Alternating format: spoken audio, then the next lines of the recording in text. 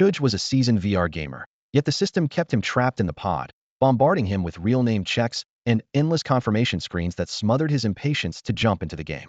It was 2030, VR had become mainstream, and today the world's nations led by Tianchao launching the so-called greatest game ever made, Mythic Pet Alliance.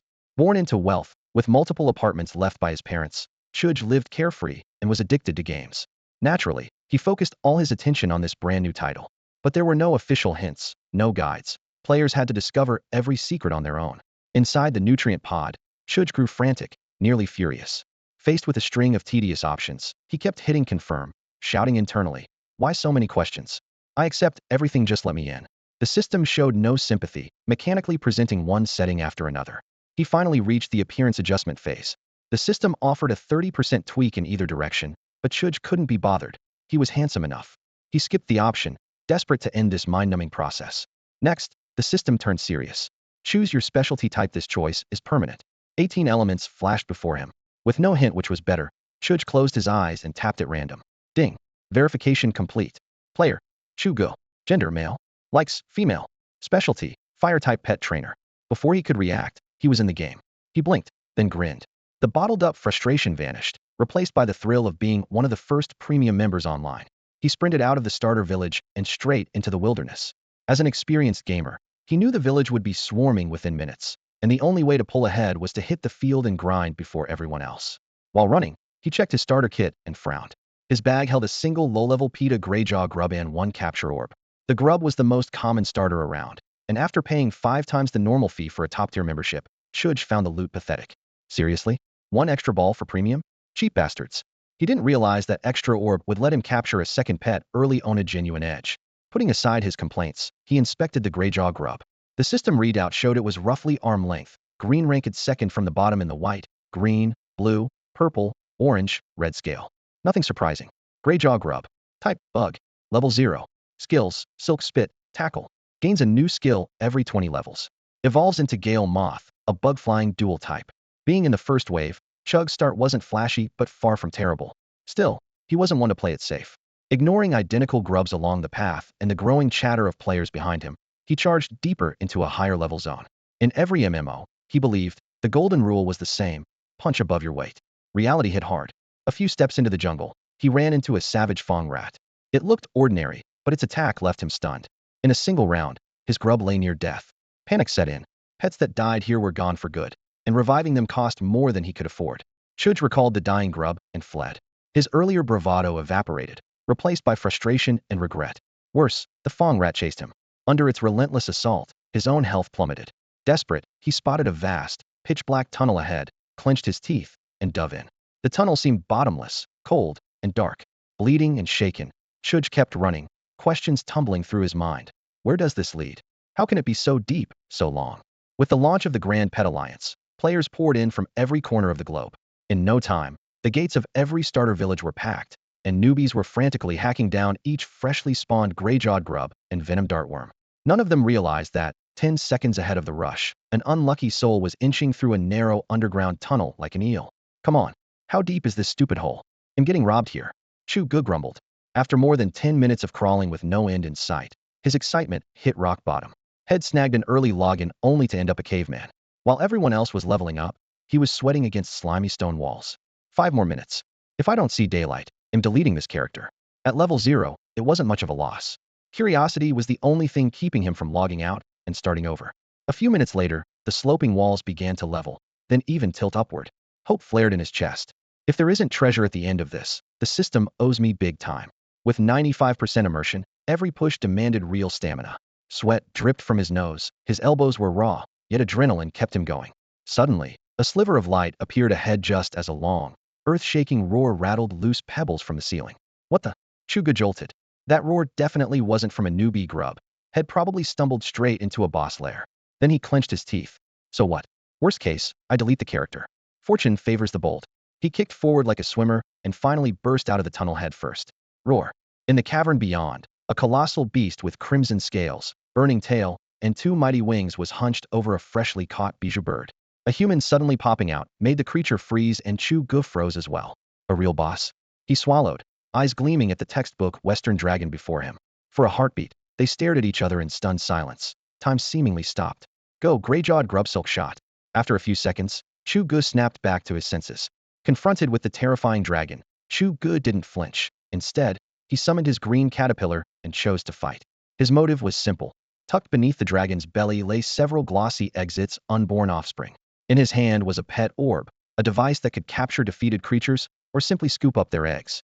The dragon, protected by boss-level safeguards, couldn't be forced inside, but the eggs had no such shield. Among the 4 or 5 eggs, one stood out jet black with a faint, eerie glow that made Chu Ge's nerves spark. If the egg was this extraordinary, imagine what would hatch from it. Wowark. The green caterpillar, officially labeled by the game as a gray-jawed worm, was already in bad shape and wilted even more under the dragon's shadow. Still, at a single command from its master, it lifted its head and spat silvery thread. The silk did almost no damage but could bind a target and slow it. And those precious seconds were exactly what Chu Ge needed. Roar. The strands clung to its scales, and the dragon shook them off with an annoyed shudder. It ignored the disgusting bug, opened its jaws, and unleashed a blast of searing dragon fire that swallowed the worm and Chu Ge behind it whole. Go. Live or die. It all depends on this throw. At the instant the flames erupted, Chu Ge flung the pet orb, betting everything on that single cast. Ding.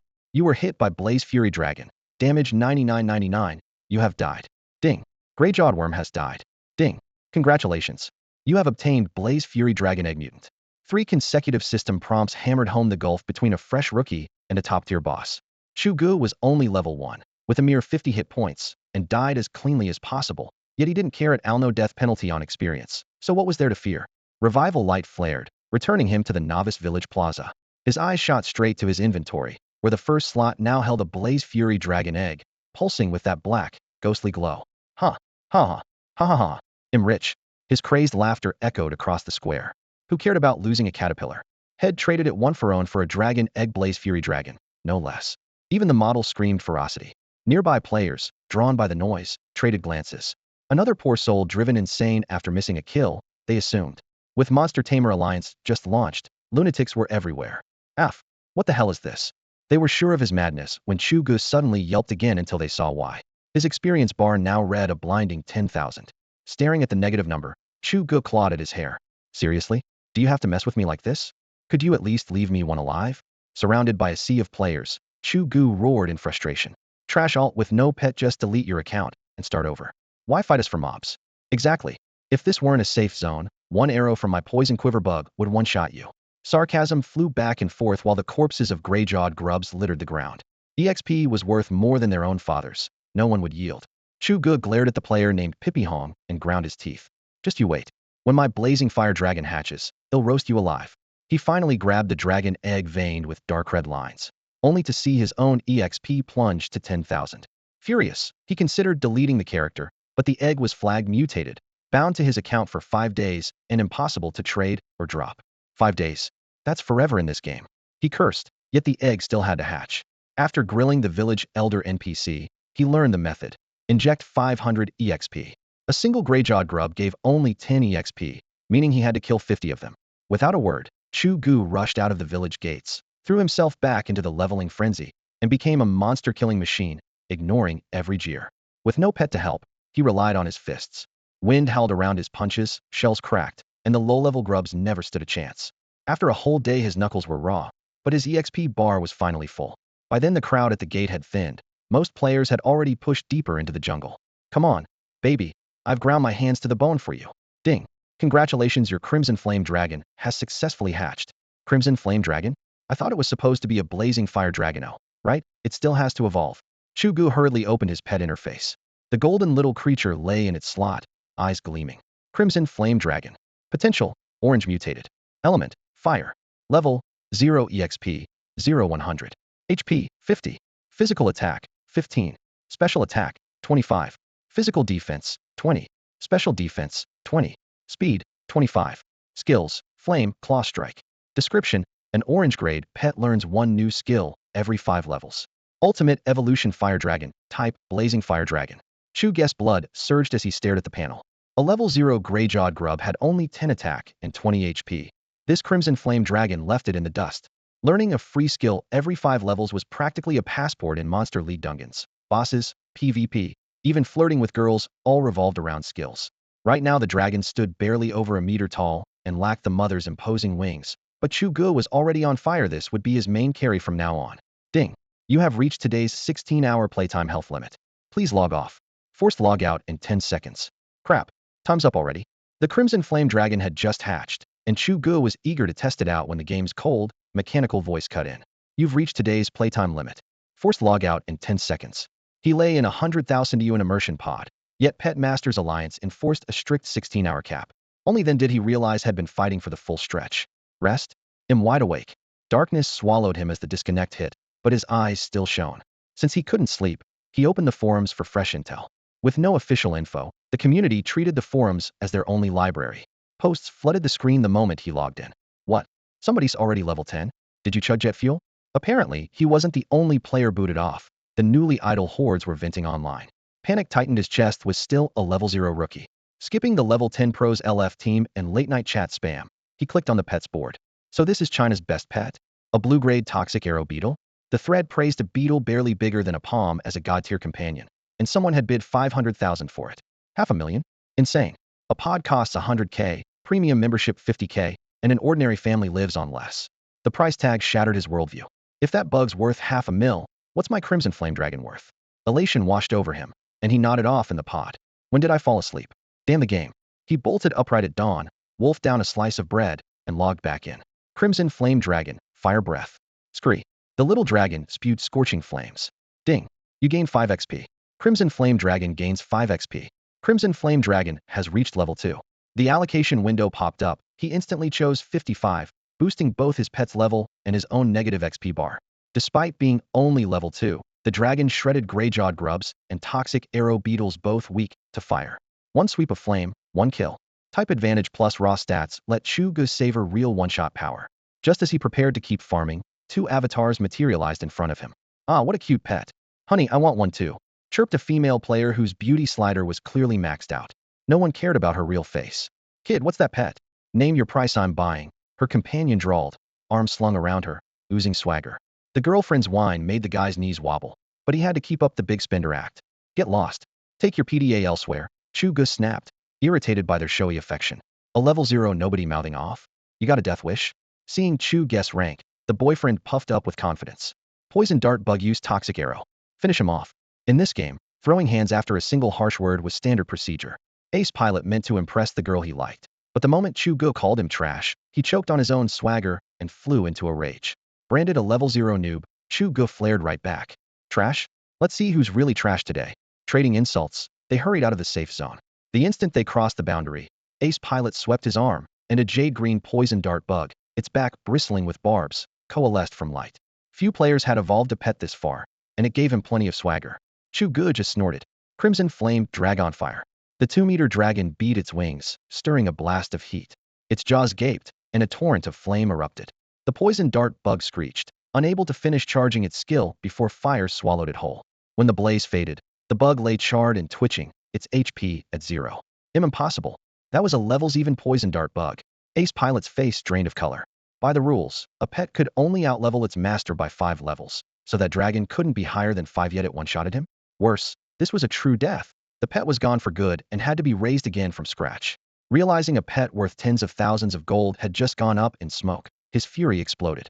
He stowed his weapon and charged straight at Chu Ge, planning to fight barehanded. Chu Ge yawned, too lazy to dodge. Crimson Flame Dragon, one more fire. Give him a free flight. With 35 special attack points plus a 10% novice fire trainer bonus, the level 2 dragon's damage soared. Flames rolled over Ace Pilot. He screamed like a plane caught in a firestorm and crash-landed on the spot. Cash drop?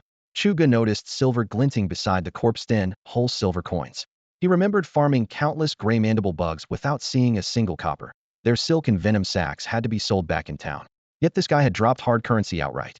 Pocketing the loot, Chu Ge clenched his fist and strode into the depths of the forest. Now that he knew his Crimson Flame Dragon was basically the daddy, why waste another second squashing bugs?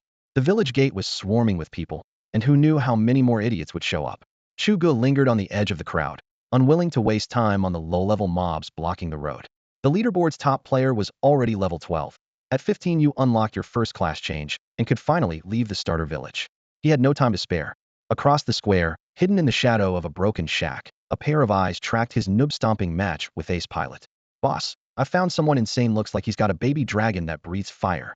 It one-shot the poison dart bugs and the player next to them. The underling whispered into his headset. That player backed off. Chi Yin Dragon's firepower had him spooked. What? Did you catch his face or ID? Aosher Kun Xiong was grinding in a mob pile, but the report electrified him. Thanks to premium gift packs, plenty of players had upgraded their pets, yet anything that could one-shot poison dart bugs and the player standing beside them was still ultra-rare. On top of that, it was a fire-breathing baby dragon. In any game, dragons are kings. His ID was hidden, but I've got his face memorized. Good. Block the village gate. The moment that kid returns, report in. Whether we buy it or steal it, I'm taking that dragon. Meanwhile, Chu Ge had slipped deep into the forest, clueless that had been marked. The local spawns had shifted to fong mice, hillbirds, and Hockletshire level, and far meaner. A purple fong mouse crouched in the grass, hissing. The sight pumped fresh anger through him. These things had once chased him all over the map. Had found Chi Yin Dragon because of that fiasco, but the humiliation still stung. Chi Yin Dragon, Fire Blast. Gruh. Flames roared, and a system message popped up. Ding. You gained 10 experience points. Your pet Chi Yin Dragon gained 10 experience points. Fighting above his level really paid off. Greyjaw bugs and poison dart bugs only gave 5 XP. This purple mouse gave double. Chu Ge grinned. Perfect. First order of business. Get my XP bar out of the red. 2 fire blasts were enough to drop a normal fong mouse. Since its level didn't even show, the system meant it had to be at least 5 levels higher than he was. For a level 2 Chi Yin Dragon to deal that kind of damage, its power spoke for itself. When the fong mouse did land a bite, the dragon's 70 HP fell by just 3 or 4 points. No big deal. Chu Ge kept the baby dragon spewing flames, its health bar safely in the green. The deeper he pushed, the fewer players he saw. Free from prying eyes, he soon burst into an untouched mountain valley. Surveying the rolling terrain, he licked his lips. What treasures might be waiting here? Lotta. After entering the valley, the enemies Chu Ge faced leveled up again. The experience gained from each kill jumped from 10 to 15, but the bump was too small to excite him. Little brown bears and burrowing moles fell in waves under his and the Chi Yin Dragon's charge, offering almost no resistance. Pushing through a narrow crack in the rock, he emerged into a half-enclosed hollow and heard a totally different roargwa.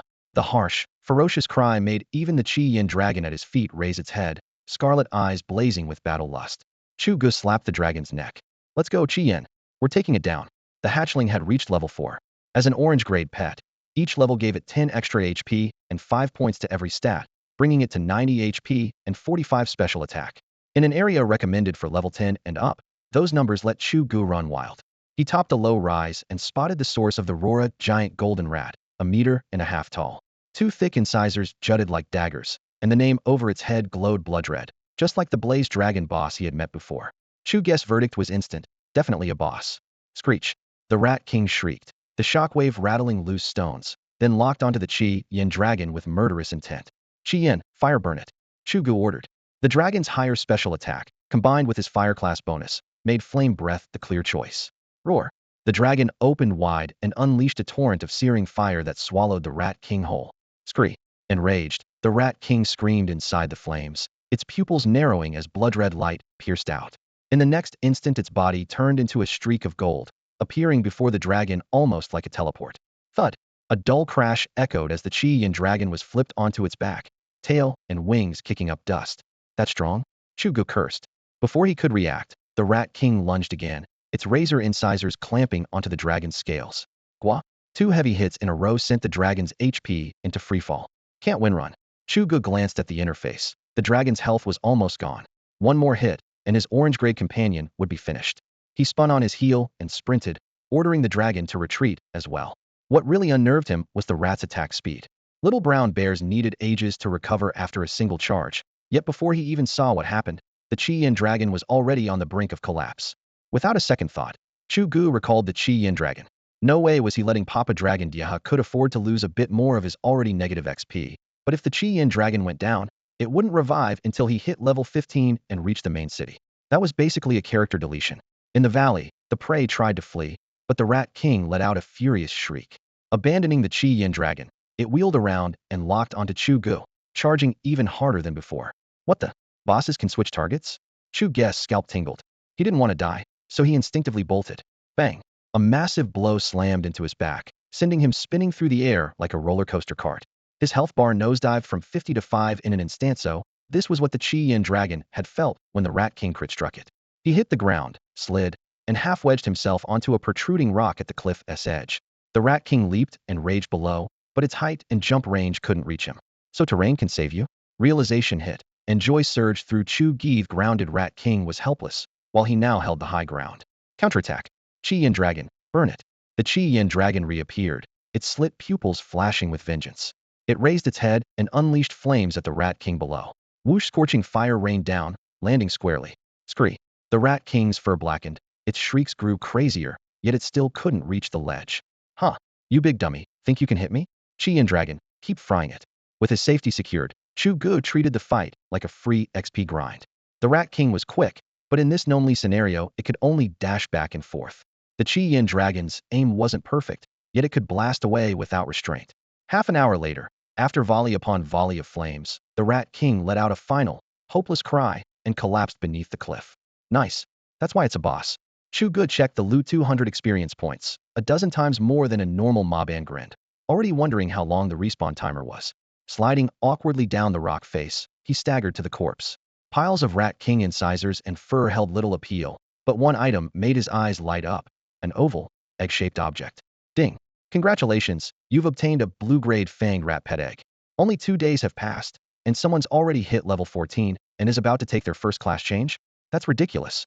The 16-hour for settling out timer chimed, and Chu Ge crawled out of his gaming pod, splashed water on his face, and dove straight into the forums. Confronting Center sat a thread, boosted by thousands of players, titled #1 Expert of the Celestial Empire. Chu Ge gave it a glance and smirked. Sure, the guy's level was high, but his so-called top-tier pet couldn't even crack the top 10. With numbers like that, he dared call himself the best? In League of Divine Pets, player level, pet aptitude, and pet rarity each have their own real-time leaderboards perfect for showing off and stoking competition. At the moment, the pet board was topped by a purple-rank stone golem. Chu Ge clenched his fist. Once his Scarlet Flame Dragon made the list, it would easily take first place. The catch: a pet needs to be level 10 to qualify, and his dragon was only level 5. Because a pet that outlevels its master by more than 5 levels stops gaining XP, Chu Ge had to funnel all experience into himself for now. After 2 days of non-stop grinding powered by his dragon's ability to steamroll monsters 5 levels higher had shaved his terrifying negative XP debt down to less than 2,000. Most players were still stuck around levels 7 or 8. A few elite types had just broken level 10. Chu Ge, however, wasn't worried. Those so-called elites needed full parties to chip away at same-level mobs, while his dragon was wiping higher-level zones solo. He closed the leveling forum and opened the trading board. 2 days ago, Head killed the Rat King boss and looted a blue-rank Diretooth rat egg. To him, the thing was worthless. 1. It belonged to a generic type that gave him 0 stat bonuses. 2. A scruffy rat had 0 prestige next to a dragon. 3. More importantly, had already used his only capture sphere and had no way to get another anytime soon. He hadn't had a spare minute to research where capture spheres came from, but that was secondary. Officially, players could carry up to 6 pets. While lurking on the forums, Chu Ge had spotted an analysis post by a user named by Xiaoxing titled, "More pets, more power. Wrong. Oversummoning equals suicide." The key points: once a pet is summoned, the player has to issue live commands. Attention is finite, 1 pet is fine, a second starts splitting focus, and by 3 you're dropping the ball. Players can pick up weapons and fight too, and with pets still weak at this stage, player-pet synergy is the fastest way to level. Plenty of people can barely handle their avatar and 1 pet, let alone several. Every line rang true. For most players, raising 1 maybe 2 primary pets was clearly the way forward. Chu Ge had to admit he agreed with by Xiaoxing's assessment. The images of the last boss fight were still vivid. The enemy moved like the wind, and just keeping his Scarlet Flame Dragon on task had kept him scrambling. He hadn't had a second to spare for any other pet. From that he concluded the blue-grade Fangtooth rat egg sitting in his bag was pure dead weight. Better to unload it while the price was still high and turn it into cash or resources. He opened the trading tab at once. The listings were dazzling, but they were all monster drops: hides, bones, ore, and herbs. For most players, those materials fed side professions: tailoring, mining, smithing, alchemy, and so on, to be turned into gear or potions. Chu Ge, though, was a pure combat lone wolf. Leveling, mob farming, and boss fights were his only pleasures, and crafting held 0 appeal. Forget it. When I hit 15 and leave this starter village, that egg will sell itself, he muttered, closing the panel. He circled the marketplace, finding plenty of buy orders, but none that moved him. 100,000? Are you crazy, or do you think I am? He sneered at one offer. Thanks to several apartments inherited from his parents, he wasn't rich enough to waste money, but he certainly wasn't going to dump a quality item for a mere 100 grand. The plan had been to sit on the egg for a few more days. Then he logged in the next day, and everything fell apart. His pack was crammed with fresh drops, And after a brutal slugfest with the Rada boss, his little fire dragon was hanging on by a sliver of HP that kept ticking down. In Pet League Online, leveling up didn't magically refill your bars, so he had to hearth back to town. The moment he stepped through the village gate, a makeshift player market caught his eye. At the center of one stall, a fist-sized gem lay on velvet deep, flaming red, with tongues of fire flickering inside it. It was impossible to look away. Fire element gem. Trade only, no cash. The vendor drawled, holding up a sign as if Head said the words 1,000 times. Chu Ge crouched for a closer look. Fire element gem? What's it do? Mind if I see it? As a fire-type trainer, he had a natural affinity for anything flame-related, and the gem hooked him the instant he saw it. The vendor glanced at him, spotted a level 0 newbie, and let his disdain show. 5 silver to look, he said, then added, Kid, I'm not running a charity. Clearly, the man didn't consider Chu Ge a potential buyer. 5 silver? Chug's brow furrowed. That much would buy a healing potion. Charging for a peek at an item whose function he didn't even know was daylight robbery. But intel was scarce, and the market favored sellers. If he wanted answers fast, he'd have to pay. With no information and the gem's lure tugging at him, Chu Ge finally relented. 5 silver, huh? This better be worth it. Boss, the target's in sight. I had just watched him walk into the village. While Chu Ge was bargaining with the jack-off-all-trades merchant, he had no idea he was already being stalked by a group with an agenda. Half a day earlier, Ao Shi Lao Shu had tracked him through the tiny fire dragon and immediately passed the information to his leader, Ao Shi Tianchao. Determined to catch his prey, Head camped in place for an entire day, even skipping his own grinding, until the moment Chu Ge finally showed up. He's here? Did you get his ID and level? Ao Shi Kengxian's question was short and sharp. Any player who owned a dragon this early had to be a heavyweight, and he wasn't about to provoke one unprepared. Got it. ID's Chu Ge, level 0. The answer sounded ridiculous even to Ao Shi Lao Shu. The server had been live for 32 hours. Even whacking a few green caterpillars would have netted 3 or 4 levels. Never mind a fire dragon that could one-shot a stag beetle. Yet the data read, level 0. What the hell? Are you blind? Level 0? Ao Shi Kengxian's roar rattled the voice link. 2 days without a single level. Was someone playing a joke? But the readout was unmistakable, and Ao Shi Lao Shu could only give a wry chuckle. Boss, I swear on my reputation is really level 0. Maybe the kid died and got wiped back to 0? That's the only thing that makes sense, Lao Shu muttered. He couldn't imagine Chu Ge was stuck in negative XP. Otherwise, with that fire dragon's insane DPS, Chu Ge would already rank in the top 2 on the leaderboards. Fine, could be. Keep an eye on him. I'm heading back with the crew right now. Ao Shi Tianchao was grinding with the squad assigned to this starter village, but a player who owned a dragon was reason enough to drop everything in return. Meanwhile, all of Chu Ge's attention was locked on the fist-sized fire element gem glowing crimson at the center of the Stalin essential catalyst for pet evolution. The Crimson Flame Dragon's stat page listed its evolved form, but gave no hint how to reach it. Now he finally had the missing piece. The 5 silver viewing fee suddenly felt like a bargain. You've seen it? Trade only, no sale. The jack-off-all-trades merchant was firm. A professional gold farmer by trade, he was tired of being a mere laborer in Pet Alliance. For this chance, Head poured in his entire life savings and was ready to bet it all. The fire element gem was something Head bought with most of his savings. There was a tidy profit to be made if he flipped it, but that wasn't what the all-purpose merchant wanted planned to use it for a big score. With the game's servers barely online, almost nothing fetched a decent price except rare pets, and no one had agreed on standard values yet. Exactly because of that chaos, he intended to trade the gem only for something worth even more. As for the level 0 rookie, standing in front of him, Chu Ge, the merchant couldn't see what this newbie could possibly offer. Yet Chu Ge opened with a bid. 5 silver. At the current exchange rate, that was barely $5 better than nothing, but not by much. The merchant frowned. Bartering was fine, but that greeting gift was clearly insulting. Chu Ge had to get the gem, though. It was a required catalyst for evolving his red flame dragon. Trade a fongtooth mouse egg for it. Sure, but he wanted more than just the gem. You've got something else? The merchant's previously dull eyes flashed cold. Anyone who talked like that wasn't an idiot. And if the world really did have idiots, none of them should be lucky enough to cross his path. Chu Ge raised his voice. 10 silver. The merchant's face darkened. Charging 5 silver just to look at the gem? Did Chu Ge think he was made of money? Chu Ge's smile widened. If he didn't truly need the thing, he wouldn't have offered even a single silver. You. The merchant choked on his words, but curiosity had already forced him onto the betting table. Fine, he grumbled. Don't disappoint me. Heart aching, he put 10 silver on the trade screen. The interface popped up, and the air seemed to freeze. When the merchant saw what Chu Ge had placed inside, he trembled as if seized by a fit. Name your price. How much do you want? Just say it. Pets weren't selling for opening day prices anymore, but value depended entirely on the pet's potential. Players had started to realize how crucial aptitude was. Green-grade pets didn't learn their first skill until level 20. while blue-grade pets needed only level 15. Don't underestimate a 5-level head start. And sitting in the window was a blue-grade fangtooth mouse egg far rarer than the usual insect pets everyone had been trading. Item for item, Chu Ge said coolly, throwing the merchant's own words back at him. The fire element gem is the only one I've got, maybe the only one in the whole starter village, the merchant blurted. They'll tell you exactly where I found it. Throw in some intel, and add a full set of silver rank gear you can wear right now. He was emptying his coffers just to claim that egg. Chu Ge nodded, clearly entertained.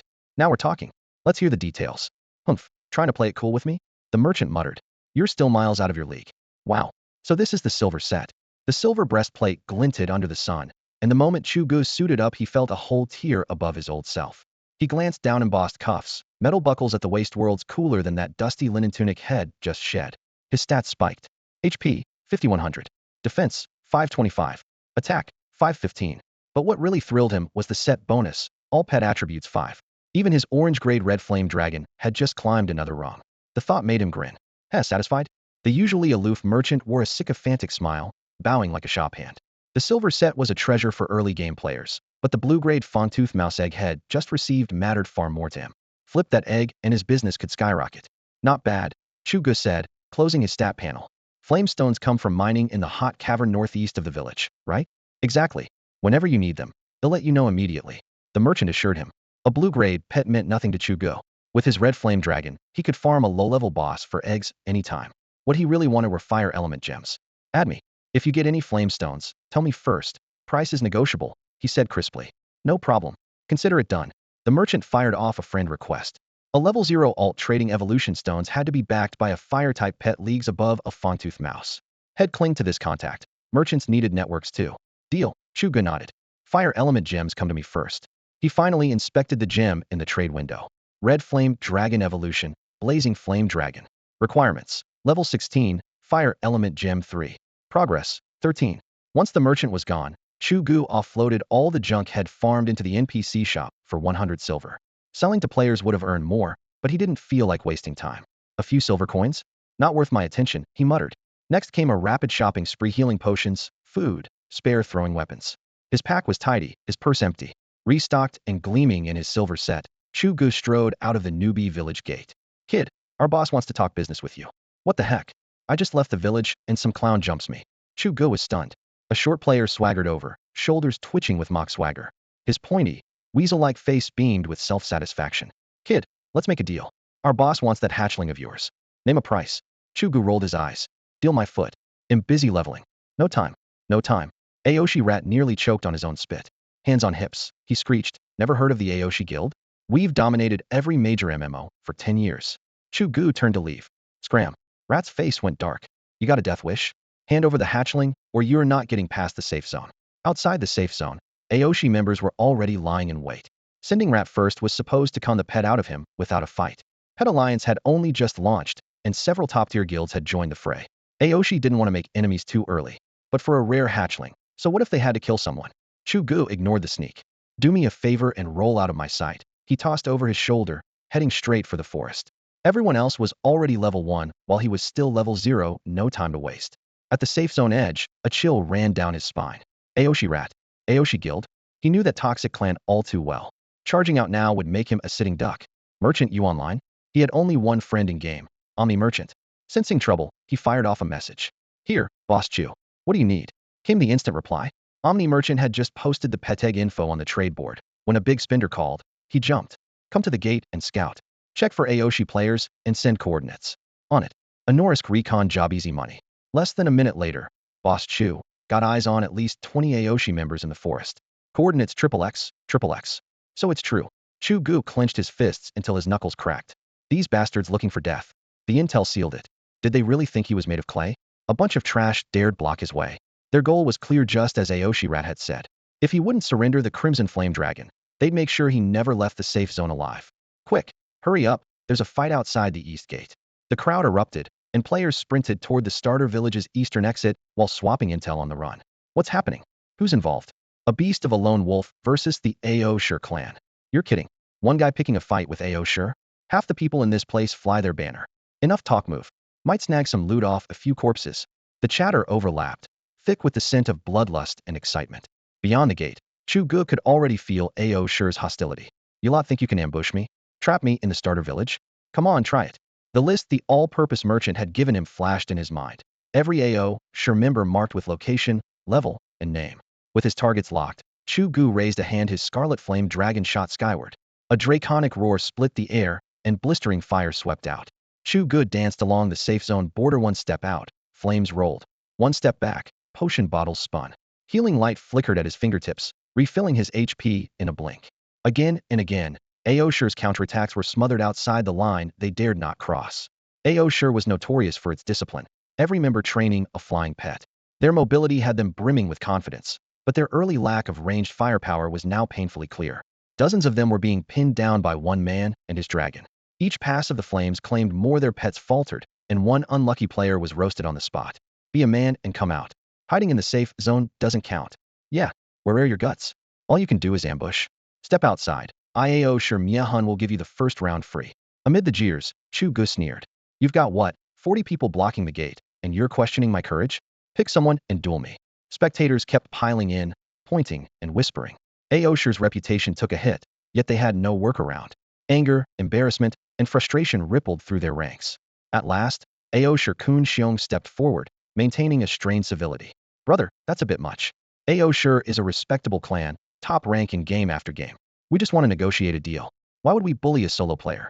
But you came out breathing fire, that's hardly fair, right? Chu Ge spat in their direction, barely resisting the urge to cross the line and slap him. Dozens of you camping the gate is negotiating? You've got some nerve. He drew a deep breath, his voice echoing beyond the east gate.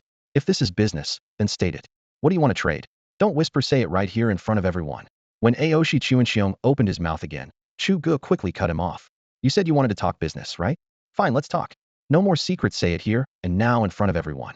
He deliberately raised his voice, each word slamming against the stone of the novice square and ringing in the air. Chu Ge knew the score. He was just a solo player, and if he didn't cast himself as the victim today, he would be harassed forever.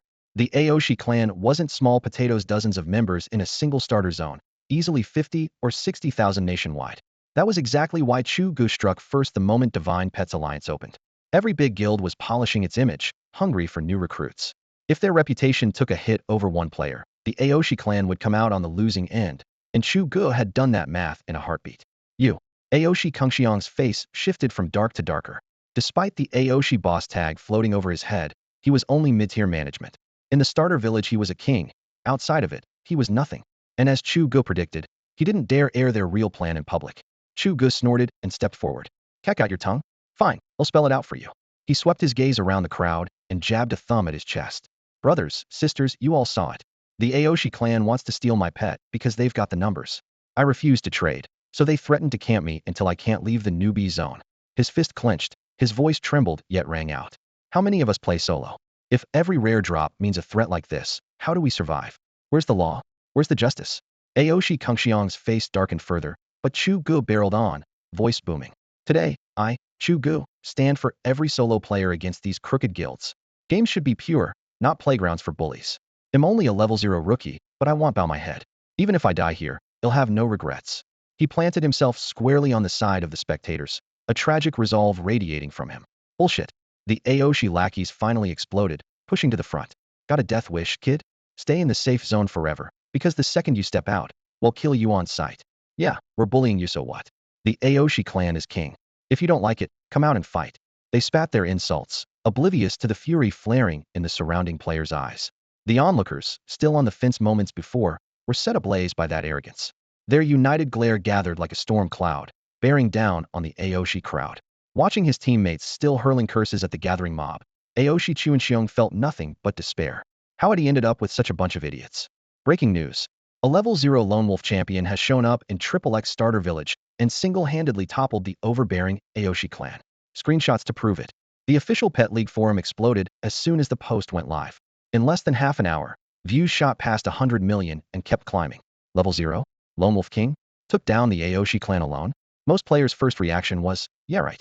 Driven by doubt, countless veterans who had already quit the game clicked on the embedded video.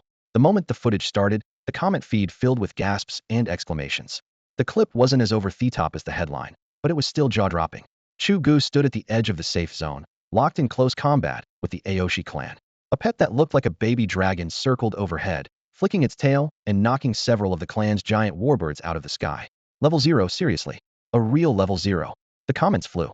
Viewers did the math. A level 0 alt can only handle pets up to level 5. And the Aoshi players? The recorder explained he was level 6, which was merely mid-tier on the server, yet he couldn't see any of the clan members' levels. The system only hides level tags when an opponent is at least 5 levels higher, so the Aoshi crowd had to be level 11 or above. A level 0 rookie tanking more than 20 players at level 11 plus and even shooting down one of their flying pets was enough to set anyone's blood on fire. Once the initial shock faded, the feed caught Chu Ge and the Aoshi clan in a heated shouting match. As the insults flew, spectators pieced together the backstory. Immersed in the drama, most solo players instantly took Chu Ge's side and called for a server-wide boycott of the Aoshi clan. Rival clans of similar size seized the chance to pile on, and armies of paid posters swarmed the thread, tarnishing Aoshi's reputation by the minute. But that uproar was only the applause for daring to stand up to a bully. What really sent the hype into overdrive was the solo duel challenge at the end of the video. Chu Ge, right? Cut the crap. Unknown. Or are you scared? Loser deletes their account on the spot. The speaker was Aoshi Tianchao. He knew that if the standoff dragged on, the clan's image would keep tanking. The only fix was to force Chu Ge into a duel, end him in a single fight, and use overwhelming power to restore their prestige. A duel? Bring it on. You think I'm afraid of you? Chu Ge fired back immediately. By this point he felt nothing but exhilaration. If he could finish off Aoshi Tianchao today, the Aoshi clan might as well abandon this entire starter zone. Now that the trash mobs were out of the way, Chu Ge could finally power level, catch up with the leaderboard crowd, and step into the real game world. Would the Aoshi clan show up again once he reached the capital? He snorted. Tianchao was enormous. What were the odds? And when his Crimson Flame Dragon evolved, if they dared block his path he would cut them down one by one. If the numbers got out of hand, he would simply turn and run. Decision made, he shouted, fine. Let's see some nerve. Come out, my warrior Bichio bird. Aoshi's lips curled into a cold smile. While every other pet in the server was still in its basic form, he already commanded an evolved Bichio bird, the next stage of the hill bird. The clan had paid dearly to capture it. Even with only green aptitude, at this stage it was more than enough to dominate. Chu Ge scoffed. Big bird, big attitude? Crimson Flame Dragon, fire breath. Flames roared, and the multicolored markings on the Bichio bird's wings flickered in the firelight. At the same time, Chu Ge drove forward, silver-white armor gleaming under the sun. Let's christen this full silver set with your blood. Aoshi was ready. Bichio bird, high speed. Evade the flame's sonic dash. Flying pets were already known for speed. Stacked with high speed, the Bichio bird became a blur. It slipped past the flames, shrieked, then folded its body into a bolt of light and dived. Boom. A raspy screech followed the impact. The Crimson Flame Dragon couldn't dodge in time. A scorched groove carved across its chest. Aoshi burst out laughing. Kid, you're finished. Your pet's trash, and that level 0 alt is even worse. He swung his sword in a brutal arc. Clang metal rang. The blow drove Chu Ge back several steps, arm numb. Damn, this guy hits hard. In just one exchange he and the dragon were both losing ground. Without a change of tactics they were done. Crimson Flame Dragon, smoke screen. A cloud of sooty vapor erupted, cloaking the dragon's front. The haze would ruin visibility, perfect for neutralizing the Bichio bird's freakish speed. Aoshi's brow twitched. Unsure of the skill's source, he still barked. Bichio bird, keep attacking, interrupt it. A piercing cry split the air. The Bichio bird turned into violet lightning, sonic dash re-engaged. Not happening. Seeing the bird slice through the cloud toward the dragon's heart, Chu Ge's pulse spiked. Acting on instinct, he hurled himself forward, using his own body as a shield and barely blocking the strike meant for the Crimson Flame Dragon. Pain, unbearable pain. The Bichio bird's sonic dash hit like a freight train, and Chu Ge felt every bone in his body threaten to splinter. Eyes blazing, he ignored the plummeting HP bar, swung his right arm in a wide arc, and slashed back at the bird. Beep. Player attacks could hurt pets, and though the damage wasn't huge, the strike still made the Bichio bird screech. Instinctively it tried to climb, but the moment it skimmed over Chu Ge's head, a swirl of pitch-black smoke erupted, engulfing both him and the Chi Yin dragon. Damn it, what skill is that? With his vision cut off, Aoshi Tianchao felt a chill of foreboding. He edged backward and shouted, Bichio bird, sonic dash. Knock them out of there. Beep. The bird dove again in a streak of white light, but inside the smoke it hit nothing. Blind and disoriented, it could only lunge about in random bursts. Luck, however, was not on its side today. Chu Ge caught the outline of its flailing wings and barked, Chi Yin dragon, now. Flamethrower, burn it. The smoke came from the dragon itself, so neither it nor Chu Ge was hindered. They could see the bird clearly. Their opponents saw only darkness. Still aching from the earlier hit, the Chi Yin dragon gathered power in its throat and snapped its jaws wide. Krah! A river of blistering fire roared out, striking the Bichio bird before it could lift off. Beep, beep. The once dominant flyer shrieked miserably. Level and evolution meant little against the dragon's orange tier talent. Its formidable special attack, and Chu Ge's passive buff. The flames hurt a lot. Bichio bird, agility. Get out of the smoke now? Ao Shi Chuanxiong bellowed, but reality rarely matches intent. Beep. The bird thrashed its massive wings, desperate to climb again. Chu Ge's eyes narrowed, murder gleaming within them. If that thing regained altitude, he'd never get another shot. The creature was blindingly fast, and once airborne this chance would vanish forever. In this highly anticipated showdown, Chu Ge wanted more than a simple surrender from Ao Shi Chuanxiong. Deleting an account was just a minor setback. Pets could be transferred, and the guild's levels were low, so it hardly counted as punishment. What he truly aimed for was to claim Ao Shi Chuanxiong's Bichio bird, a creature strong enough to disrupt the early game meta. Big words come with a price. Chu Ge growled as the Bichio bird tried to take off, then lunged and slammed it to the ground. The bird, roughly a meter long, flailed under the weight of an adult player. Its sharp beak and talons ripped through Chu Ge's armor, carving bloody grooves in his shoulders and arms. He gulped down health potions to keep his HP steady, then shouted at the Qian dragon beside him, "Now? Burn it." Krah. The dragon's roar blended with Ao Shi Chuanxiong's panicked scream. The hatchling hesitated not at all, unleashing a blast of scorching fire, while Ao Shi Chuanxiong charged through the smoke in desperation. He already knew how lethal that dragon fire was. Ordinary flying pets were crippled by a single hit, and lower-level ones were instant kills. Though the Bichio bird had evolved once, it was only slightly higher level. Another burst of fire would be fatal. I have to stop it. Ao Shi Chuanxiong's veins bulged, but he was half a step too late. Beep. A shrill cry tore through the flames.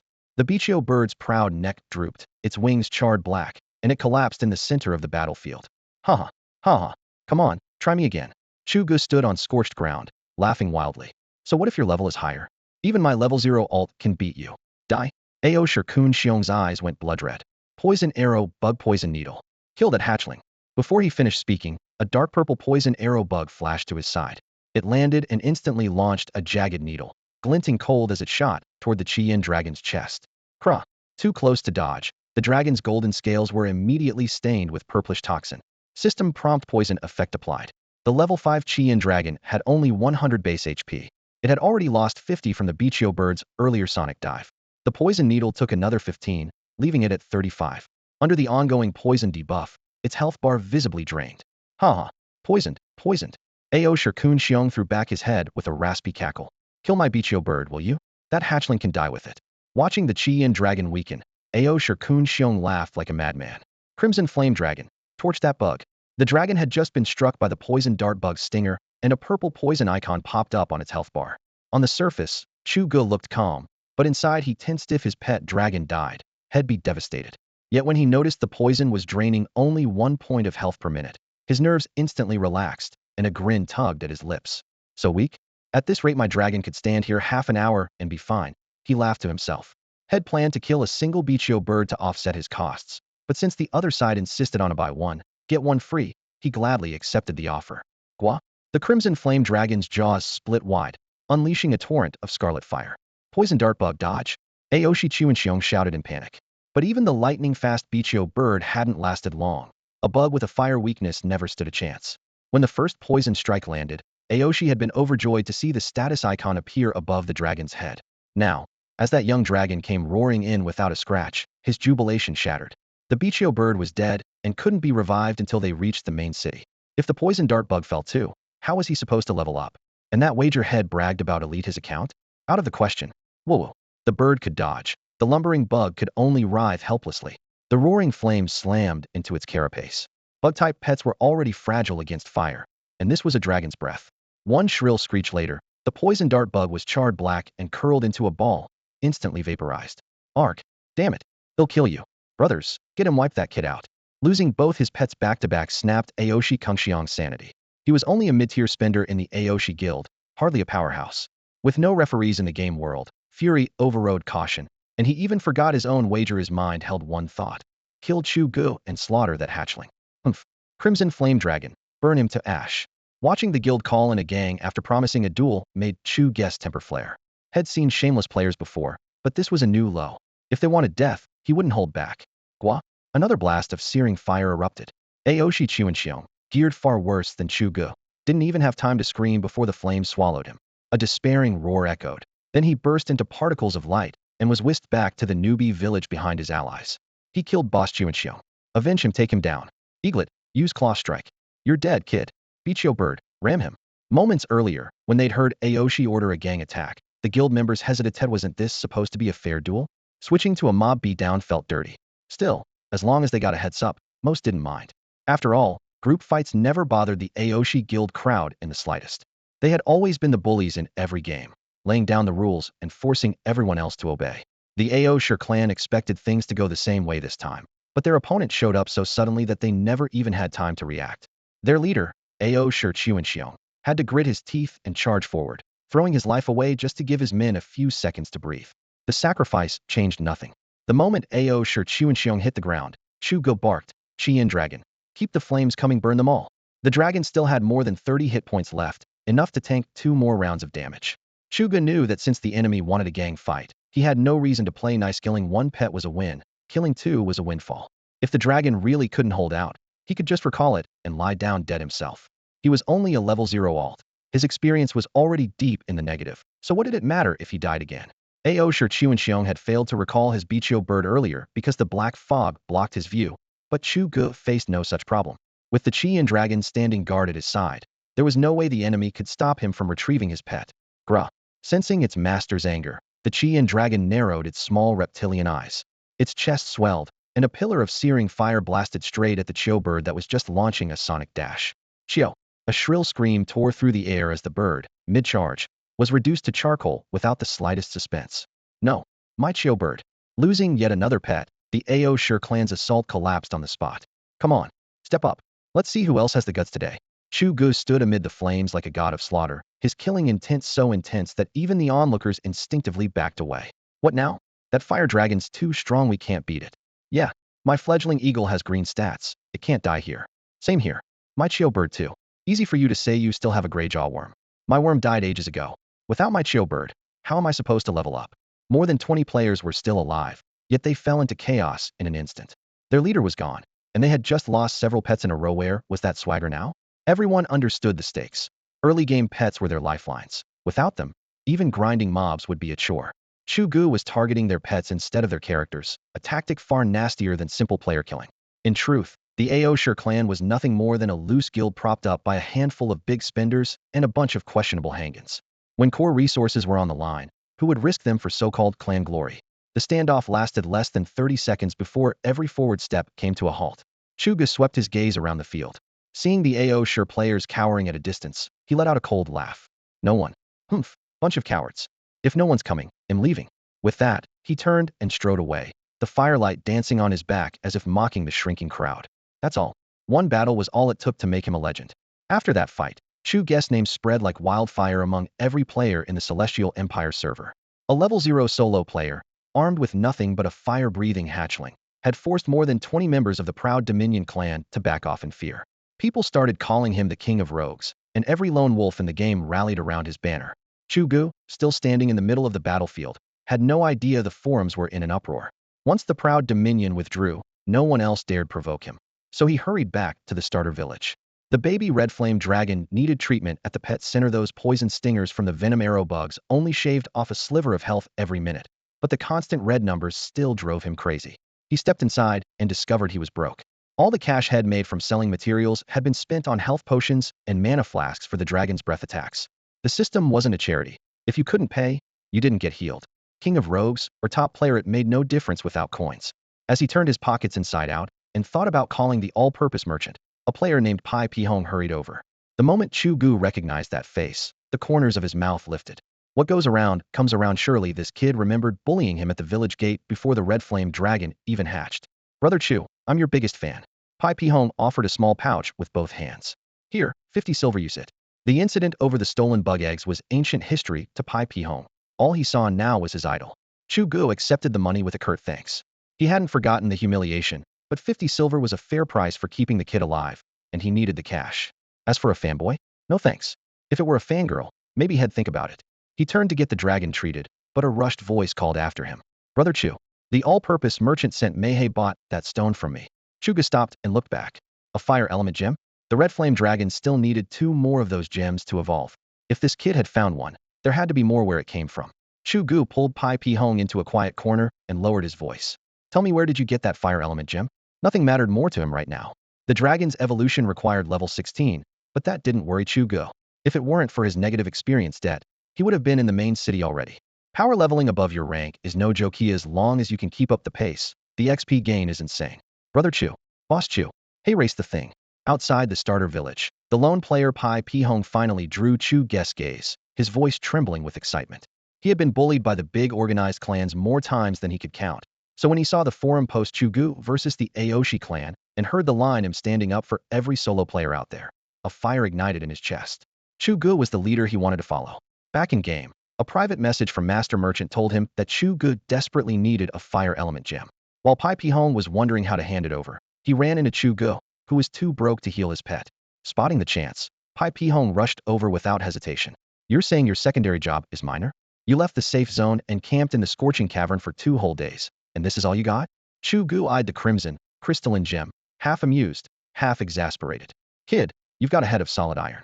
Everyone else is leveling, and you're out there mining 2 straight days. Pai Pi Hong gave a wry nod. Boss Chu, I'm just a solo. All the grinding spots are locked down by those clans, and I don't want to party up, so I went Allen on my side job. Fire gems are rare, but I dug up tons of copper and iron. They'll sell them to the system for seed money. Can you keep mining? Bring me 2 more and name your price. Chu Ge's tone was urgent. That's the snag. Pai Pi Hong shook his head. The outer ring of the scorching cavern is sealed off by the big clans. They chase me out today. Unless I go deeper, but the monsters there will shred me. I'm only level 5. If he could still mine, Pai Pi Hong wouldn't have returned to the starter village. He looked at Chu Ge, utterly helpless. Chu Ge laughed out loud. Monsters too tough? Fine, I'll escort you. Let's see who dares block our way. He had planned to switch maps anyway. Now he could handle leveling and gem hunting in one trip. Meanwhile, at the Aoshi clan headquarters, a man in his 30s slammed the table, eyes cold and vicious. Find out everything about that Chu Ge. Rage twisted his square features. And that useless Aoshi Kungshan tell him to delete his character and get lost. This man was none other than the head of the Aoshi clan, Aoshi Dihuang. Hold it right there, guys. We're from the Huiwang clan. We've reserved this cave, so please level up somewhere else. Thanks for your cooperation. A wave of scorching air rolled out from the entrance to the blazing cavern. As Chu Ge set foot on the stone steps, he saw the Huiwang players Pai Pi Hong had mentioned, lined up shoulder to shoulder to block the way. Reserved? Who gave you that right? A mocking smile tugged at the corner of his mouth. Others might shrink from these clans, but Chu Ge couldn't care less. In the starter village they could muster, at most, 20 members. They wouldn't really be a threat until everyone reached the main city. Right now, who were they trying to intimidate? Huiwang's leader, Huiwang Nongyao, had been politely shooing away the freelancers who wanted to grind or mine inside. When Chu Ge talked back, his expression turned cold. Oh, brother, do you have a problem with the Huiwang clan? A problem? Chu Ge let out a short laugh. I'm just asking who gave you permission to stake out the place. Does the blazing cavern belong to your family? He had already offended the Aoshi clan earlier, so Chu Ge decided to make his stance even clearer, would stand up for the solo players and act as their spokesman. Even without checking the forums, he knew the morning's fight had gone viral across the Sino server. If he kept steamrolling the clans, they would have to think twice before challenging him, and the vast number of freelancers would rally to his side. Years of gaming had taught him that leveraging momentum was a powerful tactic. Huiwang Nongyao was about to summon his pet and teach this hothead a lesson when 2 subordinates leaned in and whispered, Boss, I think that guy is the king of freelancers from the video. Yeah, that's him. His ID is Chu Ge Freelancer King. What? Huiwang Nongyao heart skipped a beat. Yesterday, anyone who mentioned a freelancer king would have been laughed off since when did solo players have royalty?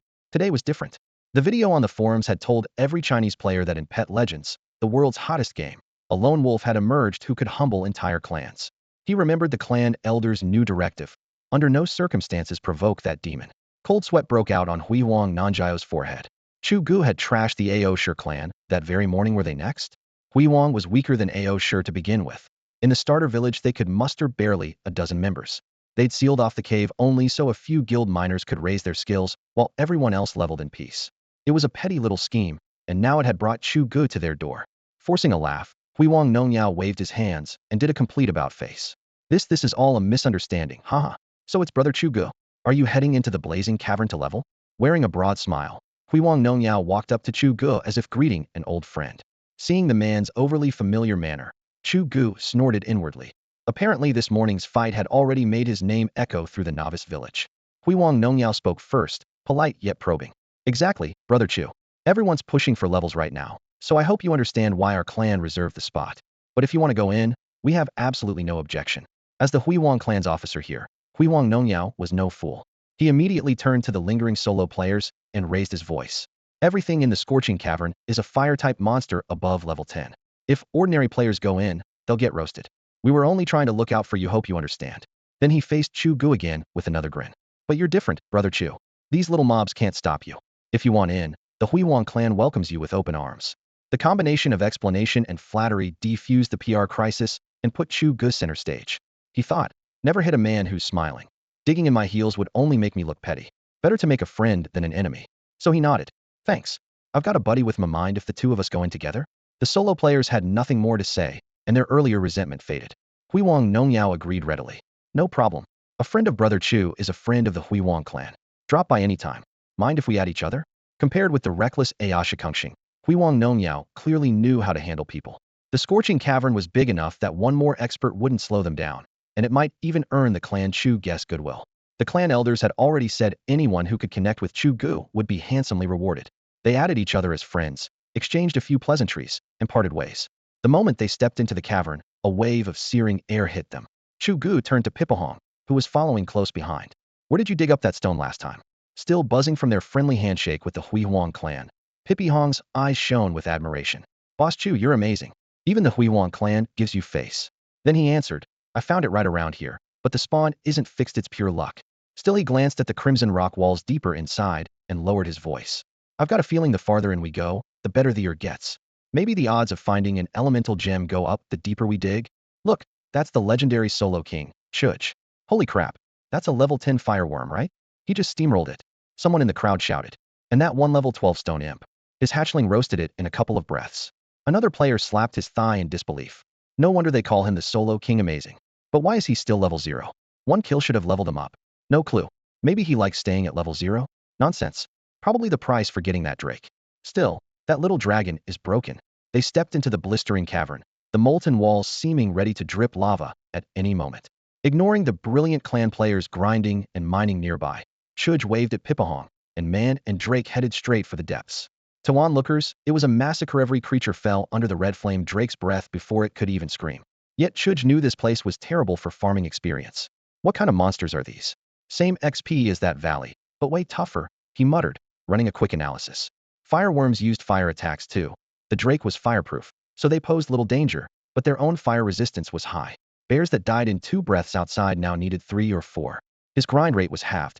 Rock-type stone imps were even worse natural counters to fire. The only good news was their sluggish movement.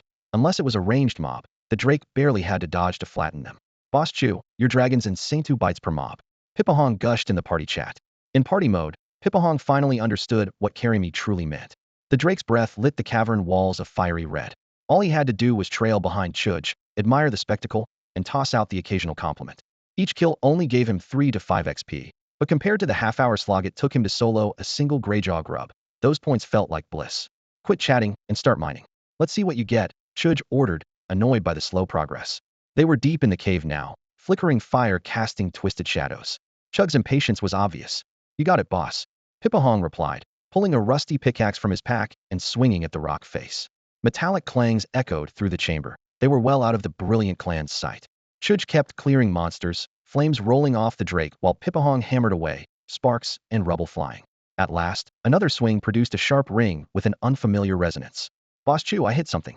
Hands trembling, he held up a lustrous chunk of ore that gleamed like a tiny sun in the torchlight. This is gold. 25% purity.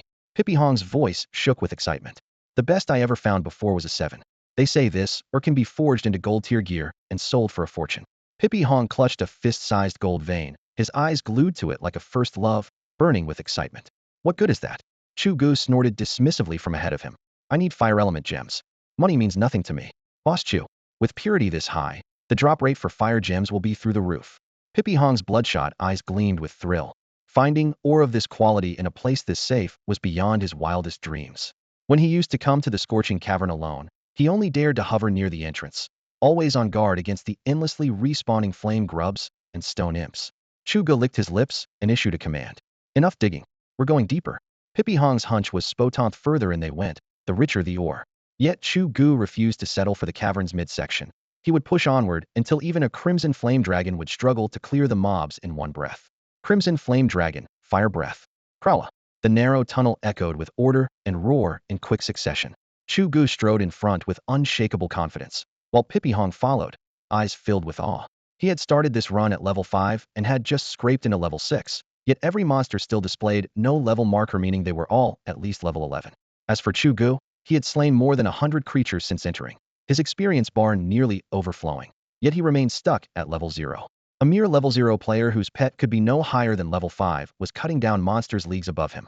Had he not witnessed it himself, Pippi Hong would never have believed it. Why Chu Ge stayed at level 0 was a mystery, but Pippi Hong knew better than to pry everyone keeps secrets, especially idols. The dragon's origin was a secret, and Chu Ge's level even more so. He wasn't about to lose his ticket to greatness by talking out of turn. Suddenly Chu Ge called out, "Pippi Hong, heads up. I think there's a boss at the tunnel's end." Pippi Hong's daydream shattered. "Boss Chu, does the scorching cavern even?" "Oh well." A piercing roar exploded from the depths, sending an icy chill down Pippi Hong's spine. A boss? Without a doubt. No flame grub or stone imp could produce a cry that deafening or that long. Chu Ge didn't look back. Watch yourself when new mobs spawn. Don't get one-shotted. The boss is mine. He wet his lips again, eyes blazing. A boss now that was a real challenge, a target worthy of his blade. What the hell is that? A 1,000-year fox spirit. Chu Ge and Pippi Hong reached the end of the cave, its jagged walls dancing with shadows. A fox the size of a small truck stood there, head held high. Flamered fur covered its body, and 9 tails flared behind it like burning whips, turning the stone walls blood red. Chu Ge hesitated for a heartbeat. This thing already looked far nastier than the rat boss they'd just beaten. Fire-type monsters were infamous for long-range attacks, a lesson Chu Ge had learned while grappling with flame bugs earlier in the tunnels. One look at this blazing 9-tailed fox told him it definitely wasn't a brawler. "Boss Chu, can we even take this thing?" They ducked behind a boulder at the bend, still outside the fox's aggro range. Chu Ge was intrigued, but Pippi Hong was shaking. He was only level 6, and his pet was just a Huey worm. If he charged out there, both trainer and pet would be toast. "Can we fight it?" "Why not?" Chu Ge whispered, waving Pippi Hong back. "Stand down and let me handle it." Retreating wasn't in his nature. Qian Dragon, smoke screen. At his command, the Qian Dragon reared and let out a rasping roar. Thick gray smoke burst from its jaws, filling the corridor. Chu Ge had tasted the benefits of smoke cover during his showdown with Ao Shirkun Xiong. Once vision was blocked, the enemy struggled to lock on, giving him a huge edge. "Oh well." The roar echoed, instantly alerting the 9-tailed fox. It didn't hesitate. Locking onto the sound, it opened its jaws and spat a torrent of fire that ripped down the passage like a living dragon. Whoosh! The blaze swept past, turning the air molten. Damn, that's brutal. Even before the flames reached him, Chu Ge felt the blistering heat easily stronger than the Qian Dragon's fire. Luckily, had already cleared the mobs here, and they wouldn't respawn for 10 minutes. The spacious chamber gave him plenty of room to maneuver. Qian Dragon, counterflame. Dodging aside, Chu Ge barked the order. The dragon roared again, and a column of fire surged toward the 9-tailed fox. "Oh well." The blast hit but failed to land a decisive blow. A flicker of almost human disbelief flashed in the fox's eyes. It sidestepped with unsettling grace, then lunged straight into the smoke toward the source of the attack. Clearly, this creature was a lot smarter than the Rat King boss Chu Ge had taken down earlier. After one exchange, the 9-tailed fox demon realized its opponent was concealed in the smoke. Without a clear target, long-range attacks were useless. It's charging straight in. The monster launched itself without hesitation, and Chu Ge paused for a heartbeat. Damn, this boss is feral. Scarlet Flame Dragon, move now.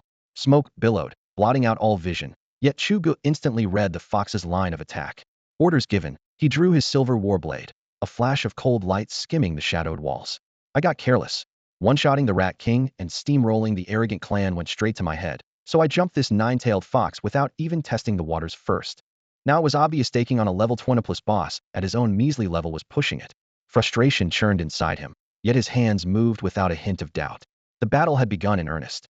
From last time, Chu Ge knew the 9-tailed fox could leave its lair and hunt intruders, so there was only one option: kill it. Failure was not on the table. If he died here, he would have to drag Pippi Hong back for another run at the Fire Element Gem. The Glory Clan wasn't stupid. If they saw him go in standing and come out feet first, they would know he had been beaten. His current reputation, built on massacring the arrogant clan, kept the other guilds guessing. If he blew it now, the next time he entered the scorching cavern, he'd have to watch for a glory ambush, something Chu Ge would never allow. The 9-tailed fox didn't care what Chu Ge was plotting. It only wanted to shred the intruder. It lunged, a wave of heat and carrion stench preceding it, but struck nothing. Its furious roar echoed through the cavern's depths. Scarlet Flame Dragon, Fire Breath. This was the moment Chu Ge had been waiting for. As he barked the order, he swung the silver blade and hacked at the fox's plush yet deadly tail. A guttural screech and the clang of steel overlapped. Fire roared, and the blade chopped, the sounds intertwining in the cave's depths. Blinded, the nine-tailed fox finally let out a howl of pain. Think you're tough? You're still just a beast. Landing the hit sent Chu Ge's morale soaring. His slash had barely shaved the health bar, and the dragon's flames had only ticked 20 points. Yet he had seen a sliver of hope. The fox was still trapped in the smoke, unable to pinpoint its enemies. This was Chu Ge's chance to bleed it dry. No matter how tanky you are, there's a limit. I'm carrying 50 stacks of potions. I can outlast you all night. Scarlet Flame Dragon. Shift position, then cast fire again. Remember move the instant you strike. As he spoke, Chu Ge kept changing his own footing, using his voice to mislead the fox about his actual location. Grah. Awoo. Echoes of the Scarlet Flame Dragon's roar and the nine-tailed fox's howl rolled out of the swirling black mist. Just beyond the haze, Pippi Hong held his breath, eyes blazing with fanatical awe. It was only the server's third day, yet Chu Ge dared to solo a boss at level 0. Even if he was hailed as the king of soloists, bosses were a whole different realm. The pressure radiating from this nine-tailed fox was so intense that Pippi Hong didn't even have the nerve to tap challenge. Pet League Online boasts 95% realism. In this fog that stabbed like needles, any normal player would be paralyzed. The very boss Pippi Hong couldn't meet with his eyes. Chu Ge was facing Hedon. Scarlet Flame Dragon, charge claw strike. Chu Ge's order sliced through the mist, his voice calm and commanding. The battle had dragged on for over an hour. All 25 stacks of mana potions in Chu Ge's bag were gone. The smoke screen that hit him was almost spent, and the dragon couldn't even cast its cheapest skill, Little Ember. The haze was thinning, sights sharpening. Chu Ge felt a chill. I've whittled off more than 3,000 HP. Why is it still so lively? He cursed. Had beaten the Rat King before by abusing terrain and its lack of ranged attacks. This time his only edge was the dragon's level 5 smoke screen. Firelight and fox shadows flickered in the fog while Chu Ge dodged and searched for an opening hesitate, and those razor tails drove him back. Fortunately, this was the fox's lair, so trash mobs were scarce. Otherwise, he wouldn't even stay upright. Even so, with ammo and potions drained, victory was still a distant dream. Damn it, is this thing unkillable? The health bar still looked terrifyingly thick. The level gap hid the exact number. The smart move was to recall the dragon and retreat before the smoke cleared. But he couldn't swallow it. He had only one shot at this boss. A leveling squad from the Glory Guild could stumble in at any moment. Once they saw the nine-tailed fox, a solo player would never get a turn. Guilds were power, period. Grah. The Scarlet Flame Dragon rumbled, sensing its master's urgency. Flames welled in its throat, but with no mana left, only sparks spilled out. Chu Ge clenched his weapon, eyes locked on the claw-whipping fox shadow, jaw set in grim resolve. Grah. The dragon felt its master's desperation as keenly as its own. The Crimson Flame Dragon was drained of energy and unable to use any special skills, yet it didn't hesitate. Its claws flared, and at Chu Ge's command it raked the still-roaring nine-tailed demon fox. Flash. 30.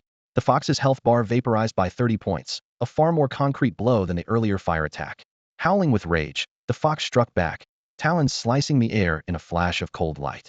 Its counter was so fast the dragon couldn't retreat. The dragon's cry echoed almost simultaneously with the tearing claws.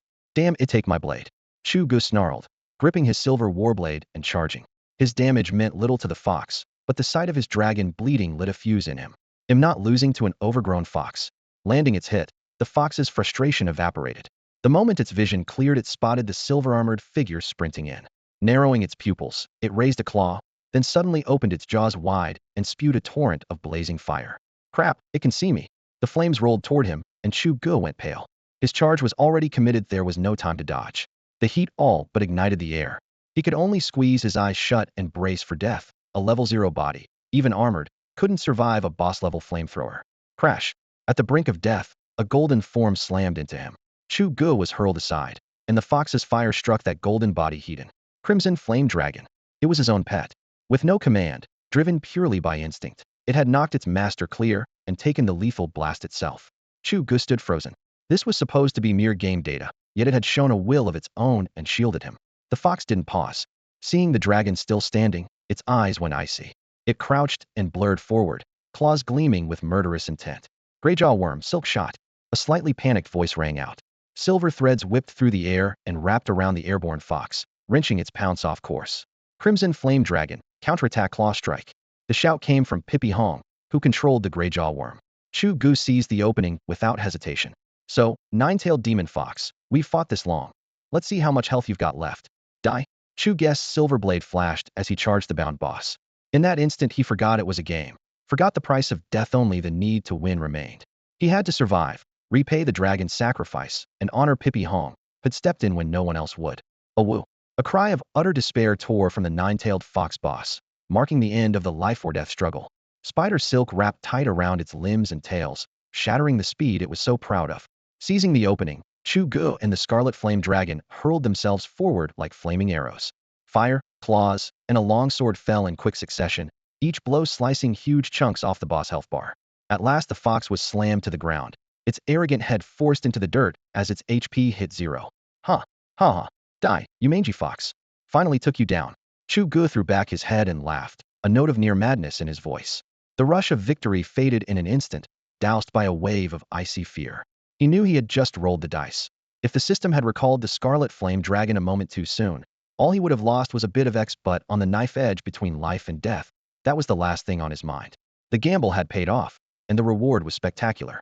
When the fox's body vanished, loot spilled across the ground. Besides the usual pelts and materials, 3 items caught the eye. 1. A ring pulsing with crimson light. 2. A pet egg as large as an ostrich egg, warm and faintly throbbing. 3. A lifelike fox mask. By sheer volume and quality, this haul dwarfed anything the Mouse King had dropped. Chu Ge had assumed bosses rarely yielded gear after all. The Mouse King hadn't coughed up a single item. Clearly, high-tier bosses played by different rules. Pippi Hong. I couldn't have done it without you. There are 3 drops, pick one. Without even checking the stats himself, Chu Ge left the loot where it lay. Part gratitude, part foresight, that was his motive. Lone wolves or not, everybody needed someone to watch their back, and Pippi Hong hadn't flinched. With the right cultivation, this partner could become top tier. What? Boss Chu, this is your loot. I barely helped. Pippi Hong was stunned. Anything from a boss was guaranteed to be valuable, but that pet egg was on another level. A baby nine-tailed fox was inside. Hatching and evolving, it would eventually yield a fully grown nine-tailed fox. Even at the most basic green rarity, it could sell for tens of thousands of credits. For someone like Pippi Hong, who couldn't even afford a nutrient pod and still played using a holographic helmet, that kind of wealth was beyond imagination. He chose mining as a side job and even stopped leveling just to raise the skill first, all because he was flat broke. Chu Ge dumped the freshly looted items onto the ground. A pet egg with a gentle sheen, a crimson mask with fox ears, and a copper ring flickering with faint flames. While giving potions to himself and the flaming dragon, he ordered casually, Pai Hong, you pick first. Pai Hong stood rooted to the spot. Items worth tens or even hundreds of thousands of gold, and Chu Ge was simply giving them away. He felt as if a hammer had slammed into his skull, leaving his mind buzzing. What are you staring at? Hurry up and choose. Seeing the kid still frozen, Chu Ge urged him on. Who knows when this boss will respawn? If you don't dig deeper now, are you going to wait for it to pop back up and one-shot you? After the fight, Chu Ge had reached level 2 and the flaming dragon had jumped to level 6, but he had zero courage to tangle with another boss right away. Boss Chu, this is way too valuable. Stop dithering. Why are you acting like a girl? Brothers should be decisive. Chu Ge's shout echoed along the cave walls. A true Northeasterner, he was always generous. Pets and gear were nothing compared with brotherhood. Pai Hong had helped when it mattered, and in Chu Ge's eyes that made him family. Pai Hong licked his cracked lips, his gaze drifting over the 3 spoils until he suddenly snatched up the fox mask. Seriously? Look before you grab. You don't want the pet egg? Chu Ge's eyes widened. He had assumed Pai Hong would take the egg without hesitation. Pai Hong scratched his head and chuckled. Heh, Boss Chu, I'm a rock-type trainer. That fox is obviously fire-type, not my style. And I don't even have a pet capsule yet. I heard you need a long quest chain to get one. As he spoke, he flipped the mask over and over, the light in his eyes growing brighter. The mask's unique skill felt tailor-made for him. Warmth spread through Chu Ge's chest. The kid was deliberately leaving the priciest item for him. The rat boss they had just fought was trash, but the Firefox boss was no weaker than his flaming dragon. Without the smokescreen advantage, he would have lost. Boss drops were always premium, and that was no exaggeration. Since Pai Hong had chosen, Chu Ge didn't stand on ceremony. He picked up the pet egg and immediately shouted, "Holy crap! Pai Hong, you're about to cry?" Pai Hong tensed up. Boss Chu, what quality is that egg? Purple. A purple-grade demon fox egg. Chu Ge was so excited he lifted the egg over his head and nearly started rolling on the ground. And this ring adds 5% fire skill damage. That's practically half a trainer talent. Right now, the top pet on the charts, the little rock monster, was only purple grade. One could imagine the value of a purple demon fox egg. What? Purple? Pai Hong had been thrilled about the mask's built-in skill, but hearing Chu Ge's ecstatic howl made the world spin around him. Brother Chu Ge, looks like you guys came out with quite a haul. 3 days later, Chu Ge emerged from the cavern, braving the scorching air at the entrance, and the level marker above his head now gleamed at 14. Huiwang Nanjiao's pupils contracted. This guy had rocketed from level 0 all the way to 14? He himself, despite his family's backing and warehouses full of resources, had barely scratched level 14 after 6 days since launch. Chu Ge merely nodded. Not bad, thanks. To him, the pace had already been held back. If he hadn't had to split experience with Pippi Hong and stick around the cave to protect him while he mined, he would have hit 15, completed his first class change, and left the starter village long ago. For 3 days, firelight danced across the cave walls while Pippi Hong swung a heavy pickaxe, sparks flying. He finally dug out 8 fire element gems and 2 earth element gems for Chu Ge. To Chu Ge, those materials were far more urgent than levels. On the 3rd day, just before they left the cave, the nine-tailed fox boss respawned. Unlike the first time, when it fought with near player intelligence, this one was sluggish, and its loot had been nerfed to only 2 pieces of gear. Chu Ge dispatched it with a flick of his wrist, handed the gear to Pippi Hong as payment for the gems, and finally realized the game had a first kill bonus. Only the maiden kill dropped premium rewards. Chu Ge, your leveling speed is insane. Our clan found a high difficulty dungeon in the main city. Once you get there, would you like to clear it with us? Huiwang Nongyao called from behind. A dungeon? That was practically a synonym for rewards and opportunities. Chu Ge paused, then turned and shouted back, sure. Ping me when I reach the city. He never turned down a free ride. In his excitement, he missed the fleeting chill that flickered in Huiwang Nanjiao's eyes. Boss Chu, he'll take my leave, then. Holler if you need me. Pippi Hong's face was flushed with excitement. In just 3 days his backpack was crammed with gear, materials, and ore, and he had shot up to level 13. It all felt like a dream. After restocking potions in the starter village and watching Pippi Hong head off, Chu Ge finally focused on the nine-tailed fox pet egg. In his inventory, a purple-grade egg, almost certainly fire-aligned, perfect for him. As a fire-type trainer, he was already thinking of raising it himself. Besides, the fox looked spectacular. Taking it out would be a real flex. Boss Chu, you there? Just as Chu Ge decided to take in that pitiful little cub, dig into the cursed chain quest, and hunt down a pet capsule, the top of his friend list lit UPA DM from Chuanning Merchant. What's up? And hold off on the fire element gems. Chu Ge paused and closed the strategy page. He had a good impression of this trader.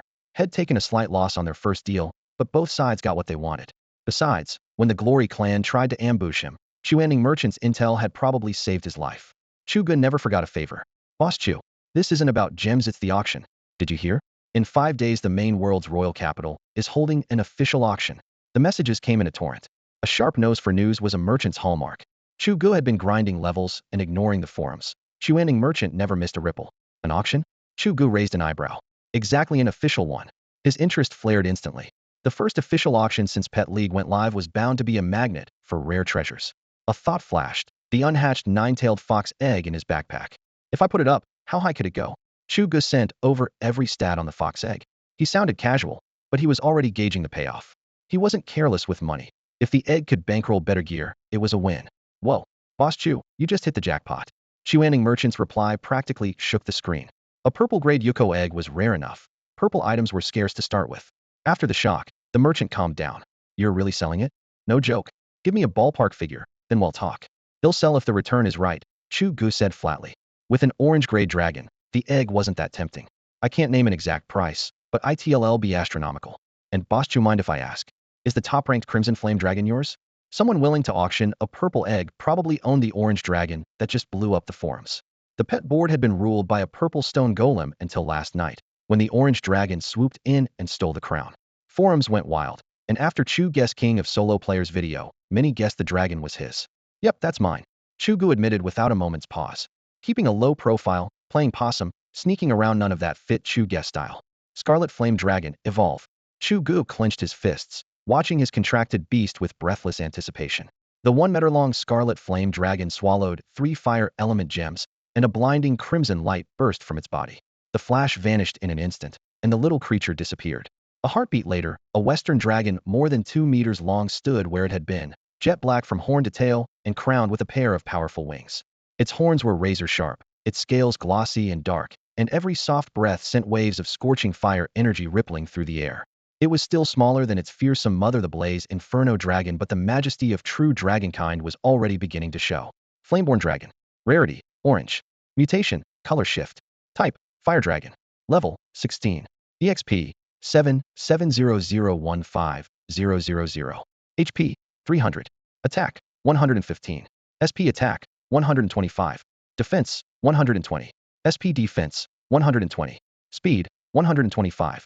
Skills: Ember, Claw Strike, Smoke Screen, Flamethrower, Dragon Breath. Final evolution: Fire Dragon Blaze, Inferno Dragon. This was the Flameborn Dragon's full post-evolution stat sheet. Before the change, Chu Ge had rated the Scarlet Flame Dragon as Dad tier. Now it was undeniably Grandpa tier. Every stat had skyrocketed, and it had mastered Flamethrower, move once used by the nine-tailed fox bosses, well, as the new Dragon-type skill, Dragon Breath. What thrilled Chu Ge most, however, wasn't the numbers but the massive obsidian wings. The dragon had been wingless before. Now, with those wings spread wide, it had become a dragon in the truest sense. The black scales lent it a cold, mysterious aura that its mother's fiery red hide could never match. With a low growl, the flameborn dragon dipped its head, signaling Chu Ge to climb on.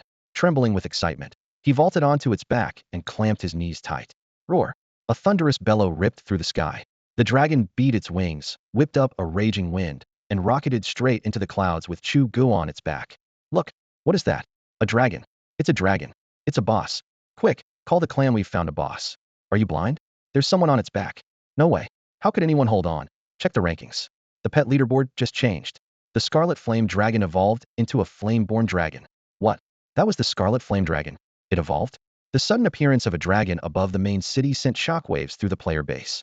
Since All-Star Pet League launched, the most advanced players had managed to get mounts, but at best they rode horses, dire hounds, or rhinos, nothing but ground mounts. A flying mount had never been seen, let alone a dragon. In moments, the forums exploded with screenshots and videos. Views of Chu Ge soaring through the sky on his Flameborn Dragon shot past 10 million, and keywords like dragon and dragoon dominated every discussion. Oblivious to the frenzy he had sparked, Chu Ge looked down at the sprawling capital of glorious honor, the wind screaming past his ears. Only one thought filled his mind. This is what being a dragoon feels like. He had already been in the main city for 2 days.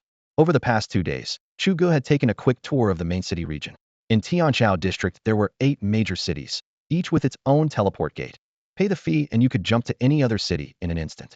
The one he had chosen was Fallen Leaf City, famous for its grass and bug-type monsters. He picked it for a simple reason. His fire-type Qian dragon shredded everything in sight, making leveling a breeze.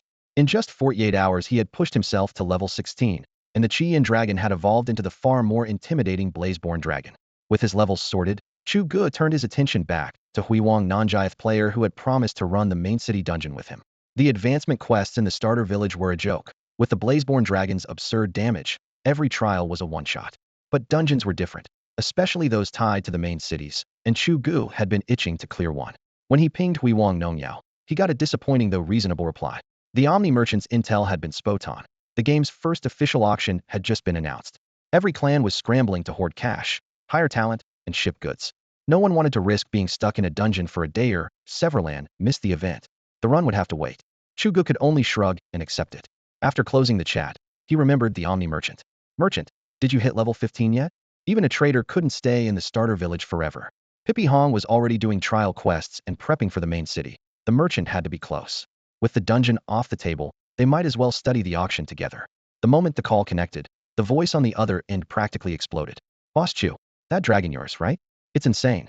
Chu Ge glanced at the Blazeborn dragon beside him, dark red flames licking from its maw. Whose else would it be? Are you 15 yet? Where's the royal city? I don't see it on the gate list. Had spent the last 2 days mindlessly farming and hadn't bothered with the map. Now that he had a little brother, he intended to use him. I'm a sliver away tomorrow, guaranteed. The Omni Merchant babbled. You're in Fallen Leaf City, yeah? Once I hit the main city, they'll take you straight to the royal city gate. What started as a simple partnership was morphing into something closer to Pippi Hong's allegiance after all. Chu Ge was a bona fide dragon rider. The Qian dragon had been impressive enough. Its evolution into the black-scaled Blazeborn dragon was downright jaw-dropping. A mount that could fly, fight, and ferry passengers was the pinnacle of the game's food chain. Barring a disaster, Chu Ge was headed straight for the top, and only a fool would fail to hitch a ride. The Omni Merchant made it clear, he was no fool. So this is the royal capital? In less than a day, the Omni Merchant showed up as promised, guiding Chu Ge through a secondary portal hidden behind the main teleport array. When the light faded, Chu Ge finally saw the city for what it was: towering spires flanking wide avenues, airships gliding overhead, and crowds surging below, a level of bustle the starter village could never match. If that starter village was a cramped studio apartment, this place was a sprawling mansion with gardens front and back, plus a private pool, completely different leagues. Boss Chu, maybe put the dragon away first, the Omni Merchant whispered, glancing around. The blazing dragon's massive frame sent waves of heat rolling down the street. Passers-by stared in awe or envy, but the hungriest looks came from members of the great families. The merchant knew those families were sharks. Chu Ge's King of Solo Players title had already shaken the Tianchao player base. Turning up on a dragon pushed the hype even higher. No one made a move only because the auction was about to start. Once it ended, trouble would come knocking. Chu Ge just laughed. Bring it on. Anyone who wants to die can try. They knew the dragon's stats out in the field, it could one-shot anything over level 20. Players? Not even worth mentioning. Besides, the beast could fly. What did numbers matter? Different altitudes, different views. The Omni merchant had to guard every coin, while Chu Ge aimed to create headlines until everyone accepted he was untouchable. That was real safety. Hiding the dragon would be pointless. Ignoring the merchant's worries, Chu Ge strode to the auction registration desk. Got something to sell? All auction staff were officially hired employees. They weren't GMs, but their uniforms and procedures were just as strict. No need for small talk, and no hidden quests here. Welcome. Please present your item, the receptionist said with a professional smile. Aside from the system's headline lots, nearly everything on the block came from players. Staff had to grade each piece and decide where it would be listed. Confident in the auction's confidentiality, Chu Ge pulled out a fox spirit egg glowing violet. Tell me, how much can I get for this? The staffer's eyes went wide. Violet grade pet egg. Are you sure you want to put this up for sale? Apart from that runaway dragon at the top of the rankings, the best pets on the list were only 2 purple grade companions, and even the finale of this auction was nothing more than a single purple pet egg. The staffer's smile had been purely professional until Chu Ge showed up with a pet of the same caliber. Her expression instantly turned eager and respectful. Pet eggs meant commission, and the word purple was basically a blank check for a big bonus. Chu Ge set the egg on the counter and nodded. Yep, I'm selling. Miss, run the appraisal and tell me which tier it falls into. The system let players tweak their looks by 30%, so Chu Ge had long ago given up on finding some legendary online romance in Divine Pet Alliance. A 30% tweak can turn a screen goddess into the real-life Biluo Jia, and that thought alone was enough to make him cry in the bathroom. The clerk launched the ID program. Seconds later, gold letters flashed across the monitor's rank. She immediately slid a gilt-edged ticket across to him. Sir, the auction is tomorrow morning. Hey, race your ticket. Normally you had to buy your way in, or else you were stuck at a dull offline venue where anything above a tire was off-limits. Because Chu Ge had delivered in shrank purple egg, she handed him a VIP pass with a private box. Haha, thanks miss. See you tomorrow. Hood refuse a free VIP upgrade. The notice board made it clear. A player's ticket cost 10,000 silver coins. At an exchange rate of 1 silver to 1.5 yuan, that pass had just saved Chu Ge 15 grand.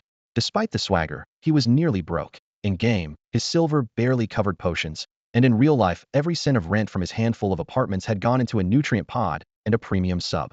These days, he survived on instant noodles and bread. Leaving the counter, Omni Merchant clicked his tongue enviously at the ticket. Boss Chu, a VIP box. His own blue-grade Fangtooth rat egg had only earned him the most basic admission. The comparison hurt. Chu Ge frowned. So what? Same auction, right? Why so excited? Boss Chu, you don't get it. VIP boxes come with priority buying rights. And I've heard there are some special services no extra charge. Seeing the sly grin on Omni Merchant's face, Chu Ge finally understood. As a hot-blooded guy in his early 20s, he couldn't help feeling a surge of anticipation. The day flew by, and Chu Ge finally arrived at the auction he had been waiting for. Outside the thick glass of the VIP suite, a brightly lit hall teemed with people and noise. Inside, cool air circulated, and the fragrance of fresh fruit filled the room. A colorful fruit platter sat on the low table, and the pretty hostess who had welcomed him earlier stood nearby with a pleasant smile. The stark contrast gave Chu Ge a heady sense of looking down on the crowd. Sir, these are all the lots rated a class and above for tonight's auction. The young woman placed a stack of numbered catalogs gently on the table. Chu Ge glanced at them and silently cursed Chuaning, Shangren shameless trickster. Last night the man had sworn there would be special services, distracting him even while he was leveling up. It turned out the so-called service was merely having this hostess accompany him for the evening. Hoping for something more? Maybe later, if his charm worked offline. He waved dismissively. Just leave them. They'll look later. Nothing priced at only a few hundred silver coins interested him. Right now, all he cared about was how much that pet egg would fetch. Munching on fruit, he sneaked glances at the hostess and waited for the program to start. Meanwhile, in the next suite, a hushed conversation about him was underway. Xiongzhu, is that pesticide of yours reliable? Will Chu Ge really show up? The speaker was Ao Shi Dihuang, head of the Ao Shi clan. He was addressing Hui Huang Xiongzhu, chief of the Hui Huang clan, and someone Chu Ge had always trusted. Relax, Dihuang. Chu Ge has no guard up against us. He'll definitely come. Hui Huang Xiongzhu replied with confidence. Ao Shi Dihuang lowered his voice. The plan has to be flawless. The kid's pet has already evolved. If he takes to the air and escapes, we'll never catch him again. To kill Chu Ge, Aosher Dihuang had paid a fortune to buy off the Huihuang clan. Because of Chu Ge, the Aosher clan's reputation in the game had plummeted. They had planned to invest hundreds of millions to build a top-tier faction, but the project was faltering before it even began, something Dihuang could not accept. And Chu Ge's flaming dragon was a temptation he found impossible to resist. Huihuang Xiongzhu patted his chest. Nothing will go wrong, trust me. But how do you plan to seize his pet? Killing him is easy, grabbing the dragon before he recalls it isn't. The game had an instant recall mechanic for pets. Many players would rather take a bullet themselves than lose their companion. If Chu Ge recalled the flaming dragon at the moment of death, all their effort would be wasted. Aosher Dihuang let out a booming laugh. We only lost before because we didn't know the game's finer points. No. He pulled a blue and white porcelain vial from his coat and gave it a shake. Huihuang Xiongzhu raised an eyebrow. Quit the suspense. What is that? Aosher Dihuang removed the stopper with deliberate care and whispered, it's a powder that forces the target into a combat state. As long as that pesticide lands on him, the kid will be stuck in combat and won't be able to recall his pet. Aosher Dihuang stared at the screen, his tone unshakable. He had only one target: Chu Ge's mutated, orange-grade flame dragon. A few crimson dragons had surfaced in the game lately, and some even whispered about other hatchlings being caught, but compared with Chu Ge's dragon, they were all second-rate. They'd captured plenty of green-grade pets, never seen a blue-grade one, and the truly rare companions almost always dropped from bosses. The gap made these big shots question the official grading system and envy Chu Ge's outrageous luck. The quickest answer was simple: steal it. The rules were clear. If you snatched someone else's pet, a special item could forcibly break the primary bond. Once unbound, the creature became ownerless. Drive it to critical health, and you could claim it yourself. That was the core of Aosher Dihuang's plan. He had his eye on the only scrayed, single-use item in the official auction, the contract release writ. The price was absurd, but if it got him the orange flame dragon, every coin was worth it. Huihuang Xiongzhu, listening nearby, felt a shock before catching on. You're planning to buy that contract release writ? Aosher Dihuang snorted. What? You want to bid against me? Huihuang Xiongzhu laughed and waved him off. We're partners, remember? You pay, I fight. The Huihuang clan keeps its word. Even as he spoke, he messaged his lieutenant while Aosher Dihuang wasn't looking. Shadow the auction and drive the price up. He can have that orange dragon, but make him bleed for it. Rival clans were already at each other's throats in this game. Sabotaging an opponent was perfectly in line with Huihuang Xiongzhu's style. While the two clans plotted in secret, Chu Ge had no idea. He was stretched out in his private rest pod, chatting with a customer service rep. It was casual until she mentioned, work accounts can't alter their appearance. The words hit him like lightning. No appearance mods. That meant she looked exactly like herself, a genuine beauty. Blood surging, he launched straight into his trademark, shameless flirting on the comm screen. The long-anticipated pretty rep had finally appeared, and Chu Ge was firing off his relentless pickup lines at full speed. You're in Ice City too? That's awesome, I'm here as well. We really were meant to meet. Huh? Chuge hammered away in the private chat window, calling her Missy every other sentence. He badgered Chao Xiren for half the morning before wringing 2 pieces of information out of her real name and the fact that she also lived in Ice City. Sir, the grade lots are almost finished. Counting the one you consigned, there are only 6 grade items in total. Aren't you going to take a look? Chao Xiren kept her professional smile in place as she reminded him in a whisper. After fending off his chatter for hours, the auction was nearly over, and she was about ready to crack. Yes, she'd been told to give the Solo King personal service for the sake of a commission, but that didn't mean surrendering her entire morning. She could see he was interested, but an online acquaintance was still a stranger. She had zero intention of letting this Solo King push things offline, fame or no fame. What? We're already on the grade lots? Chuge jolted back to reality. Damn, the auction's almost done? What have I been doing? He smacked his forehead in exasperation. Single for too long, look away for a second, and his mind drifted. Even if he couldn't afford anything, he should at least examine the rare items to study their effects. Heh, relax, sir. You didn't miss anything earth-shaking, just a blue-grade pet and some stat gear. The real treasures are these 6 grade lots. Now that Chuge had finally focused, Chao Xiren sighed in relief. Any longer, and he'd probably be asking her for her measurements. On stage, spotlights converged as the host raised an electronic gavel. His voice boomed, ladies and gentlemen, let us welcome the first grade lot. It's also the only item up for bid that comes from a player. Divine Pet League hadn't even been live that long. Everyone, solo players and big clans alike, was still stockpiling resources. Scrade items were nearly mythical. Even if a powerhouse snagged one, they'd keep it in-house. Who would put something like that on the block this early? No, why a private consignment? And scrade item? That's insane. And a grade lot already brought out level 15 gold gear, amplifier jewelry, and a blue pet. What kind of monster is in scrade item? Which clan is behind this? It doesn't line up. Could it be the Solo King? Impossible. Do you understand what scrade means? Even if the Solo King has a dragon pet, there's no way he's holding something at that tier. In just a few breaths, the hall was buzzing with shocked players. Common wisdom said the real game wouldn't start until you set foot in the main world. That was when monsters' power and intelligence would skyrocket in. When they felt outmatched, they'd even turn and flee. Hunting a boss these days is far more than a rallying cry for the major clans. Even a mediocre boss requires meticulous planning and a painful outlay of resources before it can finally be taken down. Yet no one expected Chu Ge to secure an S-class fox spirit egg while he was still in the starter village. Monsters there drop better loot and are much easier than those in the main world, but the zone caps at level 15. Most players are busy grinding, not boss hunting, and even if they find one, beginner pets can't possibly win the fight.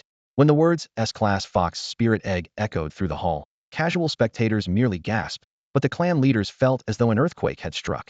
Damn it, is our intel unit asleep? Weren't there only 5 official items? Move. Start buying silver coins. Our entire budget is obsolete. Offer 1.8 to 1. Take every coin on the forum. Whatever that rank item is, it cannot land in someone else's hands. The clans had already mapped out strategies for the 5 announced items. Yet this unexpected S-class pet egg blew their plans apart. Anything rated S is never ordinary. Orders flew out at once to sweep the market, hoard currency, and brace for a brutal bidding war fought without bullets. On stage, the auctioneer sensed the frenzy and raised his voice. Ladies and gentlemen, please welcome our first S-class lot.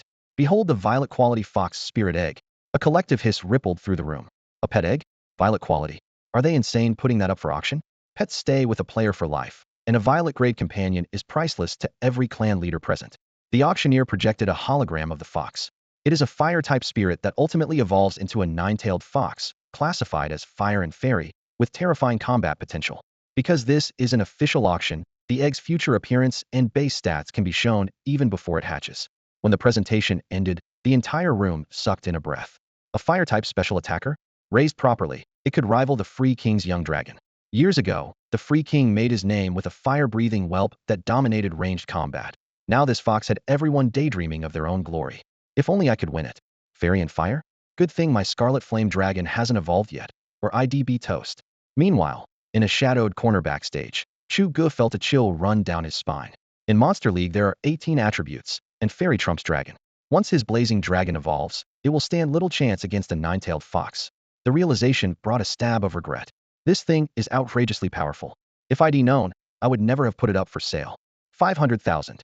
They'll go 550. Come on. This is a purple grade pet with a killer look and you're bidding peanuts? In the VIP box, Tianchao Wushuang slammed the armrest so hard the whole hall seemed to shake. The Tianchao family offers 1 million. Show us some respect. Chu Ge was caught in the bittersweet gap between joy and regret. The moment he learned that the target, a 9-tailed fox, also carried the rare fairy attribute, remorse started gnawing at him. Yet with the price already rocketing past 1 million silver coins, all he could do was watch. The server had only been live a short time. Even the wealthiest clans struggled to pull large sums out of the game economy.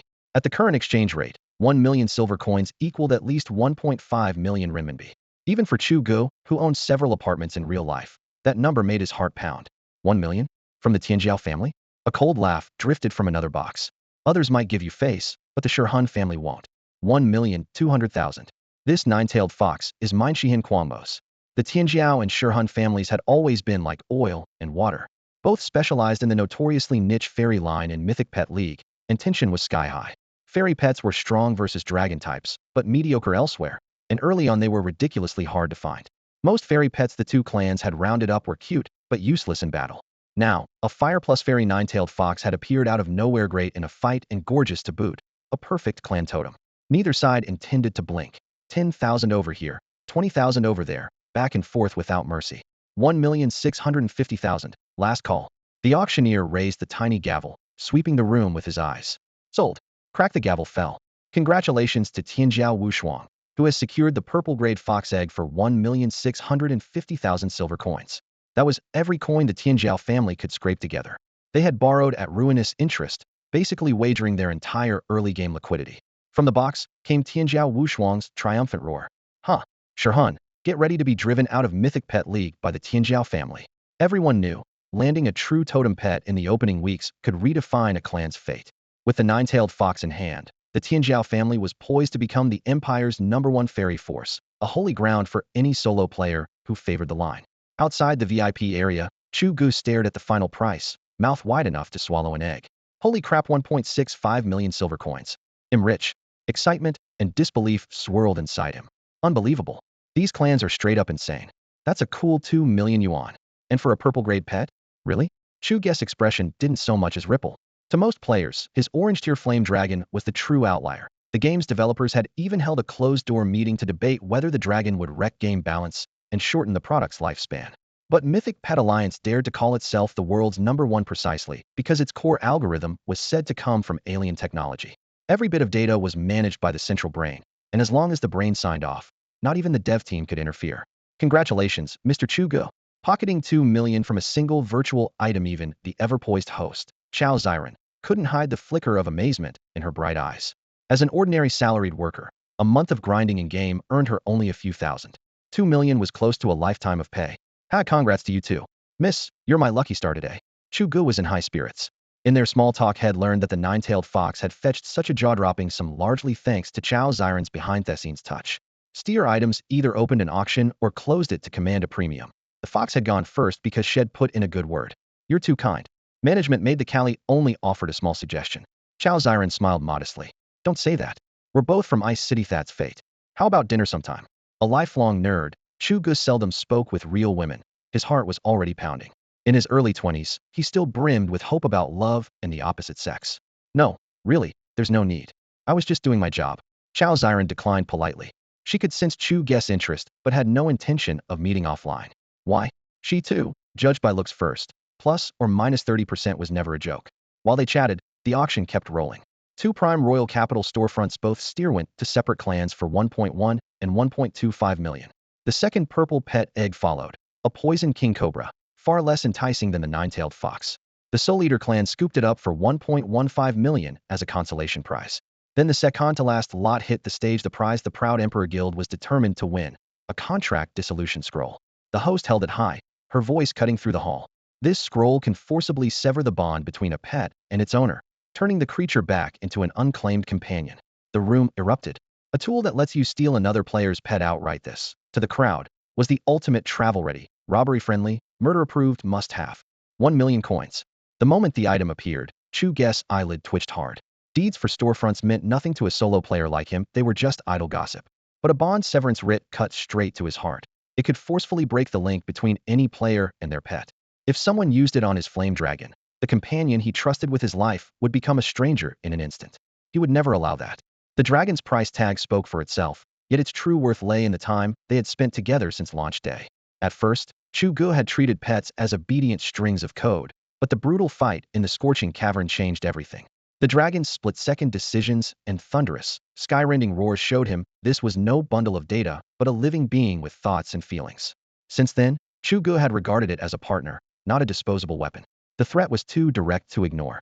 Chu Ge swore on the spot that, whatever it cost, the scroll would end up in his hands. 1,100,000. Chu Ge had barely focused on the screen when Aoshi Daiwang's bid rang out. He knew exactly what the scroll was worth, spent a fortune in favors to force the organizers to add it to the auction for one purpose: Chu Ge's Flame Dragon. After Chu Ge's single public appearance, the Aoshi family's grand plan for the Divine Pet League had taken a major blow. As clan leader, Aoshi Dihuang had to strike back. Kill Chu Ge, seize the Flame Dragon, restore the family's prestige. Nothing less would do. Tension crackled through the hall. Before Chu Ge could raise his paddle, a voice from the corner echoed through the amplification crystal. 1,500,000.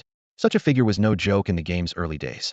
Across the entire country, fewer than 10 factions could scrape together that much liquid capital on short notice. The scroll was indeed outrageous, but most top-tier pets belonged to corporate guilds. Killing those owners and stealing their pets was unrealistic. The only solo player truly threatened by it was Chu Ge, who spent most of his time flying, surfacing only in safe zone towns. Until now, the only bidders ready to burn that kind of money had been Chu Ge and Aoshi Dihuang. The sudden 1.5 million bid sent shockwaves through the room. The Tianchao family had poured every coin into a nine-tailed fox, and the other great houses had locked their funds into prime district properties. Under the bright lights of the auction hall, unseen currents swirled among Chu Ge, Aoshi Dihuang, and the mysterious newcomer. Most of the remaining bidders were saving their resources for the final showcase item. Right now, no one else was willing to part with 1.5 million. On the second floor of the auction hall, Aoshi Dihuang's face darkened. He slammed the table and growled, "Damn it! Who was that? Find out which clan they belong." Tuno. As a veteran player, he understood that anyone bold enough to shout 1.5 million not only needed the cash on hand, but also had to be officially verified. Otherwise, the system would never accept the bid. A solo player simply couldn't marshal that kind of capital. Aside from his nemesis Chu Ge, Aosher Di Huang could think of no one else. That meant the hidden bidder must be from one of the major clans, here solely to wreck his plans. His original strategy was straightforward. Once Chu Ge reached 1.2 million, he would leap straight to 1.5 million psychological wall. A single jump of 300,000 hits far harder than inching up in 100,000 steps. Even if Chu Ge really had 1.65 million, he might not dare press on. Aosher Di Huang had been certain he could crush his rival at 1.5 million until an unexpected spoiler shattered his scheme. Him not giving up on that contract nullification scroll. Rage churned inside him, but reality was brutal. Everything he could scrape together came to only 1.6 million, less than the Tianchao clan's reserves. The thought nearly set his eyes ablaze. Right now, borrow it, buy it, steal it if you have Togetme coins. As many as you can, he roared, then drew a deep breath, forcing himself to stay calm while issuing fresh orders. While Aosher Di Huang scrambled for funds, Chu Ge was making his own calculations. Whoever the rivals were, he could not let the item slip away. After a brief silence, he raised his paddle. 1,550,000. The hall buzzed instantly. Every player watching the auction held their breath. Aosher Di Huang's brow twitched. His voice stayed low but couldn't hide his urgency. 1,600,000. A one-time consumable had just matched the price of a lifelong partner like the nine-tailed fox. Ordinary players stared in disbelief. Are these people insane? They muttered, unaware of the scroll's true value. Inside a private box, Shenhua Jizuan, head of the Shenhua clan, observed quietly. As the top clan in the realm, he knew exactly why Aosher Di Huang craved the scroll-toe deal with Chu Ge. The Shenhua clan specialized in rock and ground-type beasts. The flame dragon held no real allure. But this was a perfect chance to bind the Aosher clan and trade in game power for real-world profit. Go, he said crisply. Tell the Aosher clan I want 30% of their stake in that Shanghai property, at market price. If they agree, the Shenhua clan will back them unconditionally in this auction. Focused on rock and ground types, the Shenhua clan didn't particularly covet the flame dragon. Instead, they chose to make Aosher pay in the real world for support inside the game. Merchant, however much money you've got, lend it all to me. The bidding for the contract dissolution writ had already rocketed to 1.7 million silver coins, an amount Chu Ge simply could not cover. Watching his hard-earned prize about to be snatched away, he immediately thought of Almighty Merchant. Since the man called himself a merchant and had just made a fortune selling a razor-toothed rat egg, he had to be sitting on a decent stash. Boss Chu, the rat egg sold for 100,000, and I had another 20 grand saved upon 120,000 in total. All yours. Almighty Merchant spoke at breakneck speed, every word firm and clear. As a pro gamer determined to become the game's top trader, he knew exactly how valuable the writ was. He had already decided to cling to Chu Ge's coattails, so he emptied his pockets without hesitation. Huh, excellent. Don't worry, merchant, you won't lose a coin on this. Chu Ge accepted the transfer, a weight falling from his chest. With the exchange rate hyped up to 1 real-world unit for 2.5 in-game silver, getting a loan this easily felt like a windfall. 1.77 million. He called, raising the bid without a moment's pause, the absolute limit once he added every coin Almighty Merchant had just sent. Damn it, didn't this kid top out at 1.65 million? Across the hall, Aosher Di Huang's face went ashen. To confirm that the nine-tailed fox had been sold by Chu Ge, Head tapped real-world connections. By his calculations, Chu should have been capped at around 1.65 to 1.66 million. He hadn't expected the other side to scrape together another 120,000 so quickly. Even the Aosher clan would struggle to do that. Worse, Di Huang was still hesitating over Myth's extortionate offer of a partnership. If Chu Ge found yet more funds, the bidding could turn into a bottomless pit. Di Huang even began to suspect a hidden power was secretly backing Chu. 1.77 million, going once. 1.77 million, going twice. Any further bids? If not, the auctioneer raised his gavel, voice booming and drawn out to leave room for a final offer. Chu Ge held his breath, heart pounding. To secure this writ that should never have existed, had thrown his entire fortune back to square one, but it didn't matter. If he won it, no one could ever threaten him with a contract again. The mainframe shouldn't have allowed the writ to exist at all. For the officials to obtain one, they must have paid an enormous price. An insider named Chao Ziran had told him the item would almost certainly never appear again. The gavel hovered a finger's width above the podium, sweat beading in Chu's palm. At that instant, Aosher Di Huang clenched his teeth and roared, 2 million. 2 million. The auction hall fell dead silent. 2 million, an amount no single family could pull together on short notice. Since MythPet Alliance had only just launched, most of the silver coins in circulation had already been funneled into the coffers of the major clans. Numbers flashed across the electronic display while the auctioneer's silver gavel hovered midair, and the room seemed to heat up under the furious bidding. The price had soared because Ao Shi Di Huang had tacitly allowed the Shunhua clan to drive it sky high. Many onlookers shook their heads, convinced no game item was worth that kind of money. Ao Shi Di Huang, however, knew it was a steal. MythPet Alliance was now tied directly to the real-world economy. The big conglomerates were still on the sidelines, and if he seized the initiative, the capital that followed would multiply his investment many times over. Let us congratulate Ao Shi Di Huang for winning the contract nullification scroll. The auctioneer's exuberant cry echoed through the hall, and the clamor gradually subsided, signaling the auction's finale. The last pet lots were still on the block, but Chu Ge's focus was fixed squarely on the Ao Shi clan. 2 million? Brutal.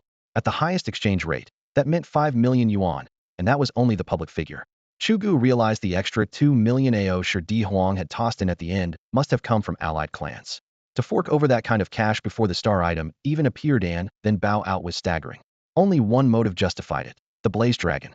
The Ao Shi clan, huh? We'll see.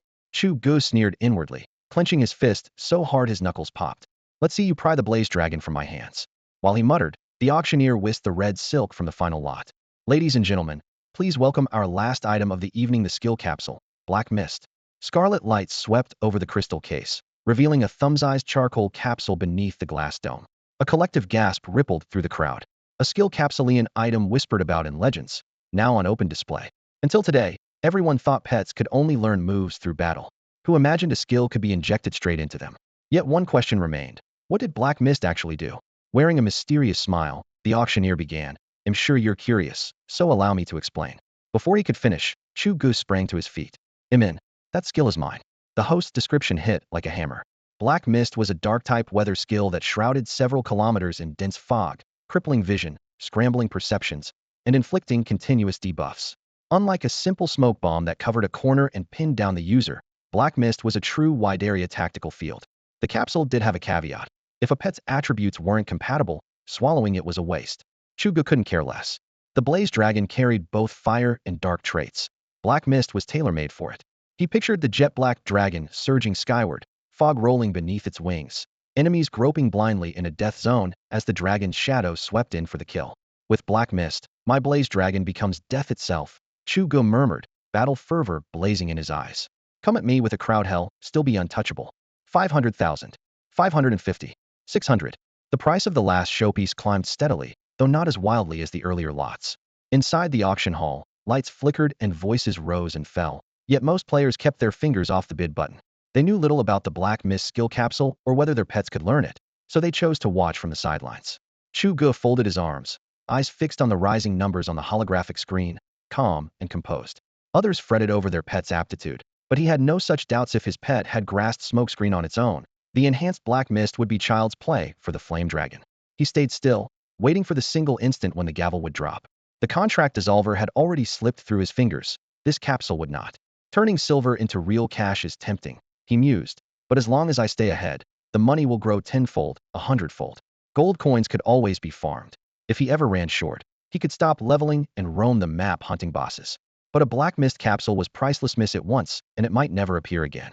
While he waited, Chao Ziren, who had been watching in silence, finally spoke. Mr. Chu, is this game really that compelling? She asked softly. The din of the hall nearly drowned her out, yet Chu Ge caught every word. Bidding that reached millions of silver coins had left the staffer gape-mouthed. Eyes that were usually bright now brimmed with shock and confusion. She drew her paycheck from Pet League Online, yet knew little about the game itself. 3,000 yuan a month for a lifetime would still not equal the digits glowing on the screen. The thought unsettled her. Even as a bottom-tier gold farmer, she might earn several times her salary. Absolutely, Chu Ge replied, unhurried. It's billed as the world's #1 game, and it's far more than it looks. I've played MMOs for years, and this is the first time I've seen pets with their own personalities and independent thought.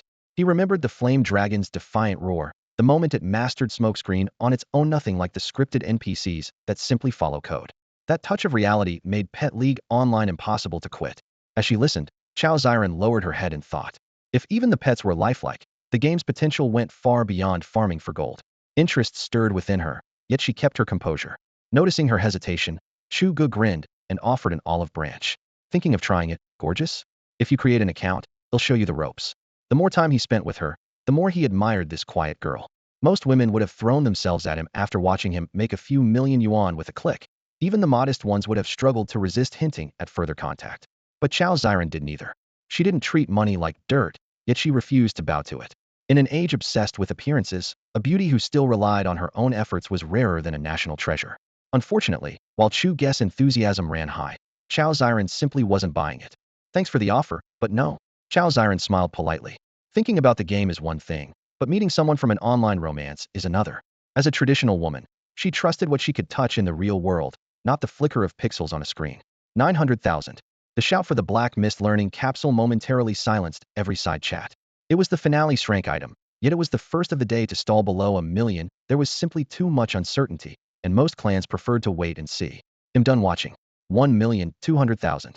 Chu Ge glanced at the big board and raised his paddle without hesitation. For the moment, he put Chao Ziren out of his mind and locked every ounce of attention on that mysterious capsule. What? Chu Ge is bidding? The hall rippled with surprise.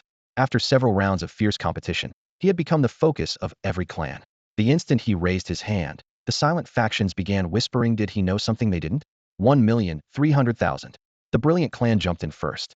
Had Chu Ge kept quiet, the capsule would likely have gone for 900,000, but his involvement sent the price soaring. 1,400,000. Chu Ge's reputation was like a towering tree that drew every gust of wind. He could only offer a wry smile. 1,500,000. The brilliant clan's bid came with obvious hesitation. Lord Brilliant weighed the risks. Was it worth burning more money on an item whose purpose was a mystery? Trying to outbid me? 1,700,000. Chu Ge's tone was confident. The silver coins from the Omni merchant still filled his purse, and he was sure the other clans wouldn't unite the way they had over the contract dissolution order. After all, no one but Chu Ge truly understood the capsule's value. Haha, the king of solos lives up to his name. The capsule is yours. The brilliant clan finally folded. Just as Chu Ge had predicted, his only real rival withdrew, and the top-ranked mythic clan had already spent a fortune on a shop and 40,000 to sponsor arrogant emperor. They were in no shape to fight. When Chu Ge secured the last item, the official auction came to an end. Both he and brilliant emperor walked away with exactly what they wanted. All right, beauty, I'm off. Hit me up if you ever change your mind. Chao Ziren clearly wasn't interested, and Chu Ge had no intention of playing the desperate suitor. He tossed the line over his shoulder and strode out. Shaking off that little detour, he opened a private chat with brilliant Pesticide the moment he was alone. Hey, Pesticide, you there? When are we running the dungeon? In this game, power was everything. Chu Ge knew he still wasn't strong enough to command universal respect. That was precisely why arrogant emperor had broken the bank for the contract dissolution order. Brother Chu, we can leave whenever you're ready. The dungeon entrance is in Snowfall City. Can you get here now? The plan had been set for days. Auction, contract dissolution order, then straight to the dungeon. Even if Chu Ge hadn't reached out, brilliant Pesticide would have. Sounds good. They'll log in tomorrow, and we'll head out right away. What kind of dungeon did you find? Come to think of it, I've never run one in Divine Pet Alliance before. Blaze Dragon flew at breakneck speed. After hopping through the intercity teleport network, Chu Ge reached Snowfall City in minutes, then vaulted onto the dragon's broad, scorching back. The frigid wind howled at that altitude, yet he still pulled out a black mist skill capsule and slapped it against the scales. The dark energy sank in at once. Blaze Dragon threw back its head and roared. Its flames now laced with a somber current. It had just learned a brand new weather ultimate. When they finally landed, Huiwang Nongyao arrived a moment later. Chu Ge glanced over, curiosity flickering in his eyes. A dungeon, how tough would it be? And what kind of loot might it hold? We don't know the specifics either, Huiwang Nongyao admitted, eyeing Blaze Dragon with open envy as it lowered its head for its master to wipe its neck. One of our fringe members stumbled on the entrance, but he was too low level and got one shot the moment he stepped inside. Relax, we brought 2 grass-type tamers, and with your Blaze Dragon handling the damage, we're bound to clear it. Grass-type tamers were glass cannons with absurd healing, the undisputed medics of Divine Pet Alliance. Huiwang Nongyao explanation did put Chu Ge a bit more at ease. The server had only been live for a short time. Most players still had ordinary bug pets, so a lack of dungeon intel was perfectly normal. That was exactly why the Huihuang clan was willing to share what they knew with him. Before setting out, he had stocked up on supplies until his bags were bursting. Even bringing 2 pet spheres sponsored by the Universal Trader was armed to the teeth. Even so, Chu Ge was naturally cautious. Teaming up with an old powerhouse like Huihuang was like bargaining with a tiger. His right hand never left the clasp of Blaze Dragon's sphere, ready to recall the dragon and retreat the instant things went south. What he never anticipated was that Huihuangrimer to be sworn enemies of the Aoshi clan had secretly joined forces with them, and their target was him. Remaining on guard, Chu Ge followed Huiwang Nongyao through the winding mountain pass. Up ahead, a black stone archway glimmered faintly blue against the cliff face. Seeing the genuine dungeon entrance, he relaxed a little, at least the Huihuang clan hadn't lied about that. The whole venture was a gamble. The dungeon's lure was irresistible, and with his strength in urgent need of a boost, he had no choice but to roll the dice. Boss Chu, whatever you do, don't trust the Huiwang clanthir working with Aoshi. Just as Chu Ge eased his guard, his communicator lit up. It was an urgent message from Pippi Hong, someone he hadn't spoken to in ages. What? Chu Ge's face changed instantly. Huiwang working with Aoshi? He shouldn't trust Huiwang? Pippi Hong was a partner he trusted implicitly. But the real question was, how did he know Chu Ge was currently with members of the Huiwang clan? Dungeon runs were so hush-hush that Chu Ge hadn't even told the Omni-Trader. How could Pippi Hong, someone he hadn't spoken to in ages, possibly know his schedule? Doubt crept into his mind, and he held back from answering right away. What Chu Ge didn't know was that Pippi Hong's tip was pure happenstance. After reaching the main district, Pippi Hong couldn't shake his old profession. Rockridge City was famous for its rich ore deposits, so he naturally set his sights on the mines. Barely had he stepped inside when he overheard several clan players chatting, and their topic was none other than his own boss, Chu Ge. These were only fringe members of various clans, yet one braggart from the Aoshi clan let slip a bombshell. They had bought a contract nullification decree at the auction for the sole purpose of dealing with Chu Ge, and they were so confident because the Huihuang clan had agreed to cooperate. Shaken, Pippi Hong sent the message to Chu Ge without a second thought. At that very moment, Chu Ge was standing at a dungeon entrance, ready to go in. Brother Chu, what's wrong? Seeing Chu Ge frozen in place, Huiwang Nongyao felt a jolt of panic. Had the man spotted his ruse? Damn it, did he figure it out? He muttered inwardly, yet he still forced a look of concern onto his face. Chu Ge simply smiled, vaulted onto the broad back of his blazed dragon, and called out, "Friends from the Aoshi clan, since you're here, why hide in the shadows?" He had no idea how Pippi Hong had learned the news, but he chose to trust his subordinate over any clan player. With the blazed dragon's sheer power, he saw no need to withdraw it. If he swapped pets and lost, the fight would be over for good. We've been spotted. Use binding seeds now. Huiwang Nongyao blanched. The partnership was exposed, so he barked the order at two grass-type tamers behind him. Grass specialists were famous for their healing and crowd control skills, and binding seeds was a nasty trick that locked a pet on the field. If the seeds took hold, Chu Ge wouldn't be able to recall the blazed dragon or trigger its self-destruct. Blazed dragon, flamethrower. Two vine-like beasts hurled clouds of emerald seeds at the dragon, and Chu Ge answered instantly.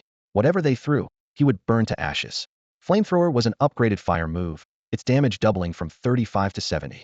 The blazed dragon let out an earth-shaking roar, then a torrent of molten flame burst from its jaws, igniting the seeds in midair. Falcon, whirlwind. Vulturefinch, you too whirlwind. Blow those seeds onto the dragon. Hidden among the crowd, several Aoshi players released their own pets. Their goal was simple: drive the burning seeds straight onto the blazed dragon's massive body. Roar, damn it. What the hell is that? Chu Ge flinched at the sudden intrusion. With no intel, he had never even heard of a binding seed. Moments ago, his flame dragon's inferno had torched most of the seeds to ash, but two wind-type pets from the Aoshi family whipped up a gale that slapped a few stragglers onto the dragon's massive scales. A system prompt flash flame dragon has been hit by binding seeds. Chu Ge's heart sank. He tried to recall his pet, only to find the command locked. Only then did he grasp the truth. The Aoshi and Huihuang families had plotted this ambush for ages. Haha. Still acting tough, kid? King of solo players? Please, today you die? The sinister laugh echoed through the forest. Moments later, a cloud of flying pets burst from the trees, their beating wings blotting out the sky. From their midst stepped Aoshi Emperor, patriarch of the Aoshi family. Thanks to Chu Ge, the Aoshi clan's heavy early-game investments had turned into a money pit. Their reputation nosedived, keeping their current holdings cost a fortune, and profit-driven players abandoned them in droves. To Aoshi Emperor, the title king of solo players was an open slap in the face. For this ambush had emptied the family coffers, trading favors left and right for one decisive strike. Kill Chu Ge, erase the shame, capture the flame dragon, and the clan's reputation would rebound overnight while he claimed the game's first divine beast. With victory in sight, had come to oversee it himself. So it's just you jokers? All you know is dirty tricks? Chu Ge's gaze swept the scene. More than 100 elite players behind Aoshi Emperor, and another 100 sky-colored birds wheeling overhead. He narrowed his eyes and smirked. Jumping clowns, you really think I'm an easy target? Haha. Chu Ge, you're boxed in. Kneel, hand over the flame dragon, and maybe it'll spare your life. Otherwise, it'll hunt you down every time we meet. In Aoshi Emperor's mind, Chu Ge without the dragon was just another player. If intimidation made him surrender the pet, the clan could save the game's sole contract release scroll. Save the speech, trash. You want to fight? Let's fight. Flame dragon ascend and burn them. Surrender? Hand over the dragon? Not a chance. Chu Ge was done stalling. Numbers, or no, had show these Aoshi lackeys what the real king of solo players could do. Roar. The flame dragon sprang skyward, wings snapping open to whip up a hurricane. With its master on its back, it rocketed toward the clouds. Whoosh! A torrent of blazing fire roared from its jaws, streaking straight at the birds diving in with blinding speed. Whoosh! Scree! A torrent of flame erupted, and the leading birds let out mournful cries. Those struck by the fire plummeted like blazing meteors, dead before they hit the ground. Damn it! Everyone charge. No matter the cost, kill that kid. He'll reimburse every loss at double. Aosher Emperor bellowed from below, his heart pounding as he watched his strike force vanish in an instant. The fight had barely begun, yet several blue-grade, level 20 core pet beaky birds and falcons had been one-shot by the flame dragon. Aosher Emperor could hardly believe it. What kind of insane damage was that? Across the whole server, he had never seen anything so game-breaking. Advance. Beaky birds, wing strike. Falcons, frenzied claw. Sea bats, venom fang. He shouted orders until his throat was raw. The promise of double compensation sent the Aosher clan's elites into a frenzy. Already well-equipped, they rallied, heads tilted back as they steered their flying pets toward Chu Ge. This was a pure aerial clash. Because their pets couldn't carry riders in their current forms, the Aosher players were stuck on the ground, reduced to full-time trainers. In contrast, Chu Ge rode high on the broad back of his flame dragon, commanding superior altitude and vision. Land mounts were common in the game, but aside from Chu Ge's flame dragon, nothing else could truly take to the air. Some players owned red flame dragon hatchlings, yet until they evolved they remained earthbound. The Aosher clan's flying pets, too, needed their final evolution before they could carry anyone. While the players barked commands from below, the sky was already a storm of killing intent. Chu Ge glanced down at the enemy formation and gave a sharp order. Flame dragon, black fog then charge. He drew a silver-white warblade from his waist, its edge flashing in the sun. With beaky birds, falcons, and sea bats swarming all around, kiting was no longer an option. The flame dragon could fly, but it was still slower than those high-altitude predators. Chu Ge abandoned Hitandran tactics, using a weather skill to sow confusion before diving into close combat. Ruhar!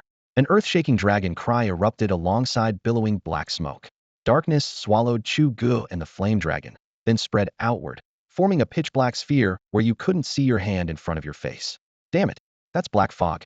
Aosher members, listen up, have your pets use whirlwind and blow that smoke away. Aosher Emperor snapped. The black fog dealt no direct damage, but it crippled vision for both players and pets, slashing their combat effectiveness and giving Chu Ge a chance to break through. After paying such a steep price and planning this ambush for so long, Aosher Emperor would never let Chu Ge escape. Roar! Screech! He! From within the swirling black mist, the Inferno Dragon's thunderous roar blended with the shrieks of countless flying pets. Aosher Emperor reacted at once, ordering dozens then hundreds of Biku birds and hawks to launch whirlwind in an attempt to disperse the scrayed Inferno Dragon's smokescreen. The elemental gap was brutal. The cyclones did nothing but whip up a raging air current that carried the darkness even higher and farther. The sky darkened in an instant, stealing every scrap of visibility. Standing at a distance, Aosher Emperor listened to the chorus of dragon cries and bird calls overhead, his heart pounding like a drum. Fighting back his anxiety, he barked, "Message every member online, get here now. No one stays behind." The order had barely left his mouth when swaths of flying pets dropped like severed kites, tumbling from the sky in clouds of feathers. In mere minutes, the Aosher clan had lost more than 10 of its core summons. A twitch pulled at Aosher Emperor's cheek as the worst-case scenario flashed through his mind. If their ambush failed and Chu Ge wiped them out instead, the clan would become a laughingstock across the entire game. His scalp tingled at the thought. According to the original plan, 100 players lying in wait should have steamrolled Chu Ge, but an aerial fight kept the players' bodies out of reach, cutting their combat power in half, and the all-encompassing black mist shattered the command chain. Now, the clan elites couldn't even give orders to their own pets, let alone coordinate attacks. They could only scramble to rescue the still-breathing Biku birds and other mounts. Deep inside the haze, Chu Ge and his Inferno Dragon saw, as clearly as ever. The dragon climbed on vast wings, spewing flame. Every breath shredded at least one hawk or Biku bird. Yet the enemy numbers were overwhelming, and a handful still slipped through the darkness to tear at its scales from every direction. What truly vexed Chu Ge were the dozen or so sea bats with wingspans over a meter. Unfazed by the mist, they pierced the air with icy screeches and latched onto the dragon's body, ripping furiously. Gain altitude, dragon's breath wiped them out. Chu Ge shouted. The Inferno Dragon surged upward, a rolling blaze washing over the sky, but only 2 or 3 bats were incinerated. The rest clung on, leaving blood-red streaks in the gloom. It was those sea bats that left Chu Ge in such a sorry state. Dragon blood sprayed through the air, and the silver armor on Chu Ge's body was already in tatters. Even the blade in his hand had cracked after a collision with the falcon's talons. Yet he showed no intention of retreating. Losing here was not an option. He saw right through the Aosher Emperor's plan. Around the battlefield, hidden by black fog, members of the Aosher clan were capturing everything on crystal recorders. He could withdraw under cover of the haze, but one step back would turn his unbeaten reputation into a joke, and the fearsome named Sanren Wang would crumble. At that point, Aosher and Hui Wang would hardly be his only enemies. Every major faction would hunt him. Worse still, once the contract nullifying decree in the Aosher Emperor's hand fell into hostile hands, it would become a blade hanging over his head. Had there been no opening, he might have chosen to lie low, but the Aosher Emperor was so sure of victory that he had come to the front himself. That arrogance was Chu Ge's chance. If he could kill the Emperor, the decree would likely drop, removing the threat forever. Felling the Aosher Emperor in front of thousands would not only shatter the clan's prestige, but also make the name Sanren Wang even more intimidating. Their feud was already to the death. If the Aosher clan wanted him off his pedestal, he was only too eager to strike back. So, while hundreds of Aosher players swarmed him, Chu Ge never considered escape. He fixed his sights on the high Bianfu circling Lianlong. Once those pests were gone, the dragon could turn into a reaper in the pitch-black fog, harvesting lives at will. Roar! Lianlong, bonded to Chu Ge from birth, understood at once. Ignoring the high Bianfu still gnawing at it, the dragon surged upward on a powerful beat of its wings, gaining dozens of meters in an instant. Roar! Steadying itself, the dragon bellowed again, violent energy gathering in its throat. Dragon breath, the draconic special skill it learned at level 15. Though it received none of Chu Ge's buffs, its innate power kept the attack terrifying and added a suppression that halted regeneration.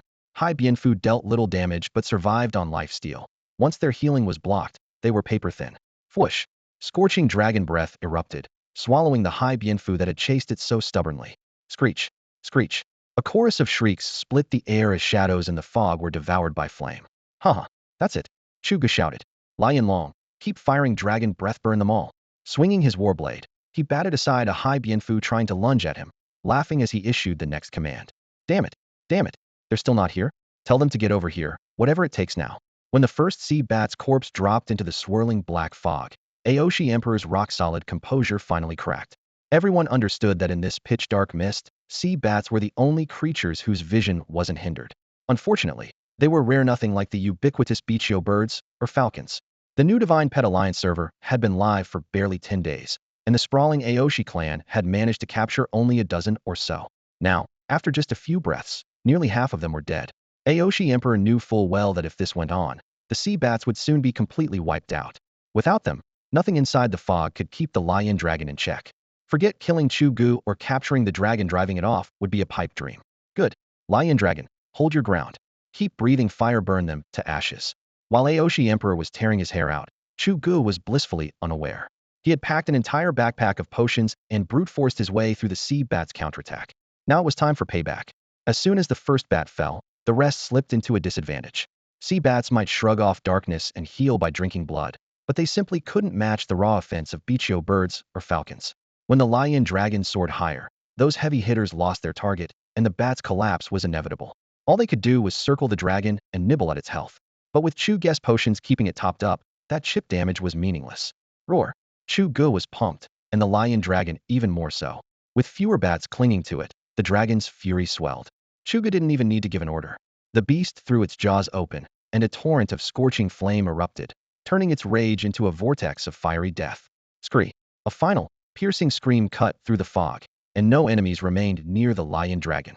Freed from restraint, it slipped into full-on slaughter mode. Patriarch, all the sea bats are down. What do we do now? A clan member beside Aoshi Emperor stared at the scattered corpses, his face twisted in dismay. Catching one of these things is 10 times harder than nabbing a bichio bird or a falcon. Fei Yu and the others still aren't here? How much longer until they arrive? What to do? Nothing could be done. He had already gone Alan. If Chu Ge didn't fall today, who knew when the next chance would come? So what if the sea bat army was gone? Even if every last one of the 100+ flying pets in the air died, Aoshi Emperor wouldn't flinch. Right now, only one question mattered. How much longer until reinforcements arrived? All Aoshi Emperor could think about was the time left before his backup reached the battlefield. Right now, the one thing Aosher Dihuang feared most was that without Hai Bianfu holding him back, Chu Ge might simply slip away. If that happened, he would lose both the prize and the battle. Patriarch, Fei Yu and the others are on their way, but the fastest reinforcements are still 10 minutes out. The report from his subordinate made Aosher Dihuang's heart sink. If every flying pet could be mounted, the family's army would have arrived by now. Unfortunately, foot speed was limited, and those 10 minutes were going to feel endless. 10 minutes? Fine. Ao Sure Di Huang gritted his teeth and barked. Tell the brothers to ignore casualties. Have their pets charge at once. If you can't find the flame dragon in the black mist, don't hover, keep pressing him. Even if every last one of you dies, buy me time to pin Chu Ge down. Orders flew in every direction. More than 100 Bichio birds and hunter falcons still circled overhead. If they dove in, they could interfere with the flame dragon no matter where it was hiding. Ao Sure Di Huang's mental math was simple. Trade these cheap cannon fodder for a chance to kill Chu Ge and seize a flame dragon, totally worth it. For the Ao Sure clan, high-end resources like evolution stones weren't rare, and Bichio birds and hunter falcons could be captured and bred by the dozen. A corpse tactic unfolded at once. Ao Sure Di Huang sneered. You can kill 10 a minute? By the time you're done, my main force will be here. Time crawled. From deep within the mist came one shriek after another as the flame dragon charred Bichio birds and hunter falcons into blackened husks that rained to the ground. The air filled with the stench of burning feathers, and Ao Sure Di Huang grew more excited with every corpse that fell. Keep killing, fool. A solo player is still a solo player. Even with a flame dragon, you can't match a clan with real resources. He mocked inwardly. If it were him, he would have fled long ago and waited for another opportunity instead of wasting time here. What Ao Sure Di Huang didn't know was that a pair of bright eyes had already locked onto him through the haze Chu Ge. Chu Ge could see they were stalling. The moment Hai Bianfu broke away, he decided to take Ao Sure Di Huang's head.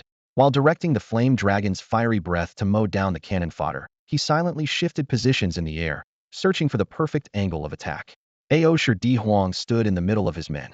Even if the flame dragon's breath one-shot him, Chu Ge might not be able to snatch the loot, so he had to get closer. The endless stream of flying beasts served as the perfect smokescreen, lulling the enemy into complacency. After several minutes of slaughter, an opening appeared. To rally his troops, Ao Sure Di Huang stepped forward and let out a hoarse roar. Hidden in the black mist, Chu Ge's lips curled into a cold smile. Ao Sure Di Huang. Humph. Time to give you some screen time in front of every Tianchao player. He toggled on the recording function and readied himself to strike. Roar. Clan Chief, look out. Damn. Chu Ge is coming straight at us. Sooty fog still blanketed the sky. The flame dragon's gravelly roar mingled with the shrieks of countless flying pets, making the very air tremble. In this chaos, Aoshi Emperor never guessed that Chug's true target was him. With the 10-minute countdown about to hit zero, he had just received the triumphant message Featherwing can arrive at any moment. So he pushed to the front, chin raised in a victor's pose. A thunderous roar split the heavens. A massive crimson blur, like a blazing missile, dove out of the fog. The flame dragon crouched on its back. Chug's eyes flashed ice gold as he locked onto Aoshi Emperor. Damn it, Chug. Aoshi Emperor's face twisted with fury. Umph, Aoshi Emperor? Die. Chug's voice was icy. Flame dragon, fire breath. He aimed to one-shot his foe. The drop rate was worth the gamble, and long speeches are how villains get killed. Roar. The dragon's searing breath swallowed Aoshi Emperor instantly. At this stage, unless you had a hidden class, players were far weaker than their pets, especially the server's top flame dragon. Trapped in the heart of the inferno, Aoshi Emperor never even moved. Ark. Chug. You just wait. His scream cut off as he burst into stardust, the system yanking him back to town at light speed. Loot spilled everywhere. The heat hadn't faded when gear and items began clattering to the ground. Chug ignored the last-second threats, his attention fixed on a single bronze token, the contract nullification order, the only one on the server. Huh. Thanks for the gift, Aoshi Emperor. Thanks, Aoshi clan. Skimming low, Chug leaned forward and plucked the faintly glowing token from the air. He killed the chief. Get him. Don't let him escape. The contract nullification order dropped. Charge. Their clan chief had been one-shot right under their noses, and the coveted token was gone. The Aoshi elites were livid, but all they could do was shout Chug, and the flame dragon glided overhead, well beyond arrow and spell range. Haha. Useless. Aoshi clan, my ass. Chug sneered down at them. The ground troops posed no threat, and the flying pets above still thrashed in the smoke like headless flies. One command, and the flame dragon could wipe them all out. He was deciding whether to bathe the place in blood when a deafening war cry erupted behind him. Charge. All flying pets, attack. Kill Chug. Bichio birds, sonic flash. Falcons, use raid. The newcomers were reinforcements from the Aoshi clan. A deafening roar of wings filled the sky. Hundreds, perhaps thousands, of flying pets blotted out the sun like a swarm of locusts. The instant Chu Ge looked up, shock almost became solid in his eyes. Who wouldn't be rattled by a sight like this? Yet relief outweighed his fear. Thank goodness that idiot, the Aoshi Emperor, hadn't brought this horde over at the start. If he had, not even total darkness could have saved him. Inferno Dragon, fall back. With the Aoshi Emperor dead and the contract release scroll safely in his bag, Chu Ge had no desire to clash with thousands of airborne pets. One little peck here, and there would bleed the Inferno Dragon dry in no time. The dragon roared. The Inferno Dragon wasn't stupid. Faced with this rolling tide of black wings, even its own mother, the Scorchflame Dragon, would turn tail. Quantity could become quality. Every dragon knew that instinctively. It pumped its wings and streaked away as a ribbon of scarlet light. A shrill screech split the air. The Inferno Dragon was fast, but dozens of Bichio birds using sonic flash were faster. Moments later their razor beaks slashed through the space just behind Chu Ge. Damn it! Inferno Dragon, flamethrower, clear me a path. Wielding his silver warblade in one hand, Chu Ge sliced down any Bichio bird that got too close while barking his order. He knew the birds weren't all that strong, but the burst from sonic flash was disgusting. If they stalled him, the main flock would close in and he'd never escape. The dragon's throat swelled, and a torrent of fire erupted, rolling waves of heat across the sky. Bichio birds turned into blazing comets, trailing black smoke as they spiraled to the ground. The Inferno Dragon tore forward, forcing open a flaming corridor. Dragon roars tangled with bird cries, and the superheated air made the sky feel like a furnace. In seconds, hardly any Bichio birds were left in their way. Huh. Ha. The Aoshi clan. You think you can keep me here? Chu Ge glanced back at the aerial army that still chased, yet was slowly falling behind, a cold, murderous glint in his eyes. Just wait. Today I took down one worthless emperor. Next time, I'll wipe out your entire clan. After today, his ties with those clans were frozen solid. Chu Ge understood that the only road left to him was summed up in one word: kill. Keep killing. Only by scaring them into submission would they stay quiet. One man challenging an entire clan? Others had tried in gaming history, and most had failed, but Chu Ge felt no fear. God Pet Alliance was different. With the Inferno Dragon, his personal combat power could scale without limit. And a mega guild like Aoshi? He doubted they could keep 1,000 players grouped together all the time. But that was for later. Right now, a cold smile curled on his lips as he clipped together the video titled "Slaying the Aoshi Emperor Amid 1,000 Troops" and uploaded it to the forum. Aoshi Emperor, you tried to set me up? Enjoy the gift I just delivered. Breaking news. Aoshi Emperor, head of the Aoshi family, was cut down on the front line by Chu Ge, the king of solo players, and the 2 million credit contract dissolution writ from the recent auction has surfaced as well. Within minutes, Tianchao forum exploded like a powder keg. Photos and videos of the clash between Chu Ge and the Aoshi family flooded every threadsome shot from Chu Ge's own first-person view, others uploaded by anonymous users.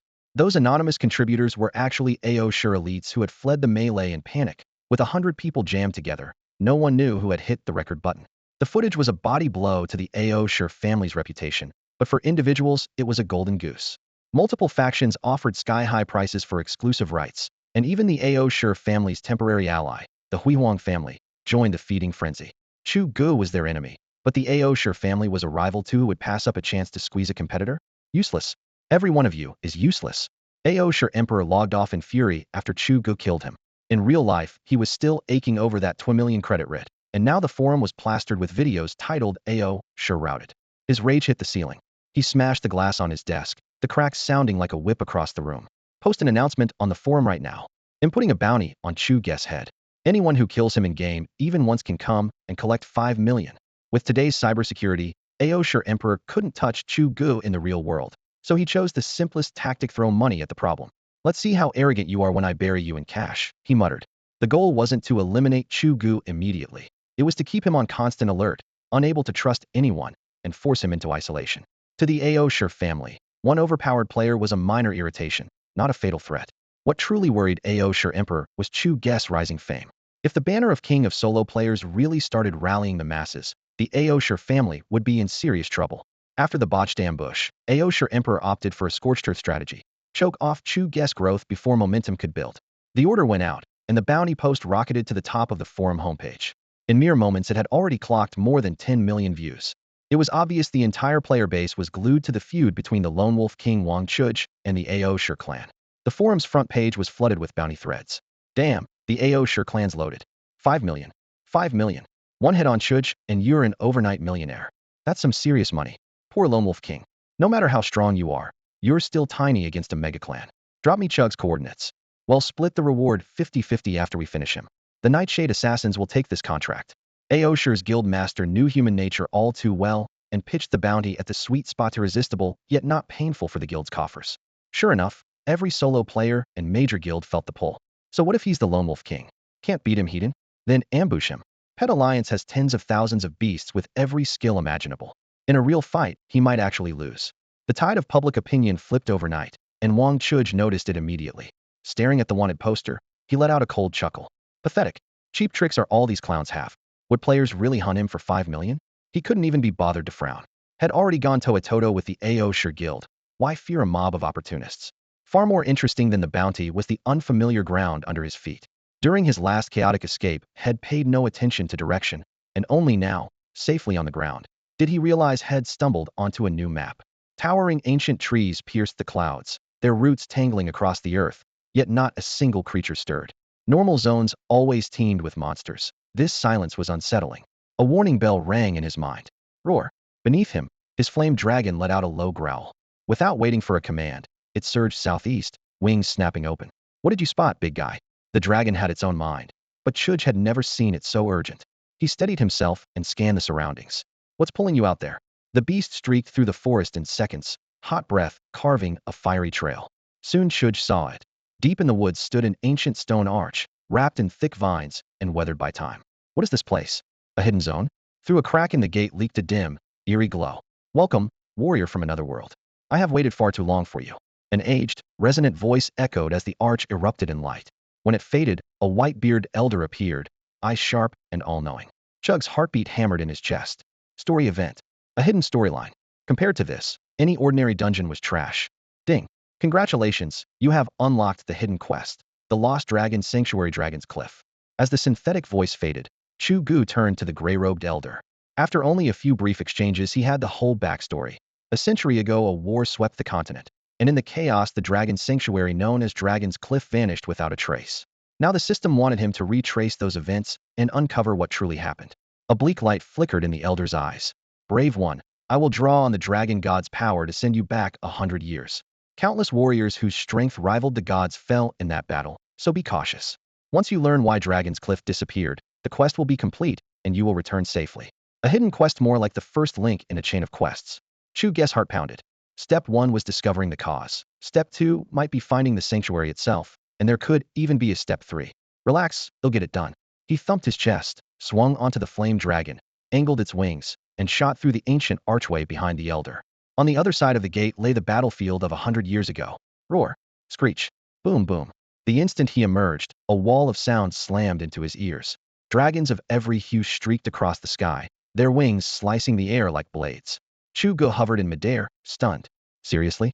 No transition at all. They dropped him straight into the fight. Massive dragons of every shape were locked in combat, with equally savage aerial beasts.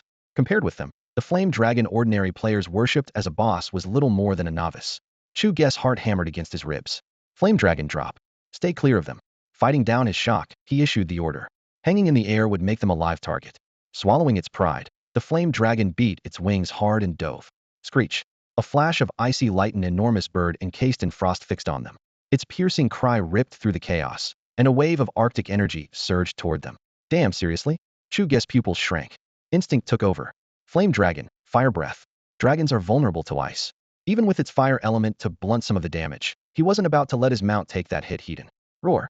A roar split the heavens as searing flames erupted from the flame dragon's jaws. Boom. Boom.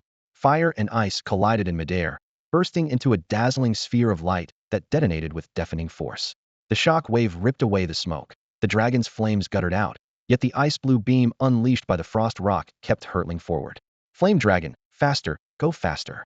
Chu Ge shouted until his voice cracked. Terror surged through his veins. What kind of twisted quest was this? Hell-level difficulty right out of the gate? Fire was supposed to counter ice, yet his flames had only slowed the attack.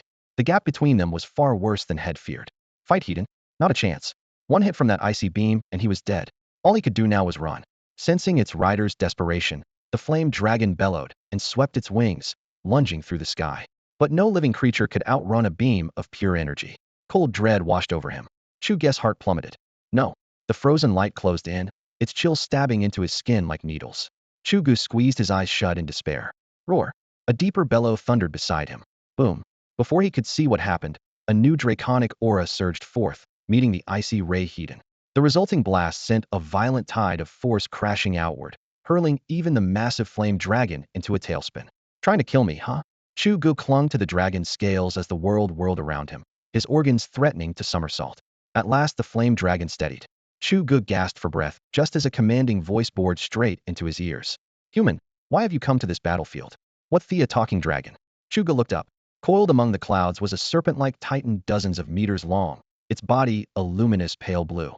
Shimmering scales rippled across its form in eastern Shenlong. He gawked. His mount was a western dragon, and now an eastern one had shown up? Fine, dragon is dragon, but it could speak human language? If his flame dragon ever evolved into a blaze dragon, would it talk to? Human, answer me. The eastern dragon thundered again, its voice drowning the battlefield's clamor. Whatever patience it had was fading fast. What now? Could he just admit he was here on a mission? The quest had been established a century ago. Who knew the fine print? If the dragon decided he was a spy and roasted him on the spot, he'd die the most pointless death imaginable. Cold sweat beaded on Chu Ge's forehead as his mind raced. Watching the eastern dragon circling overhead, Mu Chun found himself trapped in agonizing indecision. Lord Dragon, I am the adventurer Chu Ge. My party was exploring a dense forest when we passed through a bank of mist and suddenly arrived here. While he spoke, Chu Ge quietly masked his aura. He had spent enough time in this full immersion game to know that the so-called NPCs were not rigid lines of code, but fully sentient beings. Stories that began with him from 100 years in the future were little more than jokes to them. No one would believe such claims. Moments ago, a single dive from a frost rock had forced Chu Ge into a desperate retreat, and the starlit scales of the eastern dragon before him now left him frozen in place. If this creature truly meant to strike, he would not even have time to realize had been killed. Luckily, the dragon had rescued him instead and was asking questions, giving him a sliver of hope. To Chu Ge's relief, his contract with a flame dragon pet made the dragon instinctively regard him as kinder, at least as dragon adjacent. Mist? Could it be that the Fae have moved as well? The dragon muttered. The casual remark made Chu Ge's heart sink. The Fae sounded like serious trouble. One careless lie might have stirred up a catastrophe. The dragon's golden slit pupils locked onto him, its voice rumbling like thunder. Human, this battlefield is no place for you. Your companions are too weak to survive here. I have a task for you. Will you accept it? Absolutely. Whatever you need, Lord Dragon, just say the word. As a friend of the dragonkind, I'll give it my all. Chu Ge agreed without hesitation, elated inside. A quest straight from a peak-tier boss at launch? Most players could only dream of this chance, and he intended to seize it. Good. I, Kangwu, sovereign of the stars, never shortchange a friend, the dragon proclaimed, its voice echoing across the sky. I will send you out of this battlefield. Then you are to head to Dragon Valley in the west and warn the Fire Dragon King of a possible Fae assault. The quest was merely to deliver a message, yet it could determine the fate of entire races. The reward was just as generous. As soon as Kangwu finished speaking, a sweep of its tail engulfed Chu Ge in dark blue light. In the blink of an eye, he was teleported away, a palm-sized dragon scale now resting in his hand. Scale of Dominion. Special equipment. Health 200. Defense 50. Magic resistance 50. All stats for dragon-type pets 10. Staring at the dark blue scale, Chu Ge felt like rolling on the ground with joy. Incredible. A gift from a dragon god before he had even completed the quest, and the stats were insane. This single piece of gear outclassed his entire silver set, and on top of that, it boosted every attribute of his dragon pet by 10%. That was nothing short of game-changing. Although the item carried no level rating, Chu Ge knew that even if it wasn't a divine artifact, it came awfully close. The dragon scale against his chest felt icy, yet it throbbed with scorching power, and he instantly sensed a breath of draconic energy within him that resonated with the lion dragon. With this in hand, he could lead the lion dragon straight through the AO, Clan's aerial legion. Move, lion dragon, head west, and find the Fire Dragon King. He swung onto the dragon's back and gave the order without hesitation. Taking payment and not delivering was never his style. Besides, he was still inside a hidden quest chain, and straying from the clues would leave him floundering like a headless fly. Dragon's Cliff? He didn't even know the coordinates. To uncover why it had vanished, he first had to learn where it was. Whether it was Kangwu, ruler of the starry sky, or the Fire Dragon King of Dragon Valley, both were top-tier dragon bosses. Tagging along with these dads was the safest route to solid intel. Chu Ge had weighed every risk and reward. Easy beep. He had expected a comfortable courier run, but they had barely taken off when a shrill screech split the sky. Several massive birds with blade-like wings barred their path, their wing beats whipping up savage crosswinds. Lion dragon, fire jet. Chu Ge barked. The dragon's jaws gaped and a torrent of flame roared out, yet the bird's piercing cries shattered the inferno before it could even singe a feather. This century war is bigger than I thought. Chu Ge narrowed his eyes, running the numbers. On that battlefield he had already seen the Dragon Clan, the Ice Clan, and the stone-bodied stonefolk. Now flying-type monsters were blocking him, and had even dragged the fairies into it with an offhand remark. Clearly, a frightening number of races were involved. It might even be a full-scale conflict among all 18 races in the game.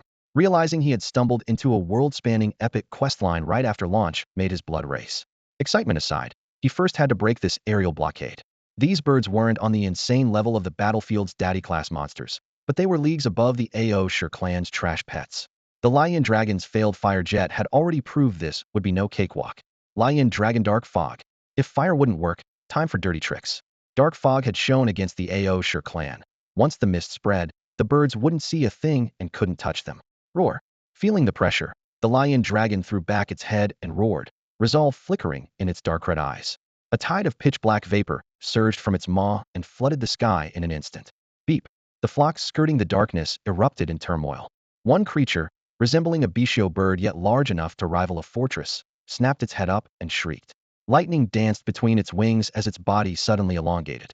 An instant later, the entire bird became a blinding bolt of white lightning and hurtled straight at the Lion Dragon, which was still disgorging the murk. Run, Blaze Dragon move. You never know how deadly something is until you fight it. Chu Ge thought the evolved Biku bird the Chio eagle had to have a limit. With the dragon's brutal stats and the newly won scales of dominion, he figured they could tank a couple of hits, hide in the mist, and maybe even counterkill. Monsters here were crazily overleveled. Dropping one gave several times the outside experience. Reality slapped him. A baby Biku bird could learn a high-speed charge, but unleashed by a Chio eagle it hit an entirely different tier. One flash of light shredded Chu Ge's health bar, and the Blaze Dragon screamed in pain. Counterattack? Forget escaping alive would be a blessing. Black fog churned, twisting his vision. Swigging health potions, Chu Ge yelled at the Blaze Dragon to max its speed and bolt. What kind of quest is this? That was supposed to be a roadside mob. If the trash mobs hit this hard, how am I supposed to live? He spat, analyzing fast. The dragon race was clearly at war with the ice race, and these flyers were probably ice-aligned allies guarding the perimeter. Ancient Frostrock bosses were a problem for Latur, couldn't even take one hit from the doorman. He didn't realize he had triggered an epic racial storyline rise of the dragons. This was only the opening act. If his mount had been a normal red flame dragon, it wouldn't gain the dragon attribute until its final form, the Scorchfire dragon. Until then, it would be pure fire and vulnerable to ice. But thanks to a mutant bloodline, his Blaze Dragon awakened draconic power at its first evolution, felt an ancestral summons deep in the forest, and dragged him to that ancient archway. The quest difficulty already outstripped the game's current progression and Chu Ge's limits, yet he refused to retreat. Risk and reward always balanced out. Barely into the plot, Head scored a dragon scale emblem on par with a divine artifact. Anything further had to be worth the gamble. Roar, screech, dragon howls and bird cries echoed through the fog. Chu Ge downed an entire stack of potions before finally shaking off the relentless Chio eagle. Without their leader, the remaining birds each a different size lagged far behind, no longer a threat. Screech. Shrouded in black mist, Xiaojiao watched in frustration as the flame dragon broke free of his patrol zone and let out a reluctant screech. What are you yelling for? Chu Ge twisted around on the dragon's back and sneered. If you've got the guts, come after me. Screaming won't scare anyone. The flame dragon burst through the blockade, scorching wind whipping past Chu Ge's ears and sending his blood racing. The fire dragon Kingen Hanestagudness legend. Could it really be a Western draconic deity? The thought thrilled him, and he almost turned the dragon's head on the spot, ready to charge straight for the fabled Western Dragon Valley. A cold, mechanical voice cut in without warning. Ding, you have been online for 16 hours. Please log out and rest. Forced log out in 10 seconds. What? Time's up already? Chu Ge stared blankly. Between dungeon prep, that slugfest with the Aosher clan, and a chain of quests, he had completely lost track of real-world hours. A flash of white, and the game booted him back to reality. Boom. Boom boom. He had barely sat up in the pod when someone pounded on the door hard enough to rattle the frame. Who is it? He muttered, clambering out in nothing but a pair of boxers. As a certified shoot-in, his social circle was microscopic. His few buddies would never bother showing up unannounced.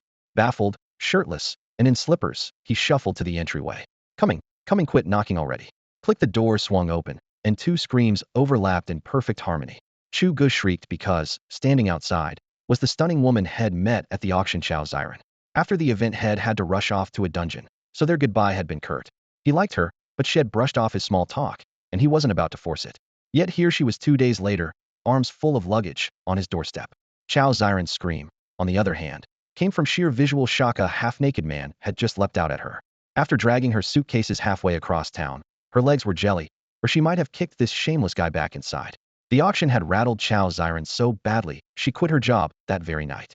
With no family in the city, losing the job meant losing her apartment, so priority one was finding a new place. Luck had it that she spotted Chu Ge's room for rent notice on the complex bulletin board. To dodge agent fees, she followed the address straight here. She tried calling first, but a dozen attempts were stonewalled by his in-game "Do Not Disturb." Hey, what brings you here?" Chu Ge recovered fast, eyes sparkling as they darted between her and the luggage. "Moving? Don't tell me you've fallen for me." "Ah, could you put some clothes on first?" "So you came because you saw my rental ad outside?" The moment Chao Ziren pushed the door open, Chu Ge, wearing only a tank top and shorts, jumped in alarm, yanking a jacket from the sofa and throwing it on in a flurry. Faced with the stunning woman had just run into again, he could only muster an awkward grin. "What else could it be? I called you a dozen times and you never answered, so I had to come in person." Chao Ziren tapped her phone, her tone perfectly matter-of-fact. Fate really was unbelievable. 2 days ago they'd crossed paths in a video game. Now they were standing together in a real living room. Even more astonishing, the real Chu Ge looked almost identical to his in-game avatar, same name, same build, even the same expressions, as if had stepped right out of the screen. "Oh, I completely forgot about that ad," Chu Ge said, scratching his head. "I posted it a month ago, and the place was rented long ago." A month earlier, before Divine Pet League had even launched, had rented out every property he owned to cover the cost of a premium game membership 2-year leases across the board. Seeing Chao Ziren's face fall, he quickly waved it off. "Don't worry. The apartment I'm in now still has 2 empty rooms. Pick whichever one you like. After all, when a beautiful woman shows up at your door, you'd be crazy to turn her away." "Room with you?"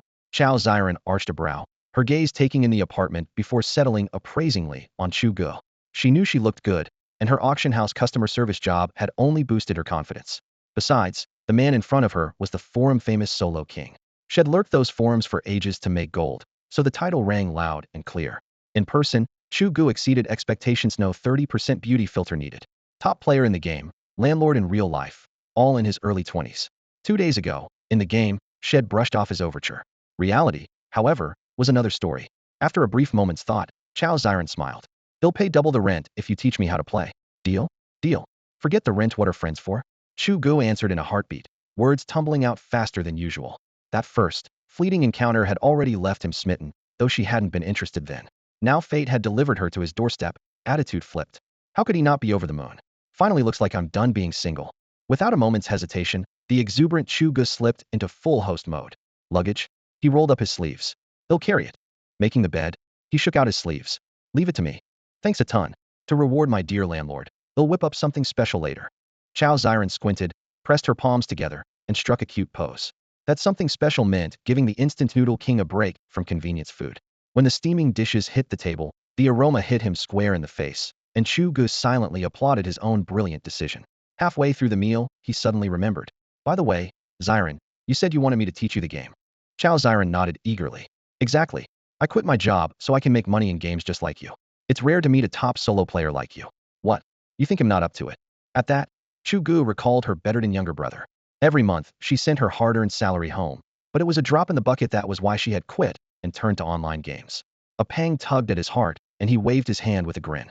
"Teach you? That's no problem at all. Gaming is my bread and butter. If I'm good at anything, it's this." He then poured out every bit of knowledge he had. Information priceless in the early game, stuff you couldn't even find on the forum she shared without holding back. The reason was simple. The girl had come to rent a room. From now on, she was one of them. As it happened, Proud Sovereign had just issued a ridiculous bounty, and Chu Ge desperately needed someone he could trust implicitly. Chao Ziren's arrival was a godsend. With her around, he wouldn't have to show his face so often.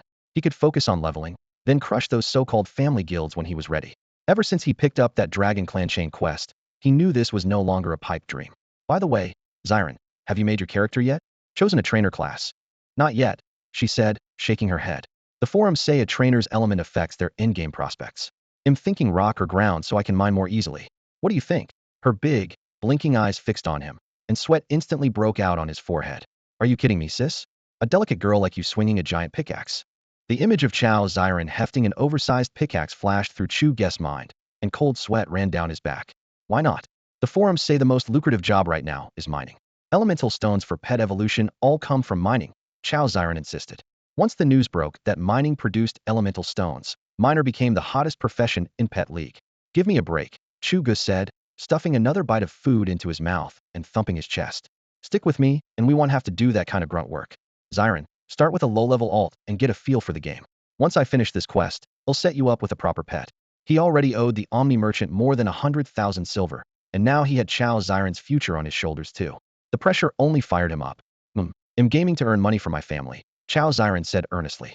"With a top player like Chu Ge helping me, I have absolutely no objections." Dragon Valley. Never heard of it. Dragon Valley. Where's that? The dragon's domain? Adventurer, stay away. Humans who trespass there only die? When Chu Ge logged into Pet Alliance Online for the second time, that grim warning still echoed in his ears. He finally understood that the so-called Find Dragon Valley quest was far from simple. He flew west on his mount, tearing through clouds while the sun dipped lower and lower. Not a single proper gorge appeared ahead, much less Dragon Valley. Only at dusk did a human village materialize on the horizon. With no other choice, Chu Ge fell back on the oldest trick, asking for information. He questioned every NPC he could find at the gate, in the marketplace, at the blacksmiths. As promised, they spoke with smooth, independent logic. The hitch was always the same. Dragon Valley? Never heard of it. What kind of cursed quest is this? Chu Ge muttered, massaging his forehead. Starlord Kangwu wants me to scour the entire western continent for Dragon Valley? You've got to be kidding. With the first day of early access almost gone, frustration nagged at him. Every minute counted, and had wasted an entire day on travel. Anyone would feel ripped off. His last lead was a small tavern in the village center. Dim oil lamps flickered, earthenware jugs lined the bar, and the air reeked of malt and game. Chu Ge sat for a long while, only to leave disappointed. As he sighed and rose to go, a raspy voice drifted from the back room. "Adventurer, fancy a couple of rounds with an old man? Huh, where did he come from?" Chu Ge turned and spotted a gray-robed elder in the corner, wild white hair draped over his shoulders, eyes sharp as needles. The sudden appearance sparked fresh hope. Had to be a hidden quest. "Sure. What's the game?" he asked, taking the seat opposite.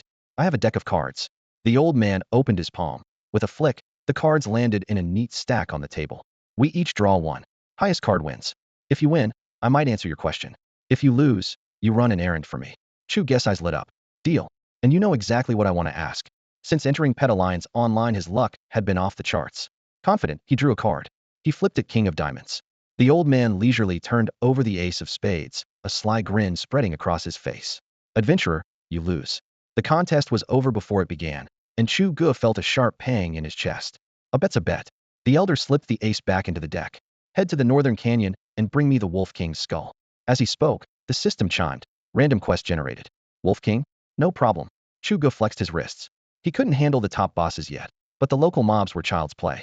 Had already steamrolled a few armadillo-type grunts on his way in. The quest didn't even list a reward, but Chu Ge had no complaints. The old man knows exactly where Dragon Valley is. That alone is a priceless reward. Once I finish this quest, he'll have to spill the beans.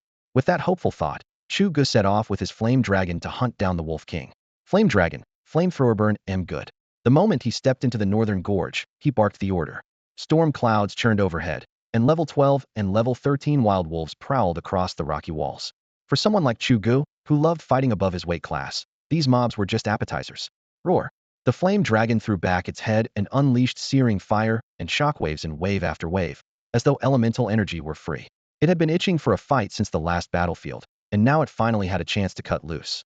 The wolves were dark type, giving them no edge over a fire dragon, and the level gap erased what little advantage they might have had. They swarmed in packs and dropped in piles, feeding Chu Ge a steady stream of experience points. Flames raged through the canyon, and by the time the flame dragon hit level 17, not a single wolf was left alive. What's going on? Where's the Wolf King? Chu Ge frowned.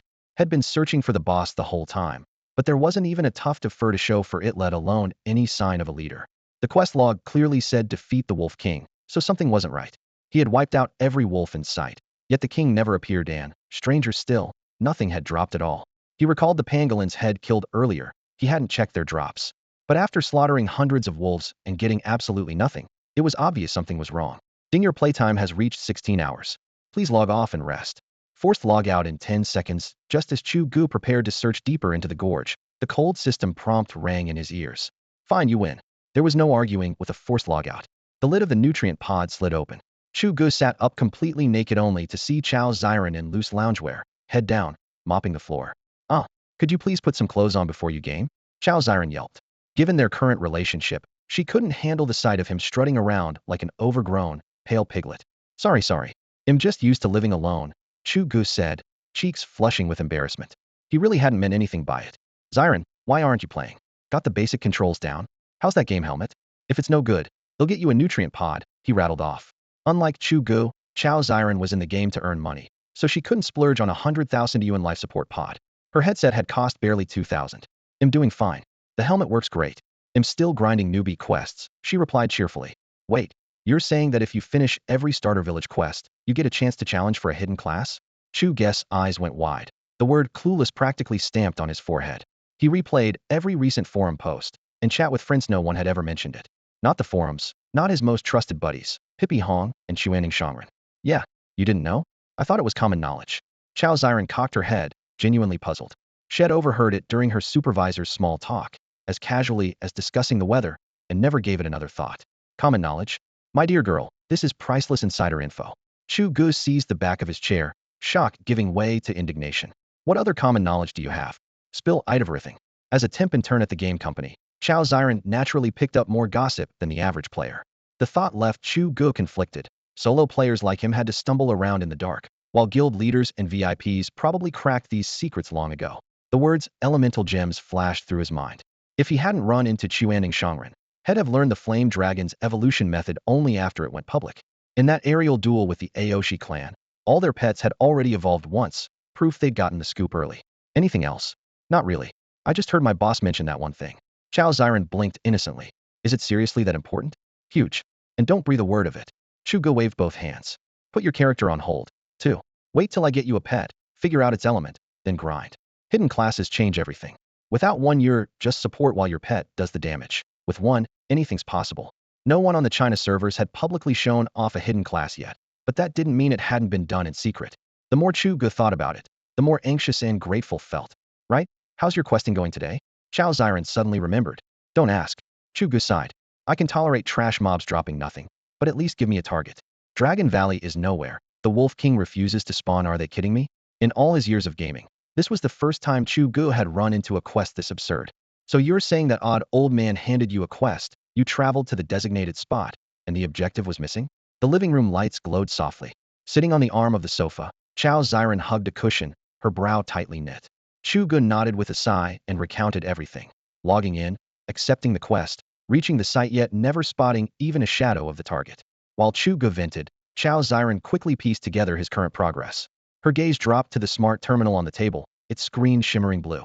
Dragon Valley was never going to be easy to find, but that old man she trailed off, eyebrows drawn as if retrieving a distant memory. Noticing her hesitation, Chu Ge pressed her.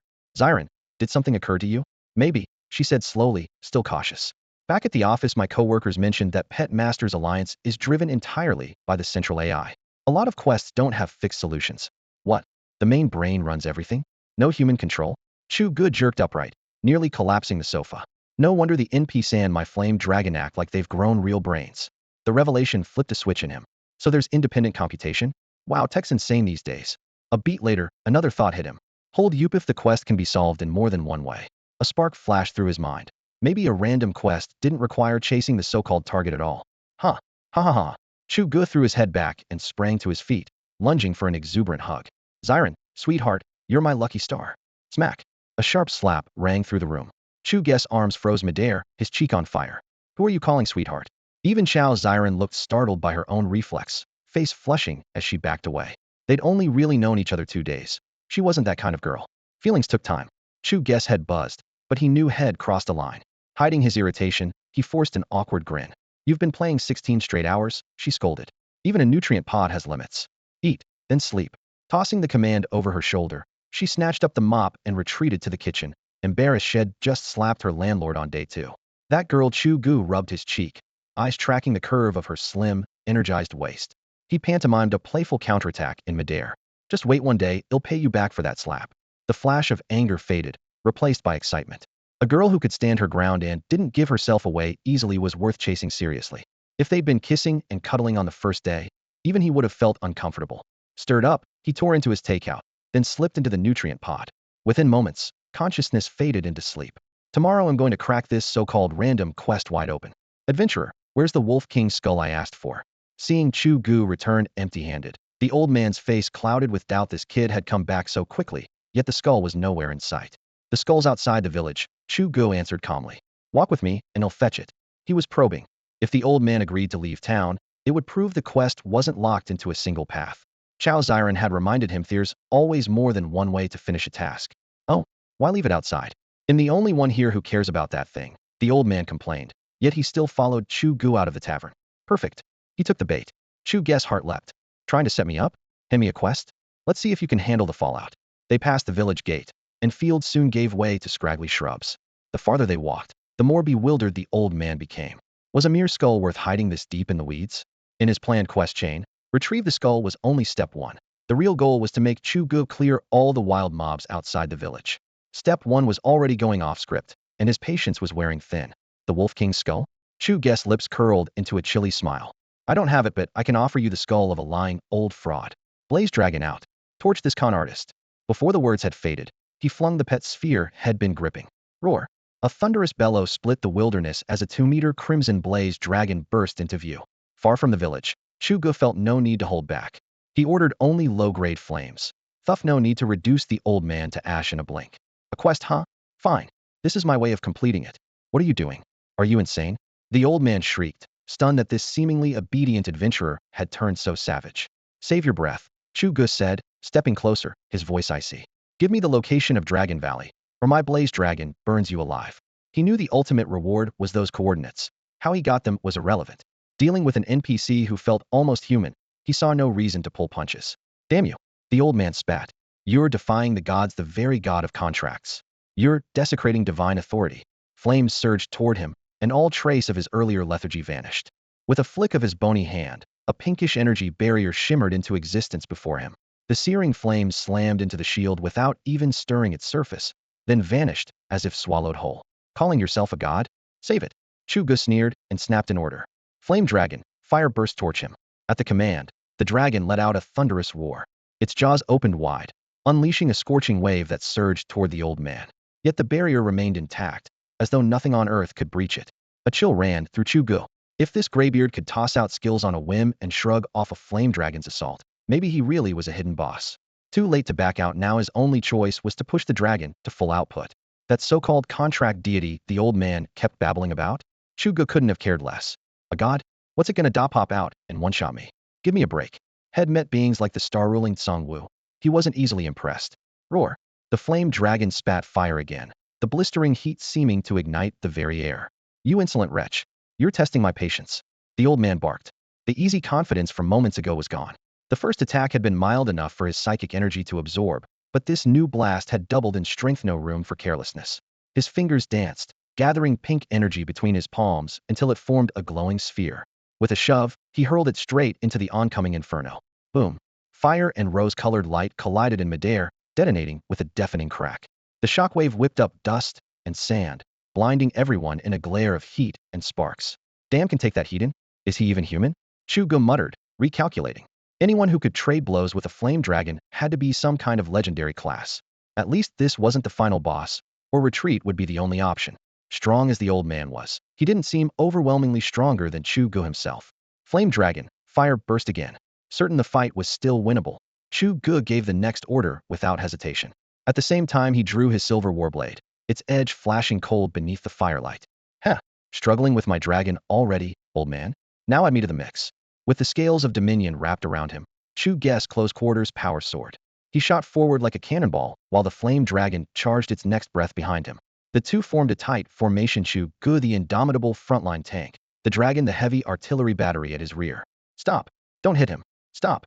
Flames and smoke billowed skyward as Chu Ge hefted his gleaming silver warblade. He dropped his shoulder, swung, and the edge shrieked like tearing silk through a rapid chain of strikes. Across from him, the elderly Esper Angelos finally buckled to his knees. After a brutal fight with a fire dragon, Angelos had nearly exhausted his power. Now, hacked at point blank by a swordsman who seemed clad in iron, even the strongest defenses couldn't hold. Had enough? Chu Ge drew back the blade and strolled forward with a cold grin. Fire licked Angelos' gray hair, filling the air with the acrid stench of char. He looked like a lump of charcoal. Where's Dragon Valley? Angelos coughed up a mouthful of scorched, sweet blood. Chu Ge's towering figure filled his eyes. Gasping, he still forced out, Dragon Valley isn't a place you can just walk into. Adventurer, where is the god of your covenant? Why have you betrayed him? Save it. Chu Ge slammed the broad blade into the ground with a clang, sparks flying. My patience is short. Under steel and flame, the old man's shoulders sagged at last. Fine. Head straight west for about a day. You'll reach a lake. There's a market on its shore. Someone there will show you the way to Dragon Valley. A system prompt appeared. Phase 1 complete. Chu Ge's heart leaped ahead a direction. He flashed a wolfish grin and immediately fixed on a second use for the old man. Good. One more question. He tightened his grip on the hilt and stepped closer. What ability do you use, and where can I learn it? Stubborn fire flared in Angelos's eyes. Never. I won't tell you. Oh, wanna die? Chu Ge lifted an eyebrow, killing intent plain. In his plan, any NPC would fold after a threat. Angelos's defiance caught him off guard. The old man lifted his scorched neck and stayed silent. Fire dragon, kill him. Chu Ge flicked his hand. A roar split stone and tile as the dragon tore through the blaze. Moments later, only smoldering limbs and the stench of charred flesh remained. Angelos collapsed in the flames, his robe fused with ash, yet he still managed one last scream. You'll regret this traitor. Please. A disposable NPC, make me regret? Chu Ge scoffed. He stamped out the embers and rummaged through the corpse. A brittle, leather-bound tome rolled free of the ashes. Guide for Espers. Used to boost an Esper's abilities by 5 and increase job change success rate. What's this? Chu Ge's eyes lit up as the stats popped onto his interface. Holy crap, I'm rich. He clutched the book, swallowed hard, and nearly jumped in place. I've struck gold. Chu Ge stared at the book in his hands, so excited he almost jumped for joy. The ancient scroll wouldn't let anyone step straight into a hidden class, but it could greatly enhance one's abilities once they did, and even raise the chance of a successful job change, and that thought made his heart race. In other words, as soon as he discovered the path to becoming an Esper, his odds would leave every other player in the dust. Even a mediocre Esper could trade blows with his flame dragon, so the class power spoke for itself. He did a quick mental calculation.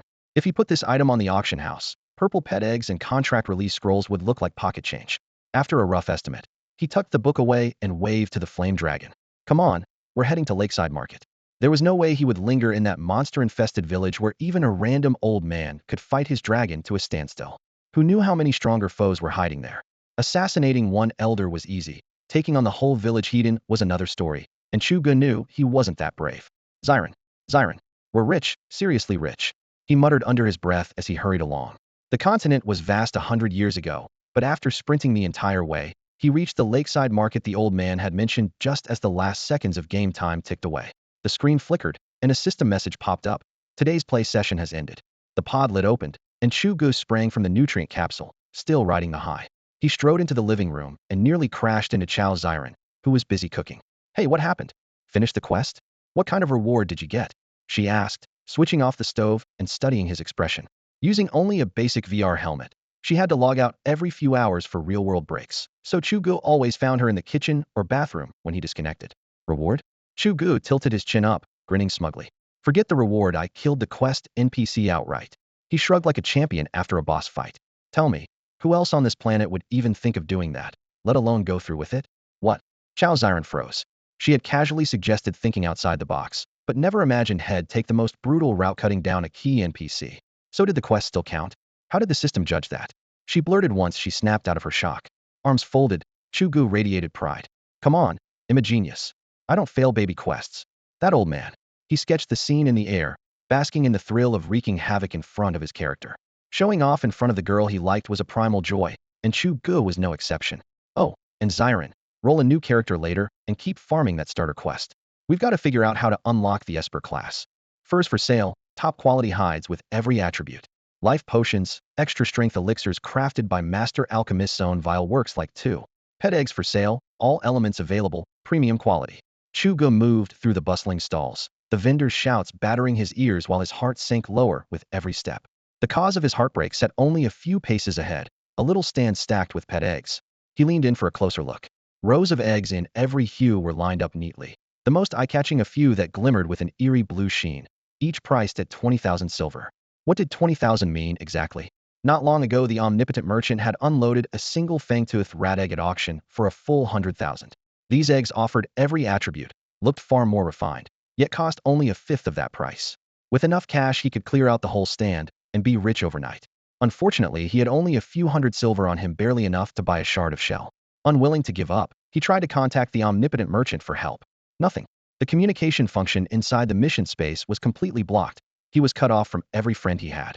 In other words, this place was pure single player. A fortune sat within arm's reach, yet all he could do was stare. Chu Ge felt like howling at the sky. Damn it. Why is this NPC set to non-combat? If I could hit him, I'd rob him blind. He muttered, anger churning in his gut. While he fumed, a chilling voice rose behind him. Adventurer, I sense a heavy scent of blood on you. The words felt as if they drifted from an ice cellar, making the hair on his neck stand up. What the? Chu Ge spun around, nearly drawing his sword.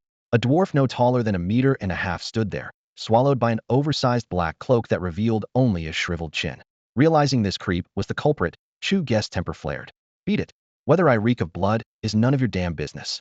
The dwarf acted as though he hadn't heard him, voice still raspy and cold. Adventurer, do you come from Cocky Village? Did that old fooling Rose send you to find me? Well, speak of the devil drops right in my lap, Chu Ge thought, heart skipping a beat. This was exactly the man had been looking for. Yeah, Rose sent me. So what's the job? Now that he had found the target, he saw no point in small talk. The dwarf lifted his head. A greenish gleam flashed beneath the hood. Good. You lack manners, but I like your eagerness. Your task is simple. In one day, a migrating pack of earth brute bears will appear on the western mountain road. Slaughter them all, and bring me the chief's gallbladder. Chu Ge's pulse quickened. Earth brute bears were infamous for sky-high defense and monstrous strength, and seeing them migrate in numbers was almost unheard of. Still, it matched the system's usual sadistic streak. He tightened his grip on his weapon, silently listing the potions and traps he'd need, while the dwarf turned away and melted into the market crowd as if he had never existed. The quest had been issued in the usual, no-frills way, just another standard mission. Anyone else would have bent over backward to meet what seemed like the request of a great master. But that didn't apply to Chu Ge. He knew the old man selling eggs had been flagged as non-attackable, yet the dwarf in front of him was not. At a glance, Chu Ge could tell the little fellow was another attackable quest NPC. Having already cashed in once, why humor the dwarf's bad temper? Relax, Earth Savage Bear, right? Tomorrow you wait for me here. Chu Ge tossed off the promise and strode out of the marketplace without looking back. The market was small and held nothing more to see. The dwarf wanted the quest done within a day and a report afterward, so Chu Ge planned to repeat his old trick, meet this so-called Earth Savage Bear first, then come back and bluff. It was the perfect moment to grind, and he would never pass that up. Before reaching the market, he had spotted a swarm of wild monsters around the lake, experience points scattered everywhere. With nothing else urgent, he raced over to farm them. Because the quest had stalled him for several days, his level had fallen behind. The top player, Mythic Sovereign, was already level 22, while Chu Ge sat at 17. After level 10, the required XP skyrocketed, so those 5 levels hit an astronomical gap. Chieftain, Chu Ge has vanished. Yes, sir. We have eyes in all 8 major cities of Celestial Empire. The moment he shows up, well, no, but he hasn't surfaced for days. At Snowfall City, headquarters of the Proud Dominion Guild, several officers stood before their leader, Proud Emperor. Keep watching. The instant you find him, report. Proud Emperor ordered in a low voice. The costly contract termination had been leaked and become a forum joke. He had posted a bounty, but he wanted revenge personally. Zyron, how's it going? Finished the starter quests. Chu Ge knew nothing about Proud Dominion's large-scale ambush. After a full day of grinding, he logged off and called Chao Zyron at once. Not even close. Chao Zyron replied with a helpless laugh. The newbie village quests aren't hard, but they eat time. He'll need about 2 more days to finish them on one account. Qualifying for a hidden class challenge was never easy. Seeing how anxious Chu Ge was, Chao Zyron could only shrug. This guy is always in such a rush. Seriously, 2 more days. By the way, Zyron, I took a huge loss today. Chatting with Chao Zyron after logging off had become part of Chu Ge's routine. Ever since Shed moved in, life felt far more exciting. It was nice having a woman at home. Ruhar. Rower. Damn it. Run. Blaze Dragon, get airborne now. Chu Ge had barely logged in when he rushed to the quest area, planning to farm EXP the way he had slaughtered wolves last time, only to end up fleeing in panic. The Earth Savage Bears in front of him were nothing like those low-level wolves, a ground type that naturally countered Blaze Dragon's fire element. Thick-skinned, heavily armored, and numerous, the bears forced him to retreat after just 1 round of combat. So the difficulty really is beyond my level. His earlier talk with Chao Zyron had already made him realize that this was one of the game's top-tier chain quests. It was only the first stage, yet the mobs were already overwhelming. The wolf could be outsmarted, but these Earth Savage Bears were on another level. TCH. Earth Savage Bears, just you wait. Next time I won't let you off. Once he escaped their aggro range, Chu Ge was still fuming. The top player of Heavenly Empire, driven off by field mobs again and again? That could never get out. Head back to the market? Too little time had passed. If he claimed victory now, the dwarf NPC would never buy it. The old man earlier hadn't been weak, and the dwarf looked even stronger. The thought left him torn. Sure, killing an NPC target felt great, but if you failed and got stomped, you were a joke. Besides, the dwarf was vital to his main storyline. A botched assassination could ruin everything. Screw it. What's there to fear? He's just an NPC. After a moment's hesitation, determination hardened his eyes. Charging through the bear horde as the quest demanded was suicide. The only option left, take out the dwarf. Knowing how strong the NPC might be, he wasn't about to rush in blindly again. Blaze Dragon, Fire Breath. On the edge of the marketplace, he chose a secluded clearing and began setting a trap. Blaze Dragon might not have a poison pet's natural snares, but once Chu Ge dug a deep pit, the dragon had no trouble filling it with flame. Ruhar. At its master's command, Blaze Dragon unleashed a stream of fire, though it looked puzzled. Each blast plunged into the pit, burned fiercely, then faded. Yet the flames left behind a dense pocket of fire element, trapped at the bottom and growing thicker with every breath. That was exactly what Chu Ge wanted. A deep pit saturated with fire elemental energy was a ticking time bomb. The moment the trap goes off, those fire elements will erupt in a savage blast of energy. Chu Ge has already calculated the blast radius, and he refuses to believe that dwarf can ignore such a shockwave. All right, Flame Dragon, that's enough. After an entire morning of work, the pit is finally packed with fire energy to its limit.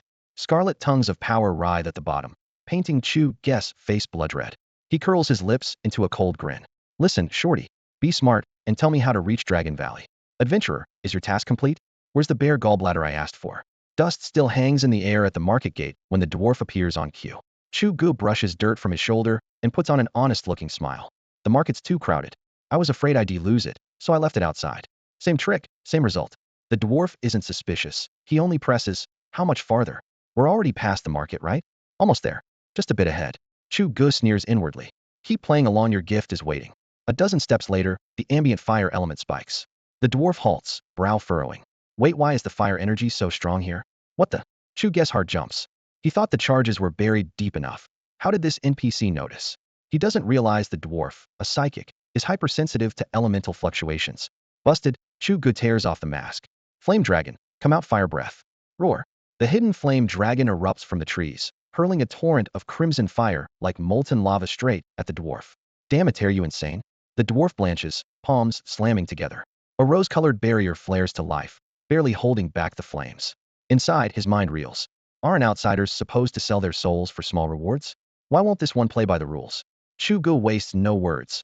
Battle has begun, and steel and fire will do the talking. Flame Dragon, keep roasting him. He draws a silver war blade and lunges like a hunting leopard. Enraged, the dwarf lets out a harsh laugh. You cursed adventurer, this is blasphemy against the gods. Before the final word leaves his lips, his hands blur, launching blades of rose-colored energy from the shield. They streak forward like swords, meeting Chu Ge's charge heaten. The dwarf, caught off guard, is furious beyond measure. Pink energy beams streaked toward him in rapid succession, forcing Chu Ge to dive and roll across the ground. Even so, several bolts slammed into him, shredding bits of armor. His health bar dwindled to a thin thread as cold sweat dripped from his chin. Damn, that damage is brutal, he swore inwardly. After securing the Dominator's scale, Head let the flame dragon breathe fire on him twice as a test, and shrugged it off. Yet half these beams had nearly killed him on the spot. You treacherous human! How dare you carry the dragon god's token? The dwarf howled, more stunned than angry. He knew exactly how lethal his psionic blades were. One strike was enough to vaporize an ordinary adventurer, yet Chu Ge had survived several hits. Only now did the dwarf notice the faintly glowing, deep blue scale on Chu Ge's chest. Traitor? Give me a break. When did I ever say I joined the human camp? Chu Ge shot back, though unease gnawed at him. Dragonborn, winged folk, frostborn. Fan now a human faction? Was this the legendary 100-tribe war? Players were defaulted to human. But if humans had supposedly won a century ago, why did they look so powerless on this battlefield? The question swirled, but his hands never paused. He downed several health potions in quick succession. His empty health bar finally stabilized. Then he vaulted onto the flame dragon's back. Flame dragon, take to the sky. With a thunderous roar, the dragon's mighty wings whipped up a gale and shot heavenward. Trying to run? The dwarf bellowed, convinced his target was escaping. The bastard had ambushed him, wielded the dragon god's token, and aligned with human. She couldn't be allowed to get away. Spreading his arms, the dwarf summoned psionic energy until it surged like a tsunami, warping the air around his palms. High above, Chu Ge glanced down, teeth clenched. Flame dragon, flamethrower. Hit the trap and blow that bastard to pieces. The dwarf's strength had caught Chu Ge off guard, and he no longer cared about the location of Dragon Valley. The feud was set, the fight unavoidable. His only goal now was to bring down the dwarf in front of him. Roar. The flame dragon soared into the air, opened its jaws, and hurled a searing stream of fire at the pit of fire energy Chu Ge had buried in advance. What? The dwarf's face went pale. He had sensed the strange surge of fire energy nearby, but once the flame dragon appeared, he assumed it was just the dragon's own heat leaking out. The idea that Chu Ge had dug a trap and sealed a massive reserve of fire element underground never crossed his mind. Dragon fire slammed into the pit, blowing away the sand that covered it. Jolted awake, the dormant fire element raged like a beast unleashed. Damn it! The blast was too close to outrun. The dwarf threw up a hurried defense, forcing psionic energy from his palms into a broad, glowing shield. Still uneasy, he kept pouring power into it, and the barrier thickened visibly. Boom. The fire element went wild, and a deafening blast shook the ground. Holy, this thing's vicious. Perched on the dragon's back, Chu Ge watched the mating use of his elemental trap erupt and was stunned by its power. If the flame dragon had taken that hit straight on, it might have been obliterated. The scene dragged up the humiliating memory of being chased by a pack of earth behemoths. It was one thing for the winged sentries to be strong, but those bears were mere mission targets, and they had still driven him into a retreat in outright disgrace. If Head had a trap like this back then, he might not have wiped them out, but he would have blown up dozens of them. Hope flared anew, and he swore to himself, "Just you wait, you dumb bears." Cough, cough, cough. As the dust began to settle, a faint, ragged cough drifted over. "You've got to be kidding, still alive?" Chu Ge almost slid off the dragon's back. If that explosion couldn't kill him, this dwarf was practically a tank. Cough, traitorous scum. The dwarf's growl dripped with rage and frustration. From the sound alone, Chu Ge could tell his opponent was already recovering. "You took that blast and got back up? Not a chance I'm letting this slide." He slapped the dragon's neck. Flame dragon, fire breath poured on. If the dwarf had played dead, Chu Ge might have fallen for it. But now? Not a chance. Arg, damn it, damn it. Under the relentless blaze of the flame dragon, the dwarf who had been shouting traitor and blasphemer finally lost his swagger. The mega blast Chu Ge had unleashed earlier hadn't knocked him out, but it had left him dizzy and his blood surging. Now the dragon's fire chased him like a tidal wave. His protective aura burned away layer by layer. The smell of charred flesh clung to him, and he staggered helplessly. Talk. Which way to Dragon Valley? Chu Ge clenched his silver warblade, the edge pressing against the dwarf's throat, its chill biting. "Lie to me, and I'll let the dragon roast you where you stand." The dwarf gritted his teeth, sweat sliding down his soot-stained mask, yet he still forced himself to sneer. "Oomph, kill me if you want. I won't betray her." Chu Ge let out a cold laugh. He had thought that single blast would finish things, and was even ready to leave without the coordinates to Dragon Valley. But this guy had somehow survived. Since his life was so tough, Chu Ge decided to break him instead. "Kill you." Chu Ge inched the blade closer and lifted the dwarf's chin. Torture isn't just about blood and death. The cloak that had covered the dwarf during the blast was now nothing but rags, and the person's true appearance was laid bare: a head of long hair singed into curls, yet still silky. Features so exquisite they looked sculpted. Even smeared with ash, that beauty couldn't be hidden. Chu Ge's eyes flashed. She was a woman. So the voice was fake too? He swept his gaze over her with mocking interest.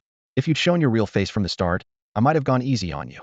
The female NPC froze, panic showing for the first time. She tried to lift her chin, but the blade held her completely still. "What are you going to do?" Her voice trembled. "What do you think?" Chu Ge's smile turned dangerous. "Two choices. First, give me the coordinates to Dragon Valley and answer a few questions.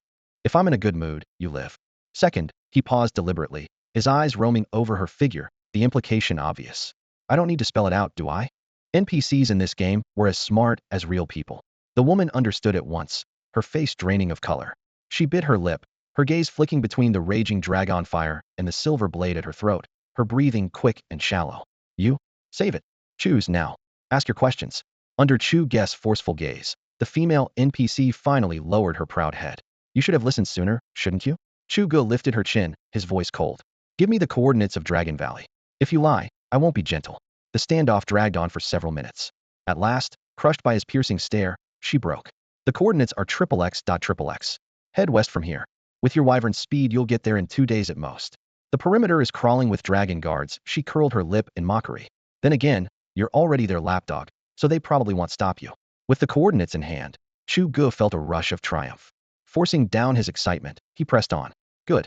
2 more questions. Where do espers learn their abilities, and how is the human faction structured? How many tiers of power do they have?"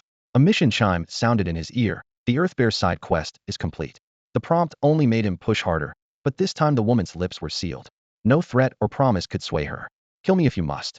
A vein throbbed on her forehead as she shouted. "I gave you the location, but he'll die before I answer the rest." "Think I want." Chu Ge's eyes turned icy. "Blaze dragon, fire breath. Burn her." The interrogation lasted another half hour until the flames consumed her. Roar. The blaze dragon bellowed, a scorched odor filling the air. "Traitor! The gods will punish you," she screamed, her curses shrill and desperate, before the fire swallowed her whole and reduced her to ash. "Punishment?" Chu Ge scoffed. "Let those so-called gods come meet me, and we'll see who ends up dead." He waved for the dragon to withdraw its flames and strode toward the pile of cinders. Curses meant nothing to him. Loot was all that mattered. He crouched, sifting through cracked armor and charred cloth, even raking his fingers through the ashes. No books, only a cool, round orb met his touch. Psionic orb. Increases an Esper's total energy by 10% and stores power. Current charge 01000. The system description made him grin from ear to ear. So that's how she tanked that explosion. He raised the orb, the firelight dancing across the crystal surface, greed gleaming in his eyes. Clearly, to survive the blast, the NPC had emptied every last drop of power from the very orb now resting in Chu Ge's hand. Zyron, I'm rich. Filthy rich. Chu Ge's shout blasted from the living room like a firecracker, making Chao Zyron, who was chopping vegetables in the kitchen, jerk in surprise. The cleaver almost grazed her fingertip. What now? He was bragging about striking it rich just yesterday. Here we go again. She looked toward the living room, secretly grumbling. They both played Divine Pet Alliance. Yet she was still trapped in the starter village while the legendary solo king Chu Ge counted piles of cash. The gap was downright painful. Jealousy was one thing, but there was only one king of solo players in the whole nation. No one else could copy him. Another big drop? She set down the cleaver and craned her neck, curiosity lighting up her face. She was, for the moment, living under his roof. She knew Chu Ge liked her, but she had never planned to live off her looks. Free rent was already a favor. She repaid him with cooking and cleaning, and got to study the game from up close. That was why she stayed. As for their relationship, she didn't reject his pursuit, but feelings had to grow in their own time. Haha, I just took down that NP can. She was a tough one. Chu Ge sprang out of his chair, headset dangling from his neck. She dropped the psionic orb. With someone to share the thrill, he grew even more animated, recounting every detail in near-bragging tones. Only then did Chao Zyron grasp the orb's value. Good grief, in the auction house, it would start at several million. It not only boosts special classes tremendously, it can store energy as well. Chu Ge didn't even know what 1,000 energy units really meant, but that female NPC had withstood his full-force explosion, which said plenty. The thing was practically a divine artifact. Zyron, hurry and re-roll that quest, Chu Ge rattled off. If the choice isn't the Esper class, delete the character and start again. No matter what, you have to trigger the hidden Esper job. He already had 2 pieces of gear tailored for an Esper. The game had just launched. Cashing out now would be suicidal. His plan was simple. Get Chao Zyron to shift to Esper and become his ideal partner. As for the gear being worth millions apiece, he didn't care. Investment brings return, and today's outlay would pay off many times over. Besides, he had complete faith in Divine Pet Alliance, hailed as the world's top game. Chu Ge, you mean you want me to take the class? Chao Zyron wasn't slow. The moment she spoke, she understood his intention. So far she had followed his advice, dutifully grinding quests in the starter village. First, because it was the safest path for a newcomer. Second, because it was her way of repaying him. He had already promised Chao Zyron a pet. If he didn't make some gesture, how could Chao Zyron accept it with a clear conscience? A blue-grade pet was selling for around 100,000 credits. To Chu Ge, that was pocket change. To Chao Zyron, it was astronomical. Precisely because of that gap, Chao Zyron was willing to follow Chu Ge's plan and focus on clearing the newbie quest. Nonsense. If it's not you, who else could it be? Chu Ge shrugged. The starter village? You think I can still go back there? He knew perfectly well he could never return. If he could, he'd gladly try for the hidden class again. But still Chao Zyron hesitated. Enough with the buts. Chu Ge waved him off. If your conscience bothers you, treat it as a loan. Pay me back when you've made some money. All right? In Chu Ge's eyes, Chao Zyron would be one of his own sooner or later. There was no need to keep score. Eyes slightly red, Chao Zyron nodded hard. Okay, don't worry. They'll grind until I unlock the Esper class quest. The night passed quietly. At dawn, Chu Ge rolled out of bed, polished off the breakfast Chao Zyron had prepared, and logged into the game. Target, Dragon Valley, the Fire Dragon King. With the precise coordinates from that female NPC, he felt unstoppable. First, though, he had one more task: settling the score with the Earthbrute bears. He spent the entire morning circling the map on his Blaze Dragon, finally locating the bear tribe still on the move. The dragon swooped down onto a path they had to cross. Chu Ge jumped off and began digging furiously. To guarantee a one-shot kill, he carved out 3 deep pits and packed them with fire element crystals. If he hadn't been running low on mana potions and if the bears weren't almost upon him, to have dug 2 more. Rumble, rumble, rumble. Earthbrute bears were massive. An adult weighed at least 800 kilos and stood over 3 meters tall. When the tribe ran, the ground thundered and dust billowed. Blaze Dragon now? Flame Breath Pit 1. Hovering high above, the dragon opened its jaws. A torrent of red fire poured down. The memory of being mauled by these bears still stung, and a vengeful glint flickered in its eyes.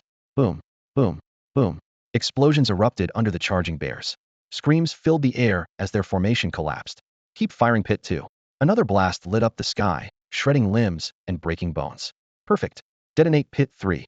The successive shocks threw the entire bear tribe into chaos. Many had their bones crushed on the spot. Even more were swallowed by the flames, their hulking bodies reduced to charred wrecks. Countless earth brute bears were burned to cinders in the roaring inferno. A despairing howl rose from below, where an earth dire bear writhed in the flames. Haha, that's what I call satisfaction. Chu Ge straddled the back of his flame dragon, gazing down from above at the battlefield littered with charcoal black corpses. As the blaze subsided, the rush of one-shot max damage overwhelmed him. The numbers might not have hit 999, but the blast still vaporized more than 100 bears. His experience bar rocketed from level 17 to 20 in an instant. The dragon leveled up alongside him, reaching 20 as well and unlocking a new melee skill, Dragon Claw. With Dragon Claw, if those winged mobs try that supersonic dash again, he'll show them what talons feel like. A grin tugged at Chu Ge's lips, excitement flashing in his eyes. The fire continued to die down, leaving the earth glowing red and split by cracks.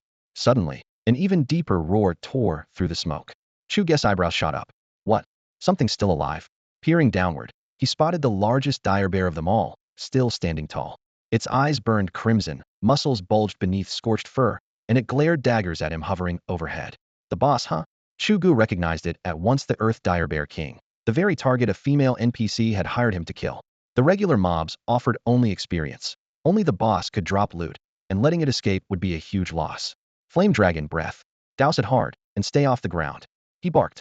The bear was Earth-type and countered the dragon's fire, the reason for his earlier retreat.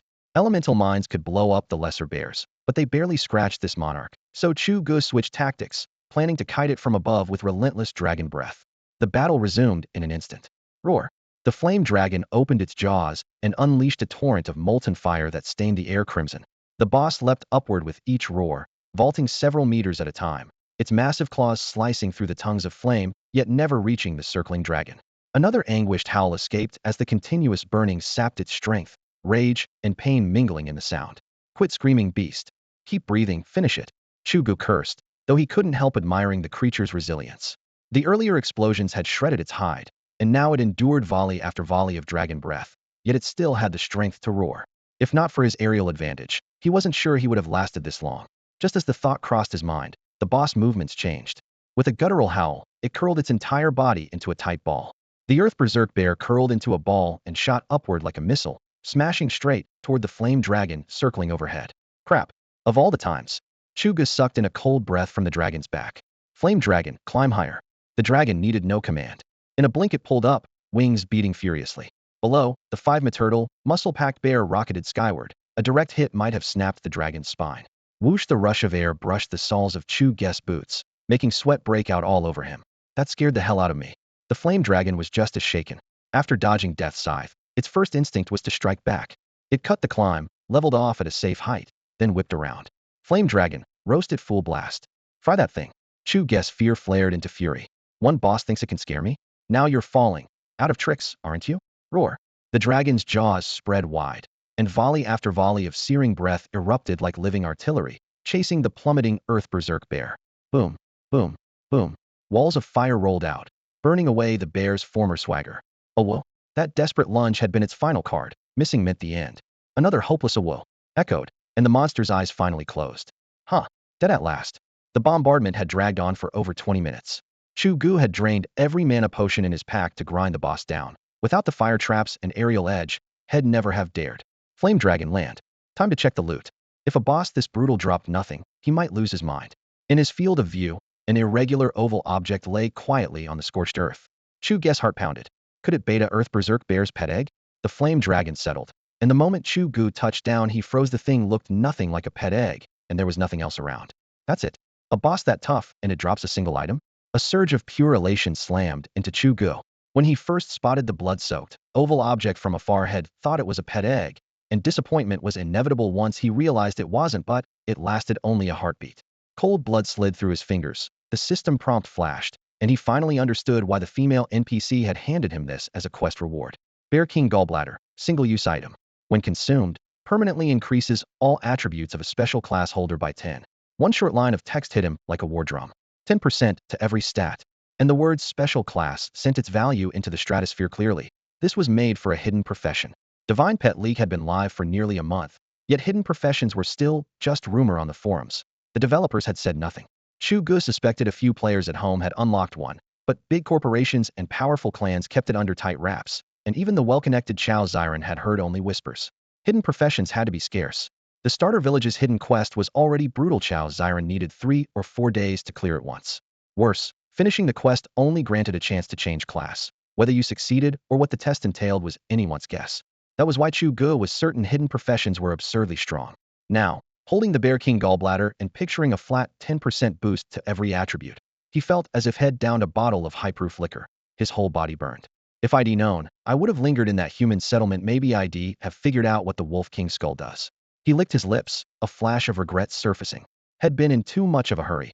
Now he was more than a day's travel away, far too late to turn back. Whatever, he'll check it out next time.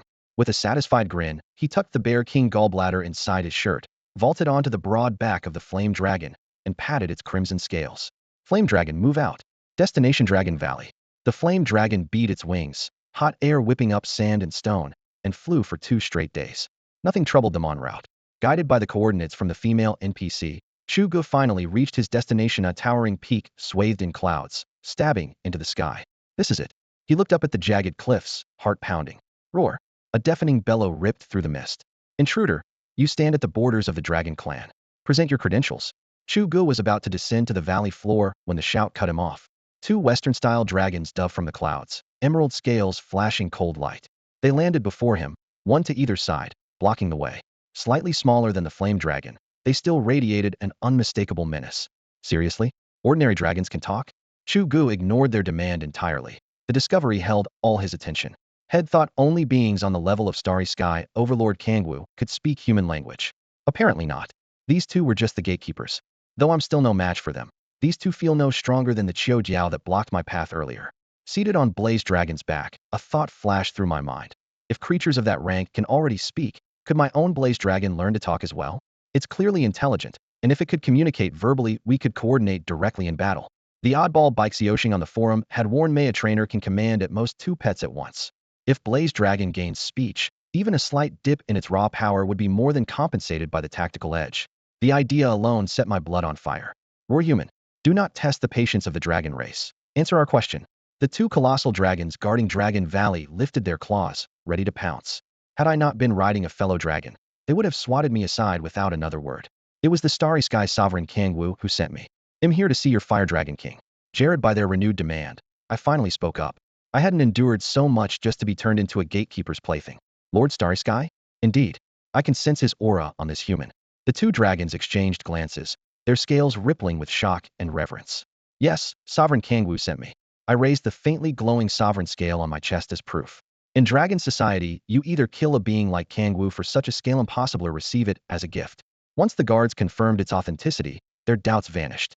Human, the Fire Dragon King is at the summit. Go to him directly. They stepped aside, and the path opened. Blaze Dragon, let's go. The gates thundered open, and I urged my mount forward, eager to meet the legendary Fire Dragon King, almost certainly the key to my main quest. As we neared the peak, a deafening roar crashed over us. Roar. Human, I sense Kangwu's aura on you. Speak. What news from the Southern Front? Why has Kangwu sent you here? The Southern Front? My heart skipped a beat. That was exactly where I had first arrived in this world. Mighty Fire Dragon King. Lord Kangwu sent me to warn you of a surprise attack from the Fae. I still hadn't seen the Fire Dragon King with my own eyes, but the roar that rattled the cliffs told me one thing. The message had been delivered. Mission accomplished. Fairies? Those creatures have joined the war. On this continent, every race has its counter. Even the dragons, whose individual might is unrivaled, have a natural nemesis. The fairy folk exist specifically to hunt them. They are rarer than dragons and live in deep secrecy, so the world knows little about them. Yet the power in their blood is enough to make any dragon quail. For that reason, the mere mention of their names startled even the god-tier Fire Dragon King. The dragons were already struggling to fend off the allied forces of the Ice Clan and the Winged Tribe. Ice magic inherently restrains dragons, and the battle had pushed them to their limits. If the fairies chose this moment to intervene, the consequences would be unthinkable. Honored Fire Dragon King, how may I serve? Chu Ge looked up at the towering figure well over 10 meters tall, with a head larger than his own flame dragon, yet showed no fear. I may be human, but my partner is a dragon. He'll give everything I have for the dragon race. Inside, however, he was shouting, give me a quest. Those minor human NPC errands bore me, but a god-tier boss like you could hand me anything and I'd jump at it. The Fire Dragon King's golden slit pupils narrowed.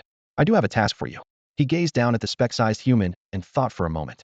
We've learned the fairies plan to join the war, but their movements are unclear. Travel to the coniferous forest in the north and investigate. If you see any activity, report back at once. And when you approach them, keep that little dragon of yours hidden. Because of the elemental counter, a single dragon presence will alert the fairies immediately. After a brief deliberation, the Dragon King officially entrusted the mission to Chu Ge. Only a human could get close without raising suspicion. Leave it to me, your majesty. Chu Ge pounded his chest. He'll infiltrate their ranks and learn everything about their plans. But he met the king's blazing golden eyes. What's the reward? A life-or-death mission deserves proper pay. Only a fool works for free. The system prompt for the quest had appeared, yet the reward field was blank. If he fought his way back and the dragons merely said, "You're a friend of dragons," he'd break down and cry. In other games he might have been less picky, but in Divine Pet Alliance, even quests could be gamed, so he had to secure the reward first. Roar human. The Fire Dragon King growled, flames licking between his fangs. We dragons never shortchange our friends. I'm not naming your reward now, because revealing it could expose your identity. I'll let you preview the reward. But remember this, you must report every detail of the elves' movements to me, or you will face the dragon's wrath. The Fire Dragon King lay coiled upon his lava-surging throne, molten gold pupils half-closed. He disliked the greedy human Chu Ge, yet with the elven threat looming, he finally revealed the reward's true form. The dragon's hardest single-use item that unlocks the hidden class, Master of Dragons. A wave of draconic might rolled off the heart-like gem. Chu Ge glanced at the system prompt. A new golden line had appeared in the reward tab, and his blood surged with excitement. A hidden class, and not just any hidden class, but Master of Dragons. The name alone eclipsed the Esper class he had coveted. If not for the Fire Dragon King's scorching aura, Chu Ge would have dashed straight to the coniferous forest, finished the scouting mission, and cradled the dragon's heart on the spot. Go, human. I will await your return here. The Fire Dragon King's voice was icy as he slowly put away the still-throbbing gem. Rest assured, my lord. They'll stake my life on bringing back every scrap of intel on the elves. With a main quest stacked on such a reward, Chu Ge hesitated no longer. He vaulted onto his flame dragon, spread its wings, and shot northward. Meanwhile, the game's celestial community burst with explosive news. The first guild token had dropped, meaning the major clans could finally create officially recognized guilds. A solo player named Tianchao Baisho looted it from a fighting type boss, the brutal ape king, sending every faction scrambling to camp the ape spawn points. In the end, the realm's top clan, the Mythos family, bought the token for an eye-watering 8 million. The last auction's total turnover had barely topped 10 million. One item fetching 8-cent shockwaves through the market and lured a flood of treasure hunters into the game. None of this concerned Chu Ge, who was still en route. Xiren, forget the gossip. What matters right now is your newbie village quest, Chu Ge said rapidly into the communicator. Ever since meeting the Fire Dragon King and landing the mega reward quest, he sensed that once he finished spying on the elves, his main storyline would be nearly complete. The Dragon's Cliff mentioned in the quest had yet to appear, but he suspected it was the sky-piercing peak head seen beside the Fire Dragon King. It spawned, but it's not an Esper job change, it's for a fighter, Chao Xiren explained helplessly, hearing Chu Ge's urgency. I spent 3 days grinding the starter village quest, and all I got was a fighter job. Sure, fighters aren't weak, but all the gear you set aside for me is built for an Esper. Buddy, take a breather inside the pet capsule for now. After 2 full in-game days of travel, Chu Ge finally reached the northern coniferous forest that lay perpetually wrapped in mist. To keep a low profile, he recalled his flame dragon into its capsule. Grayish vapor swirled overhead, yet it couldn't hide the countless straight, sky-piercing trees. Standing before the dark green sea of trunks, he was struck by a powerful sense of déjà vu, felt as if he had been here before. Weird. Isn't this quest map supposed to be an instanced world? When did I ever come to a place like this? Wait, this view looks exactly like the forest where I accepted the quest outside. In a flash the memory hit him. The quest board had been here. No way could this really be the same spot from 100 years ago. The revelation had barely formed when 2 echoing shouts cut through the fog. Human. This is the realm of the Fae. 2 stag-like creatures strode from the haze. They stood nearly 3 meters tall, their coats a deep teal, arcs of lightning dancing between their antlers, and like the dragon's sentries they spoke in clear human tongue. What truly startled Chu Ge wasn't their speech but the blinding glow flaring between their antlers, Fae energy gathering for a strike that could annihilate him. Hold on. Huge misunderstanding. He cried, waving both hands. I'm just an adventurer and had no idea this was your land. In earlier days he might have brushed off the risk, but things had changed. He was loaded with premium gear. Losing even one piece would be agony. More importantly, this faction quest concerned the fate of entire races, and he had already scored the dragon heart right at the start.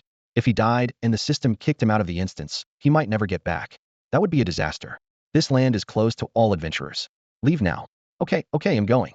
Under the stag's uncompromising glare, Chu Ge spun on his heel and retreated. Summoning the flame dragon was out of the question. Even if he did, they would vaporize him in seconds. Damn it. How am I supposed to clear this quest? He muttered while sprinting away. He had thought the challenge would be gathering intel, yet he couldn't even cross the border, let alone collect information.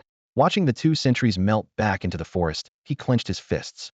The core problem was his level. This quest clearly wasn't meant for someone as underpowered as him. Quit. No way. With the dragon heart dangling in front of him, retreat wasn't an option. Dark silhouettes overlapped in the misty pines. He drew a deep breath and forced himself to think. He couldn't give up. There had to be a solution. As Zyron liked to say, any tactic that finished the job was fair game.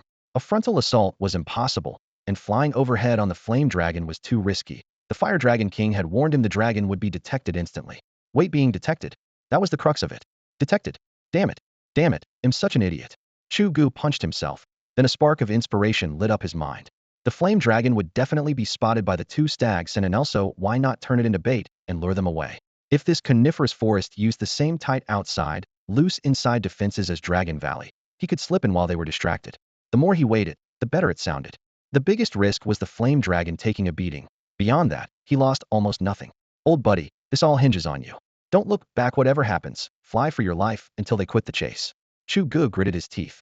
If the flame dragon couldn't sneak in with him, it didn't matter whether it stayed outside or in its pet ball. A few days' delay had let the leaderboard's Mythic Supreme hit level 27, while Chu Ge still trailed behind. The flame dragon was stuck at level 20 god tier among players' pets, yet against two dedicated gatekeepers his only hope was that it wouldn't be one-shotted. As long as it could tank the first hit and use its flight advantage to drag the deer away, it might escape intact.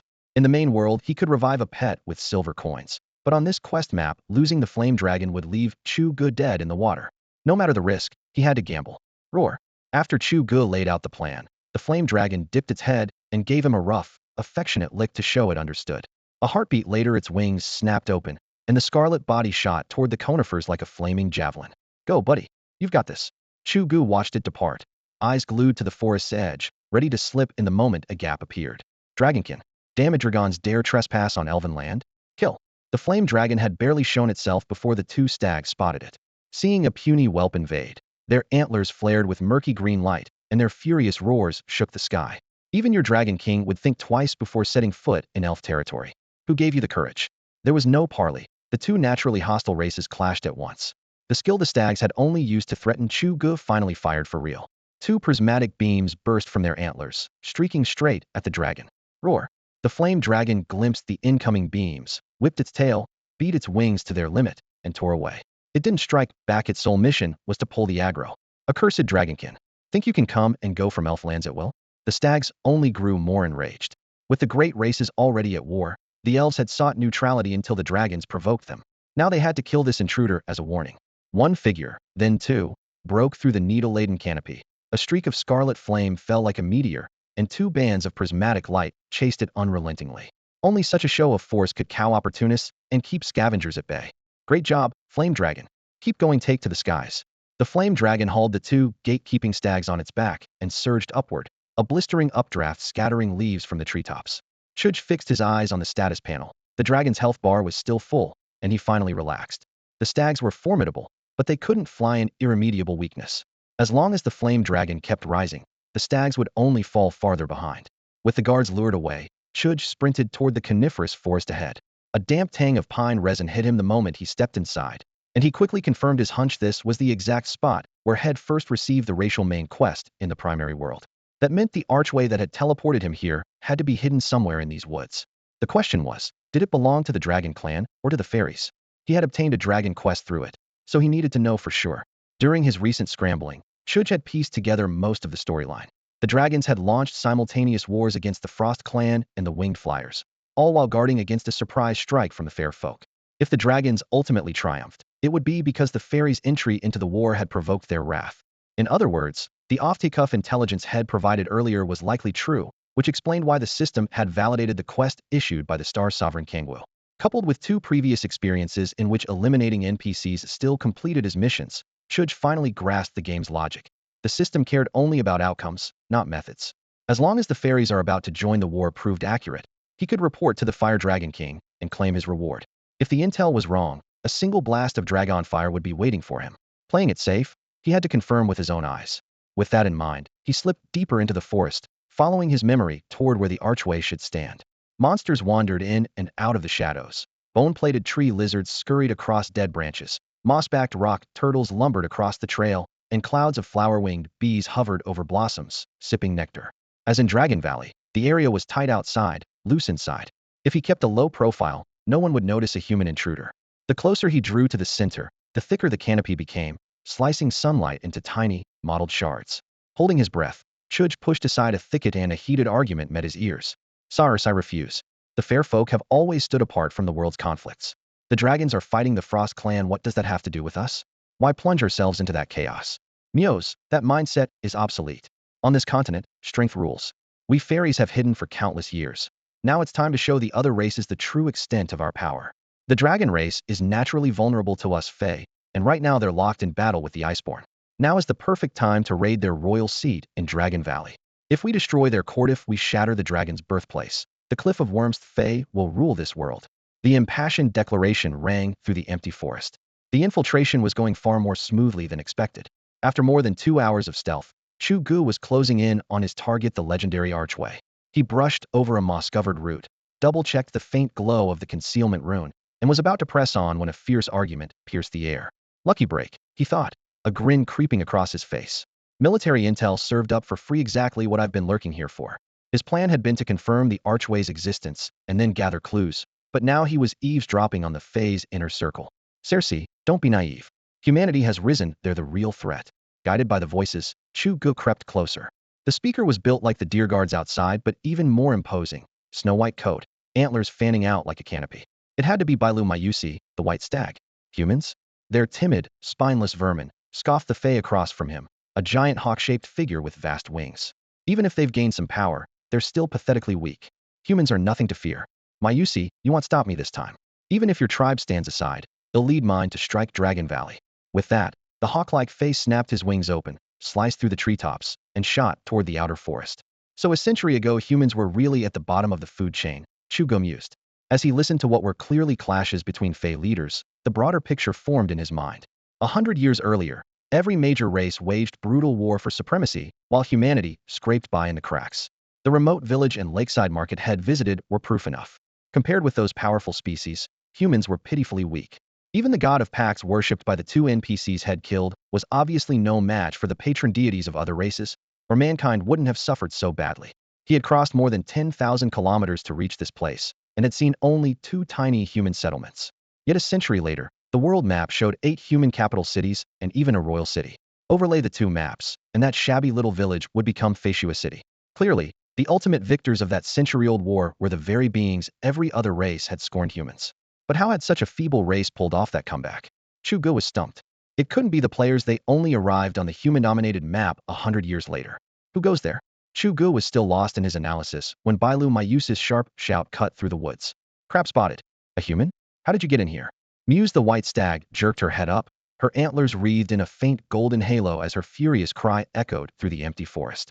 In this heartland of the Fae, only a handful of creatures ranked high enough to speak with Muse as an equal. Moments earlier, 2 guardians of her stature, the Sky Eagle Saurs, and another white stag, were still stationed on the perimeter. The instant Sonus left, Muse sensed a flicker of energy deep in the undergrowth, almost too weak to notice. Chu Ge was hiding there. I'm an adventurer. Chu Ge rose slowly from the bushes, hands lifted to show he meant no harm, his voice trembling with nerves. I just saw 2 stags as tall as you chasing a huge dragon.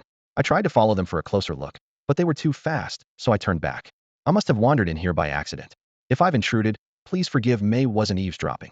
Facing a white stag considered divine tier, Chu Ge's heart hammered. One breath from Muse could mean instant game over. In a normal quest, he didn't fear death, but this map was set a century in the path that couldn't afford to die here. The flame dragon was still outside. If he were forced back to the main world, he'd never return, and the dragon would be lost for good. There was no 100-year, 1,000-mile summon in this game. He had to stay alive. 2 stags that look like me chasing a dragon? Muse stepped forward, her hooves brushing the leaves with a low rasp, crystal eyes flashing cold light. Her anger was almost tangible. By their rules, an outsider who trespassed would be questioned and then silenced. She hadn't expected this unremarkable human to drop such a bombshell. Those 2 stags were the very sentinels guarding the Fae border. They would never abandon their posts unless the dragon struck first. That meant the dragon clan had already made its move. While she and Socrates were still debating whether to mobilize, the enemy had come to their door. How could she not be furious? A lone dragon wouldn't charge in alone. It was likely scouting for intelligence. Did the arrogant dragons really think the Fae were easy prey? Rage and killing intent churned in her chest. As for the intruder before her, with the sentinels gone, his stumbling in by accident was plausible. Muse looked down at Chu Ge, a plan taking shape in her mind. Human, you now have two choices. She raised her massive head, her voice low and heavy like thunder. First, I eliminate the threat on the spot. Second, you carry out a task for me. Chu Ge paled, but forced himself to meet her star-like eyes. For a mere human to make it this far, your status among your kind must be respectable, Muse continued. Take my token to the human capital and tell your king this. I, Muse, accept his proposal and agree to an alliance. But your people must send troops to help us assault Dragon Valley. As she finished, the fire in Muse's eyes burned even brighter. Before Chu Ge could utter a word, Muse the white stag fixed him with a teasing stare. The second option, death. Her voice drifted lazily, yet it pressed against his throat like an icy blade. As if there were really a choice. Chu Ge rolled his eyes inwardly. Only an idiot would turn down a simple courier job. But what exactly was this human royal city? Had it existed a century ago? In a pact? A flood of questions erupted in his mind. So the humans had already reached out to this stag 100 years back? No wonder she had used the humans as an excuse each time the giant rock proposed an attack. In just a few sentences he had unearthed information he had never been able to crack before, whole swaths of the world map lighting up in his head. To make up for trespassing on your territory, am willing to deliver the message. He really had no other choice. Duty called once more. Good, that attitude pleases me. Muse nodded, lifted a hoof, and gathered golden light into a thumb-sized jade shard, flawless and glowing in front of him. Show this token to your king. He'll know what to do. The light faded. Muse left nothing but a graceful silhouette as she disappeared into the forest. Seriously? That's stingy? Chu Ge turned the token over, half amused, half annoyed. Kangwu, Lord of the Stars, hands out artifact-grade gear like candy. And you give me a token with 0 stats? A system prompt popped up. Quest, Letter of Alliance, Fairies and Humans. Reward, none. His enthusiasm evaporated. No reward, no motivation. But he couldn't exactly chase after a deity to haggle. He wasn't that brave. Seething, he quit the fairy realm.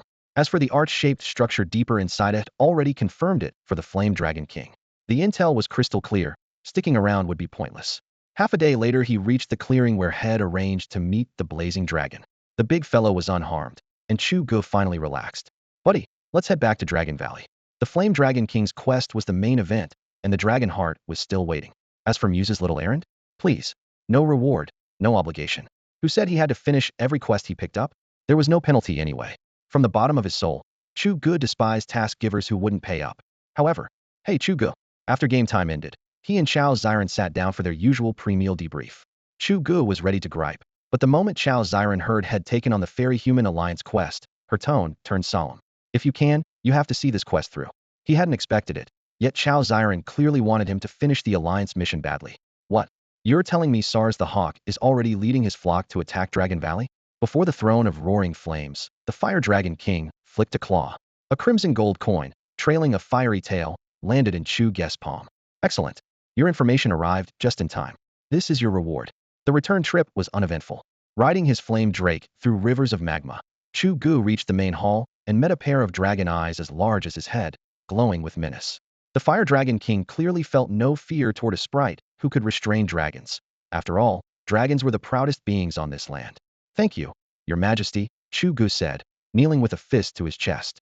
If there's anything else I can do for the glory of our kind, I will stake my life on it. Privately he thought, Bylus a penny pincher, but this Dragon King is generous. Come on, big guy, hand out another quest whatever it is, I'll give it everything I've got. The Dragon King chuckled. Good. No wonder Kangwu trusts you. For now, I have nothing more that requires your help. Take this pass. With it you may enter and leave Dragon Valley freely. No quest, but a pass was good enough.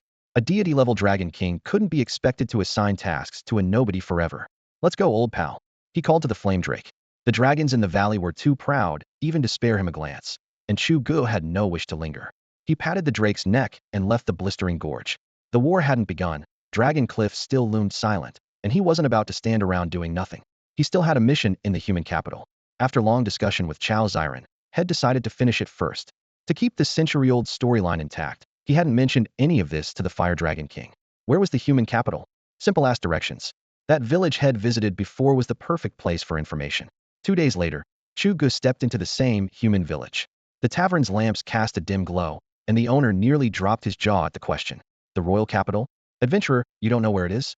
Chu Ge spread his hands. How would I know? am not one of you NPC locals.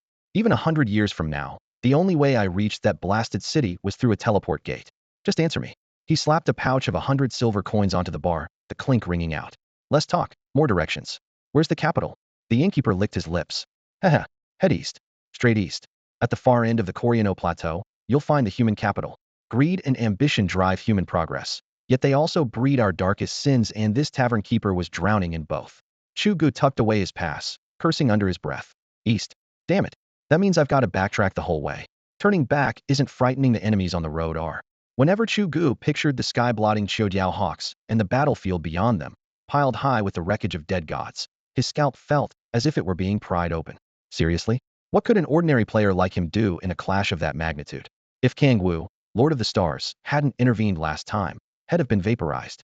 Now they expected him to retrace his steps across that divine battleground? Honestly, he didn't have the nerve. But the return route was just as perilous. Take the Chodiao sentries alone, he doubted he'd get lucky twice. Last time their attention was turned outward, guarding against dragon reinforcements, so had slipped out from the inside. If he tried that now, they'd peg him as an intruder and unleash everything they had. Is there any way other than heading straight east? Chu Ge pulled out a bag that clinked loudly, 100 silver coins, hoping to sway the famously greedy shopkeeper. This time, the man pushed the coins back and fixed him with a complicated stare. "Adventurer, east is the only route. Because you offered money, we'll give you a piece of advice. Whatever you do, don't try a detour." The grave tone wiped the color from Chu Ge's face. Even silver had failed, was out of options. No detours? Would he get lost? Or was there some hidden death trap? After a moment's struggle, he set his jaw. "Fine, head risk it. Another pass through the battlefield, that was all. If he steered clear of those boss-level dads and didn't provoke anything, maybe he could slip through. Besides, days had passed. The armies might have pulled out by now." Decision made, his gaze hardened. It's just a game, why keep flinching? If he made it, he might even scavenge a few bargains. With that thought, he swung onto his mount and left the human village. "Old boy, let's ride. The Chodiao blockade? Bring it on." As Chu Ge set out, China's entire gaming scene exploded with news. The first official guild had registered Myth. A guild alone wouldn't have caused a stir, but Myth's next move stunned everyone. They declared war on Panshir City, one of the 8 human capitals. After a frantic recruitment drive, 1,000,000 players rallied under Myth's banner and launched a tidal assault. At current levels, players were one-shot fodder for the city guard, but sheer numbers counted. Backed by deep pockets and endless supplies, Myth showered its members with rich rewards, and they charged again and again, fearless of death. The outcome was still undecided, yet nearly every Chinese player believed that if Myth kept up the pressure, Pan's defenses would be drained before long. "Zhuge, how good are our odds?" The flames of the siege had already turned the walls of Panshir City red hot, and players across the entire empire were drawn to the smoke and explosions. Yet as the mastermind behind the war, the Myth clan's leader, Myth Supreme, showed no excitement at all. He merely narrowed his eyes and stared at the distant battlefield. "Supreme, you already know the answer. Why bother asking?" The man with the white feather fan withdrew his gaze without a ripple of emotion. Was Myth Zhuge, the clan strategist. "Even if this is only a probe, judging by what we've achieved so far, it's not impossible for us to take Panshir City."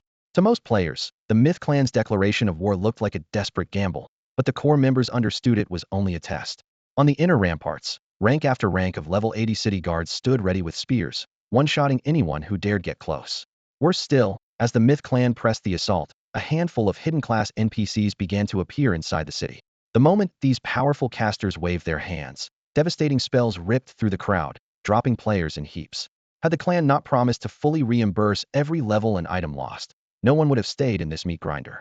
Fanning himself, Myth Zhuge spoke in the same calm tone. "There's no need to take it so seriously, Supreme. This was always a scouting run, and flushing out so many hidden classes is already a bonus.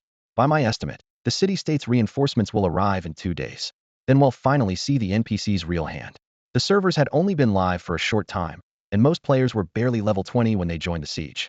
Outsiders might think a tidal wave strategy, trading 10,000 lives for a single NP, could win the day, but anyone with real insight knew that taking a capital this way was almost impossible.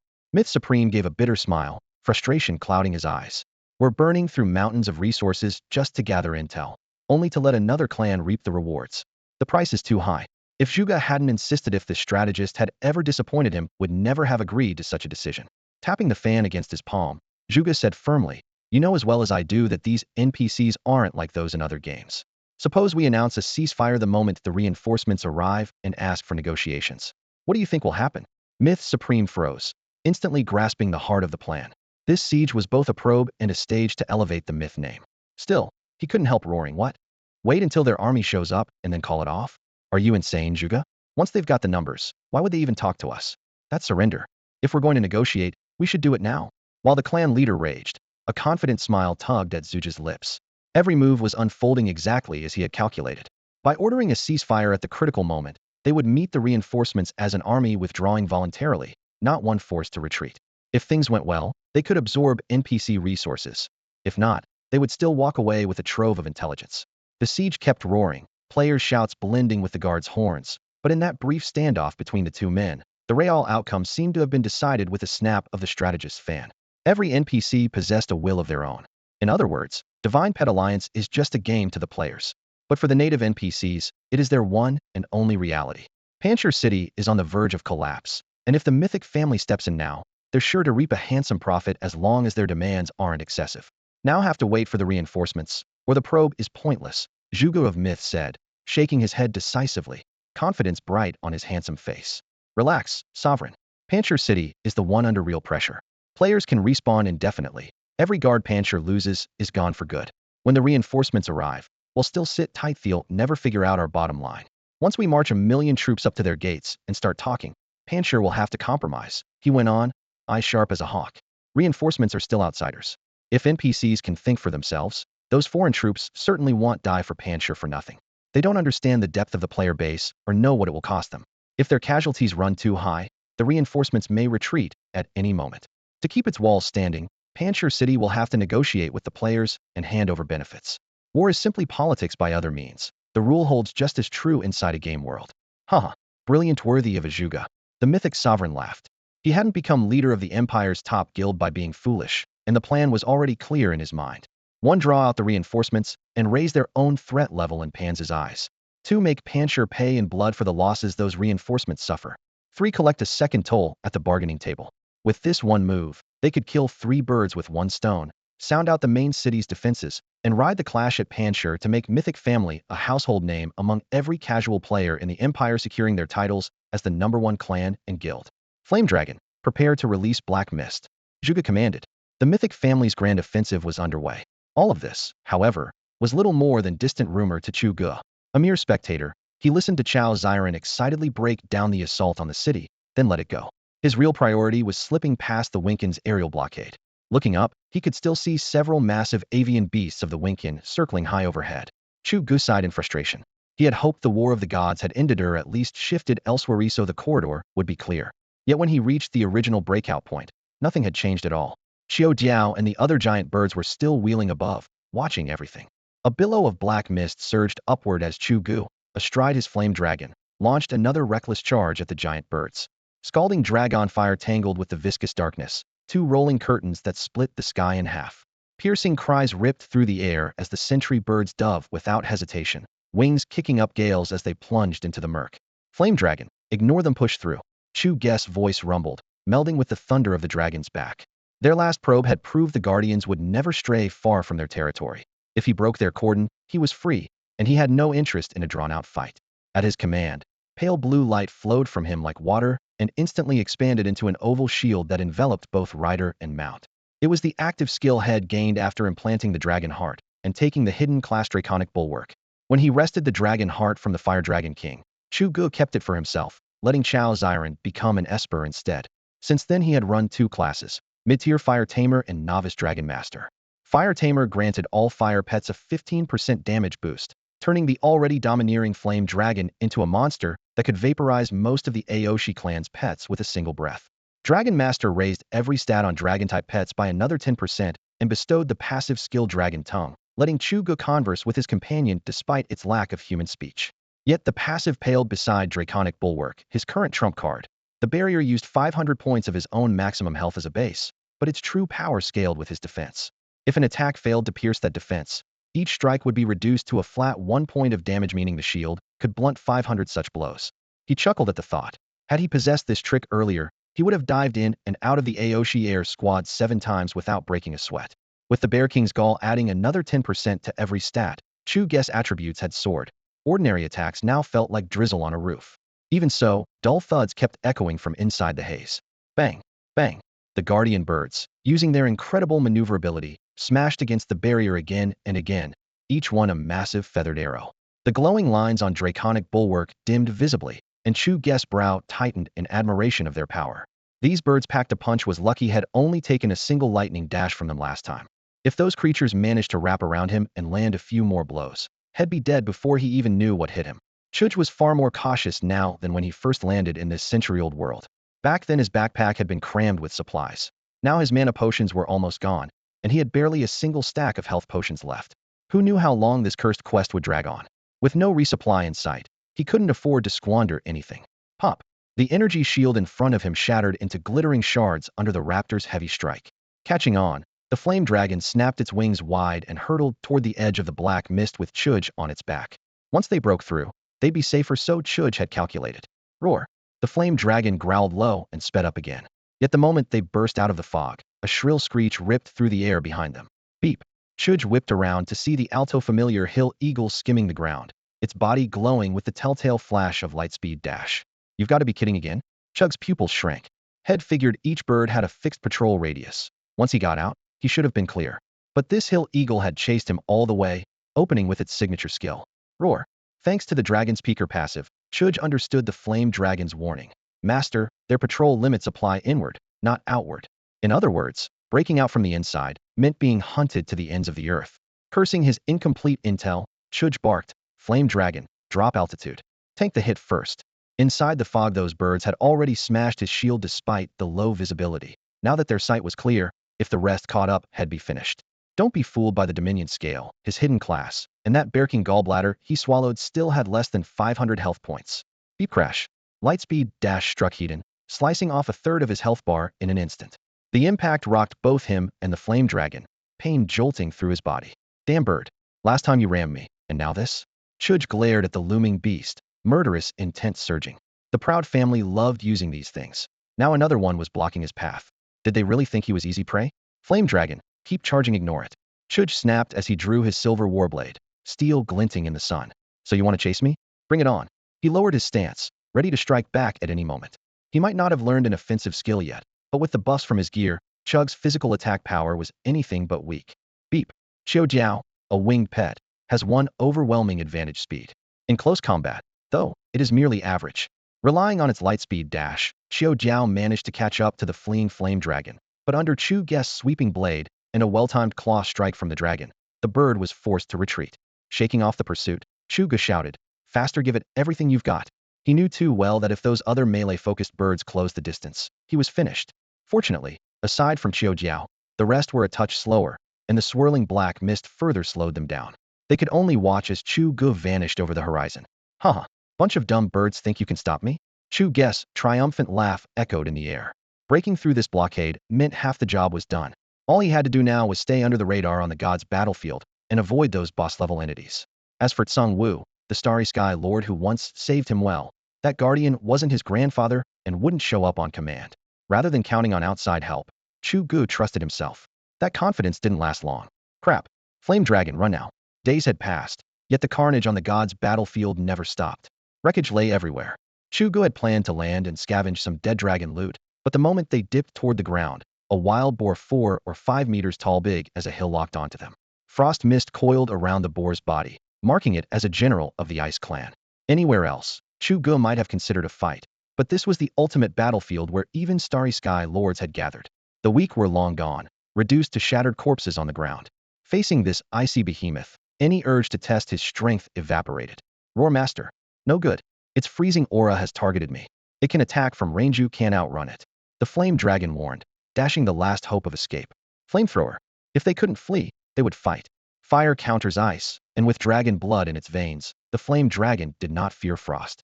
Their only chance was to drive off the ice boar. Seeing the little dragon strike first, the boar's beady eyes gleamed with mocking contempt. Humph. The fact that cannon fodder like this has lasted until now can only be credited to blind luck. But surviving long enough to stumble into Grandpa Pig is nothing but misfortune. Rue. The frost boar threw back its head and howled, icy vapor swirling between its tusks.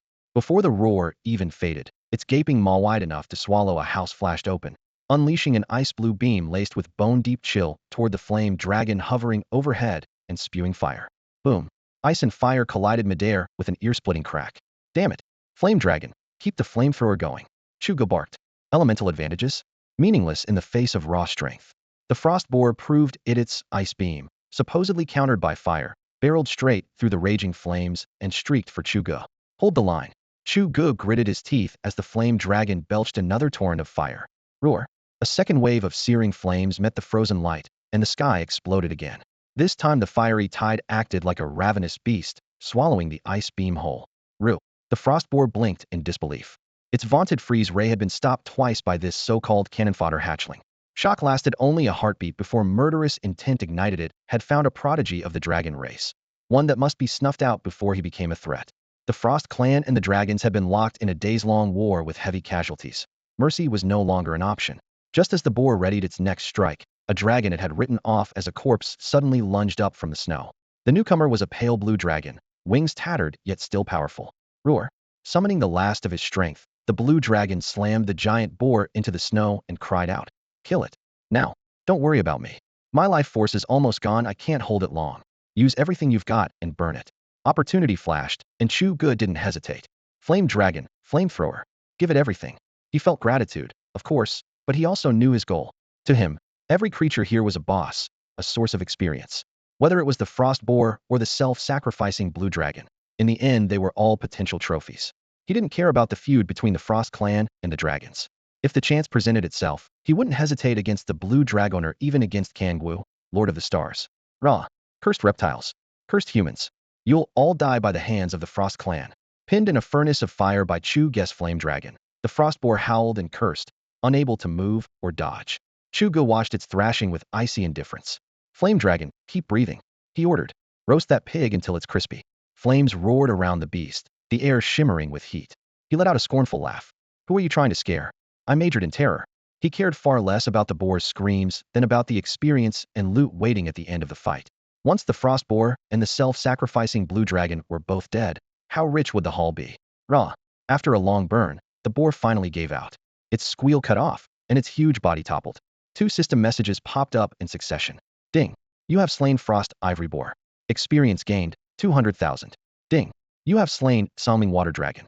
Experience gained, 180,000. 200,000. 180,000? Chu Ge felt as if bliss had smashed him in the face. What tier are these monsters? The most I ever got before was 3,000 from that Earth Bear boss. The numbers shot through his skull, nearly making him dizzy. He had no idea both creatures had already been on their last legs. That Songming Water Dragon was mortally wounded and would have died soon without the flames. The Frost Ivory Boar, battered from countless battles, was living on nothing but thick hide and stubborn will. Spotting Chu Ge was only a young dragon. It had tried a last-ditch charge to win glory for the Frost clan. At full strength, fire or no fire, it could have withstood his blaze for half a month. Both beasts were powerhouses just a step below the gods, the same class as the Jian fire dragon Chu Ge had met at the very start. An ocean of experience poured in. Chu Ge's level rocketed from 20 to 26, leaving him only one step behind the leaderboard's top player, Mythic Supreme. But the real prize was still to come. Because of special map rules, ordinary mobs and bosses here dropped almost nothing. Yet whenever a near god fell, it always left a few souvenirs. Sure enough, when the flames died, 2 fist-sized eggs lay glowing in the ashes. Frost Ivory Boar Egg. Hatch to obtain a baby ice boar. Rarity Epic. Songming Water Dragon Egg. Hatch to obtain a Songming Water Serpent. Rarity Epic. 2 epic pet eggs, gifts from creatures just shy of divinity. The Frost Ivory Boar line was born to tank, its ice-based defenses unmatched. The Blue Dragon, the elemental opposite of the Flame Dragon, shared the elegant build of the Eastern Divine Dragon, like Xingkong's ruler Kangwu itself. On this divine battlefield, most of the combatants were Eastern Shenlong. Western dragons were rare sightings. Chu Ge understood why. The Western WRMS traced their lineage to the Fire Dragon King, while the Eastern Celestial Dragons served Kangwu, Lord of the Stars. Like the White Deer and Azure Eagle who lead the Fae, these 2 patriarchs governed entirely different clans. By scavenging fallen spoils, Chu Ge's level had skyrocketed, and had even pocketed 2 purple-grade pet eggs. He was more than satisfied with this trip across the war zone. Flame Drake. Hug the ground, don't let the Frostborn see us. He packed away his loot and moved on. Anything that popped up here could one-shot him. Bumping into that self-sacrificing blue dragon last time had been pure luck, and luck doesn't last. The drake said nothing, dipped its head lower, and ghosted through the rubble with its master. Barely 2 meters long, the drake was inconspicuous in the sky.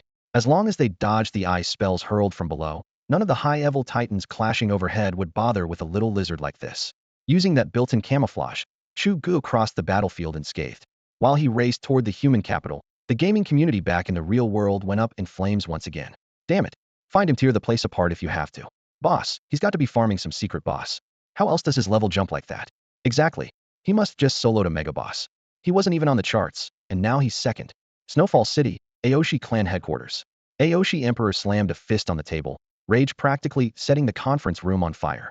The clan had poured money and manpower into trapping Chu Ge, yet they hadn't even seen his shadow and now had rocketed to second place on the leaderboards. Unacceptable. Turn up the pressure. Raise the bounty by another 2 million. Aoshi Emperor snarled. I refuse to believe he can hide outside the map. What he didn't know was that Chu Ge really wasn't on the main map right now. Meanwhile, Mythos Guild's leader, Mythos Supreme, was considering another angle. Zhuge, do you think we could recruit this Chu Ge? A level or two difference is nothing, but his influence and combat power are rare assets. Difficult, extremely difficult, Zhuge replied, flicking the feather fan in his hand. I did it. I finally did it. After safely crossing the gods' battleground, Chu Ge no longer had to worry about pursuers at his back. Every bit of focus went into covering ground. Life here, 100 years in the past, was fine except for the lack of human teleportation arrays, which drove him crazy. If the flame dragon weren't carrying him through the clouds, he'd be stuck running from one region to the next for months on end. Under a blistering sun, the flame dragon sliced across the sky on crimson wings. When they landed after a long day, Chu Ge slipped into a recovery pod to regain his strength. He had barely crawled out, arms still stiff, when Chao Xiren's excited shout exploded in his ears. What's going on? Xiren, you pulled something? What did you get? Chu Ge already had a hunch, but he still asked, heart pounding. Hee, an Esper job offer. I finally rolled it. Chao Xiren's eyes were sparkling. Last time she only managed to draw a martial artist, but after grinding nonstop, she had finally hit the Esper that Chu Ge had begged her to aim for. Haha, that's amazing. Xiren, I freaking love you. Overjoyed, Chu Ge lost all restraint, ran forward, and swept her up, spinning in circles. Ah, idiot. Put me down right now. Chao Xiren's cheeks turned scarlet. It was the height of summer. Chu Ge wore nothing but a pair of shorts, and she herself had on only a thin camisole. Skin met skin, and her tiny fists pounded his chest in embarrassment. Haha, I'm just too excited. Chu Ge laughed like a man drunk on strong wine. Only when his arms went numb did he set her gently on the ground, still savoring the warmth, the softness, and her faint scent. You jerk. Keep that up, and I'm moving out. Seeing the silly grin on his face, Chao Xiren blushed even deeper, nearly crimson. Heh, don't sweat the details. Chu Ge hurriedly steered the conversation back on track. So, Xiren, what element did your trainer class specialize in this time? Uft. Since when am I your darling? She rolled her eyes, but couldn't hide the spark of pride in her gaze.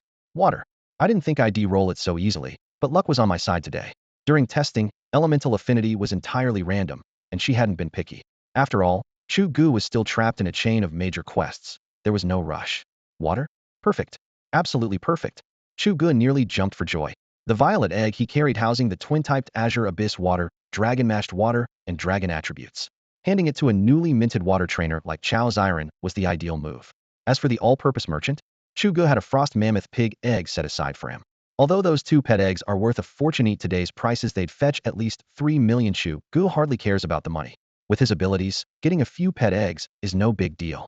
Besides, the beautiful Chao Xiren, the woman he fell for at first sight and is now courting, is standing right in front of him. How could he possibly be stingy? And as for Omni Merchant, who once gave everything to help him, that loyalty is engraved on Chu Ge's heart. Money is just a worldly possession. Brotherhood and love are priceless. Chu Ge never planned to build a vast empire like the big family guilds, but the Aoshi clan's bounty on his head was a wake-up call. In this game, no one can survive alone. Guys like Pippi Hong and Omni Merchant, seemingly insignificant, are the brothers he can truly rely on. Once this dungeon is over, he intends to gather everyone he trusts and form a small team of his own. The core will be himself and, of course, Chao Xiren, who has always stayed by his side. Right now, Chao Xiren is stunned to learn she's a water-type trainer. The forums say most water pets are for support or disruption, with lackluster offense, barely stronger than grass types. She can't understand why Chu Ge is acting as though he struck gold over such an unpopular element. Haha, Xiren, you just don't get it. Chu Ge laughs, punching the air. Go level up. When I clear this quest, they'll give you a massive surprise. Oomph. Fine. Keep your secrets, Chao Xiren mutters, rolling her eyes and turning away. Oh, Xiren, Chu Ge calls after her. Once you're online, message Omni Merchant and tell him I sent you. Have him kit you out with a full set of gear. Focus on leveling up when I'm back, it'll help you with your class quest. I've already picked out your pets, so all you're missing is equipment. Chu Ge's plan serves two purposes. With proper gear, Chao Ziran won't lag far behind in levels. At the same time, it's a test. The Aoshi clan's bounty has climbed to 2 million, a huge temptation for the average player. If Omni Merchant can resist, he'll become Chu Ge's most trusted brother and an official member of the team. If not, they'll settle their accounts and part ways. Chu Ge, are you sure that friend of yours can be trusted? Chao Ziran still feels uneasy. The sky-high bounty even made her waver for a moment, but she abandoned any thought of betrayal after recalling everything Chu Ge had done for her. You'll know if he's trustworthy once you meet him, Chu Ge says with a hearty laugh, patting her shoulder. Seeing the worry on her face, he breaks into another broad grin. What? Who told you to look for me? The Omni Merchant was busy flipping items in the auction house when a private message from an unfamiliar name flashed across his screen. Usually he would ignore such interruptions, but the sender was relentless. Friend requests popped up one after another until curiosity forced him to hit accept. The sender's ID Fei Huanger immediately dropped the one name he least wanted to hear right now. Chu Ge. Ever since Chu Ge had been trapped on that bizarre special map, every line of communication had been severed, and the Omni Merchant had almost lost touch with him. If Chu Ge didn't log in occasionally and inch his way up the rankings, the traitor would have suspected the worst. Now, just when he had managed to shove those worries aside, a level 6 rookie appeared out of nowhere, calling Chu Ge by name and setting off every alarm. He knew the feud between the Aoshi family and Chu Ge, 7 million bounty that could ignite the entire Tianchao server. Anyone might trace Chu Ge through him, so his first thought was simple: trap. Chu Ge told me to find you. He said you'd give me a set of leveling gear. Fei Huanger's message was direct and concise. The Omni Merchant had expected probing questions and had already prepared a string of evasions, yet the girl opened with nothing but a request for equipment. He blinked. That's it. Nothing else. Nothing else. Do you have questions? Fei Huanger replied, even more curt. The cursor pulsed while he weighed whether this was a genuine need or bait.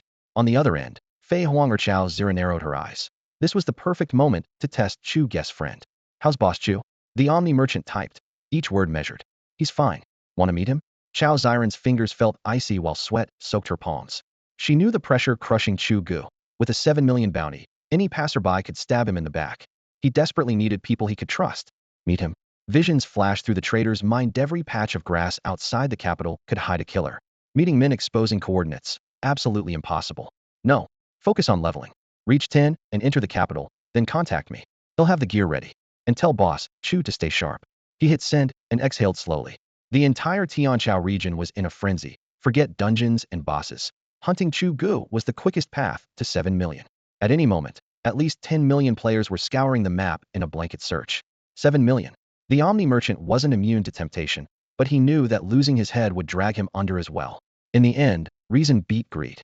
Quan Nung Shangren knew that if Chu Ge could survive this ordeal, he would spread his wings like a mighty rock and soar beyond anyone's grasp. When that day came, Chu Ge would be more than the undisputed king of solo player. She might even be enshrined among the Celestials. With that in mind, Quan Nung Shangren resolved to back him. It was both an investment in Chu Ge and a gamble on his own future. All right then, he'll thank you on Chu Ge's behalf. In the voice channel, Chao Ziran let out a long breath and smiled with relief. I can't believe that jerk actually has such a loyal brother in this game. Quan Ning Shangren then added, by the way, sis-in-law, don't mention Chu Ge's name in public unless it's absolutely necessary. The word sis-in-law made Chao Ziran's cheeks instantly flare. Fei Huanger was a female player who had logged in just to speak up for Chu Ge and even offered to take her to meet him. To Quan Ning Shangren, that ruled out the possibility she'd been sent by the family, leaving only one explanation. Ugh, stop it. Chao Ziran cut the call, face blazing, dashed out of the newbie village, and started hacking at a pack of Huey worms by the gate to vent. Who's your sis-in-law? I haven't agreed to anything yet. Meanwhile, completely unaware of Quan Ning Shangren's calculations, Chu Ge finally reached the legendary human capital after 2 jolting days on the road. The city crowned a sheer mountain peak, shrouded in clouds, its palace walls towering and majestic, grand enough to eclipse the combined domains of dragons and fae. Tilting his head back, Chu Ge marveled. Humans really are something else no beast can compare. His awe was cut short when a squad of griffin-mounted guards sliced through the sky. Halt. Identify yourself. Name's Chu Ge, human adventurer. He called back. As for the flame dragon, that's my pet. You're riding griffins, aren't you? Things did not go as hoped. A human adventurer? More like a dragon spy. Sees him kill on sight. At the captain's bark, the riders tugged their reins, ready to dive. What the? Come on. Chu Ge yelled. It's a misunderstanding. I really am a human adventurer, not a spy. The guards' levels were so high the system refused to show them. Tangling with airborne cavalry here was suicide. The captain leveled his spear. Adventurer, huh? Then explain the dragon. It's my pet. Chu Ge repeated. You tame griffins, right? 100 years from now in the main world, You NPCs will be selling pet orbs on every corner. The guards exchanged puzzled looks. The captain only snorted. No proud dragon would serve as a pet. Spy, quit your lies. Take him. Oh, for fine. Don't blame me for what happens if I ambush you. Surrounded, Chu Ge roared in frustration. How did I end up a spy, anyway? Although, to be honest, I really am that dragon's friend. Your Majesty, this man is a spy for the Dragonkin. A squad of griffin riders surged forward and slammed Chu Ge onto the palace's whitestone floor. The rasp of heavy armor rang in his ears as cold demon steel shackles clamped around his wrists and ankles. Even while pinned, he instinctively measured his chances of escape until he looked up and froze. Standing before him, clad in gilded armor and a crown, was the very target of his mission, the king of the human realm. I'm not a spy. I swear I'm not. Chu Ge's voice cracked as he tried to force the words into every ear around him. That dragon is my pet caught with a pet sphere. A pet sphere? What is that? The king's gaze, sharp as a blade, softened with confusion at the unfamiliar term. Shock rippled through Chu Ge. Had pet spheres not been invented a century ago in the human world? He recalled the city-only griffins and ordinary horses, not a single elemental beast in sight. That explained everything. Unbind me. Let me show you. His head snapped up, eyes alight. If this truly was a technological void, his pet sphere was priceless. Prisoner? Noon's successful demonstration could turn him into an honored guest, perhaps even a guide for all humankind.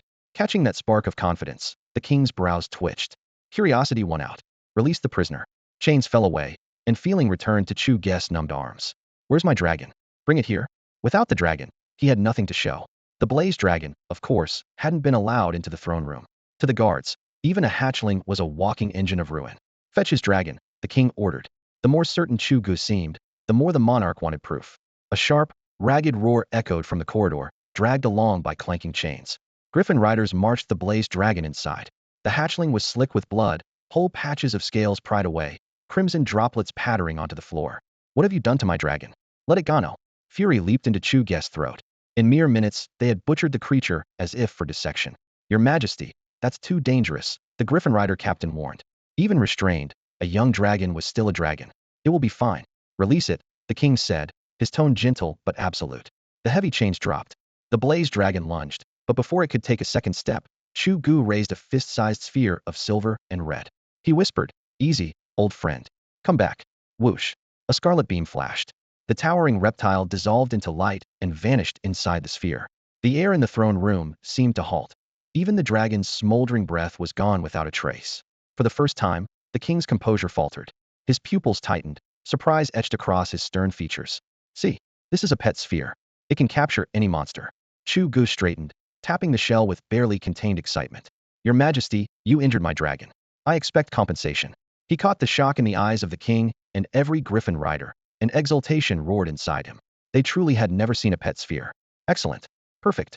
Adventurer, what is your name? Ignoring Chu Ge's earlier demand for compensation, the king now recovered from the shock, fixed his gaze on the black-haired youth before him.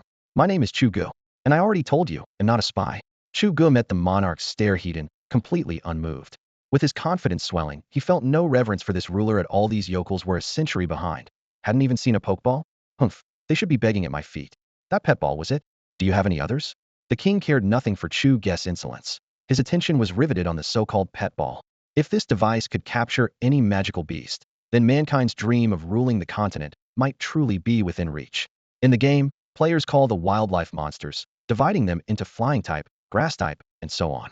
But the NPC native inhabitants of this world use only one label: magical beasts. Any animal infused with special energy, regardless of race or element, falls into that single category. So you want one? Sensing the king's growing desire, Chu Ge smirked to himself. Holding a rare commodity was the perfect bargaining chip. How dare you? Show respect. The Griffin Rider captain could no longer endure Chu Ge's arrogance and barked at him. Enough. Adventurer Chu Ge? Good, very good. The king raised a hand to silence his men. Had already heard the confirmation he wanted. This fellow had more of those miraculous balls. Guards, send word. We return to the palace and prepare a banquet. I will receive our distinguished guest from afar. At his order, the column wheeled about. Just as Chu Ge expected, the lure of the pet ball instantly upgraded his status from suspect to honored guest. Thank you, Your Majesty. Facing the king's sincere hospitality, Chu Ge promptly abandoned his earlier swagger. His defiance had only been bait to pique the monarch's interest. Now that it had worked, pressing further would be foolish. Chu Ge was no fool. Ignoring the still vigilant Griffin Rider captain, he followed the king into the royal city. The heavy stone gates of the castle swung shut behind them.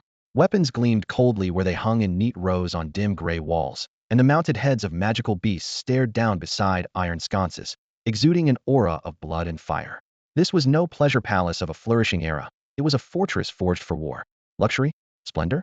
Hardly here. There was only iron and blood, only the raw vigor of men. Adventurer Chu Ge, may I see the pet ball now? After threading their way through multiple corridors and barred doors, the pair entered the castle's dining hall. They had scarcely taken their seats when the king raised the question again. Your Majesty, before I show you the pet ball, allow me to explain why I have come. The pet ball was his trump card. Chu Ge had no intention of exposing it too soon. What he cared about now was presenting the White Deer's plan and seeing how humanity would respond. Only then could he decide on his next move. So the White Deer King Muse of the Face sent you to deliver these words to me? Roland swirled the crimson wine in his goblet, the lamplight casting blood-red ripples across the surface.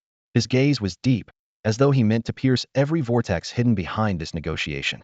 After only a few words, Chu Ge had confirmed that the man before him was indeed Caesar Roland, supreme sovereign of the human kingdom, and in that instant he mapped out humanity's entire situation on the continent. The land was crawling with magical beasts. Humans were not yet reduced to scratching out a living in the cracks, but they were anything but secure. Had the winged race not provided air cover, and the earth race not supplied stone and labor for the walls and fortifications, this towering royal city could never have stood. Yet the winged and the mid-tier aquatic clans were only the backbone. Ruling the apex of the food chain were the dragons, the fire race, the ice race, and the deep-sea royal line of the water element. The Fae were formidable as well, but their numbers were thin, precisely why Roland valued them. They could offer elite combat strength in wartime without overshadowing humanity once the fighting stopped.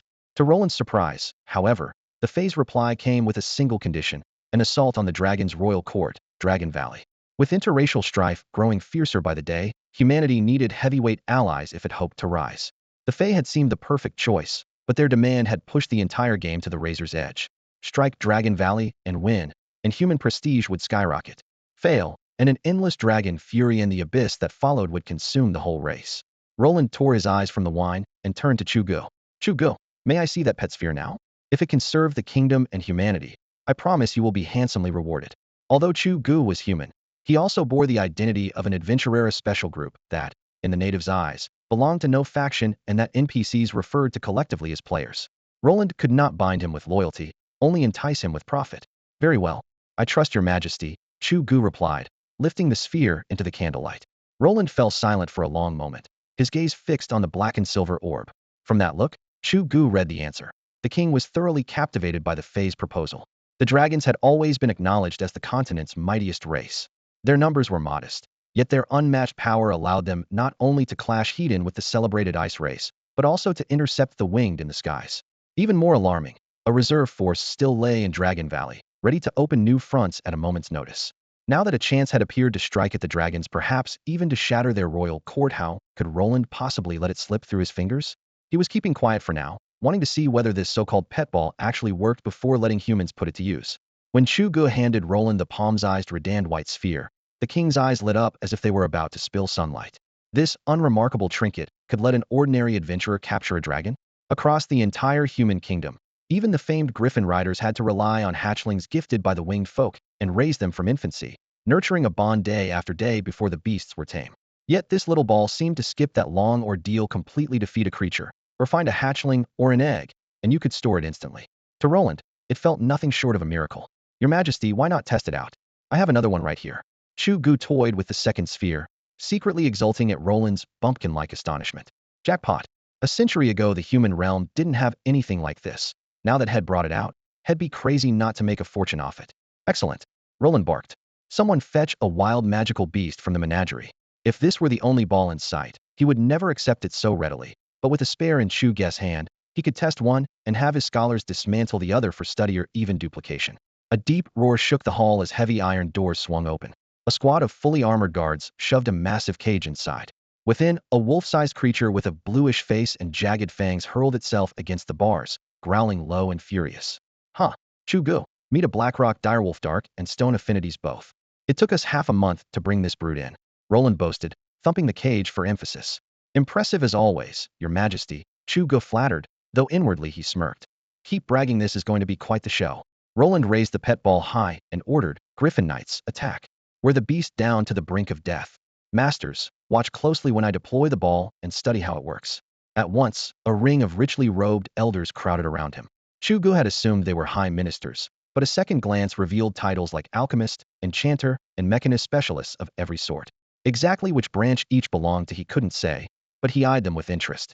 Howls split the air as the knights launched their assault. Trapped in its cage, the Blackrock direwolf faced overwhelming odds. Claws slashed, yet could not parry spear thrusts and griffin beaks. In moments its furious roars turned to anguished screams, blood pooling on the cage floor. Chu Ge winced at the shrill cries. The wolf's scales were shredded, its body slick with gore, but it still glared defiantly, thrashing on. TSK, brutal, absolutely brutal. Haha, excellent, splendid, truly magnificent. Lord Chuge, you have rendered great service to our kingdom and to all humankind. Torchlight flickered as armor clattered, and a circle of guards and white-haired elders surrounded King Roland. He ran a finger over a fist-sized sphere etched with runes, barely containing his excitement apparently. All one had to do was beat a magical beast to the brink of death and press this wondrous artifact against its body to claim it instantly. Your Majesty, why not summon the Blackrock direwolf and see if it really obeys? One elder could not resist suggesting.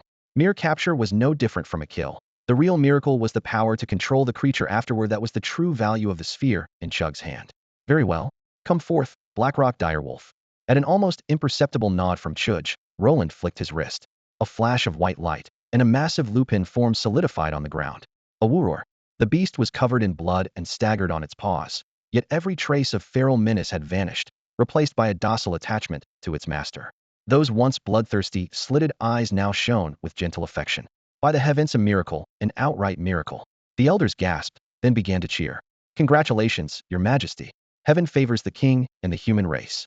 With their cultivation, they could tell at a glance that the Blackrock direwolf had been completely tamed. Huh, splendid. Blackrock direwolf, use rock burst. Roland pointed toward a stone wall at the far end of the drill yard. Oh well, though drained of stamina, the wolf's mana remained abundant.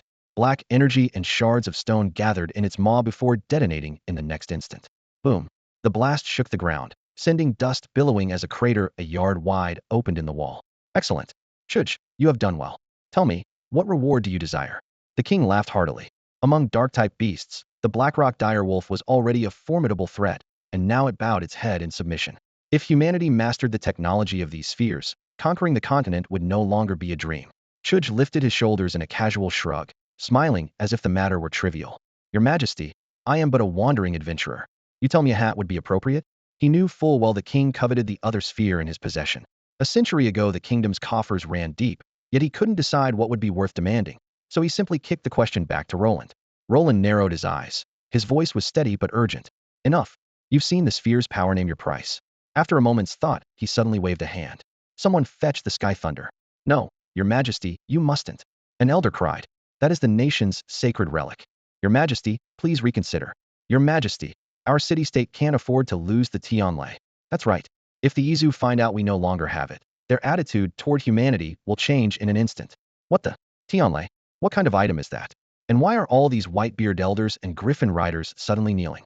Chu Ge stared at the crowd prostrating themselves like frightened children, and his brain promptly short-circuited. This Tianlei thing is being worshipped as a national treasure, yet I've never even heard of it. And why drag the Izu into it? Aren't they supposed to be our allies?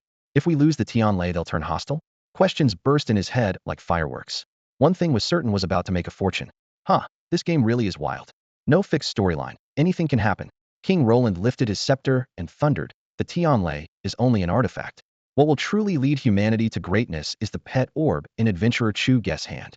Once we uncover its secrets and replicate it, nothing will stop us.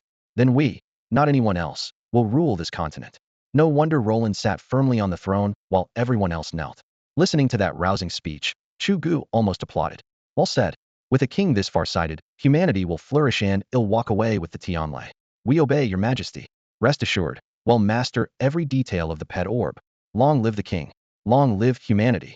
Roland's words lit a fire in ministers and guards alike. They looked like zealots whose faith had just been ignited. Watching these NPCs lose their minds, Chu Ge couldn't help twitching a smile. Wow, this guy's persuasion stat must be maxed out. Roland turned to him. Adventurer Chu Ge, I know a single Tianlei can't repay humanity's debt to you. For now, it's all we can offer. Yet I, Roland, never forget a friend's kindness. Please accept this badge. The king noticed the twitch at the corner of Chu Ge's mouth and assumed the reward looked paltry. After all, if the pet orb could tame a Blackrock direwolf, deeper research might upend the entire continent. Meanwhile, a Tianlei could only keep the Izu at bay and protect one royal city. Thank you, Your Majesty, a badge? Seriously? Chu Ge examined the emblem in his palm. No stats. No effects. Really? You're handing me this trinket? Even a 1 defense bonus would have been something. Roland drew his sword and raised it high. Hear this. From today forward, adventurer Chu Ge is named a Grand Duke of the human realm, bearing the title Tulip. As long as the Kaisa family endures, Chu Ge shall enjoy every privilege of a Grand Duke. Wait, am being made a noble? So this badge is proof of my new rank? When Roland lightly tapped his shoulders with the sword, Chu Ge stood frozen in shock. Unreal. The game can do that, too. Rest assured, Your Majesty. I'll relay your message to Muse, King of the White Deer, word for word. After leaving behind a pet capsule that shimmered with ghostly blue light, Chu Ge turned and strode through the towering bronze gates of the royal city. His haul was enough to make anyone grin. 2 purple pet eggs sat snugly in his pack. His level had shot through the roof, and that was only the appetizer. As for the Grand Duke of Tulip, second in rank only to King Roland among humans, he was just an empty title to Chu Ge. In a world set a century in the past, how long could the man possibly help him? Practically useless. What truly excited him was the nation-guarding artifact in his hand, the Thunderheaven Spear. Its shaft was jet black, streaked with crackling lightning that seemed ready to rip the air apart. More lance than spear, yet carrying the rebellious edge of a dragon pike. It all but declared itself a weapon built for a dragon rider. Its stat panel was equally breathtaking. Relic Thunder Supreme, Human Treasure. Physical attack 200. Magic attack 100. Active skill Heaven's Wrath. Deals area damage within a 50-meter radius equal to 2 the user's attack. Cooldown, 1 hour.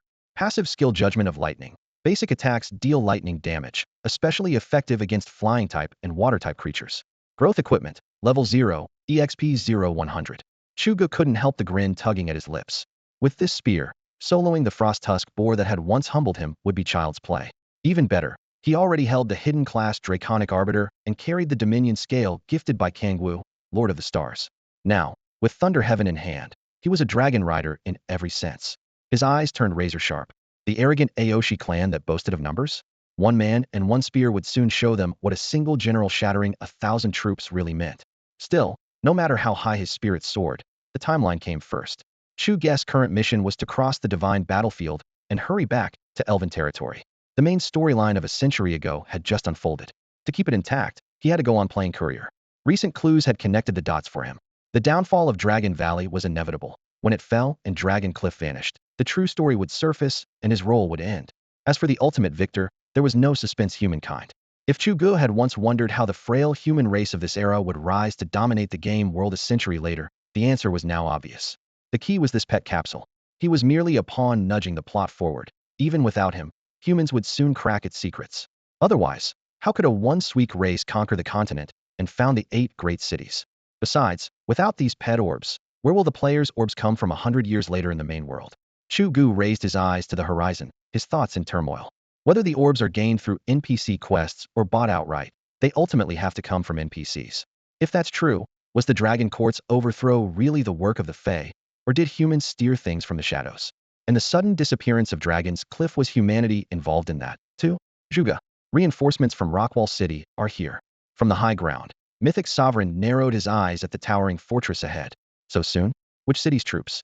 Did the royal capital send an army? Mythic Chu Ge twirled his feather fan, pupils contracting. They're here. The reinforcements are really here. The Mythic clan and Rockwall City are about to enter their final showdown. No forces from the royal capital? The sovereign asked, frowning. None, Chu Ge confirmed.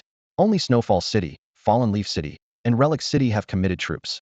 The NPC royal families in action caught the sovereign completely off guard. What game are those NPCs playing? Don't they fear their vassal cities will fall? The Celestial Empire has only 8 human capitals. He ran the numbers. 3 relief armies plus Rockwall's own garrison meant half the total NPC human military strength, excluding the unknown royal capital. Formidable, extremely formidable. Scouts also reported that every NPC soldier carried several pet orbs, and their creatures far outclassed any raised by players. No surprise there, Chu Ge sneered. NPCs are the ones who sell the orbs. Of course they keep the best for themselves. Rockwall's been sitting on its hands to hide its trump cards. Mythic Sovereign cracked his knuckles. Chu Ge, if we keep our mass assault tactic, could we grind down the armies of all 4 cities? The royal capital isn't coming. A glint of conquest flickered in his eyes. Impossible, Chu Ge shot back. Drop that thought. The NPC's real trump cards run far deeper than anything you see. Push them too hard, and the Mythic clan could be wiped out. The sovereign sighed. A pity then we stick to the original plan? Exactly. Proceed as planned, Chu Ge said firmly. Give the order, Sovereign launched the all-out attack. We'll see how negotiations look afterward, but don't expect much. The NPCs are stronger than I guessed. His gaze swept over the distant walls and crowded watchtowers, and he sighed to himself. We're rushing it. Give the players a few more months to level up and gear up, and taking Rockwall City might actually be possible. Charge. Attack. Venom Cocoon, use Poison Spit. Mijiu Bird, Quick Slash. Little Rockling, Rock Punch hit them hard. Earth Ox, Ram Attack. Flame Hound, Fire Breath. With every player in Heavenly Dynasty watching, the Mythic Guild finally launched its all-out assault on Boulder City. In the surging tide of players, spears, greatswords, and staffs carved arcs of light through the air, while pets unleashed their ultimate skills at once. Viscous poison splashed against the ramparts, blazing pillars of fire ripped the sky, and stone fists slammed into the dirt in clouds of dust. Everyone wanted the first kill. Creak creak. After days of siege, Boulder City finally answered the assault, its massive portcullis rising inch by inch. Before the players could cheer, a deafening boom erupted inside, and the ground began to tremble. Careful, it's the NPC Knight Regiment. Move dodge. One touch, and you're dead. God, how many are there? I thought Boulder City only had 100 riders. The gates yawned open, a forest of steel behind them. Thousands of knights in full plate stood with leveled lances, their black warhorses snorting white steam. The frontline players panicked, but the hundreds of thousands behind them kept pushing, leaving no room to retreat. Move. Get out of my way. Supreme said whoever reaches the keep first gets 1,000,000. Yeah, if you don't have the guts, step aside and let me cash in. But the reality was far crueler than they imagined. They had fought the original 100 riders and already knew that one blow meant instant death. Now an entire brigade thousand strong was lowering its lances. It was terror made visible. Hail the Emperor. The lead knight thrust his lance skyward, his breastplate glinting in the sun. The cry was echoed as every rider snapped his weapon up. A heartbeat later, their hooves came down as one. Thunder rolled. The warhorses surged forward, the earth shaking beneath them. Wherever the lance tips touched, health bars evaporated. Ah, my Earth Ox. No Flame Hound, run. Mijiu Bird, forget Methly away. God, somebody help. The front ranks crumpled, crushed beneath a flood of steel. The crowd broke and reversed, sprinting back the way they came, swords and axes flailing blindly. Teammates? Guildmates? Who cares? Run for your life. Nothing matters more than staying alive. Anyone who blocked the way was cut down, old comrades reduced to obstacles underfoot. The promised reward and post-battle compensation vanished from their minds, drowned out by steel hooves and screams. Under sheer terror, who could remember any of that? Many players had already forgotten they were in a game, that death here only meant a quick respawn. Those on the front line were consumed by a single thought run from the terrifying cavalry charge. The vanguard collapsed in an instant, and the army of hundreds of thousands fell into total chaos. Panchir City's NPC horsemen plunged into the ranks like wolves in a flock of sheep, cutting the players down at will. Useless, the lot of them. Shenhua Jizuan snarled from the hilltop, watching a few thousand NPC riders herd the vast player force before them. It's only a couple of thousand cavalry. One hit from every player would grind them to dust. Shenhua Zhuge twirled his feather fan, his voice steady. Jizuan, you can't blame them entirely. They're just players.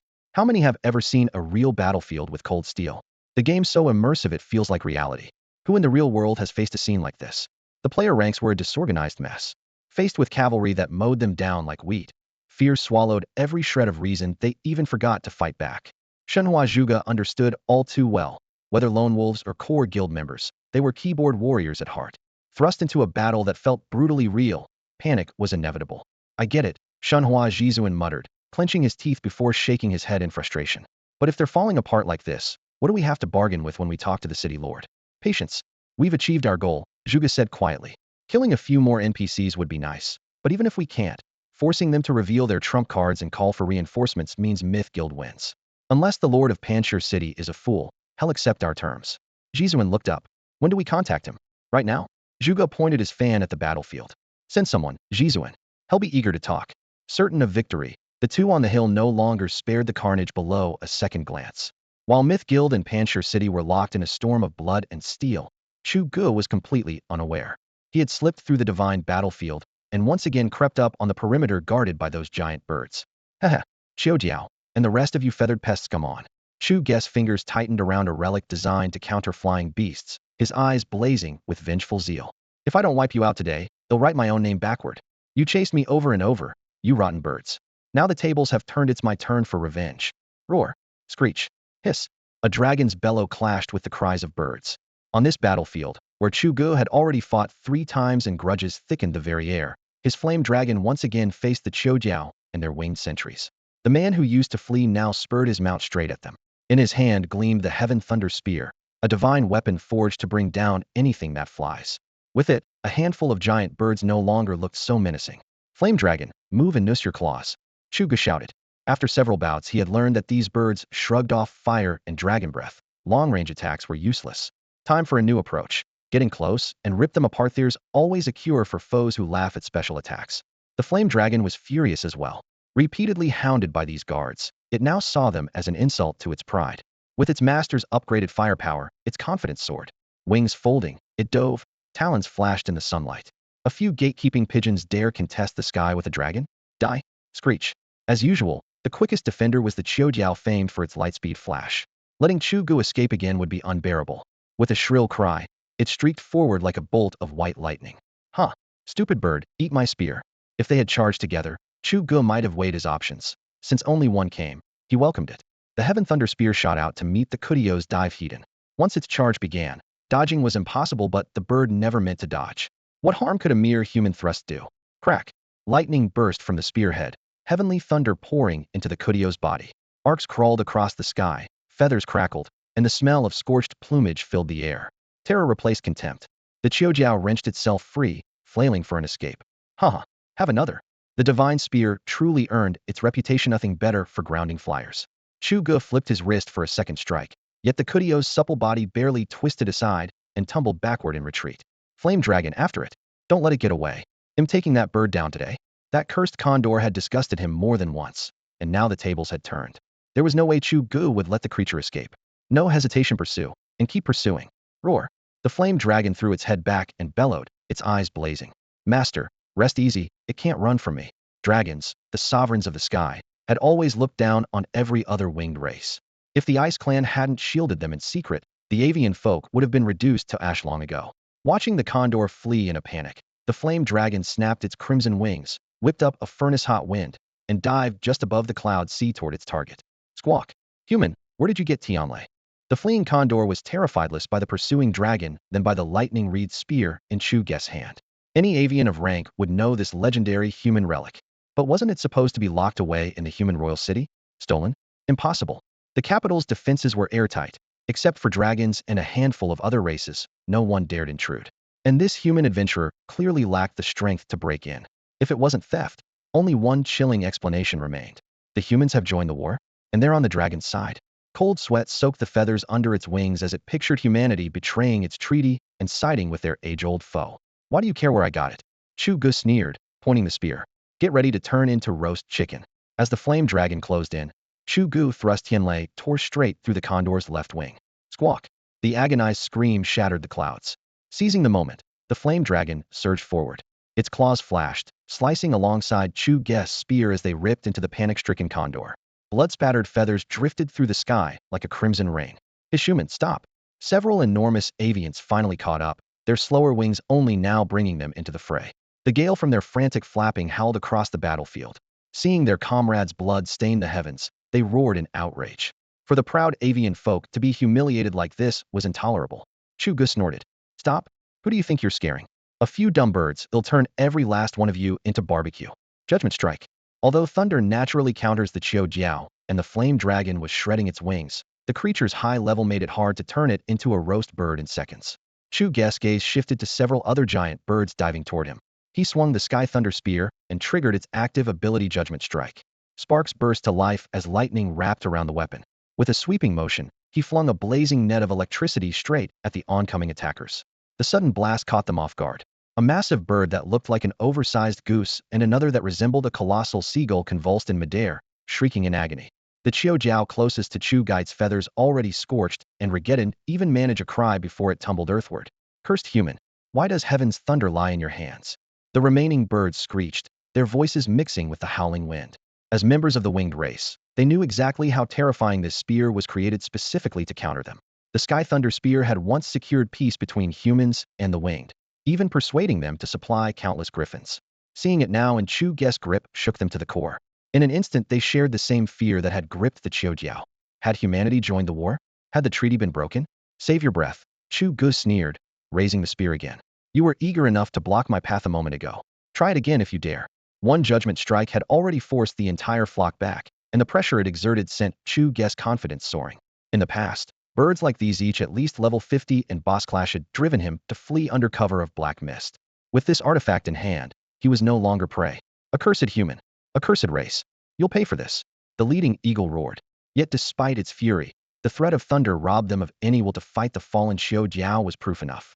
After a brief hesitation, the giant birds wheeled away and vanished into the heights, not daring so much as a backward glance. Huh, was that it? Pathetic. Watching the big birds spew threats and flee, Chu Ge let out a cold laugh. If Heaven's judgment weren't still on cooldown, he would have chased them down and taken them out one by one. Since the skill wasn't ready, he vaulted onto the flame dragon's back and dove toward the ground. The birds were long gone, and he had no time to waste. The half-dead hill rock from before, Thuff, wasn't letting that one go. The system hadn't flashed an experience prompt, so the creature was still alive. Free experience was free experience, and with its rank it might even drop a souvenir. With that in mind, Chu Ge guided the flame dragon to the spot where the rock had crashed. On the scorched earth, the hill rock lay dying. Its wings were broken, the 3 colorful plumes on its forehead drooped, and the once majestic beast now looked worse than a chicken. Seeing Chu Ge approach with his spear, it screeched, "Squawk. Human, spare me. They'll serve you." Chu Ge raised an eyebrow and sneered. Serve me? If I still had a pet capsule, I might consider it. Too bad. He lifted the thunder lance, blue-white lightning crawling along the shaft. Squawk. Pet capsule? What's that? The rock looked bewildered, but it no longer had the strength to resist. Chu Ge wasn't about to explain. Lightning flashed, and the spearhead drove cleanly through the rock's skull. Ding, you have slain a hill rock. Experience gained, 80,000. Pathetic, only 80 grand? Chu Ge curled his lip. On the divine battlefield, those two guys had given him 200,000 and 180,000, so this rock was clearly lower tier. The new experience only nudged him up to level 28, which annoyed him. If it doesn't drop anything, don't blame me for desecrating the corpse. He rolled the rock over and looted it. Finally, a silver-white cloak slipped into his hand, embroidered with a soaring eagle that gleamed in the light. Swift Wind Cloak. Movement speed 5, pet movement speed 5, physical defense 10, special defense 10. Not bad. Chu Ge nodded. The drop rate on this map was abysmal, so finding a piece that boosted both speed and defense counted as a win. He threw the cloak over his shoulders and swung back onto the flame dragon. Let's go Needleleaf Forest of the Fairies. The divine battlefield was too dangerous and Dragon Valley meaningless for now. The fairy territory was the best option. Once he handed the quest to that big white stag, he might squeeze a reward out of it. The thought that humans and dragons always paid for quests, while fairies never forked over a single coin, made his blood boil. Humph, just give me a chance and I'll bleed you dry. So, you're the leader of the adventurers? While Mu Chun pressed on with his journey, Mythic Supreme had already reached the Rockhold governor's mansion and now stood face-to-face with the portly, imposing lord draped in brocade. My lord, I am Mythic Supreme, and this is my companion, Mythic Chu Ge. He bowed deeply, every motion steeped in respect. A brief exchange was enough for Mythic Supreme to grasp Rockhold's true strength. Even if the players' levels surged in 6 months, they still wouldn't shake that ironclad knight regiment. The two sides simply played in different leagues. Back when they laid siege to Rockhold, the fight had dragged on only because the NPCs reacted a beat too slow and the governor deliberately held back his forces. Had he gone all out, the battle would have ended in a one-sided rout. Remembering this, Mythic Supreme could only smile wryly. Bold fools, the governor suddenly thundered, slamming an armrest. Do you realize what a grave crime it is to attack my city? Governor, by rights we should indeed be executed for losing the siege, Mythic Supreme replied, meeting his gaze squarely. But as you well know, when we adventurers die, the gods revive us. Given that, what irrevocable crime have we really committed? NPCs were no strangers to the adventurers' endless resurrections, yet the phenomenon remained a thorn in their side. It was precisely why Rockhold had chosen to keep the Iron Knight Regiment in reserve. If that elite heavy cavalry unit were whittled down, the governor would be powerless against waves of respawning players. She had no intention of taking that risk. Humph, speak, then what do you want? The sight of Mythic Chu Ge fanning himself with a leisurely smile left the governor with nowhere to vent his anger. Killing them was pointless, so he forced himself to sit back and negotiate. Were it not for their resurrection quirk, these ants wouldn't be worth his time. Governor, we harbor no designs on Rockhold itself, Mythic Chu Ge said, folding his fan, voice polite. Though we can resurrect, our overall strength is worlds apart from yours. All we seek is a FIFA parcel of land the adventurers can call their own. In this game world, real estate and fiefs could be purchased only from NPCs. Houses merely required coin, but a fief was another matter entirely. Securing territory from the system's NPCs demanded a mountain of quests and sky-high favor. Forum rumors even claimed that buyers had to join an NPC faction, serve as its enforcers or officials, then petition for land once their rank was high enough. Even then, the size of a fief was strictly capped. For a guild with ambitions spanning the horizon, that was hardly ideal.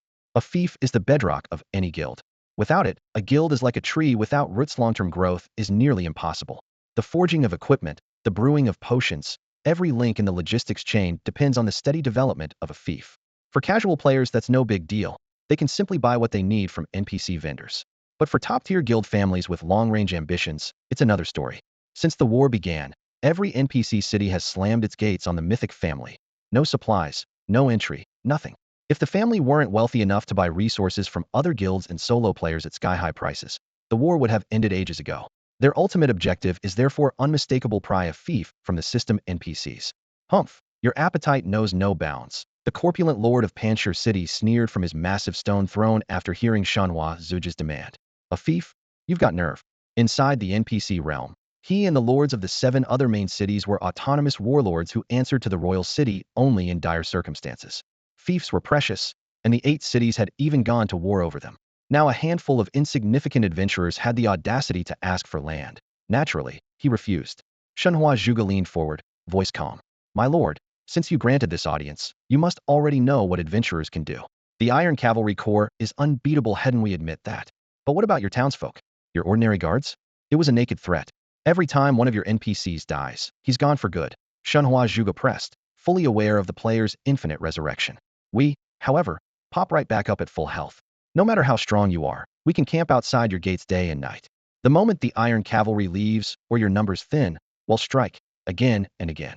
You dare? The lord roared, drawing his sword with a metallic clang. The blade's cold gleam lit his livid face. Facing the steel, Shanhua Zhuge clasped his hands behind his back and smiled. If killing me will ease your anger, please do. Amusement flashed in his eyes. NPCs existed for the players, after all. In the end, you serve us. The hall fell deathly silent. Even the torches seemed to stop crackling. At length, the lord spoke in a low voice. Name the land you want. But here Metas isn't a gift. You'll pay its worth in silver. Head chosen to compromise. Killing Shanhua Zhuge would solve nothing, and the players would return like flies. Better to make a controllable deal. With approval secured, Shanhua Zhizuan immediately unfurled a map. His finger landed on a barren plateau at the border, poor in resources yet rich in strategic value. His voice rang out, firm and clear. That's the place we want. What? How can that be? Their minds went blank. The 2 leaders of the Shanhua Guild, the fiery Shanhua Zhizuan and the unflappable Shanhua Zuge, froze in the center of Panchir City's council hall, rendered speechless by the city lord's unequivocal reply. The Grand Duke of Tulips? What the heck is that? They stared at each other in disbelief. There's actually an NPC faction like that? But that land is nothing but wasteland. The rotund lord of Panchir City lounged on his massive throne, tugging at the ornate robe stretched tight across his belly. His voice brimmed with smug satisfaction. Exactly. The place you've been eyeing is the Coriano Plateau. On paper it lies within my jurisdiction, but in reality it is the fief of the Grand Duke of Tulips. The instant he finished, Shanhua Zhizuan and Shanhua Zhuge went rigid. Catching their shock, the city lord felt a secret thrill. Were the situation less urgent, he would never waste words on adventurers who could revive endlessly. Were it not for the need to preserve his own strength, a Marquis of Panchir would have ignored them outright. Shanhua Zhuge drew a steadying breath. My lord, who exactly is this Grand Duke of Tulips?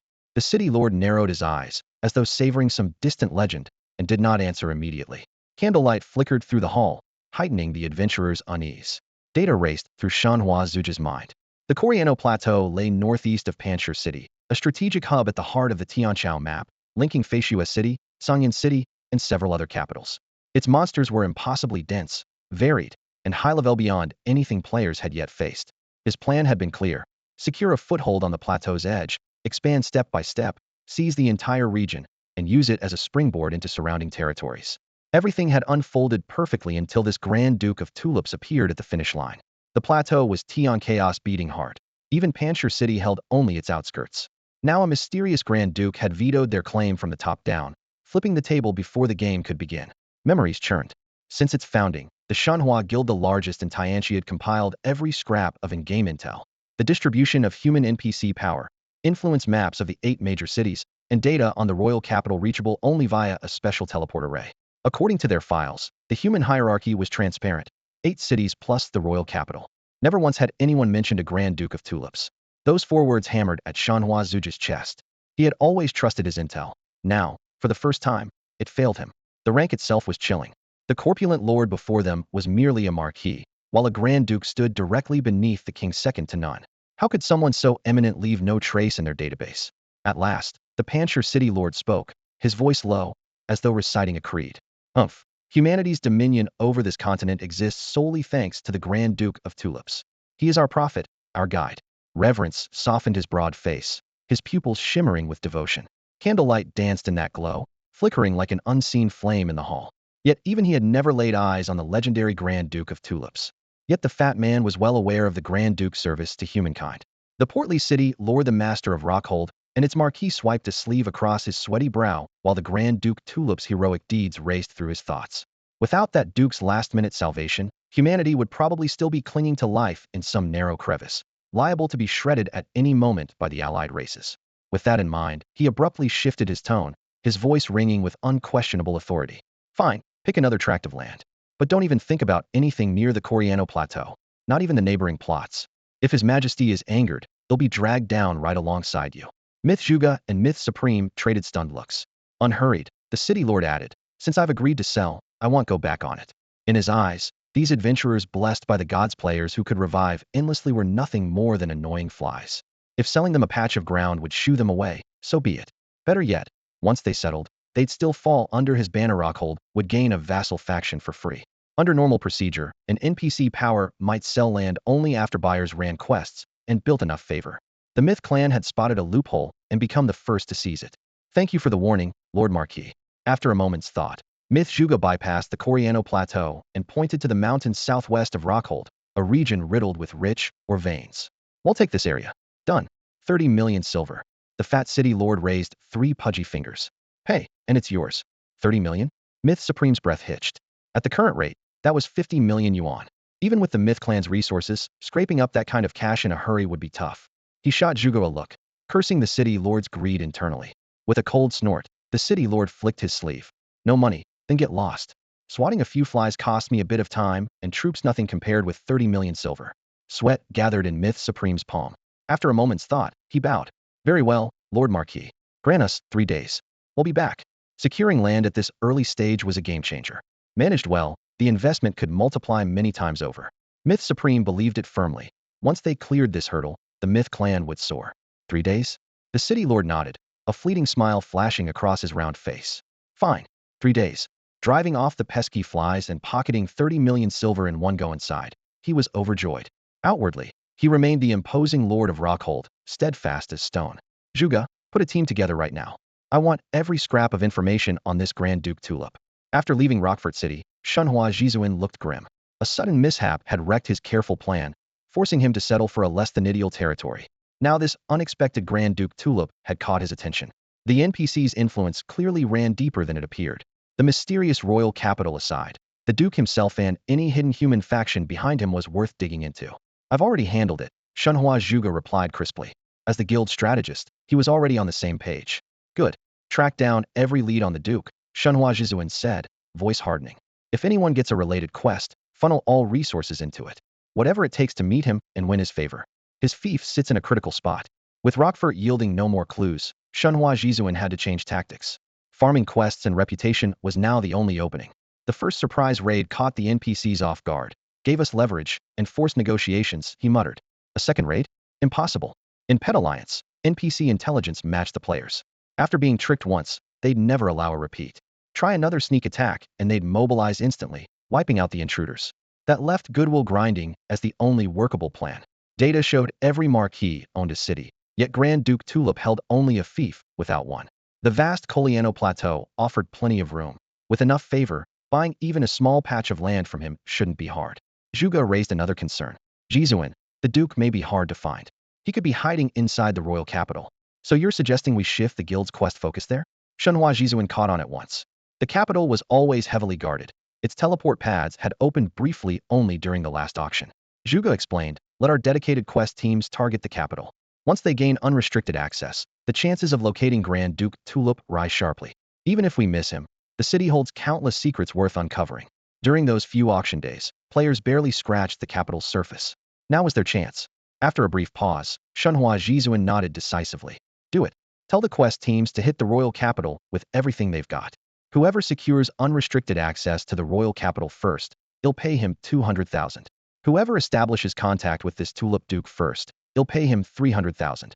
Mythic Zuge's thunderous promise still echoed through the hall when the mythic overlord made the decision on the spot. The royal capital was the key to victory. If the mythic clan could learn its secrets first, they would stay at the top of the food chain and remain unbeatable. Across the realm, the newly crowned tulip duke, Chu Ge, knew nothing of this. He stood at the mouth of Dragon Valley, completely baffled. Only a few hatchlings chased one another between the rocks, and the vast valley felt eerily deserted. Where's the Fire Dragon King? Where are the warriors? He had only meant to drop by on his way to report to the elves in Needles Pine Forest, so the emptiness caught him off guard. Puzzled, he halted an adult dragon sentry. The guard flicked his tail and snorted a wave of heat. After you left, the hawk commander Saunders of the elves attacked with his flock. The Fire Dragon King was ready and shattered them.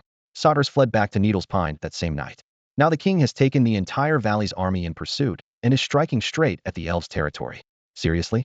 Chu Ge froze. He had known Saur's plan to raid the valley, but he never expected it so sooner to see it fail even faster. Weren't the elves supposed to be Dragon's nemesis? This was it. He never realized that the intelligence he had provided earlier let the Fire Dragon King muster the valley's forces and set an ambush. The unsuspecting hawks flew straight into the trap, suffered heavy losses, and fled in disarray. Now the king was pressing the advantage, leading his legions into Needles Pine Forest. Dragonfire was likely already sweeping through the elves' heartland. Chu Ge groaned still held the quest to warn the elves. How am I supposed to turn this in now? Couldn't they wait until I claimed the reward before starting the war? He had already milked plenty of benefits from the humans with his wits, but the elves were the ones who posted this job. Now, with the quest givers themselves on the brink of ruin, even his chance to freeload was slipping away. Flamewing move. Although he suspected the forest was already ablaze, Chu Ge decided to investigate. If he ran into the White Stag King Muse, all the better. If not, maybe he could still pick up some loot. Remembering how he had cleaned up on the battlefield of the gods, he couldn't help but smile. The memory of that haul was still sweet as ever. How much longer is that quest of yours going to take? I'm level 16 now. I've already left the starter village. Still plowing through his long journey, Chu Ge was jolted back to reality by the excited message. After leaving Dragon Valley, he had been racing toward the elves' conifer jungle. Unfortunately, in this timeline 100 years in the past, there were no teleport circles or human capitals, so the only way to shorten the trip was to ride his flamed dragon through the sky. The flight from Dragon Valley to the conifer jungle would take 2 or 3 days, and Chu Ge was stuck in the monotonous, exhausting travel phase. After another grueling day of flying, he stepped out of the nutrient pod and saw Chao Xiren waving her terminal at him, face glowing with excitement. So fast. It's only been a couple of days. Chu Ge glanced at her level panel. She had only just received the psionic class change quest, yet she was already level 16. He couldn't help being surprised. Chao Xiren flashed a sign. Yep, Big Brother Merchant gave me a ton of help. He lent me a full set of gear and even got me a water-type aquablue mouse with green aptitude. That little guy is amazing. The Universal Merchant? Chu Ge understood at once. Without that backer, she never could have leveled so smoothly. For a solo player without premium VIP status, getting any pet other than an insectoid was nearly impossible. Chu Ge himself was level 28, still holding second place on the Heavenly Empire leaderboards. The average domestic player was only around level 17 or 18, most of them stuck with starter pets like the gray-jawed bug or poison dart bug. A green aptitude aquablue mouse was no longer astronomically priced, but it still cost several thousand credits. A full gear set pushed the total past 10 grand. The Universal Merchant's generosity impressed Chu Ge. He said nothing aloud, yet he had already marked the man as a future core member of his small team, definitely someone worth befriending. Chao Xiren suddenly lowered her voice. By the way, when you finish the quest and get back to the main city, be careful. A lot of people are digging for info on you. Digging for me? Must be those scumbags from the Aoshi Guild, Chu Ge scoffed. Xiren, until I'm out of this quest zone, don't tell anyone you know me. No need to let them bother you.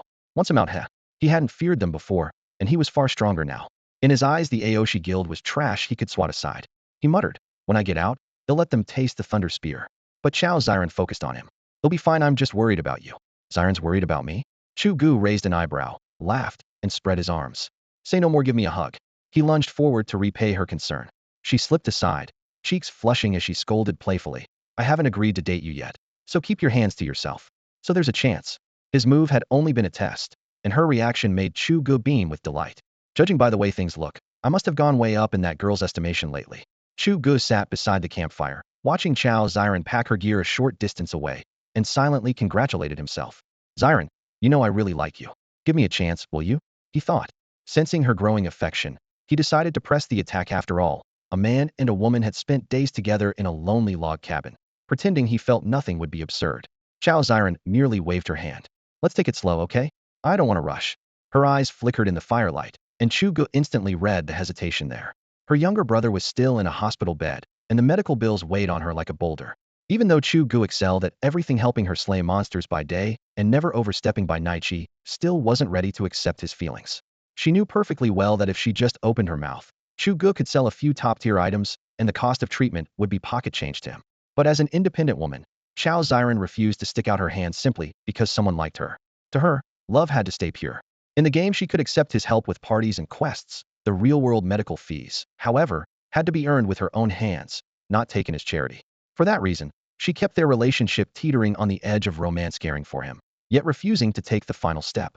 This girl definitely has something on her mind, Chu Ge muttered as he watched her turn and walk away. He knew she liked him, yet she still wouldn't say yes. Fine.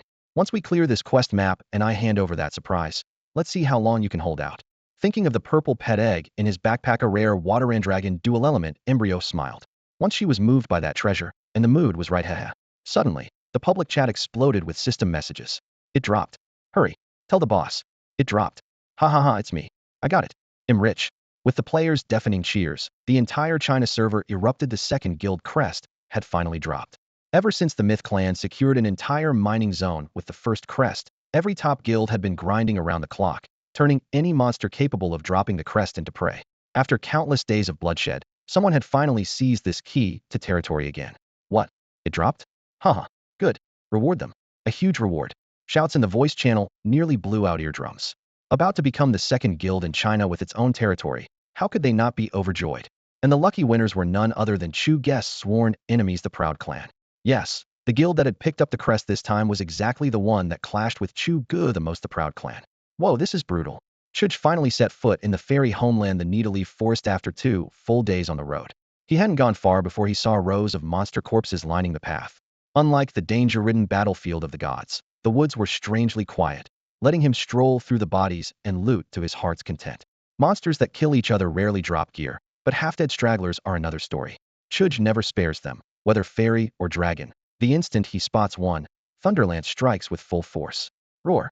Adventurer. Why? Another wounded dragon bellowed, only to have Thunderlance punch through its chest and drop it where it stood. Why? For experience, of course. To Chu, these dying creatures are walking XP bags. He shows no mercy. Bearing the title Dragon Master doesn't mean he favors dragons.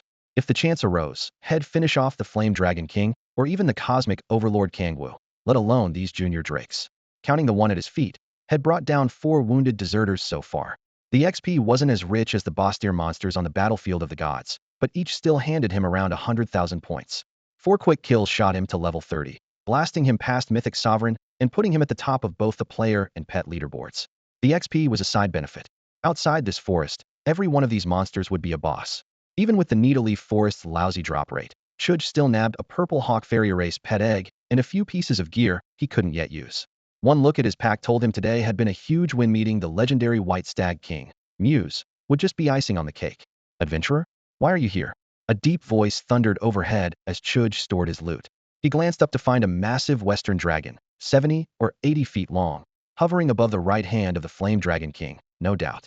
My lord, word in Dragon Valley is that the Flame Dragon King has attacked the fairy clan. I came to see if I could lend a hand, Chu said calmly. Humph. His Majesty is already leading our forces deep into the Needleleaf Forest, the dragon muttered, apparently unconcerned. Its gaze narrowed on Chu. Adventurer, your timing is perfect. I have a task for you. If you have a task, my lord, say the word, Chu replied, cupping his fists. A quest from the dragon race. Since arriving in this world a century ago, the missions Chu Ge enjoys most are the ones posted by dragons. One simple reason. Every dragon is obscenely wealthy and far more generous than either the Fae or humans. The moment this dragon mentioned a favor, Chu Ge's heart skipped a beat. Good fortune was knocking. Our entire species has taken to the battlefield, the dragon explained, lowering its massive head. Lord Fire Dragon King fears for Dragon Valley's safety and ordered me back to protect it. Given how fierce the fighting is, I want you to return there instead. The dragon paused, then lifted a foreclaw. With a hum, a brilliant gemstone materialized out of thin air and settled in its palm. This is our clan's sacred treasure, the Xiaolong Stone. The dragon's voice thundered through the canyon. If an enemy breaches the valley, smash the stone. It will release an enormous surge of energy and seal Dragon Valley completely. Even a god-tier warrior will be stuck outside, helpless for days. Seriously? You've got something like that? Chu Ge stared, wide-eyed. A stone that could lock down hundreds of square kilometers was packed with terrifying power.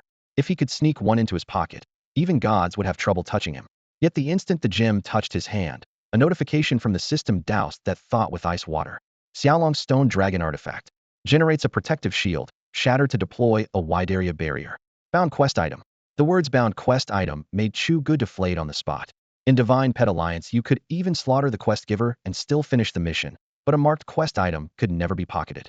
Clearly, the Xiaolong stone could be used only if Dragon Valley was truly attacked. Don't worry, my lord. I'll guard Dragon Valley with my life. Chu Ge slipped the gem into his pack, showing no hint of disappointment. The quest came from the Fire Dragon King, merely relayed by this dragon. If he succeeded, the reward would be his. As for his plan to visit the Phase Needleleaf Forest, at this rate, he'd stumble straight into the front lines. Chu Ge scrapped the idea of being a spectator. He had no desire to be singled out by another Nyopi's father. Once was enough. Excellent. You're a true friend of the dragons. The dragon rumbled approvingly, then raised its head and roared, Flame Wyvern, move out. To Dragon Valley. Quest accepted. Chu Ge didn't hesitate. He swung onto the wyvern's back. Whatever'll wait in Dragon Valley and watch Dragon's Cliff vanish, he muttered. He knew the score. This chapter was nearly finished, and a full-scale war among races was leagues above his pay grade. Still, if he could stack goodwill with Fae, humans, and dragons all at once, he'd be in an excellent position for what came next. After all, he and Chao Xiren had run the numbers again and again. This was only the prologue to an even bigger quest. Help. Someone, anyone, humans, iceborne, fairies, or whatever strange race you belong to, just get over here now. Chu Ge sat on a jagged cliff, glanced up at Dragon's Crag floating in midair, then back at the eerily quiet Dragon Valley, and felt he was about to lose his mind. How many days had he been here, squatting like a stone wife waiting for her husband's return? Since taking the quest, the mystery of Dragon's Crag's disappearance from that colossal dragon, he had practically sprinted into the valley, only to find the place a massive ghost town. 4 or 5 days of pointless waiting had drained every drop of excitement from him. When he hit level 30 and knocked Mythic Supreme to second place, had been over the moon. Barely a moment later, Mythic Supreme reclaimed the top spot, and even that brat Chao Xiren had reached level 19. Meanwhile, he hadn't earned a single point of experience. The reason was simple: every monster in Dragon Valley was a dragon. Out in the wild he could ambush them, but killing them in their own lair would be suicide. Officially, he was still a friend of the dragons. If they caught him secretly farming their kin, they'd tear their dear friend to shreds. Bored out of his skull, the only thing he could do was have his flame dragon practice its new skill Dragon Bite again and again. Boom. Just when Chu Ge thought this day would be another wash, the ground in the distance began to shake. Roar. Roar. Enemy attack. Enemy attack. All dragons, rally to me. The tremor jolted Chu Ge off the cliff and dragged every remaining dragon from hiding. Anyone bold enough to cause trouble here was clearly hostile. Yes. Finally. Standing on his flame dragon's back, Chu Ge watched a cloud of dust rolling toward the valley and nearly burst into tears of joy. Had waited so long. These invaders might finally let him finish the quest. His biggest question: who were they, humans, iceborne, or something else entirely? Roar. Adventurer. Guard the howling dragon stone. If we can't hold them, smash it at once. A silver dragon swooped down and hovered overhead. Rest assured, Lord Abbas. He'll protect the valley's last line of defense. Chu Ge shouted. The silver dragon was a boss himself. Roar. Good. I leave this place to you. Dragon warriors, with Messlaughter every intruder. Abbas nodded in a surprisingly human gesture, wheeled around, and shot toward the valley's entrance. What a waste, what a pity, Chu Ge muttered, shaking his head as Abbas disappeared into the distance. There were only a few dozen dragons left in the valley, and most of them were still juveniles. The only creature he could truly count on was the silver dragon, Abbas. Chu Ge lay on a rocky ledge, fixated on Abbas' shimmering argent scales, his eyes practically glowing. In terms of looks, this silver dragon was even cooler than his own black one. Imagine riding it through town and charming every girl in sight. Unfortunately, after several days of daily bonding, he still couldn't break through the dragon's defenses. Chu Ge understood all too well. Once Abbas flew off to guard Dragon Valley, survival would be a long shot. On the divine battlefield or in the earlier chaos of the Pineal jungle, he could lurk on the fringes and scavenge spoils. But this fight was for the valley itself. He was inside the valley. There would be nothing to scavenge, and charging out would be suicide. The enemy was advancing with fanfare. How could he just burst from the valley on his flame dragon? They weren't blind. He'd be targeted instantly. Joining the battle was impossible, but observing was fine. After all, he'd come back 100 years to discover who attacked Dragon Valley and why Dragon Cliff disappeared.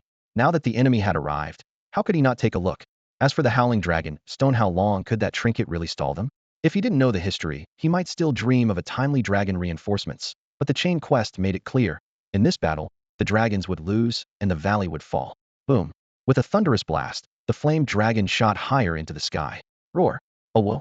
Charge, warriors of mankind. Slay the evil dragons. Raise Dragon Valley. Gazing down, Chu Ge finally saw the attackers clearly and was stunned. It was a complete hodgepodge. Creatures swarmed through the air and across the ground. Even aquatic monsters had hauled themselves onto land to unleash water spells, icy blades cutting through mist and slamming into dragon scales. The leader was exactly who he expected. That blinding suit of golden armor could only belong to the human king, Roland.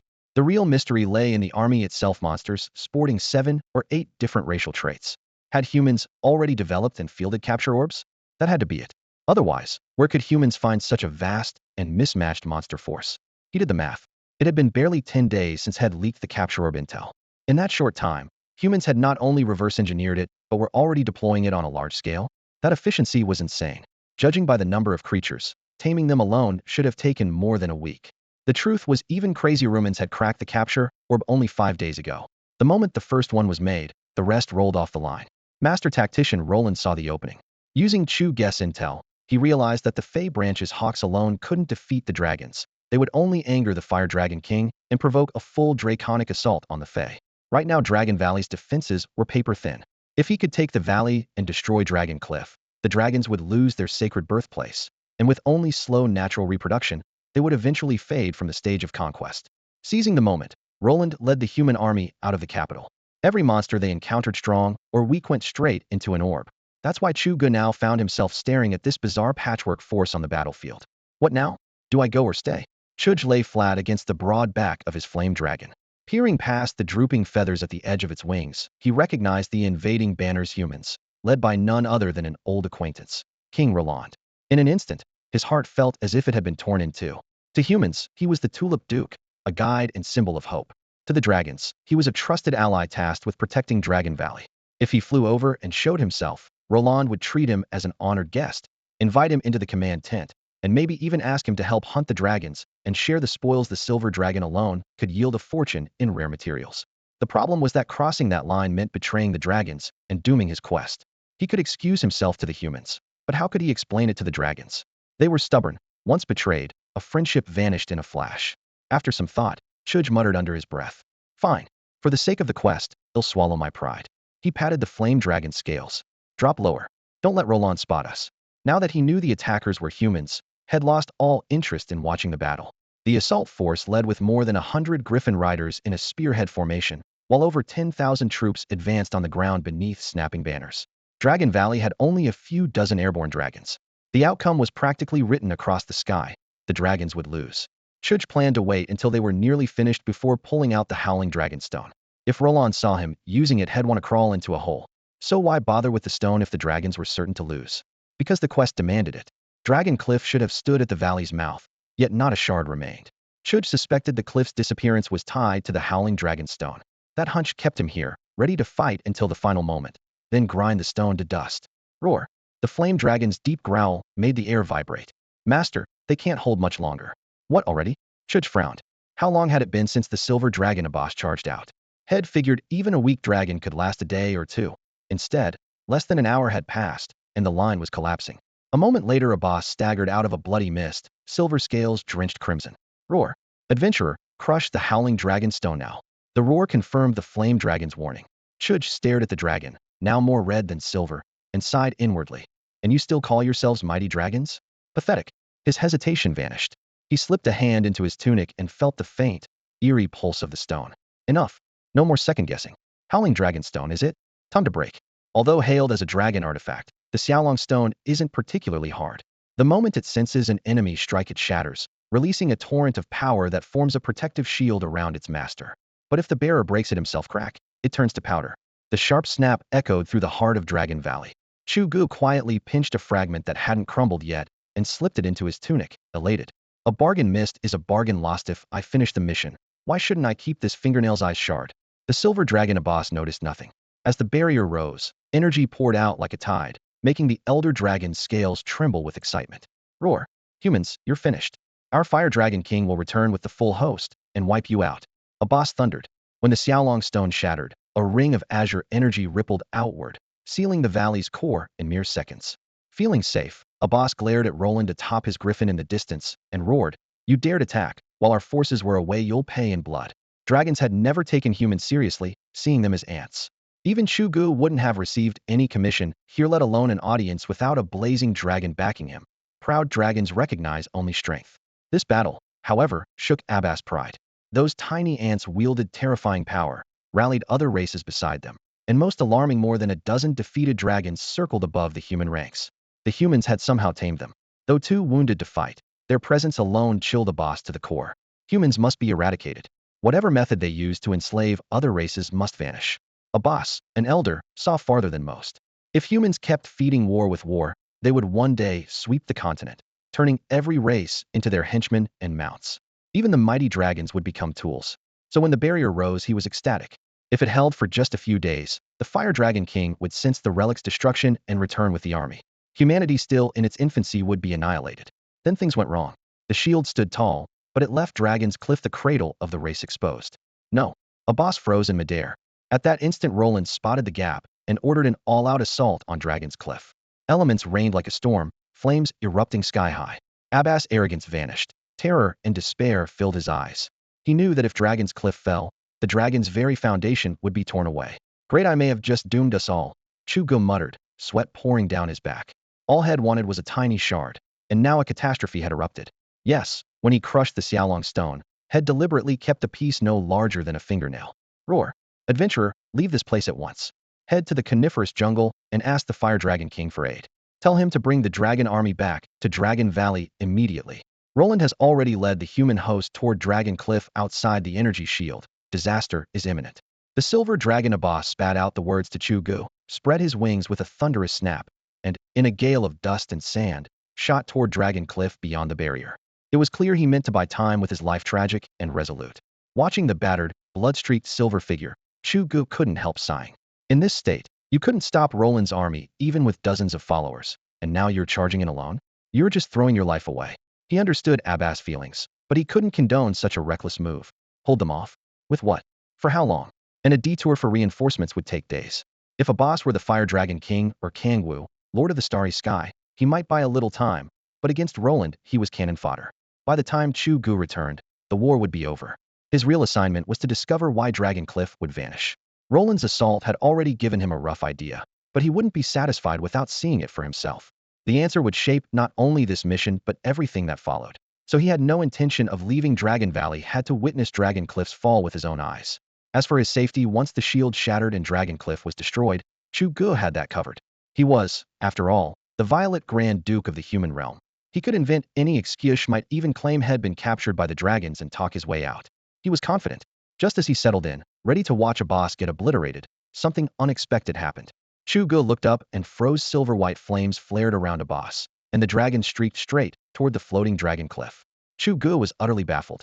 Weren't you going to intercept Roland and defend Dragon Cliff? Why fly at the cliff itself? That's a suicide run. You're a silver dragon, not Gong Gong, and Dragon Cliff isn't Buzhou Mountain. With that scrawny frame, you think you can smash it apart? And even if you could, this definitely isn't how the story is supposed to go.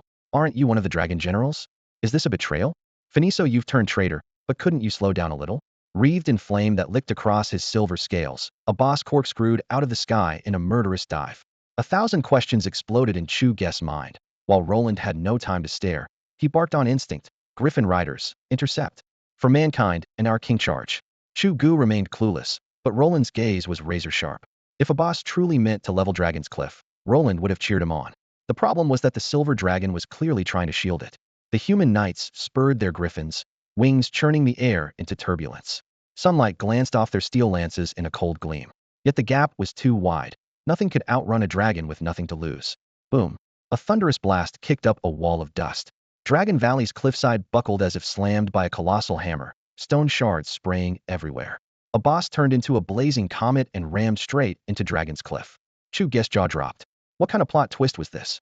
Roland's men were just as stunned. Abbas hadn't defected, had gone straight for the impact.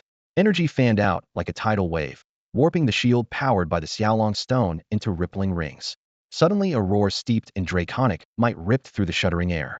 Adventurer, tell the Fire Dragon King Dragon's cliff now lies within the Phantom Realm. Half the mystery snapped into place for Chu Ge. A boss wasn't on a suicide run. He was burning his life force to cast a secret dragon rite, forcibly shifting Dragon's Cliff into the Phantom Realm. Once it vanished, Roland's army could never destroy it. The cliff walls glowed white-hot and turned ethereal, like fog in a strong wind, before melting away entirely. Only then did Chu Ge realize why the dragons had never found any ruins. Nothing had been destroyed. A boss had spirited it off. Tell the Fire Dragon King? Chu Ge snorted and glanced at the system prompt. Quest complete. Returning to the main world in 3 minutes. Sorry, Abasi don't have time to play courier. If you're about to leave, you might as well grab a souvenir. He licked his cracked lips, sweeping the deserted valley with a greedy eye. This was the dragon's stronghold, and not a single guardian remained. Walk into a treasure vault and come out empty-handed? I'd be an idiot. His voice was low, eyes gleaming like a thief in moonlight. To him, Dragon Valley was a vein ready to gush gold and relics. Chu Ge vaulted onto his flame dragon's back and slapped its neck. Deepest cave now. No hesitation. Less than 3 minutes remained. He ignored the side passages and locked on to the yawning black tunnel in the valley's heart. Even an idiot knew the best loot was always hidden in the deepest shadows. Go, flame dragon, faster, charge. 3 minutes vanished in a heartbeat. The flame dragon tore across Dragon Valley, scorching winds sparking off the cavern walls. From its back, Chu Ge fixed his gaze on the faintly golden egg at the far end of the cave. Without hesitating, he whispered the order to sprint. A thunderous roar followed. The dragon's wings snapped, jets of fire streaming from their tips as the creature became a crimson bolt aimed straight at the egg. Ding! A system chime exploded in his ears. Quest complete. Leaving the mission map in 10 seconds. 1098. Go. Faster. Almost there. Chu Ge clutched the scales, heart pounding. The cold female countdown echoed like a death knell. He could see the shell's scale-like pattern, pale gold ripples flowing across it. 321. As his fingertips brushed the shell, the scene twisted and darkness swallowed him. The countdown ended. Ha! Ha ha! I'm rich now. He laughed wildly in the blur of returning consciousness. 10 brutal days had led to this moment, and he was finally back in the main world with his prize. The inventory window popped up. The massive egg lay in the prime slot. Dragon Deity Egg. Incubation, unknown. Just a few words, yet they carried staggering weight. A dragon deity. What tier was that? Celestial Sovereign Kangwu? The Fire Dragon King? Or something even higher? Unknown. Incubation might stop others, but not Chu Ge. Once it was in his hands, he'd find a way. Humph. My flame dragon already has limitless potential. Add this dragon deity egg. He clenched his fist, fighting spirit blazing. Let every grand clan of Tianchao come at me together. I want flinch. During those brief 3 minutes in Dragon Valley, had witnessed the power of beings like Celestial Sovereign Kangwu. Numbers meant nothing at that level. True qualitative change could overturn everything. He stowed the egg and looked around. He was back at the portal where Head entered the instance. Logically, I should still be near the entrance, right? Warrior, you have returned. An aged voice called from the side. Chu Ge turned. The elder who had issued the quest approached with measured steps. Anyone capable of posting a century-old god-tier quest was anything but ordinary. That's right, the quest is complete, he said. The elder's gaze was deep. Excellent. Thank you, adventurer. The aid you've given the dragon race will never be forgotten. Here is your reward. Chu Ge handed over a slightly trimmed mission report. In exchange, he received a reward so weighty it made his heart race, and with the dragon deity egg on top of it, his path ahead was crystal clear. The quest was finally, completely finished. Looking at the old man in front of him, who suddenly seemed re-energized, Chu Ge felt a rush of anticipation. He had risked life and limb for this very reward. After all, a flash of light erupted, and a helmet as black as midnight, traced with golden filigree, hovered in midair. Helm of Dominion, Special Gear, HP 200, Defense 50, Dragon-type Pet Stats 10. This was the payment for Chu Ge's latest mission. In terms of stats, it was identical to the scale of Dominion he had earned when he first entered the 100-year quest map. Same numbers, same special gear tag. The only difference was that the scale hung on his chest, while the helm would sit on his head. Because of that subtle duplication, Chu Ge instantly pinpointed the old man's true identity: the Star Sovereign, Kangwu. If the quest giver had been the Fire Dragon King or any other NPC, the reward would never have mirrored the scale of Dominion so perfectly. What really set his pulse racing were the words special gear. Scale of Dominion. Helm of Dominion. Could there be a cuirass of Dominion? Maybe even more pieces? From experience, items sharing a prefix usually formed a set, and completing a set always unlocked earth-shattering bonuses. Starlight flickered in the old man's eyes as he spoke in a solemn, distant voice. Adventurer, I now depart for Dragon's Cliff. If fate allows, we shall meet again. With that, Kangwu vanished, taking every mode of Starlight with him. If fate allows, huh? Chu Ge narrowed his eyes, certain this was the hook for the next main quest. He closed the quest interface and didn't waste a second. Zyron. Hey, Zyron, sweetheart, I'm back. Where are you? No new quest had triggered, so he logged out immediately. The moment he removed his VR helmet, he sprinted toward Chao Zyron's room. First order of business after leaving the dungeon and returning to reality. Honor his promise. He would hand over the Esper gear he had prepared and that pet egg, too. Once she was fully kidded out, she would vault straight to top-tier status. Then, whether they had to square off against the AO family or dissect raid bosses, everything would get a whole lot easier. Ah, you jerk. Get out. He burst through the door only to be met by an indignant shriek and, inevitably, a sharp slap across the face. Accident, total accident. I didn't see a thing. Rubbing his burning cheek, Chu Ge backed out with a sheepish grin and hurriedly pulled the door shut.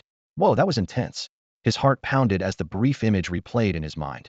Chao Zyron wearing her immersive gaming helmet and nothing but pale, form-fitting underwear, her long legs almost blindingly white under the room's light. How did I never notice? That kid actually games dressed like that? Embarrassment, shock, and regret washed over him all at once. If only I'd known sooner. No, I can't accept this. It's far too valuable, and I appreciate the thought, but I have to refuse. Dressed in a casual home skirt, Chao Zyron emerged from the bedroom with the shy poise of a young woman, yet her footsteps carried the force of her anger. She had only planned to find out what Chu Ge was up to. If it wasn't important, she intended to give him a proper scolding. Who said he could barge into a girl's room uninvited? The moment she stepped into the living room, however, his first sentence left her rooted to the spot. I just got back from the mission map and brought something for you. Her mind went blank. Chu Ge had actually. She had expected him to collect the 2 pieces of Esper gear they'd agreed were only on loan. She had prepared herself for that. Instead, he produced a pet egg bathed in soft lavender light, a rare Wateran Dragon dual attribute egg. He had once promised to give her a pet. Chao Zyron figured, in his bid to win her over, he'd present her with a blue-grade pet, expensive, but still within her means to repay one day. Blue pets still cost tens of thousands, but at least she could handle that. But a purple-grade egg? His last Fire and Fairy Fox egg had fetched over $1 million at auction, and this Water Dragon egg could only be pricier. A gift that extravagant, however tempting, was out of the question. She'd never be able to repay him. Zyron, don't you understand how I feel about you? When she kept shaking her head, Chu Ge stepped closer and placed his hands firmly on her shoulders. I do, but it's just too much, she protested softly. The usually easygoing Chu Ge now looked uncharacteristically serious, and her heart skipped a beat. She ignored the hands on her shoulders, but still tried to refuse. If you understand, then why hesitate? He said, taking a deep breath as if summoning every ounce of courage. Chao Zyron, I, Chu Ge, like you. I want to pursue you. That pet egg may be worth a fortune to you, but to me it's only a string of data in a game. For you, data, money, anything in the real world, none of it matters. The only thing I care about is you. The confession Head rehearsed spilled out in one breath. His fists clenched and his breathing quickened. Everything depended on this moment. To surprise her, Head kept the egg a secret. Surprise had achieved. Whether there would be joy, he couldn't tell. Now that Head gone this far, there was no way back. Yu Chao Zyron met the earnest stubbornness in his eyes, and her resolve wavered. What woman doesn't want to be treated sincerely? What woman doesn't long to be cherished? Chu Ge had joked about liking her before, but never with this solemn sincerity. Her hesitation wasn't over the egg's price. It was because she felt, unmistakably, that every word he spoke came straight from the heart. He really, truly liked her. In today's world, that means something rare indeed. Never mind a purple tire pet worth millions. Even if Chu Ge casually pulled out a blue-tier companion, women would flock to him, let alone the violet egg he had just placed in Chao Zyron's hand. Across the gaming world, almost no one could give away such a rare item without blinking. He had even added 2 pieces of hidden class Esper gear, making the gift priceless. He kept insisting he was only lending it, but the moment the egg appeared, Chao Zyron realized it was a prearranged gift. Lend was just a pretext. What are you waiting for? Zyron, give me a straight answer. Chu Ge planted himself in front of her, eyes steady. I really like you. I want you to be my girlfriend. Believe me, I'll cherish you. Chao Zyron bit her lip, hesitation written all over her face. Chu Ge saw it and pressed forward. She was swayed. She just needed a final push. Quickening his words, he closed in, determined to capture this fortress in one strike. He wasn't experienced at dating, but in the information age he had read plenty of online guides. For an independent girl like Chao Zyron, a slow approach would only feel clumsy. The most effective strategy was to lay his cards on the table and cut through the doubt. Yet Chao Zyron still shook her head. Chu Ge, with everything you have, you could find someone better. I'm not good enough for you. No one had ever treated her so sincerely. Of course she was moved. But she also knew the gulf between them. Chu Ge owned multiple apartments in real life and was the top lone player in the entire nation online. As for her, beyond a decent face, she had nothing. When she first moved in, she had considered getting closer to him, just to see if they fit. But the more she learned, the higher he seemed. All she really wanted was to stay by his side, earn money for her brother's treatment, and help her family. Nonsense. Chu Ge cut her off. Good enough? Xiren, give me a chance and give yourself one, too. Worst case, we set a probation period, all right? Victory was within reach, but her not good enough tripped him up, so probation slipped out. The moment he said it, Chao Xiren let out a giggle. Haha. Chu Ge's eyes lit up. Xiren, sweetheart, you laugh, that means you agree. He stepped forward, gently drawing her into his arms, his warm breath brushing her ear. Trust me, you won't regret this. Hey, who said you could hug me? I haven't agreed yet. She gasped, instinctively trying to push him away, but as that warmth seeped in, her raised hands slowly lowered. All right, but remember we're on a trial period. Where the hell am I? How am I supposed to get back to town? After a passionate confession, Chu Ge finally got promoted from backup option to boyfriend on probation. He was so pumped that he dove into the immersion pod before the countdown even finished, eager to deliver the gear and pet head promised Chao Xiren.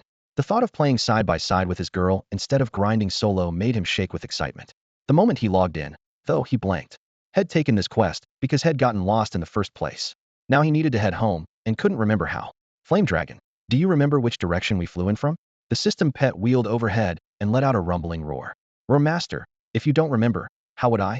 A lifelong navigational disaster. Chu Ge had nothing to say. The last time had been here 10 days ago, and hopelessly lost that hadn't memorized a single landmark. Great. What now? He raked a hand through his hair, then steeled himself. Forget it. Flame Dragon, pick a direction and fly straight. I refuse to believe we won't bump into anyone. Once he found another player, he could ask for directions. If he missed the capital, at least head hit civilization. The dragon shot upward. Chu Ge clung to its scales as they sliced through the sky. They hadn't gone far when thunderous booms shook the air and dust rolled across the ground below. A crowd of players was swarming a colossal white ape. At least 100 of them. Tanks up front go. Ranged, keep the pressure on. Ignore the counters. Healers, full output, keep the front line alive. Poison and grass types, stack your DOTs and stop the boss from healing. The one barking orders sat astride a gigantic tiger crackling with lightning. Sparks played across his armor, and his voice drowned out everyone else. Pets of every breed formed tight rings around the ape, sealing any way out. Hoga! The white ape bellowed, fur bristling. Its arms were as thick as pillars, and it swung them with terrifying force. Combat skill, double-bladed smash. Each slash sent a nearby pet skidding or slammed it into the dirt. Oh, gruh. Screams overlapped, but there were just too many opponents. The ape's brute strength couldn't clear the field fast enough. The moment it knocked one wave back, a fresh row of tank pets leapt in, and several players even rushed in themselves, shields raised. It looked chaotic, yet everything ran like a well-oiled machine. The meat shields were taking heavy losses, but sheer numbers and relentless firepower were driving the white ape to the brink. Circling overhead, Chu Ge stared wide-eyed. So this is the power of a full raid. The commander's voice was raw but still electrifying. Keep it up. The ape's almost down. All ranged. Unload everything you've got. Healers, stay on them. The tank players surged forward, hurling healing potions at their pets. Hold the line. The white ape's about to drop. Hagwell token. Here we come. We, the Huiwang clan, will be the third family to found a guild. Huiwang Nanjiao's voice cracked with excitement in the command channel. Ahead of him, a three-meturtle silver ape was hemmed in by more than 100 players and assorted summons. Its once furious punches had slowed to a crawl from blood loss. Its matted fur a mix of red and mud. Each time the boss health bar dipped, Huiwang Nanjiao's heartbeat raced. Last time, by calculating Chu Ge's route, he had wrested a haul of resources from the Aoshi clan, earning a promotion from the clan lord, Huiwang Xiongzhu. Now he was mid-level leadership, but he wanted more. If this white ape dropped a guild token, Huiwang would finish its guild first, and he would become Xiongzhu's chief hero. Heal. Keep the aggro steady, don't let the boss roam. He roared again, the thrill and ambition dripping from every word. Just as everyone held their breath for the ape to collapse, a vast black shadow streaked across the sky. High above, a 10-meter-long flame dragon, scales glowing crimson, dove through the clouds. On its back, Chu Ge narrowed his eyes at the dust-choked skirmish below and grinned. Finally, other players. Come on, Flame Dragon, let's say hello. After escaping a quest instance, he had spent half an hour racing through the wilderness, hoping to ask directions back to town. As for the Aoshi clan's bounty on his head, a joke. The server's average player was barely level 20, and had left them a dozen levels behind. Numbers meant nothing to him. If anyone wanted to be stubborn, he'd gladly send them home to respawn. The dragon skimmed lower, sweeping up clouds of grit. Chu Ge's gaze swept the battlefield players pounding on a boss. He recognized the white-furred ape at once, then the unified Huihuang tags above the players' heads, and his smile turned icy. Old acquaintances, huh? Aoshi's ambush outside the instance had all started with Huihuang's lies. If not for them, had never have been forced into that dragon sanctuary. Sure, had snagged a super quest out of it, but had never planned to let the matter slide. I was going to settle things with Aoshi first, but since you're right here, we'll square this debt now. His fingers traced the dragon's rough neck scales, murder glinting in his eyes. Flame dragon, charge wipe them out. On the ground, Huihuang Nongyao lifted his staff to give the final orders only for a vast dragon shadow to blot out the sun. The thunderous roar rattled his eardrums, a stinging sulfur reek flooding the air. Damn, is that a boss? No, that's... Boom. The flame dragon slammed down, a tidal wave of fire engulfing the outer ring of archers and mages. Screams and red system alerts flooded the channel. The white ape seized the moment, ripping apart the frontline tanks caught off guard. A boss that had been one sliver from death suddenly turned feral again, and the fight flipped into a massacre. From midair, Chu Ge plunged with his greatsword, cold light flashing. Since every tag down there is an enemy, why hold back? The boss, I'm taking it. The players, I'm killing them too. Look out. What's that in the sky? A dragon, an actual dragon. Damn, it's Chu Ge? That's Chu Ge's flame dragon. Why is he here? A piercing roar rolled down from above, making every member of the Huihuang clan who was besieging the white ape boss snap their heads up. The first player to recover noticed that the enormous creature diving toward them wasn't the usual chestnut red, but covered in cold, black scale sand appearance unique to the flame dragon owned by the Lone Wolf King, Chu Ge. One glimpse of the oncoming black behemoth told everyone exactly who had arrived. Don't panic. There are hundreds of us. If he dares land, he's dead. Their commander, Huihuang Nongyao, bellowed. Tanks, keep the white ape busy. Healers, ignore Chu Ge. All ranged units, lock onto the dragon and chew Jefficus fire. The sudden ambush caused a brief uproar before Nongyao orders restored order. He snorted to himself, doing the math. Chu Ge alone? So what if he's the Lone Wolf King, has the top pet, or sits at second on the level rankings? Charging in here is suicide. Turn on your recorders. Once we kill him, we'll go to the Aoshi clan and collect the bounty. He shouted again. Relax, boss, that money is as good as ours. A player responded excitedly. Talk about a windfall. The Aoshi clan has searched the entire map for Chu Ge, and he walks right into us? 7 million credits. 7 million split among the 200 to 300 players present. That meant at least 20 grand apiece. Pocket change to Chu Ge, but several months' salary for everyone else.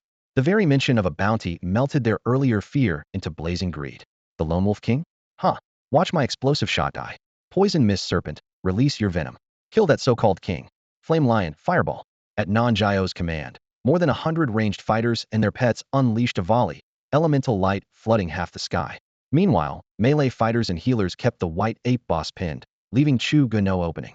They were sure that a level 30 Chu Ge, even with an orange rank pet, couldn't withstand the combined assault of 200 or 300 players. A dragon was still just a health bar. A player, no matter how cocky, was still a bundle of stats. One focused volley would blast him to pieces. What they failed to grasp was this. Once power reaches a certain threshold, the so-called advantage of numbers becomes nothing but a joke. Blazing Dragon, ignore those scrubs. Flamethrower torch them, burn them to a crisp. With Chu Ge's short, cocky command, the glow of his hidden class and 2 sovereign-grade items flared around him. Boosted twice over, the Blazing Dragon's stats had already left the whole leveling system in the dust. Even its base defense was untouchable for the players ahead. What a joke. They can't even scratch its hide, yet they think they can kill me? Roar. The dragon craned its neck and gaped wide. In the next instant, fire so hot it warped the air fused into a pillar and blasted the densest knot of glory players. Damn it. Why isn't our damage landing? It is landing what just can't pierce its defense. Isn't Chu Ge only level 30? We took down the white ape boss, so why can't we even budge him? Less talk, more blocking. Sea demon lion, water jet. Amid frantic shouts, every color of spell detonated, only to vanish like ice chips in a blast furnace. The opening volley did nothing. The blazing dragon didn't even bother to look their way, spewing an even hotter tongue of flame instead. Radiance's players instantly lost their nerve. Isn't Chu Ge's blazing dragon just orange tier? How's the gap this huge? Sizzle boom. Fire crashed into their interception skills midair, explosions popping like a string of firecrackers, battering eardrums and nerves alike. Haha. Pathetic. Blazing dragon, dragon breaths how them real firepower. The ground was already scorched black from the flamethrower's aftershock, yet they barely held out. Chu Ge gave the second order without hesitation. Flamethrower only gets a 15% bonus from my class, and you still struggled. But dragon breath? Factor in my 2 sovereign items, and the boost hits 30%. What are you planning to block that with? Do you even get the difference? Roar. Answering its master, the dragon bared its jaws again. Thick, magma-like energy churned inside, ready to liquefy the air itself. Don't panic. Squads 1 and 2, hold the dragon. Squads 3, 4, 5 focus fire on Chu Ge on its back.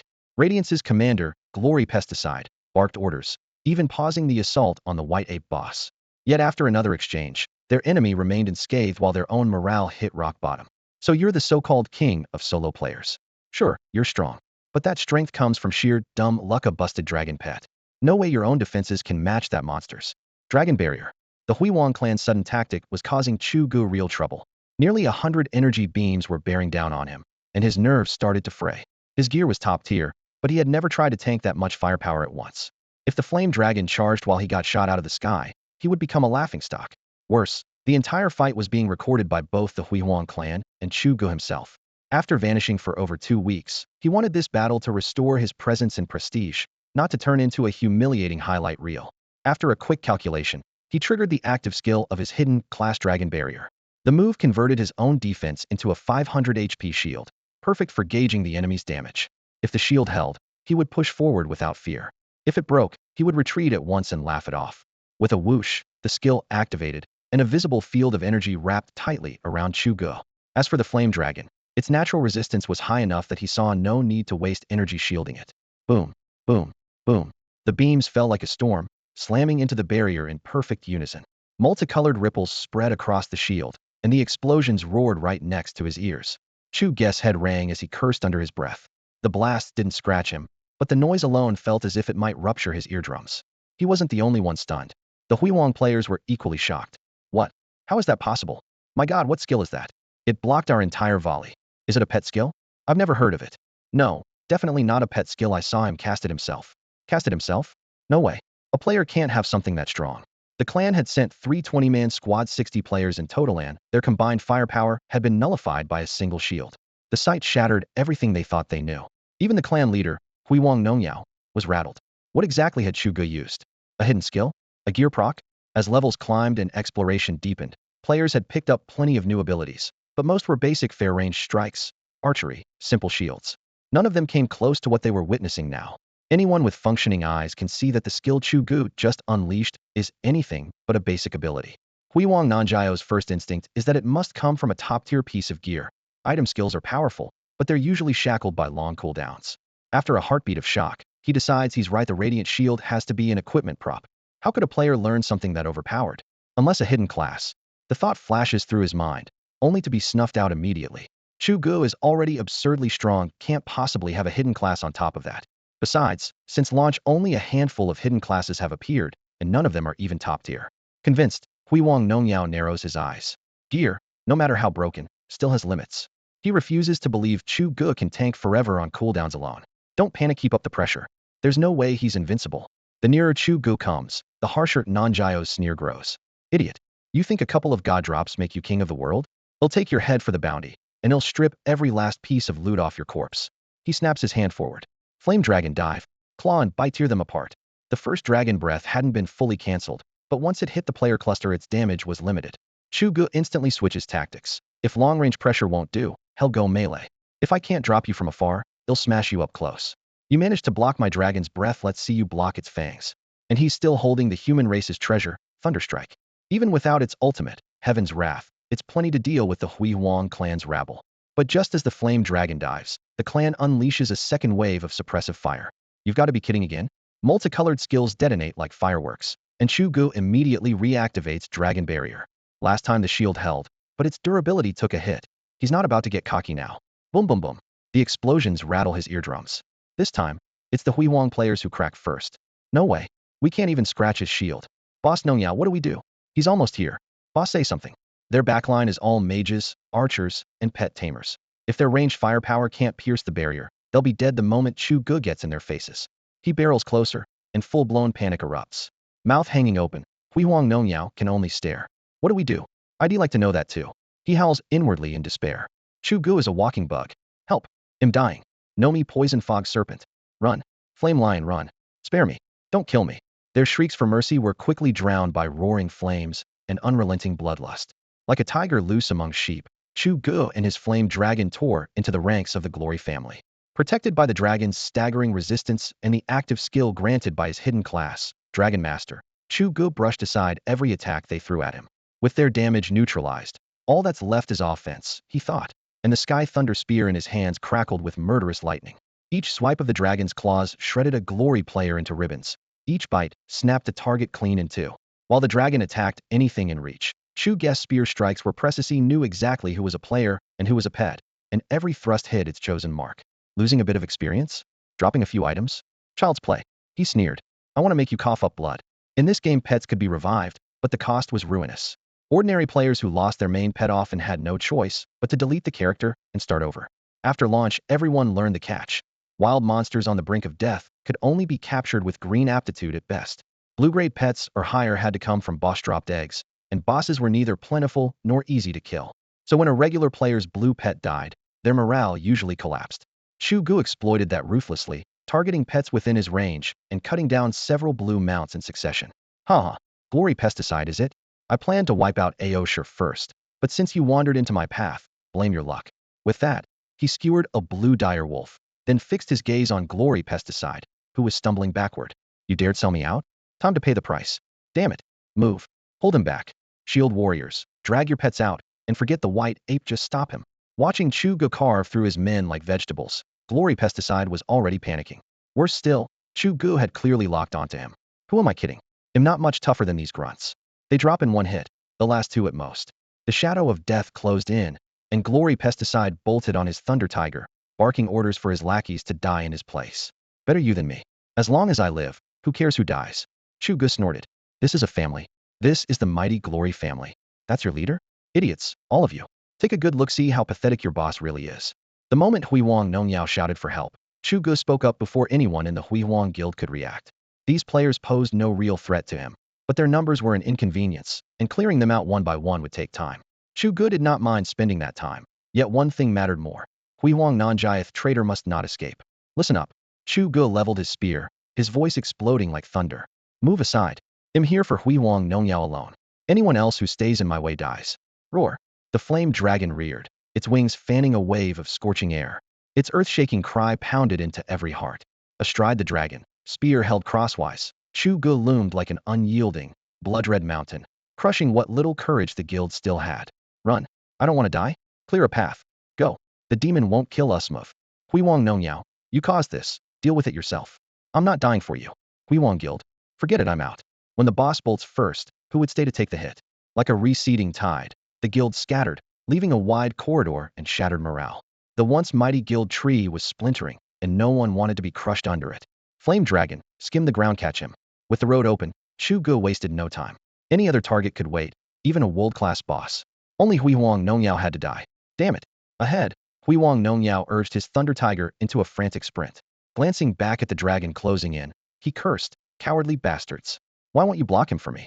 He would never understand. When the leader flees, who stays behind to shield him? Haha. Hui Huang Nongyao die? Flame Dragon breath. The Flame Dragon, far faster than the electricity-snared Thunder Tiger, closed the gap in a heartbeat, bringing Hui Huang Nongyao into range. Damn. Thunder Tiger, Thunder Strike, block it. Knowing escape was impossible, Hui Huang Nongyao gambled everything on one last counterattack. Bolts of lightning shot toward the incoming dragon breath, as he prayed to recreate the earlier miracle when dozens of players had neutralized the attack together. But now he was alone. Boom. The lightning vanished into the inferno in an instant, resistance swallowed whole. No. As the deadly dragon breath roared toward him, all Hui Huang Nongyao could do was scream in despair. Traitorous scum, you dare sell me out? Before Chu Ge finished cursing, a blistering blast of dragon fire slammed down, and in an instant the searing flames ground Hui Huang Nongyao and his pet into charred dust. Seeing not even bones left behind, Chu Ge felt a rush of savage satisfaction. Betray me, and that's your fate. All of you, get out of my sight in 60 seconds. He roared. Tell Hui Huang Nongyao that if I ever see him again, they'll kill him on the spot. With his rage vented, Chu Ge scanned the battlefield. The tank pets and players who had been shielding the white ape were already pulling back, several hundred of them. He could wipe them out to the last man, but the cost and uncertainty were too high. This was his first fight since vanishing for more than half a month, and it had to be flawless, something that would break his enemy's spirit. By smashing their formation, slaughtering his way through, and vaporizing Hui Huang Nongyao, he had nearly achieved his goal. All that remained was to scare off the few hundred Hui Huang family players still clinging to the field. If they retreated, a clean, triumphant video uploaded online would boost his prestige overnight. Force them into a desperate brawl, and even a win would be messy and far less impressive. Worse, if the fight dragged on, who knew when Hui Huang reinforcements would arrive? Chu Ge had no idea how far he was from the main city or from their headquarters. Uncertainty demanded speed, yet he had underestimated a large clan's cohesion. Many casual players were already thinking about fleeing, but the moment Huiguang Nongyao fell, several others stepped up to command. Don't listen to him. If we retreat, he'll pick us off one by one. That's right. Hua Weiyang is right, stay together, and we can take down Chu Ge. 7 million. Kill him, and the bounty is 7 million. Charge. Chu Ge had crushed only their ranged troops so far. Now the melee tanks were back on the line, and confidence surged. However strong he was just one player. Enough ants could gnaw an elephant to death. Courting death, Chu Ge muttered, eyes cold as blades. Seeing those wavering players rally behind new leaders, his killing intent spiked.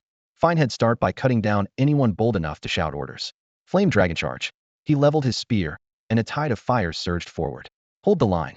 Someone yelled. Tanks, block his charge. Yeah. Supports, stay close and cover the tank. Range DPS. Port 1 can't hold forever. Charge, brothers, someone roared, his voice booming across the battlefield. Chu Ge's shield has a limit, shatter that shell, and the 7 million bounty is ours. Iron Rhino, charge, unstoppable armor, another commander barked. An armored mount thundered forward like a living battering ram, its hooves blasting stone chips in every direction. The promise of 7 million blazed like a torch, reigniting morale. Until now, the mostly ranged lineup had been crushed by Chu Ge for lack of a front line. But with the Iron Rhino tanking, they fanned out at once, knocking arrows and chanting spells. Not everyone owned an orange-grade flame dragon that could fight at any range the way Chu Ge did. For ordinary players, the pet they raised dictated their playstyle, so they relied on a solid formation. Now the tank was in place, supports were up, and the ranged firepower was unleashed. No one believed Chu Ge could really break a force of over 100 alone. And Huiguang Nongyao, who'd been killed and then bolted, leaving everyone behind? Serves him right, someone spat. Mid-level officers like Hua Weiyang were already scheming. Once Chu Ge fell, they'd pin everything on Huiguang Nongyao and slide into his slot.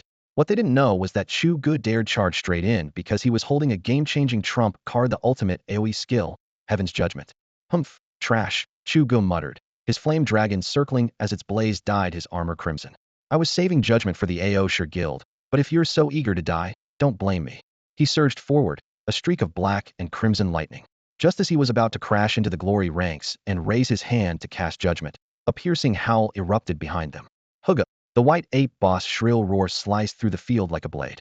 Earlier the ape had been pinned down by a wall of tanks, but with most of them pulled away to block Chu Ge, the few remaining couldn't restrain the raging beast.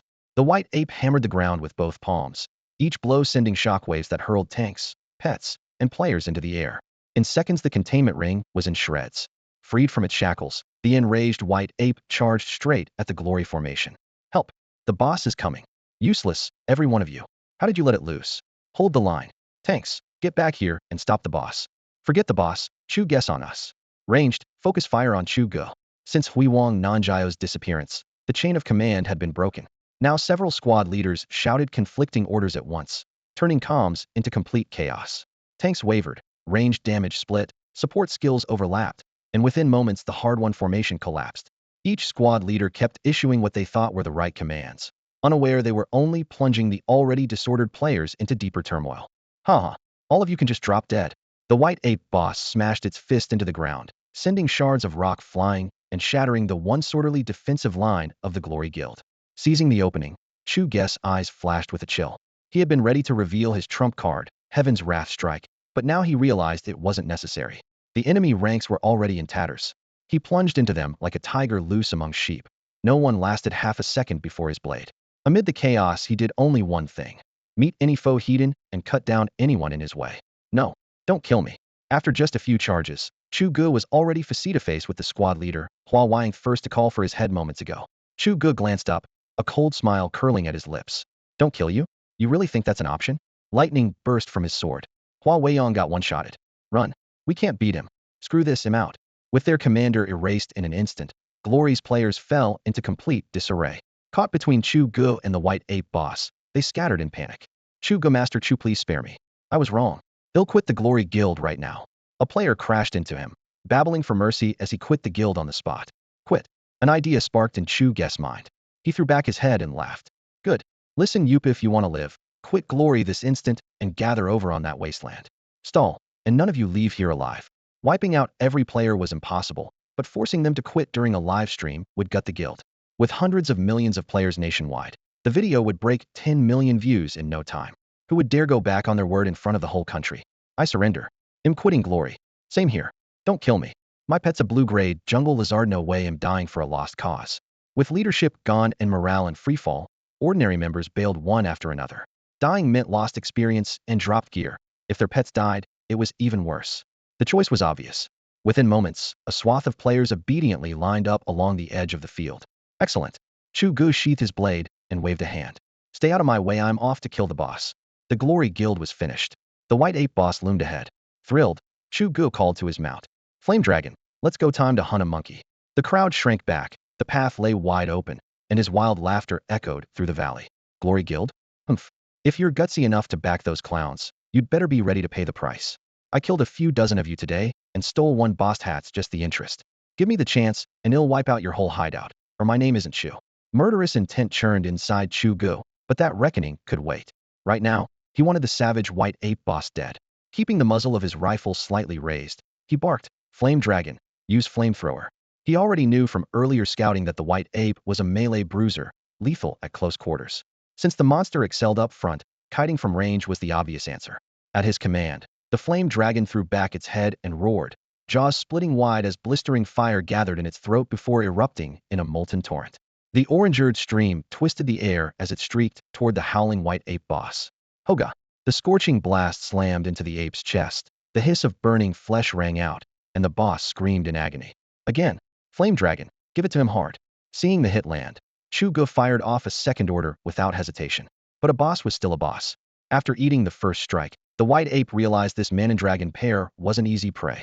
As the second wave of fire roared in, it suddenly ducked low, blurring into a gray-white afterimage that slipped past the flames.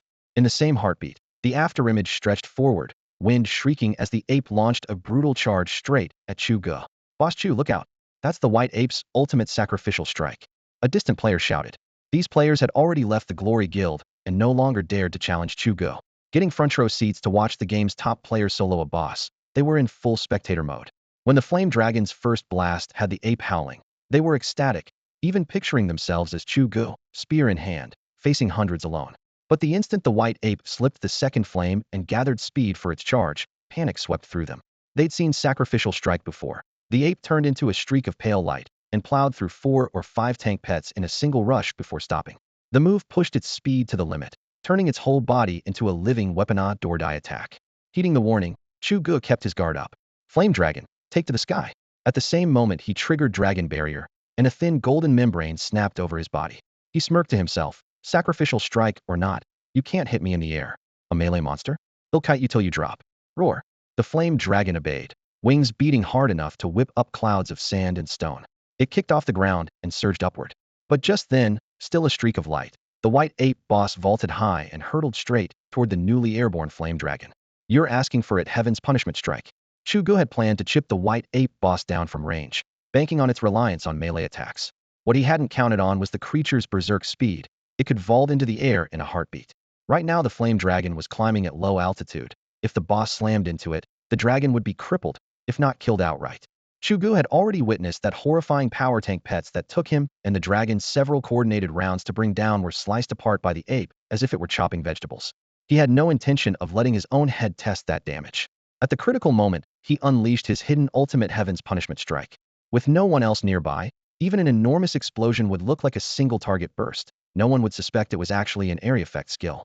Huh! The White Ape boss had never seen anything like it. Just as it was about to ram the Flame Dragon, cruel delight flickered in its eyes. Wretched human, it bellowed. How dare you challenge the great White Ape King? You will all die. A cold flash, a wet crack. The spear punched straight through the Ape King's thick chest. Its suicidal charge never reached Chu Ge. All that momentum vanished in an instant. Thud! The massive body crashed to the ground. Even with a spear through its heart, the boss' blood-red eyes were filled with disbelief. Exhausted by the Radiant Guild earlier, it had been on its last legs, but it still never imagined it would be one-shot by Chu Ge. Seriously? That's it. Chu Ge looked down at the corpse and curled his lip. If I'd known it was this easy, I wouldn't have wasted my time on a full-length fight. Had me worried for nothing. Holy crap, did the White Ape just get one-shotted? Am I seeing things? Chu Ge can one-shot a boss. That's insane, absolutely insane. No wonder they call him the king of solo players. And to think we were talking about ganking him earlier. Yeah, forget that plan. I'm not ready to die yet. Unbelievable. The king of solo players lives up to the title. I'm convinced. The crowd had spent ages battering the White Ape without denting its health, and Chu Ge erased it with a single thrust. Onlookers were stunned. Was this even the same game? How could two players exist in worlds so far apart? After the heartfelt admiration came only naked envy. They had assumed Chu Ge's swagger came solely from his top-ranked pet, the flame dragon, but now they realized that even without the dragon, he was not someone ordinary players could hope to challenge. They weren't even playing on the same level. Not everyone was staring up at Chu Ge in awe. While most of the onlookers were still frozen in shock, a lone figure suddenly broke from the crowd. He was riding a jet black panther, skimming the ground as he charged toward the white ape boss corpse. In his eyes there was only one thing: the antique, bronze-colored token lying beside the pool of blood, the fabled guild token. It was the very drop Chu Ge had been hoping for when he took the boss down, and now it had finally appeared. Trying to steal from me? You're courting death. Chu Ge growled. Flame dragon, dragon breath. Roar. A dragon silhouette streaked across the sky, spewing crimson gold fire that swallowed the player and his panther whole. One agonized scream later, both were reduced to motes of light, without so much as a shadow left behind. Heavens, has Afei lost his mind? He actually tried to snag the Solo King's loot. Afei isn't crazy. Look what the white ape dropped. A guild token. The white ape boss dropped a token. A guild token? Move. Whoever grabs it is set for life. Wait for me. That token is mine. There was a 7 million bounty on Chu Ge's head, and a guild token was worth almost as much. They had already seen how terrifyingly strong he was, so killing him was nearly impossible. But stealing the loot was another matter if they grabbed it first. Even dying afterward might not make them drop it. Tempted by the promise of millions, the crowd surged toward the center of the battlefield like a dark tide. Chu Ge frowned. Were these idiots really not afraid of dying? With the random drop system in place, if he were hacked to pieces and lost a few potions, it would be a huge loss. He couldn't afford that gamble. Flame dragon dive. Now. The dragon's wings beat, whipping up a gale as its scarlet body plummeted like a cannonball. The players in front were blasted off their feet by the shockwave. The ones behind, eyes blood red with greed, trampled over fallen comrades to keep pushing forward. So what if we die? Grab the token, delete the character, start over. For that kind of money, they'll risk anything. Chaos erupted. Flames, screams, and system prompts overlaying one another. Perched on the dragon's back, Chu Ge scanned the ground from above, searching for the perfect landing spot. It was all about speed. If he touched down first, no one else would even get a chance. The flame dragon crashed into the earth, sending shards of rock flying. Chu Ge's fingertips brushed the ancient bronze token at almost the exact same moment. If he could land before anyone else, the treasure dropped by the white ape boss would be his alone. Huh. Ha. I'm rich. With this guild token, the world is mine. The flame dragon spread its gigantic wings, but its liftoff was half a beat slow. Riding a mount that looked like an oversized ostrich, a player dashed in and reached the loot first. With a flick of his wrist, he clamped the bronze token in his palm and screamed, a guild token worth millions. Visions of instant wealth and fame flooded his mind. His eyes turned red with excitement, and his knees shook. That shout snapped Chu Ge back to his senses. A guild token? No wonder they're acting like lunatics. Had known the white ape boss dropped something, but hadn't cared what it was, nor understood why the players had already scared off kept charging back in. Now it was clear: a guild token, a prize worth millions. You think you can walk away with something I want? The world is yours. Dream on. Chu Ge vaulted onto the flame dragon's back, heavenly thunder spear leveled. A silver flash before the howling player could react, he burst into particles of starlight, and the token clattered to the ground again. Hurry, it dropped again. The guild token is mine. Out of my way. Anyone who tries to grab it dies. The flame dragon swooped, carrying Chu Ge back into the fray. The players who had just given up were reignited by rabid greed the moment they saw the token. They'd already felt the fear of his one-shot kill, yet the guild token tugged at every nerve. Its lure was irresistible. Get the hell out of my sight. Chu Ge growled. Judgment Strike was still on cooldown, but his presence alone was crushing. He swept the spear, wind howling around the tip. The flame dragon roared skyward, spewing torrents of fire. The murderous pressure rooted the players to the spot. Trash. Don't let me see you again. During that brief pause, Chu Ge leaned down, scooped up the bronze token, and slipped it into his pack. He lifted it for a closer look. Intricate patterns etched along the rim, heavy and solid in his hand. So this was a guild token. Chao Ziran had told him about these things back on the quest map. So far, only the Myth clan and the newly formed Aosher clan had managed to activate one in the entire Heavenly Dynasty server, which meant the token now sitting in his bag was only the third guild token in all of China. At that thought, Chu Ge's eyes gleamed. The pitch-black guild token in his hand was practically priceless. Who knew better than he the weight carried by the title Third Family? Myth had taken the first slot, Aosher the second, and every other faction was fighting for the last ticket. If he put the token up for auction now, the price would shoot into the tens of millions, because it was the final chance and no one would let it slip. Who just warned me about the white ape boss skill? He asked, slipping the token into his pocket as his gaze swept the crowd. More than 100 players still had him surrounded, yet none dared move first. Chu Ge himself was worth 7 million, and the token pushed the bounty past 10. The lure was obvious, but everyone knew the man before them was harder to deal with than the white ape. He had already slaughtered their commanders. With their morale broken, they posed even less of a threat. In the hush, a player in battered gear, leading a giant beetle, squeezed out of the crowd and spoke in a rush. Me. It was me, Solo King. I warned you. What's your name? Chu Ge gave him a quick once-over. In the glorious family, this guy probably didn't even count as cannon fodder. Solo King. My name's Huang. No, Yishao Tang. I've left the glorious family. He trembled with excitement. To most players, Chu Ge was only a legend, the number one. But today he had stared down hundreds of clan members and felled the white ape boss single-handedly, and Yishao Tang was completely awestruck. That devotion was why he had shouted the warning when the boss began its self-destruct attack. Good, Chu Ge said with a nod. Got time. Lead me back to town. He wasn't about to ask those two-faced types for directions and end up in an ambush. A worshipful guide was far safer. Yes, I'm free. Breaking news. The Solo King has reappeared after vanishing for 2 weeks. Breaking news. The third guild token in Tianchao has surfaced, now in the Solo King's hands. Breaking news. The Solo King single-handedly crushed the Huihuang clan and one-shotted the White Ape boss. These 3 headlines exploded onto Tianchao's official forum like thunderbolts. The post had barely been pinned before views soared past 1 million, and the entire front page was flooded. Half a month ago, the Solo King was a legend players discussed every day. Half a month later, he had evaporated without a trace. Many had already pushed the lone wanderer to the back of their minds until his sudden return rocked the community. One man wipes out the Huihuang clan, steals the boss kill out of nowhere, instantly slays a white ape boss that normally takes 100 players? At first most people scoffed, calling it fake news. Then the live footage hit the forum homepage, and every doubter went silent. In the video, Chu Ge wears black light armor and wields a long sword that flashes through the crowd, carving a bloody path with a single charge. The white ape boss roars, raising a massive fist, only to have Chu Ge's sword pierce its brow. The giant body crashes to the ground. The whole fight lasts less than 10 seconds. Is that even human? Are we playing the same game? Barrage comments and replies erupted in disbelief. Solo players watched with pounding hearts, as if glimpsing their own future. If only I could play like that. While ordinary players marveled at Chu Ge's effortless domination of the Huihuang clan, guild leaders stared unblinkingly at the golden guild token on the screen. Damn it. Damn that Chu Ge. I want his head. No one was angrier than the man reduced to a backdrop Huihuang Xiongzhu, the Huihuang clan's patriarch. Hundreds of members quit under the video, dragging the clan's reputation through the mud. Losing face he could endure, but losing the guild token was unacceptable. In his mind, if Chu Ge hadn't intervened, the Huihuang clan would have slain the white ape boss and claimed the token. Having the prize snatched away felt like a mortal betrayal. Someone post a bounty on the forum now. Whatever the Aoshi clan is paying, well, match it. I want Chu Ge dead. Within 30 minutes, a reward post topped the forum headlines. 7 million credits for killing Chu Ge. Money transferred instantly.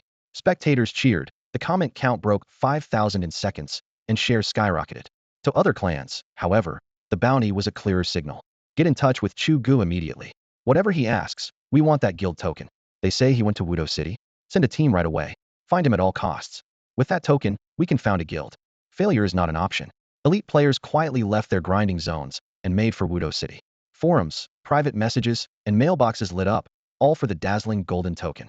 The guild token's appearance drove every faction already farming bosses into outright madness.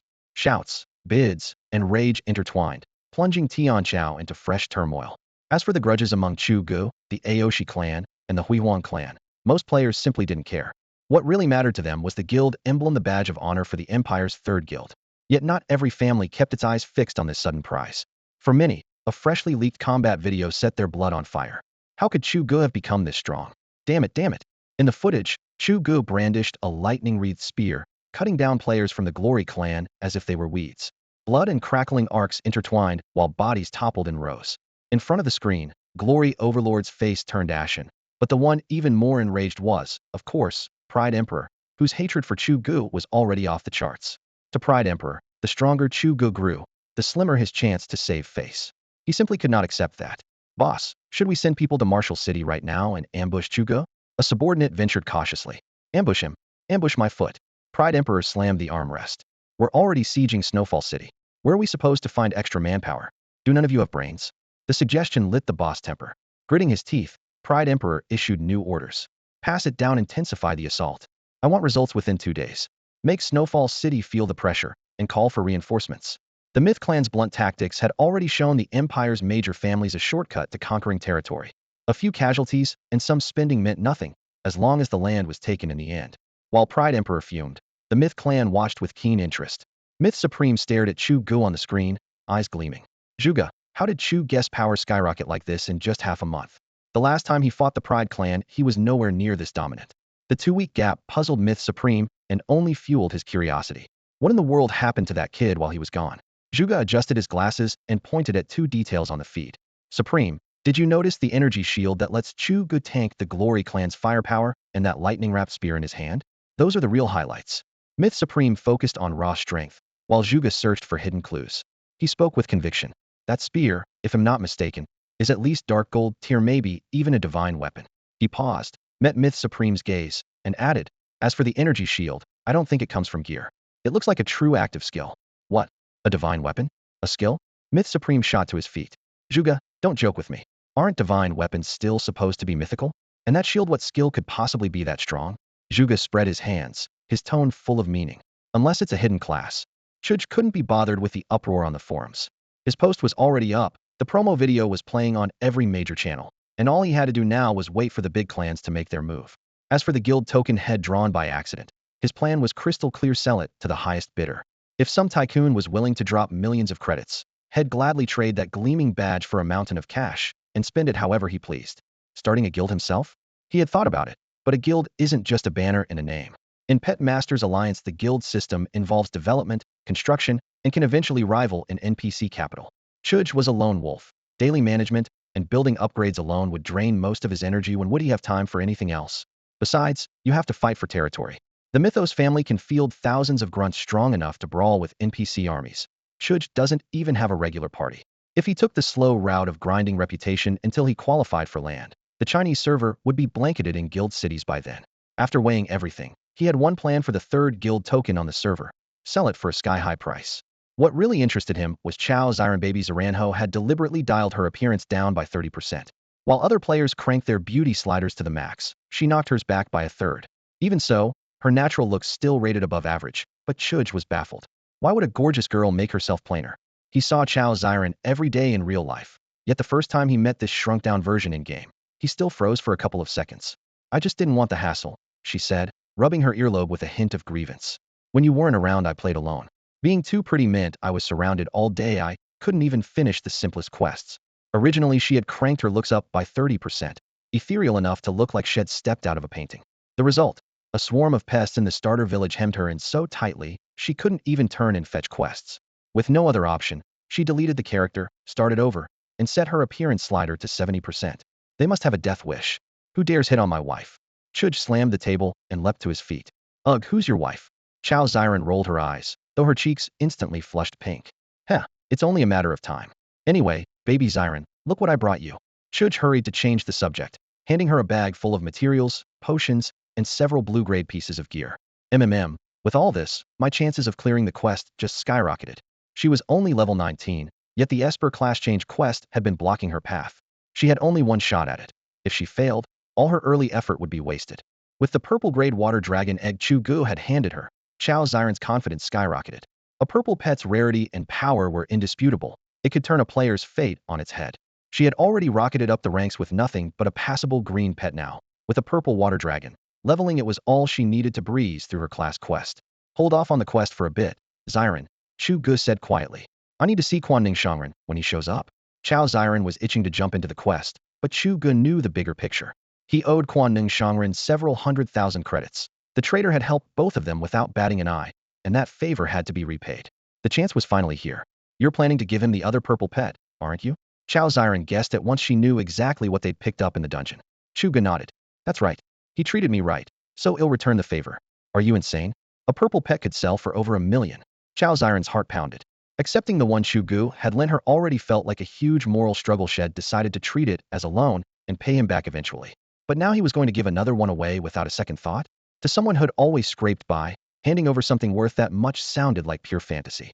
It's fine, Xiran, Chu Ge said, waving her concern away. Just the two of us can't go far in this game. Confronting has proved he's trustworthy, and he'll need him down the line. If you want to get ahead, you need allies you can rely on. As a veteran gamer, Chu Ge knew when to hold on and when to let go. A bit of generosity now, for a loyal friend later, was a trade well worth making. Boss Chu, I'm here, where are you guys? The message notification blinked. Quanning Shangren had arrived. Chu Ge had been offline for half a month, and the moment he resurfaced he caused a stir. The trader was thrilled. All his earlier investments hadn't been in vain. Chu Ge was delivering. To Quanning Shangren, backing Chu Ge was an investment, just as Chu Ge was investing in him. He had funneled years of savings into Monster Alliance, determined to make his mark, and Chu Ge was the key to his rise. Come on over, we're at the XXX restaurant in the West District, Chu Ge replied, sending the coordinates. Because the Aosher Guild had a bounty on him, he didn't want Chao Xiren or Quan Nung Shangren exposed. Head shoulder that heat alone. Now, seated in the private dining room, Chu Ge's curiosity was burning. What kind of expression would Quan Ning Shangren wear when he saw the treasures Chu Ge was about to lay on the table? Boss Chu, brother Chu, I'm totally blown away. Chu Ge had been off the grid for 2 full weeks. Then, out of nowhere, he sent the all-purpose trader a set of coordinates and told him to get there, fast. The trader figured Chu was finally ready to repay that little loan. But when he arrived, panting, Chu Ge simply handed him a dark purple, ice gold pet egg, a purple grade pet. In Mythic Pet Alliance, which had been live for barely a month, only 7 purple pets and 1 orange legendary had ever appeared on the leaderboards. With each patch, high-quality pets were getting rarer and their prices kept climbing. Last month, a purple egg went for 1 million.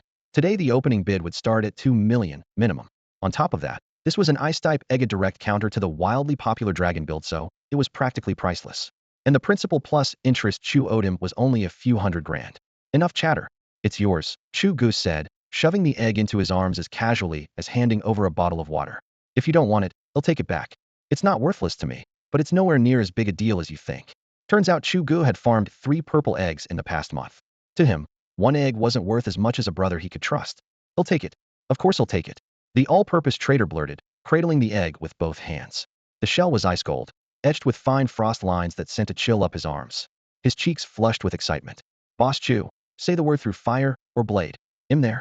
Spare me the heroics, Chu Ge chuckled, giving his shoulder a pat. I don't need you in a fight. What I need is for you to tell me how much this stuff can fetch. He opened his inventory, and high-end gear clanged as it spilled onto the ground. Golden and dark gold halos flashed in waves, dazzling the eyes. The all-purpose trader crouched and started appraising each item like the pro he was. As a lone wolf player, Chu lacked the time and energy to handle trading.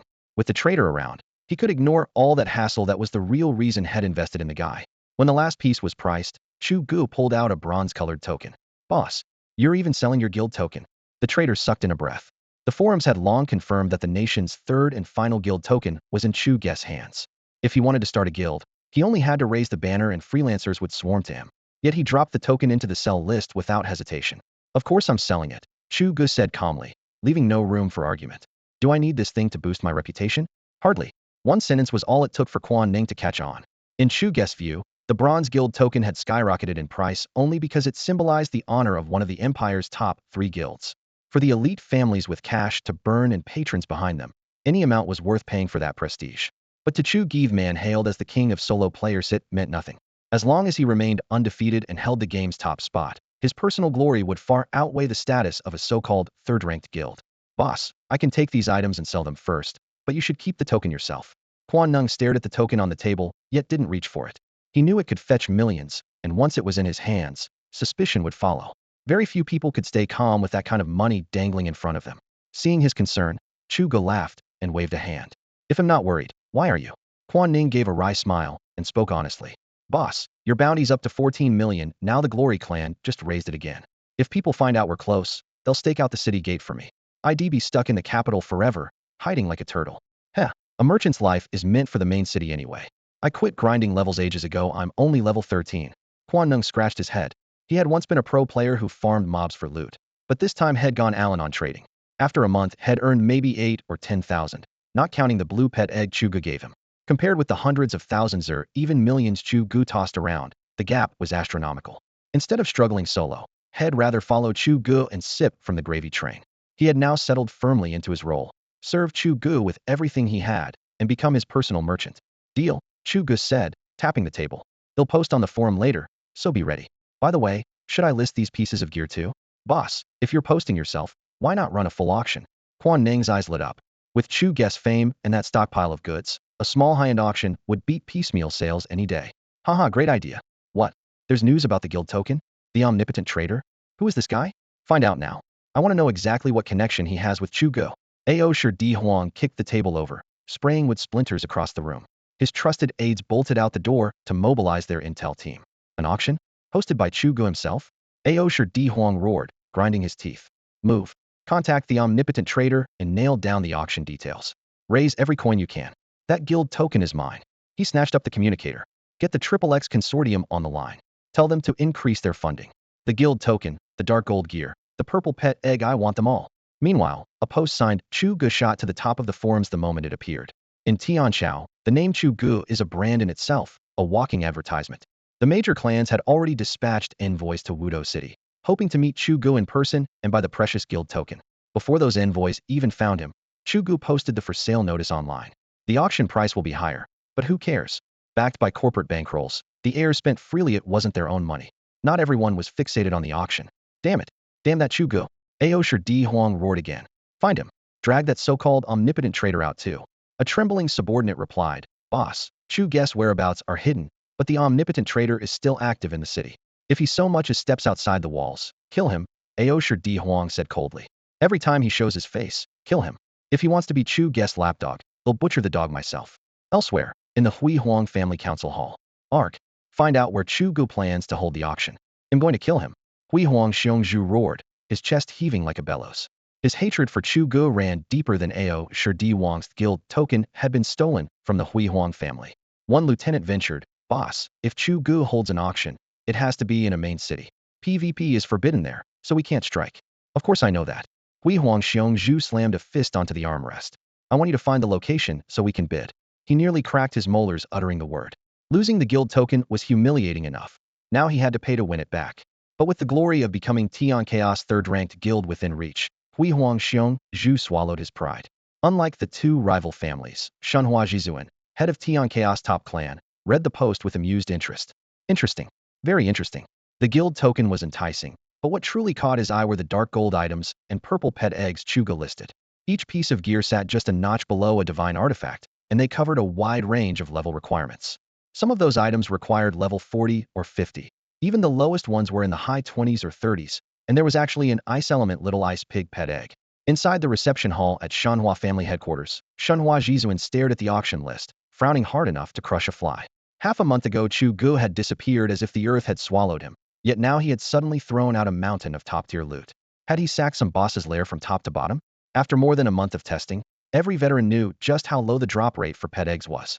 It was flashy enough that Chu Ge rode an orange flame dragon, but now he was auctioning off 2 purple pet eggs, a fire fox, and a little ice pig. How many purple pets had the entire Heavenly Empire server even seen? If it were only eggs, Shenhua Jizuan might chalk it up to blind luck, but the list also included equipment. Dark gold gear is even rarer than pet eggs. Getting any item from a regular boss is tough, let alone something as high-end as dark gold.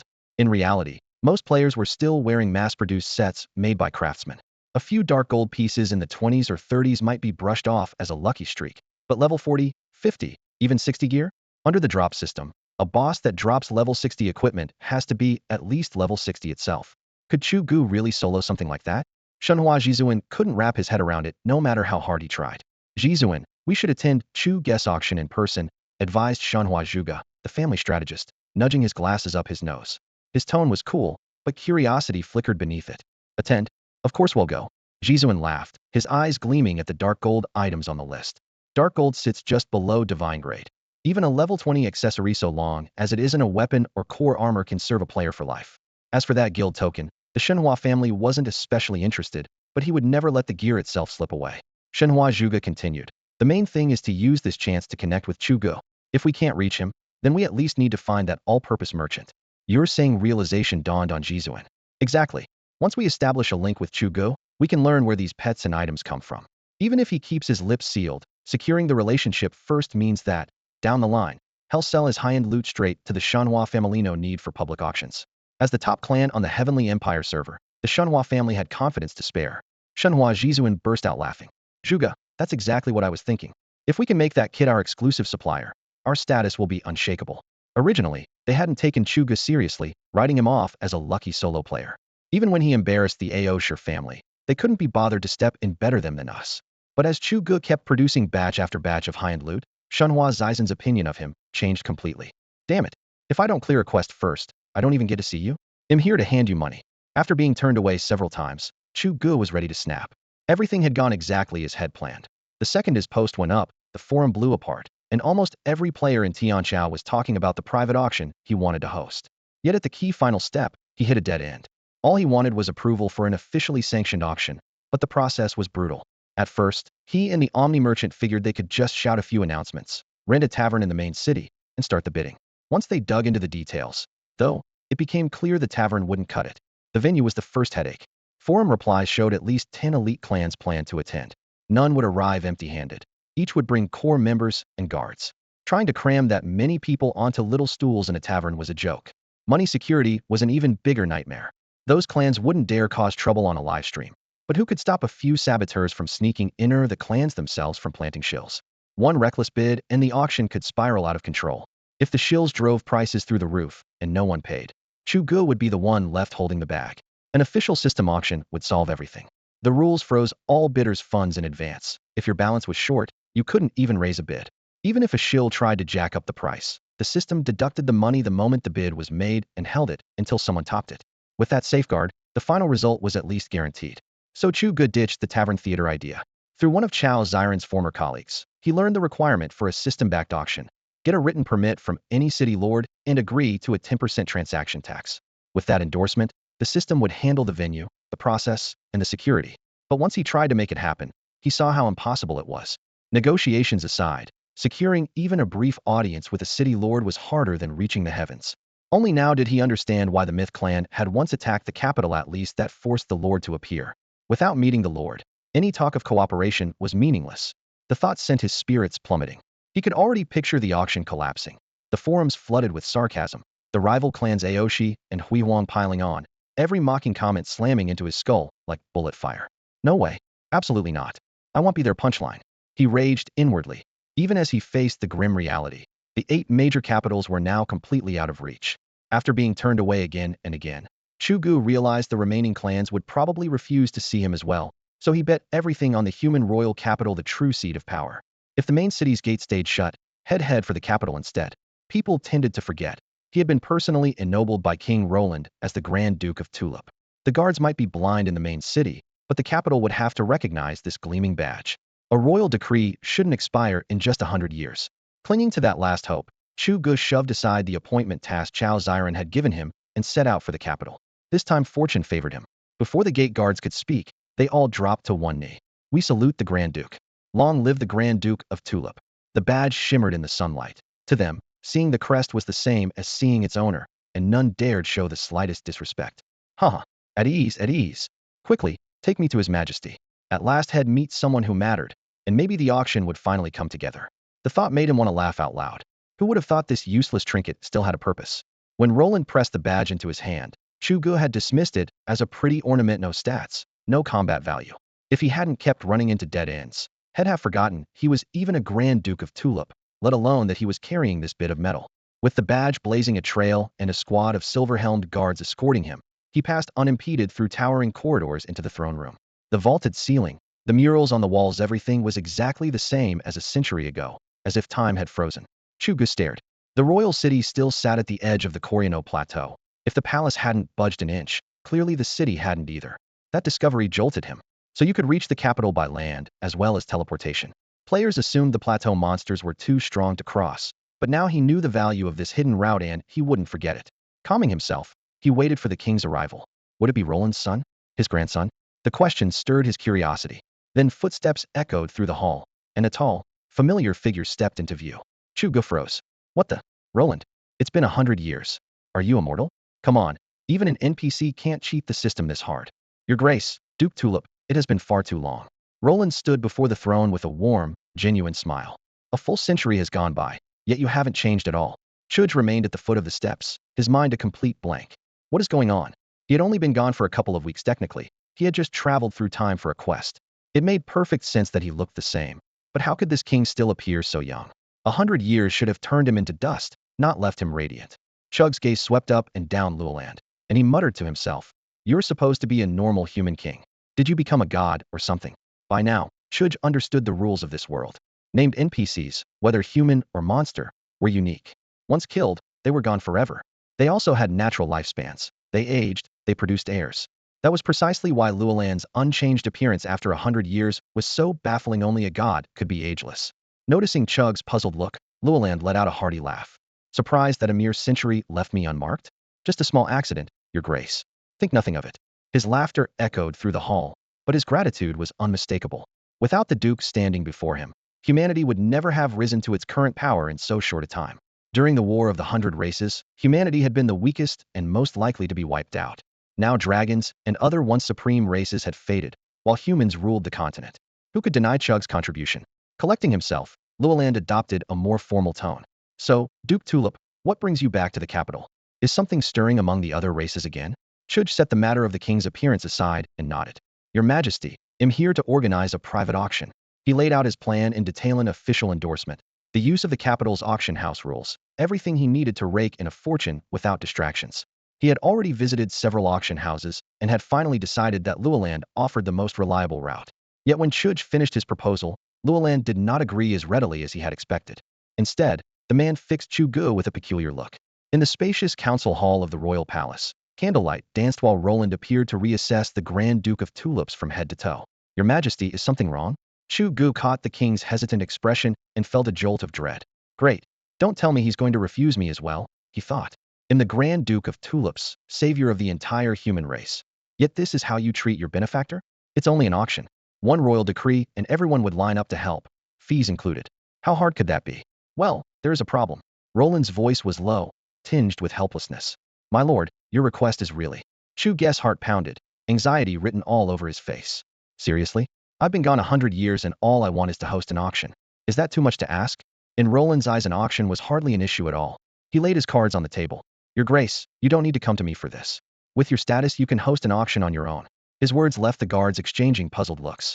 The illustrious Grand Duke of Tulips, second only to the crown in the human hierarchy, had come to the king just to arrange an auction? If other races heard about it they'd laugh themselves silly. What do you mean host it myself? If I could do that why would I be here? Chu Ge nearly exploded. Your Majesty, if you're going to refuse me at least don't brush me off. He lowered his voice, struggling to stay polite. With my current adventurer identity an auction would lack official approval. Roland burst into booming laughter that echoed off the stone walls. My dear Duke, you can hold it in your own lands. You're the Grand Duke of Tulips. Your position is the very definition of official. Why beg anyone? As for staff, hire whoever you like in town. The thought stirred his emotions. 100 years had passed, and this Duke had forgotten his own privileges.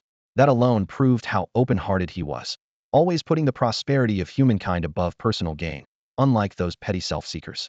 My own lands. Chu Ge was completely stunned. Are you kidding me? He thought. Those mythic clans fought for days, losing countless players, just to seize a tiny patch of territory. And now you say I already have an estate? Seeing his blank stare, Roland explained patiently. Yes, my lord, didn't you know?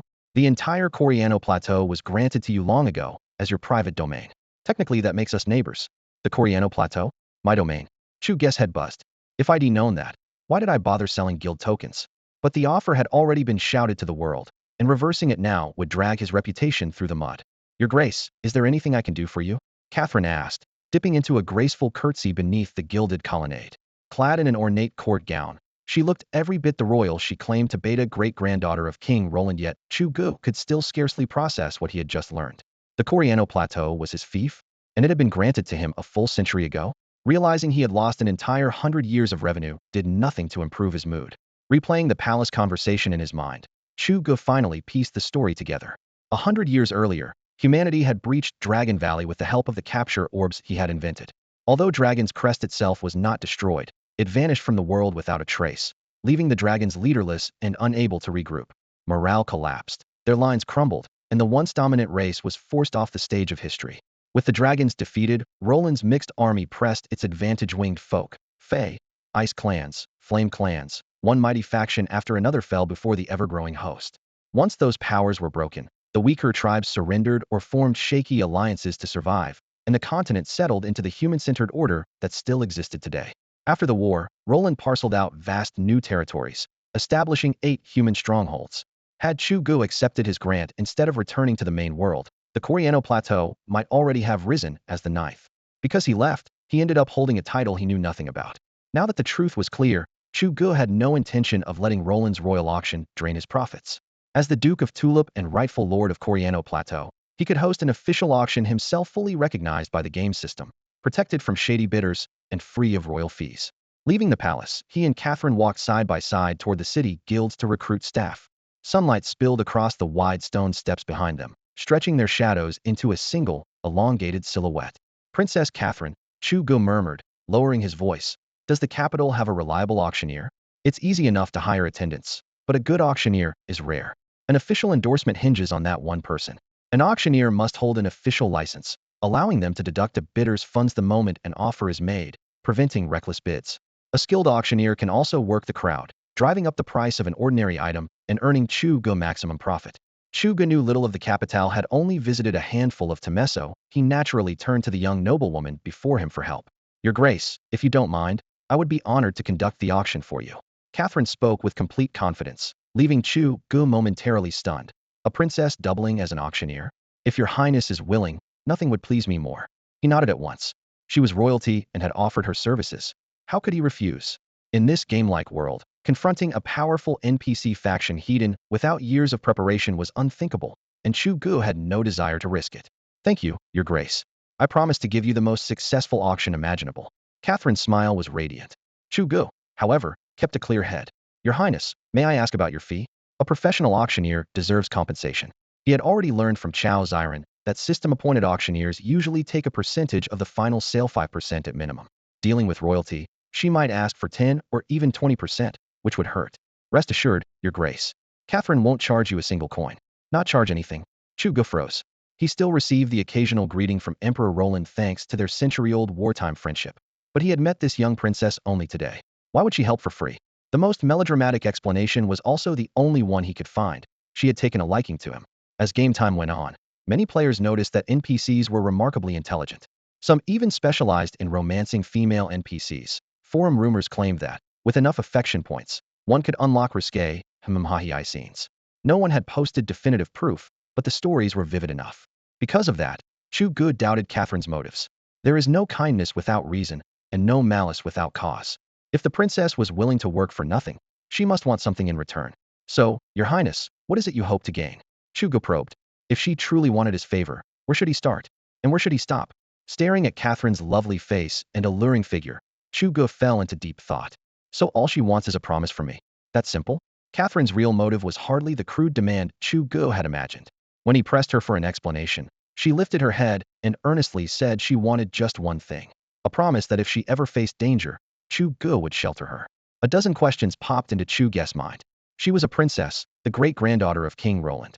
Unless humanity was cornered or the kingdom actually fell, what peril could possibly threaten her? Yet Catherine's resolve never wavered. If the Duke agreed, she said, she would obey any future command he gave. As she spoke, she brushed a strand of silky blonde hair behind her ear, a playful glint in her pale eyes. Chu Ge clicked his tongue in silence. Her intentions were obvious. She was using this chance to grow closer to him. Why she was so certain danger lay ahead, he couldn't guess, but the offer was enticing. Royal status, access to capital resources, and the catch-all phrase, any condition. To be honest, Catherine's looks and figure rivaled Chao Ziran's, but Chu Ge still regarded her as an NPC, just lines of code in a game. Besides, he already had the real Chao Ziran at his side, plenty of eye candy there. Logic, however, told him the deal was worth it. With a princess in his corner, everyday favors in the capital would become effortless. If another auction arose, he could send Catherine instead of troubling King Roland himself. He nodded without hesitation. Done. I'll leave this auction to you, Your Highness. What should I prepare? Venue? Staff? Security? Hee. Thank you, Your Grace. Catherine dipped a quick curtsy, then smiled. You don't need to handle any details. Just set aside a piece of land on the Coriano Plateau and leave the rest to me. For a princess, that's an easy task. Chu Ge burst into hearty laughter. Having friends in high places really did make life smoother. Servants pouring tea were trivial, reliable guards were the key. He planned to hold the auction on the plateau, not in the capital, and an event that far from the main city walls would offer no guarantees of safety. Without sufficient armed force to keep order, the venue would descend into chaos. It was only because the host was Princess Catherine of the royal family that Chu Ge dared to leave the matter in her hands. Had it been anyone else, he would never have taken the risk. After a brief pause, he looked up, met the princess' eyes, and said, the venue will be the triangular plot on the edge of the Coriano Plateau where Feishue, Sangyan, and Panchur meet. That triangle had long been coveted by the mythic clans as a strategic stronghold, yet they had never managed to take it. Now the barren land had officially become part of Chu Ge's fief, allowing him to claim what others could only dream of. Catherine nodded without hesitation. Leave it to me, my lord. Give me 1 week, and the auction site will be ready. 7 days from now, the event can begin. I'm counting on you, Your Highness, Chu Ge replied with a sigh of relief. In Monster League, every brick and beam had to be built through real-world procedures. Magic and pets could speed things up, but even with their help, erecting a 1,000-seat auction hall on the deserted Coriano Plateau in a week was pushing the limit. With the organizer confirmed, the burden on Chu Ge's mind finally lifted. At least this auction wouldn't turn into a fiasco. Merchant, spread the word, he ordered the Omni shopkeeper. In 1 week, on the Coriano Plateau triangle, my auction will open. That triangle was the junction of Feishue, Sangyan, and Panshur, the most valuable spot on the entire plateau. Boss, you really mean we're holding the auction on the Coriano Plateau? For 2 days the Omni shopkeeper had hit dead ends while searching for a location. He was about to settle for a large tavern and a smaller guest Listenly clan leader Stowe, keep prices reasonable and deter trouble. The income and prestige would shrink, but at least they wouldn't become a laughingstock. He never expected that. Just as he was about to persuade Chu Ge to compromise, good news would arrive. It's settled, Chu Ge declared. The plateau itself meant little to the Omni shopkeeper, who cared nothing for geography, but he understood how hard it was to secure official backing in the game. Chu Ge had done it in record time enough to leave any player slack-jawed. Exactly. Start the publicity now. I want every player in the Celestial Empire to know that Chu Ge's private auction goes live in 1 week. Even Chu Ge could hardly contain his excitement. Only after handling the negotiations himself did he realize how hard it was to win official support. The first private auction in the entire game. If nothing else, that achievement alone would stun anyone who knew what it meant. What? Chu Ge's auction has official backing? Where is it being held? The Coriano Plateau? You've got to be kidding me. Damn it. What kind of strings is that guy pulling? How could he possibly get the authorities on his side? Find out. Send someone to investigate now? I need to know exactly which city gate he knocked on to secure that endorsement. Everything unfolded exactly as Chu Ge had predicted. That same day, the almighty merchant posted on the forum. The auction will take place in 1 week on the Coriano Plateau. The entire platform blew up in an instant. Casual players were simply thrilled at the chance to see rare items and tossed out a quick Chu Ge is amazing before going about their day. To the well-established clans, however, this was an entirely different story. As top-tier powers, they didn't share every scrap of intel, but they knew enough to connect the dots. 1. The Mythic clan had poured a fortune into that siege just to meet the Lord of Rockhold. 2. The later arriving Pride clan copied the Mythic clan's playbook, hoping to retrace every step. And now, after disappearing for more than 2 weeks, Chu Ge came back and announced an auction. At first the big clans were fired up, but once the excitement cooled they spotted the key issue. Without an official seal, Chu Ge could host at best a small private auction. If that were true, they could quietly join forces, scoop up everything he had at rock-bottom prices, and leave him holding the embarrassment bag if he tried to back out. Just as the clans were settling in to watch the spectacle, Chu Ge suddenly posted in bold. Auction 1 week from now. Location: a Coriano Plateau triangle. Those 6 words left everyone speechless. The triangle is official territory. Without government permission, no one dare set up shop there unless they want the city's cavalry to ride them down. That single fact forced every clan to sit up straight. Anyone who could land an official endorsement clearly had more muscle than they'd shown. Of course, not everyone was impressed. Chu Ge's 2 archrivals were the very picture of fury. Damn it. Damn it. That blasted Chu Ge will kill him. The smoother things went for Chu Ge, the hotter Radiant Overlord's temper burned. Had planned to stir up trouble and ruin the auction, but never imagined his opponent would secure official support. To Radiant Overlord, that was simply intolerable. Useless. Every last one of you is useless. Why do I even keep you around, huh? Tell me, how good are you? Radiant Overlord was furious for one reason only. Chu Ge had won the authorities' backing. Aosher Di Huang was flat-out jealous. To secure a single face-to-face meeting with Lord Feishue, he had spent months mobilizing hundreds of thousands of players to generate buzz, and he had shelled out a fortune in death compensations after the mass slaughter. All of it vanished without a trace. And for what? Chu Ge, a lone wanderer, waltzed in with official backing and ended up chatting with high-level NPCs. Aosher Di Huang couldn't wrap his head around it. The frustration sat on his chest like a boulder. In contrast, the Myth clan top of the heap in Tianchao wasn't angry at the news Chu Ge had released, but their shock only deepened. Chu Ge, tell me. The Myth sovereign stared wide-eyed, groping for words. Is this guy even playing the same game as us? Few understood. Yet the Myth sovereign knew exactly what the 4 words Coriano Plateau implied. It was the very territory the clan had been dreaming of. That land belonged to Grand Duke Tulip, a figure they'd heard mentioned by the Lord of Rockhold City but had never seen in person. To track him down, the clan had dispatched elite teams to tackle capital quests, hoping for the tiniest lead. Several members earned special permits granting free access to the royal city. Yet Grand Duke Tulip remained as elusive as a ghost. People either had never heard his name or praised him in unison as the greatest hero of mankind, the guide of our race, while none could say where he was. The Myth clan had poured in staggering resources and still couldn't trace the Duke's shadow. Now Chu Ge had effortlessly secured his support. Exactly. The Coriano Plateau was the Duke's fief. Without his nod, who would dare host an auction there? That was why the Myth sovereign was so stunned. How many cards was Chu Ge hiding? How much intelligence had slipped through their fingers? Sovereign, get in touch with the universal trader, Chu Ge, the clan's strategist, advised at once. Ask whether we can consign our pets and gear to the auction. As long as we don't lose money, he can name the price. The Myth sovereign was still dazed, but Chu Ge had already mapped out the plan. Instead of being amazed, they should use Chug's event as a bridge to reach the mysterious Grand Duke Tulip. Chu Ge, you mean we leverage this auction to connect with Chu Ge? The moment the words left his mouth, the Myth sovereign snapped back, was no fool. Exactly. Well, throw our full weight behind this auction. He slapped the table, eyes blazing. Chug's auction has the high-end positioning, but too few lots. If the Myth clan supplies a large batch of pets and equipment to round out the catalog, he won't turn us down. Haha, brilliant. That's why you're my strategist. Once everything clicked, the Myth sovereign couldn't contain his excitement. What the heck? A mythic clan wants to bring their own goods to my auction? The auction date had just been finalized, and Chu Ge was on his way to find Chao Xiren to help her complete her hidden class quest when a private message from the Omni Merchant flashed across his screen. The mythic family hoped to secure a booth at his auction, planning to unload a full slate of high-end items, gear, materials, even pets. Chu Ge froze. Everyone else showed up to buy, yet these people wanted to sell? Still, profit was profit, so why turn them away? The mythic family stood at the very top of Waxia's hierarchy, their resources eclipsing those of Overlord and Glory combined. For now, Chu Ge's priority was to wipe out Glory and Overlord. He would tackle whatever came afterward once they fell. Tell their people to wait for me at the teleport array in Chaoling City, he replied after a short pause. With that, he stepped into the portal bound for Chaoling. Chaoling City sat on the border between Esper and Phantom territory.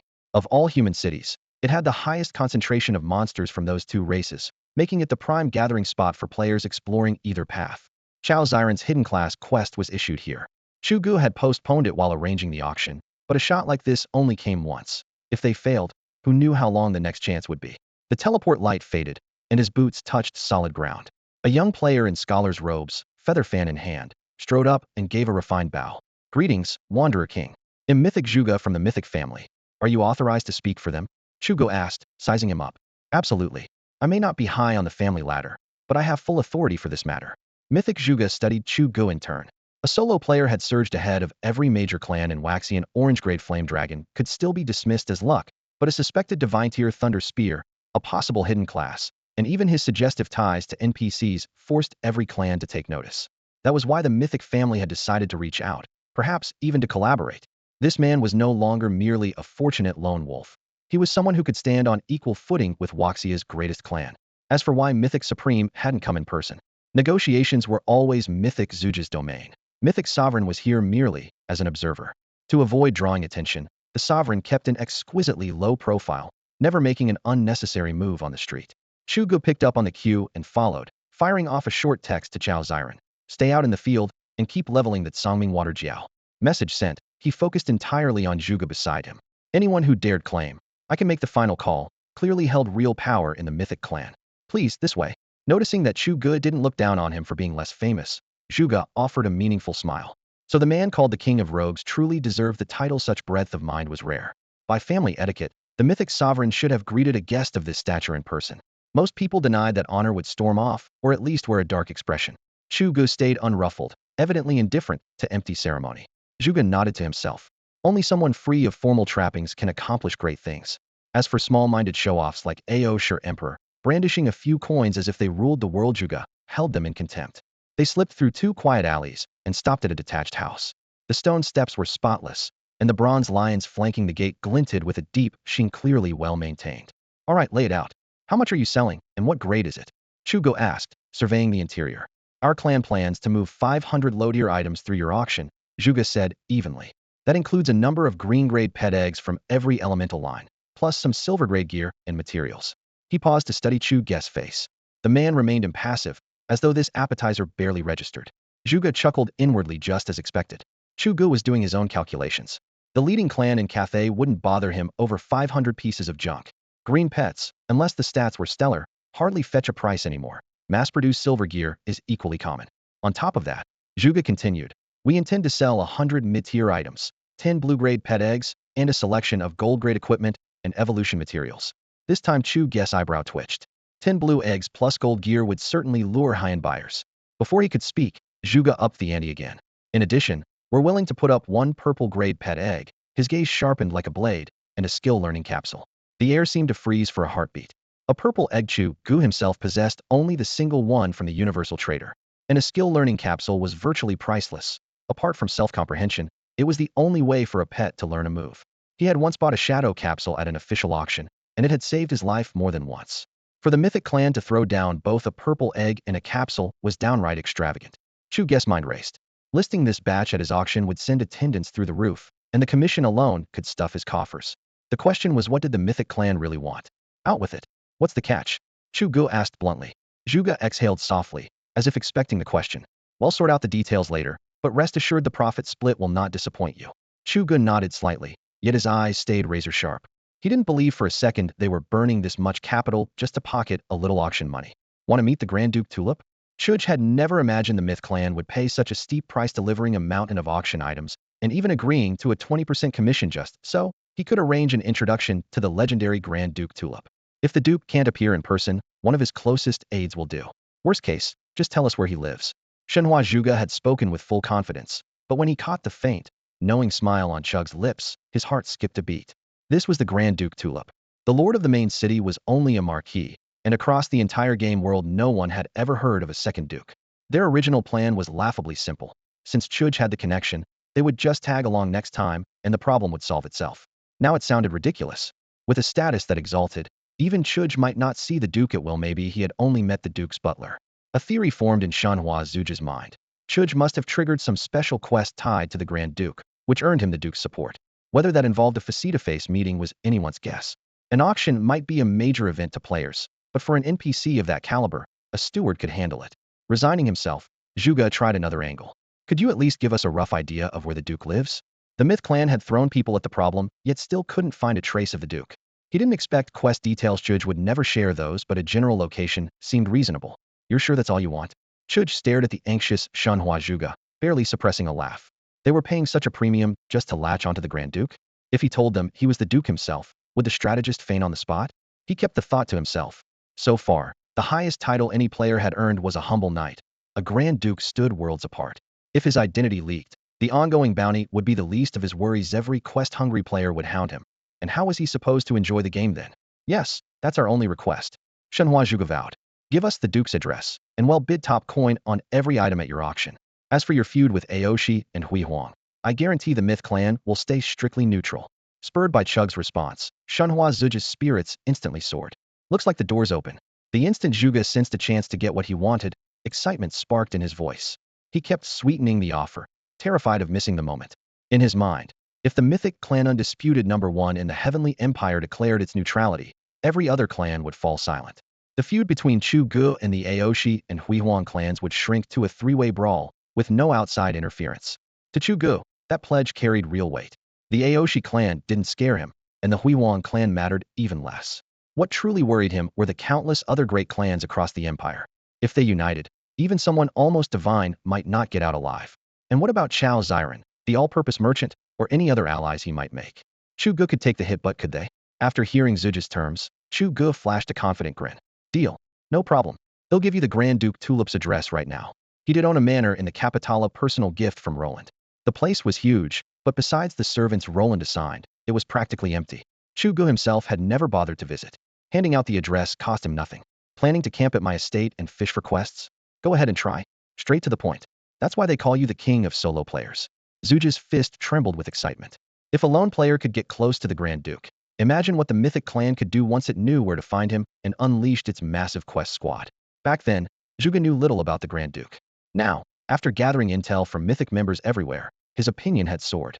Guide of humankind. Human prophet. Key architect of humanity's rise.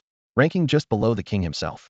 Praise like that echoed across the capital and throughout the human player community, painting the Grand Duke Tulip as a living god of humanity. Power aside, his status alone could steer the world's future. If the Mythic clan could gain his favor, even a tiny quest reward might propel them to the top. What the self-proclaimed strategist failed to imagine was that the man had just spoken with the one who had calmly walked away was the very deity the outside world worshipped, Chu Ge, the player capable of shaking the entire storyline. Outside the house, Chu Ge pulled out his communicator, sounding as carefree as if he'd just handled a minor chore. Xiren, where are you? Everything's wrapped up on my end. Let's tackle your job quest. While Zhuge was busy weaving grand plans, Chu Ge paid it no mind. With the deal done, he stepped outside and called Chao Xiren. Time to finish that class change quest for the girl. Bro, I've picked up the quest, and the Azure Abyss Water Serpent is already level 16. Outside Super Spirit City, a light breeze swept yellow sand across the plain. Chao Xiren waved excitedly while steering her emerald green, shimmering scaled Azure Abyss Water Serpent down in front of Chu Ge. Chu Ge had been on the road for days and was still coated in dust. Hearing her shout, he blinked, then lifted an eyebrow. Nice going, Xiren, sweetheart. Leveling that fast. What does the quest ask for, solo or party? He deliberately dragged out the word bro, silently wishing she'd switched to hubby instead. After endless coaxing had only upgraded her greeting from you to bro, which he already counted as a win. Whether that made him a brother or something else was anyone's guess. Chao Xiren was now level 20, her rare gear gleaming coldly, and the serpent beneath her carried a purple pedigree no early game player should handle. The quest is kind of weird, she said, wrinkling her nose. It just tells me to go into some jungle and find a psychic surrounded by ghostlings. That's it, no other hints. Compared with Chu Ge's years of gaming, her approach was still raw. Without coordinates, she didn't even know where to start. Find someone. Under attack, Chu Ge sorted the clues. It sounded like a classic multi-step class change chain. Rescue the NPC first, then follow their lead into a few tougher fights. Come on, let's pull that poor soul out of trouble. As long as the instance didn't force a solo run, he was sure he could carry her. He was a hidden class dragon master, and his future wife was about to become a psychic. What a perfect combo. Clans. Top pros. In his eyes they were all trash. And that one-eo fake and hidden brawler the forums kept hyping? Please melee fists. ID kite him till he can't land a single hit. Daydreams aside, they still had to find the NPC swarmed by ghostlings. They combed half the quest zone with no luck, and instead Chu Ge ran heat-in into Shenhua Zhuge, the strategist had chatted with in Super Spirit City a few days earlier. King of solo players? What are the odds?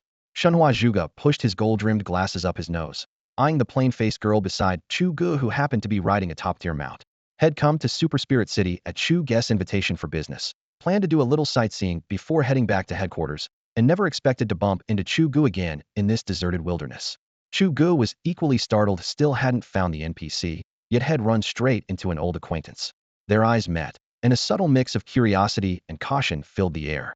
The game's difficulty could always be dialed up or toned down as needed. Clearly, this woman had either never bothered with appearance settings or had even toned them down. Otherwise, how could someone like Chu Ge be seen with her in real life?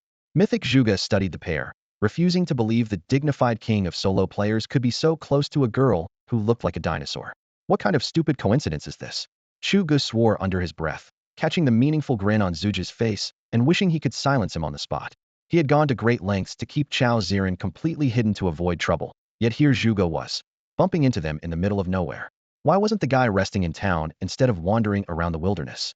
Because of its special attributes, Spirit City attracted almost exclusively psychic or ghost-type tamers, a rarity across the country.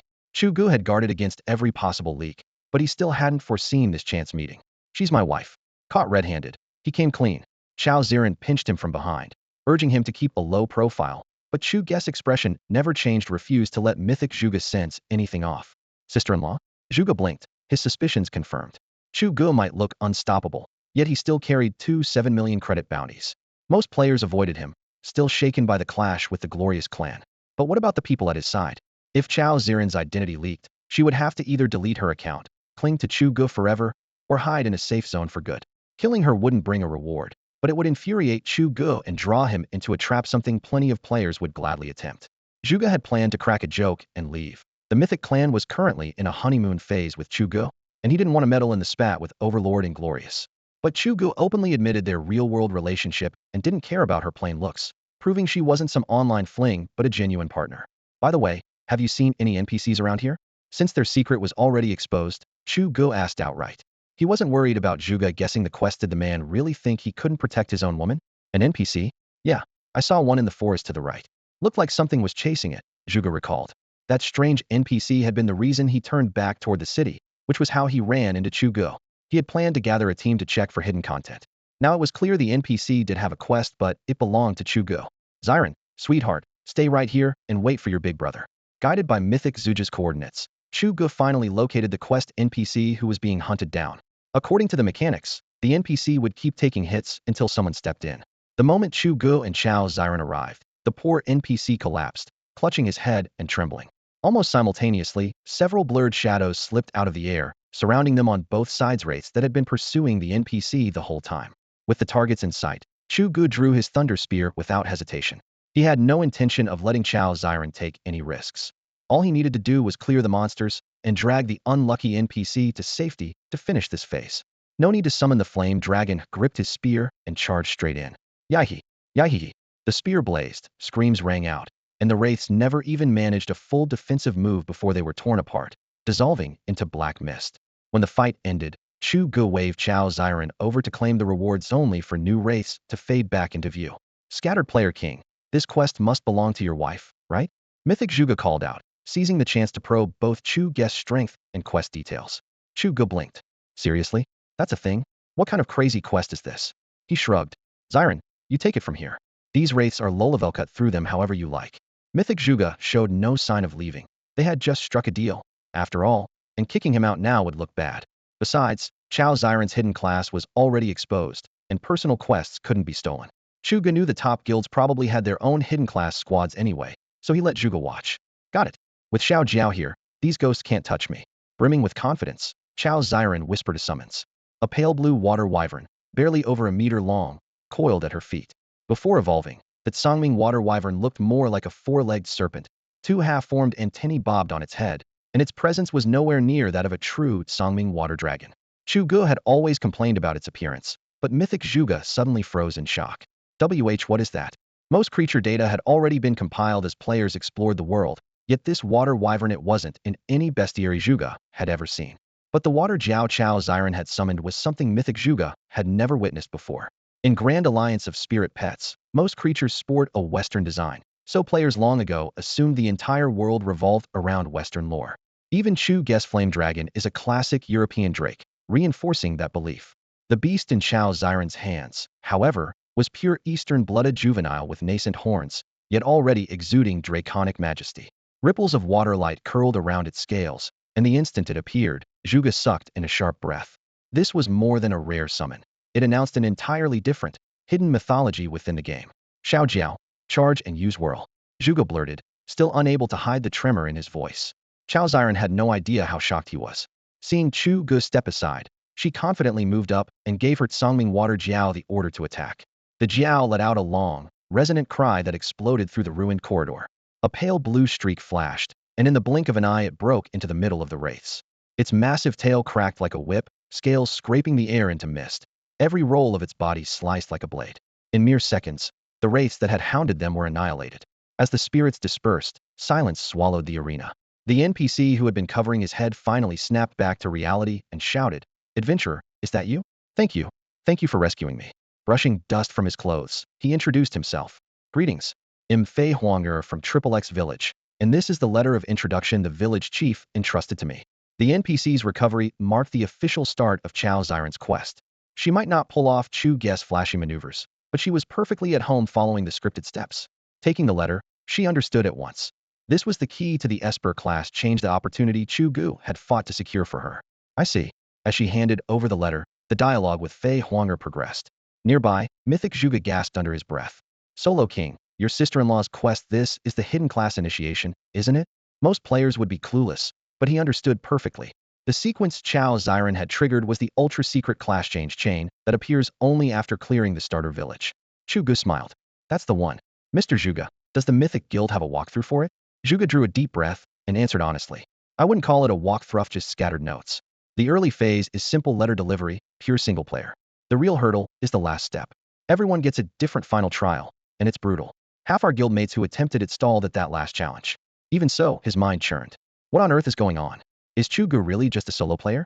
How does he know every detail of a hidden class change the top guilds keep under wraps? Zhuge had already confirmed Chu Ge held a hidden class, but with so many possible unlock paths, had never imagined it came from the rarest branch of all. Watching Chao Xiren advance through the quest chain left him completely stunned. This really is the final step, isn't it?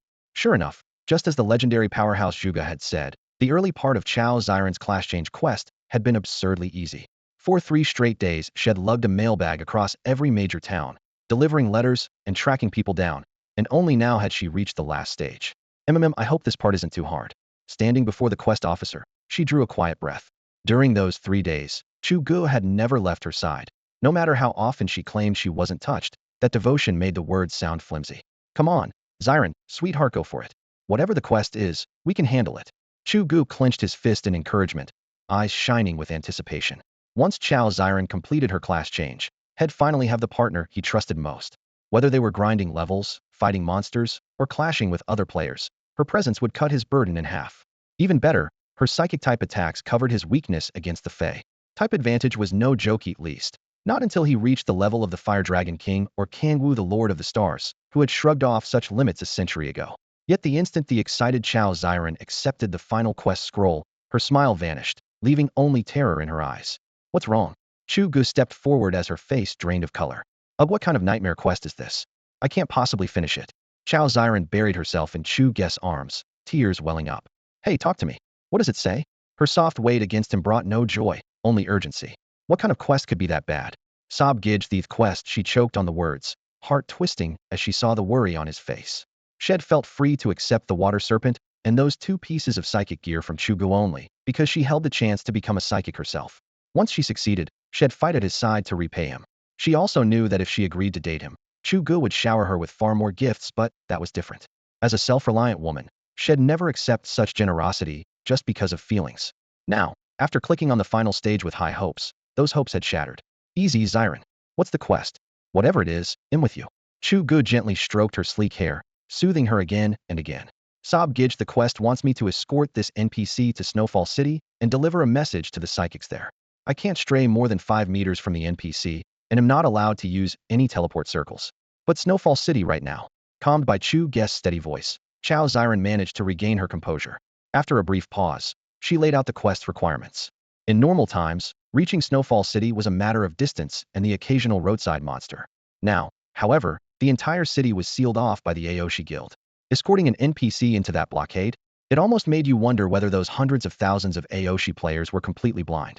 After Chao Xiren finished her report, Chu Ge was equally taken aback. The system could actually generate a quest on the fly, triggered by player actions?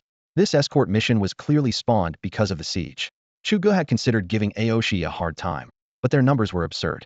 He might be able to scare off a few hundred, yet tens of thousands spamming basic skills would shred him in seconds. Reluctantly, he had shelved the idea until Chao Xiren's class change quest dragged him right back into the mess.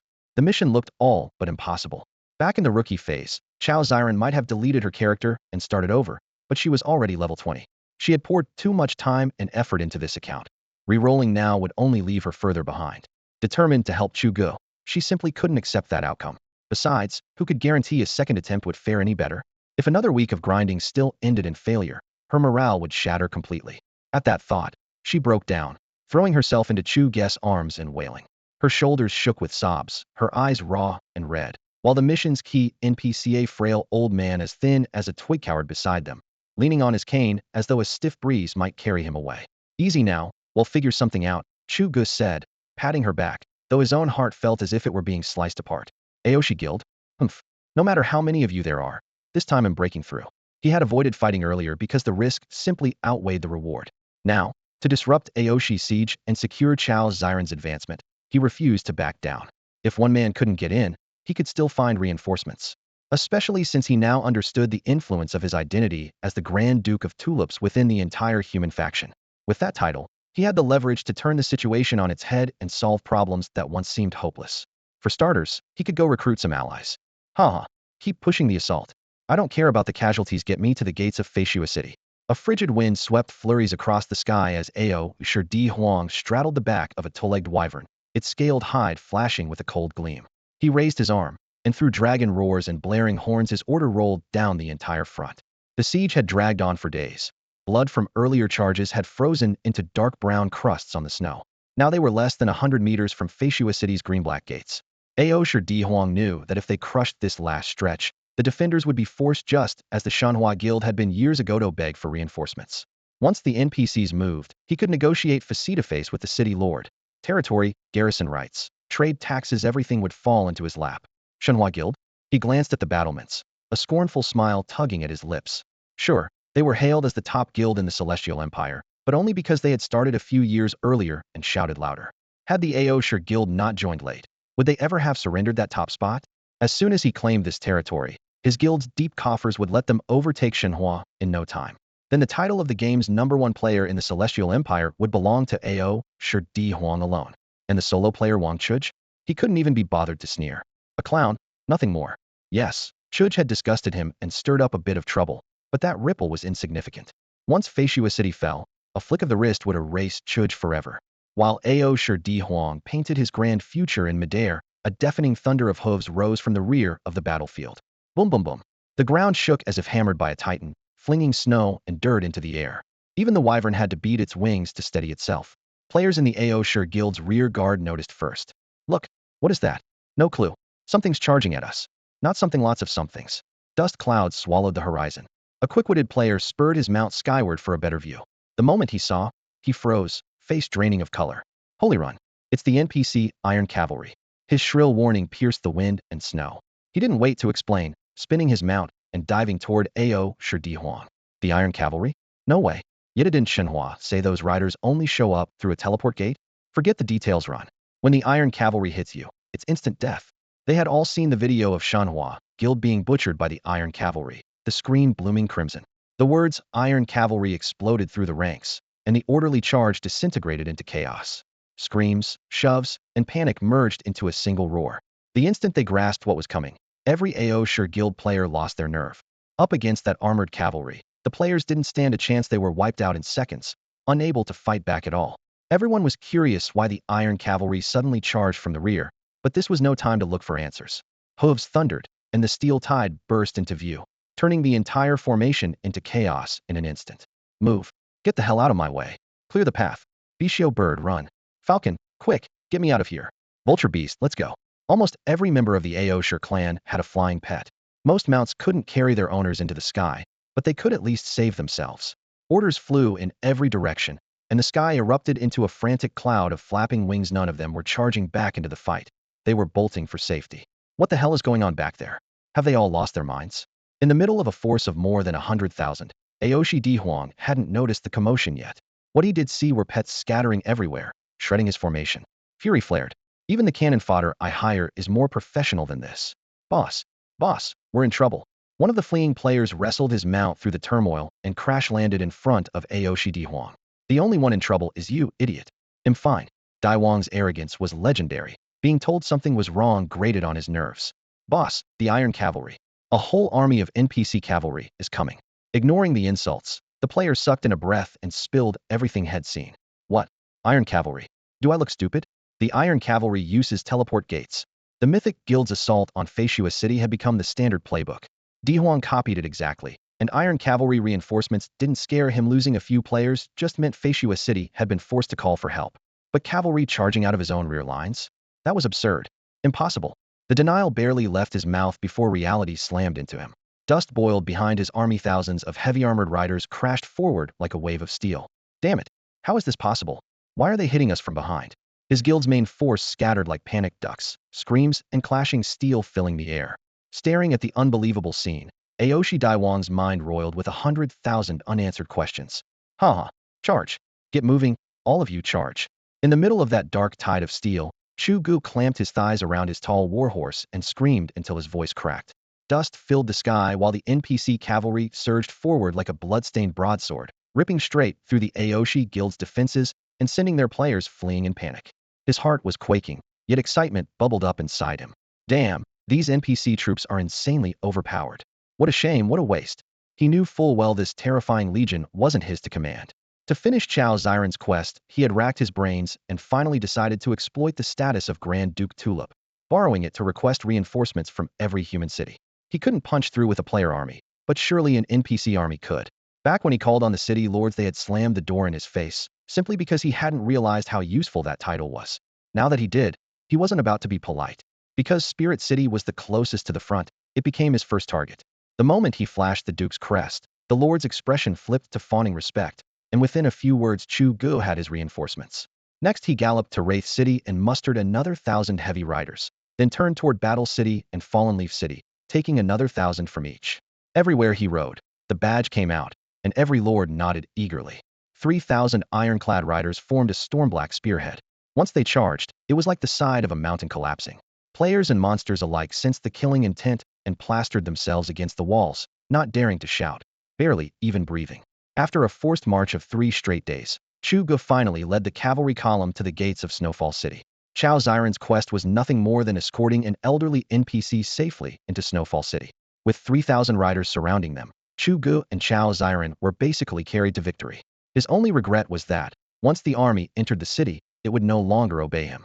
As a player, he would earn no kill experience and had no right to permanent command. He had simply caught Snowfall City at a moment of crisis and managed to borrow its troops. On a normal day, not even Grand Duke Tuliplet alone, Roland himself, could have persuaded those lords to lift a finger for his personal errands. Xiren, sweetheart. Pretty awesome, huh? With this lineup, your quest is a sure thing. Taking advantage of a lull inside the moving fortress of men and horses, Chu Ge showed off shamelessly. You're the best, big bro. Chao Xiren's eyes were shining with joy. Becoming an Esper had always been her dream. Even if this cavalry was a one-time asset, it was more than enough to let her clear the promotion. After this, she wouldn't be a burden anymore and could finally pull her own weight. But while the two of them were celebrating, someone in the distance was drowning in despair. Damn it, damn it. Spread out now. Don't panic. Have the fodder slow that cavalry down. Get the Aoshi main force out of there first. Questions were piling up in his head, but the reality in front of him was undeniable. A torrent of black-armored warhorses and gleaming lances roared toward them, each thunderous hoofbeat slamming into the players' chests like a hammer. Aoshir Emperor knew they could not win a heated fight, so he gave a quick order. The Aoshir clan's main force was to split, opening a corridor on either flank and letting the steel flood surge straight through. The elites could pull back, but someone still had to stand in the way. To minimize losses among his core members, he shoved the hired solo players to the front line without hesitation. They were mercenaries bought with coin. If they weren't there to soak up damage, what good were they? Besides, every Aoshir pet was a flying type. Once the main force took to the sky, the cavalry's melee weapons could never reach them. What really mattered was player deaths. At higher levels, regaining lost experience was a nightmare, and if the elites got crushed and lost several levels, the entire clan would suffer. With that cold calculation, Aoshir Emperor cared nothing for the cannon fodder's fate, so long as his inner circle survived. But numbers weren't the whole story. He had forgotten human nature. 3,000 riders thundered closer, and the average player, facing a charge that seemed ready to rip the world apart, stopped thinking of this as just a game. Hooves howled like demons, spearheads flashed like scythes, and their courage evaporated.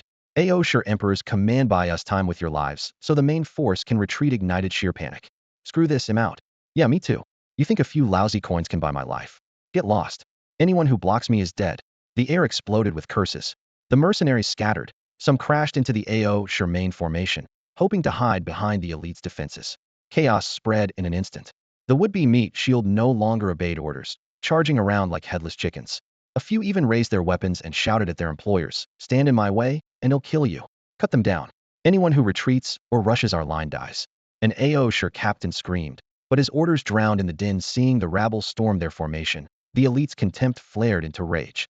Without waiting for further commands, hundreds of Aoshir players drew their bows and raised their staves. Flying pets dove, swords and spells rained down, and bloodlust erupted. They dared not clash with the 3,000 cavalry, but against these unorganized loners they were reapers. Lightning ripped the sky, fire consumed the ground, and shrieking pets tore through fleeing soldiers' armor. The cannon fodder dropped by the dozens, health bars emptying amid a cacophony of hooves and explosions.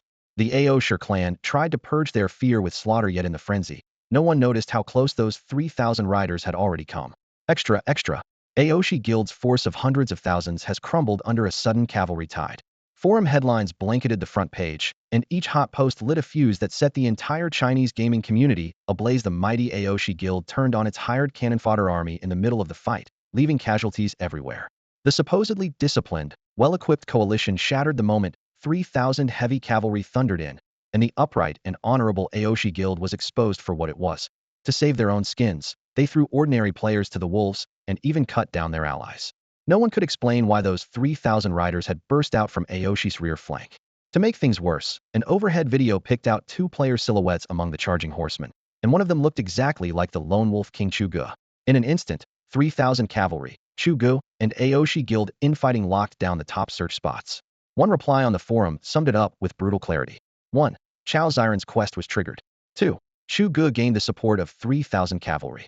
3. Aoshi Emperor's brain-dead commands. Add those three together, and the siege spiraled straight into chaos. At this stage, facing an NPC cavalry army hidden is suicide. Before the defenses were even in place, the player lines were already torn apart. Hooves smashed shields, lances flipped squads, and the sheer impact left no window for a counterattack. Worse still, Aoshi Guild and its cannon fodder regiment broke into open conflict, slaughtering each other while the cavalry tide rolled right over them. In the end, at least half of the coalition, well over 100,000 players, were killed on the spot, their levels and experience gutted, the losses eclipsing the infamous defeat that once crippled the Myth Guild. To Aoshi Emperor, though, those bloody numbers were just fluctuations on a ledger. He felt a twinge of pain for the guild's core forces, but the fate of the hired hands and allies barely registered. In fact, the cavalry's arrival secretly pleased him back in the day. The Myth Guild had stalled a battle long enough to earn a parley with the Lord of Panchir City. Now Aoshi Guild had besieged Feishua City for days and finally provoked reinforcements. No matter the cost, the outcome was not too bad. Had it ended there, his plan would still look brilliant. But the last explosive video that popped up on the forum wiped the smug grin off his face even as he was flying to safety. The clip came from an Aoshi member on a flying mount, looking down at the cavalry from above. 3,000 riders in pitch-black armor churned up a storm of dust, and a man and a woman rode among them. The face under one helm was unmistakably Chu Ge. Aoshi Emperor would stake his head on it. Find out. I want answers. He screamed in the guild voice channel. Are you all useless? Why is Chu Ge riding with system cavalry? What's their connection? Why did the cavalry come from our rear? I want everything on my desk now? Curses and the sound of fists slamming tables exploded across the channel. The more he raged, the more panic seeped in, yet he still tried to keep up the facade of supreme command. In real life, Aoshi Emperor was a silver spoon rich kid. After founding Aoshi Guild, he had steamrolled every game he touched, acting with unchecked arrogance. His formidable real-world background, the legendary Xinhua clan, reputed to be Tianchao's top old guard family, was so overwhelming that even the proud Aoshi clan usually kept its distance. Yet inside Divine Pet Alliance, the ever-victorious, high and mighty Aoshi Emperor ran headfirst into that damned Chu Ge. Ever since Chu Ge stepped on the Aoshi clan to earn the title king of solo players, Aoshi Emperor had been driven into blazing rages time and again. Back then, Aoshi Emperor had coveted Chu Ge's dragon companion. He pulled strings in real life to obtain the game's only contract nullification order, and even paid a fortune to drag the Huihuang clan onto his war wagon, convinced the pet was as good as his. Instead, Chu Ge hacked his way out of the encirclement, killed Aoshi Emperor on the spot, and looted the priceless order. Aoshi Emperor lost both face and resources in a single stroke. Furious, he posted a bounty on Chu Ge and ordered every Aoshi player to guard the main cities around the clock. But Chu Ge vanished as if he had evaporated, staying off the radar for more than half a month. Fine, hide if you want, Aoshi Emperor snarled to himself. If you pop up just to torment the Huihuang clan, they'll enjoy the show. But why have you shown up again? And why are you marching with the system's Iron Cavalry army? Aoshi Emperor hated Chu Ge to the bone. If he could meet him in real life, he would tear him apart. Yet player data were now tightly protected. Even with his influence, he couldn't dig up any information on Chu Ge. While he fumed, Shenhua Jizuan and Shenhua Zhuge wore grave expressions. Zhuge, are you sure the woman next to Chu Ge is his wife? Shenhua Jizuan asked under his breath. Shenhua Zhuge had once run into Chu Ge and even helped him locate a quest NPC. Those details had long ago been reported. When Zhuge revealed that Chu Ge knew a secret path to a hidden class that only a handful of players had ever heard of, Shenhua Jizuan had been intrigued, but the requirements were so harsh he let it drop. Now, only a few days later, Chu Ge had barged back into their sights. Most players were merely amazed by Chu Ge's omnipresence and puzzled about why he was traveling with an army of system cavalry. The Shenhua clan, knowing the inside story, understood that this was anything but simple. If it were just Chu Ge, so be it, but his wife was mixed into that cavalry as well. What did that signify? Not long ago, Fei Huanger had received the quest chain to unlock a hidden class, and by the timeline this should be the final step. With a stable of theory-crafting players in the clan, Shenhua Jizuan knew the quest's difficulty. The early stages were manageable, but the last segment differed for everyone and was nearly impossible. If the woman ahead really was Chu Ge's wife, Fei Huanger, then that cavalry column was likely lured here by Chu Ge for one purposito escort Fei Huanger through the final hurdle. The more he considered that chilling possibility, the less calm Shenhua Jizuan became. Bro, the quest is done. I'm a super ability user now. No matter what people outside were saying, Chao Xiren cared only about her class change mission. Riding the momentum of the Tricity cavalry, she strolled into Feishua City almost on autopilot, never once drawing her weapon. That ease, however, left her uneasy. Would the system flag it as cheating? Fortunately, her worry was unfounded. Just as Chu Ge had said, the game only cared about results. After she escorted the elderly NPC into the city, the resident super ability users welcomed him and immediately announced that Chao Xiren had joined their ranks. Haha, perfect. Xiren, sweetheart, now you can help me take down bosses. Chu Ge slung an arm around her shoulders. He knew exactly how terrifying a super ability user's ranged firepower could be. Unlike his own melee-oriented Dragon Master class that grew stronger with the Thunder Spear, super ability users were almost helpless up close, but absolute nightmares at range. Once Xiren leveled up, her damage would rival any purple pet. With a full set of gear, she might even go toe-to-toe with a flame dragon. MHM, I can finally back you up. Her eyes sparkled like stars. Being able to help Chu Ge was what made her happiest. Only then could she repay his kindness, keep pace with him, and submit worthy of him. While Chu Ge and Chao Xiren basked in their joy, Aoshi Emperor was so frustrated he nearly smashed his keyboard. Damn it, what's wrong with that Feishua City Lord? Is he an idiot? Why hasn't he sent anyone to contact me? In the Myth Clan's siege storyline, the moment the cavalry arrived, the city lord came out for talks and eventually granted a fief. This time, nothing followed the script. He waited an entire day, yet the city gates stayed shut. What's going on? Why is it different from the myth side? The unexpected twist left Aoshi Emperor at a total loss. As the head of the Aoshi clan and a pampered rich kid in real life, he couldn't bring himself to ask the Myth clan for details, much less admit he might have screwed up. Out of ideas, he came up with a clumsy plan. All of you, go outside the walls and yell that the Aoshi clan wants to negotiate with Feishua City. If the city lord wouldn't approach him, head force the issue. What Aoshi Emperor overlooked was Chu Ge's influence over the NPCs. Xiren, darling, watch your big brother perform a little magic, Chu Ge murmured with a grin. At Aoshi Emperor's command, thunderous shouts erupted outside Feishua City, wave after wave of "We want peace," echoing against the walls. Listening to the rising chorus, Chu Ge's smile widened. Idiots, begging for peace? Meet the city lord? Copy the mythic guild scheme? Huh, did anyone ask for my permission first? Chu Ge stood before the towering white stone gate of Snowfall City, his gaze icy. Had it been any other player clan, he might have stayed out of it. There were plenty of factions in the Celestial Empire, and land that one clan ignored would soon be claimed by another. But the Aoshi Guild? Not a chance. He was here today precisely to ruin their plans.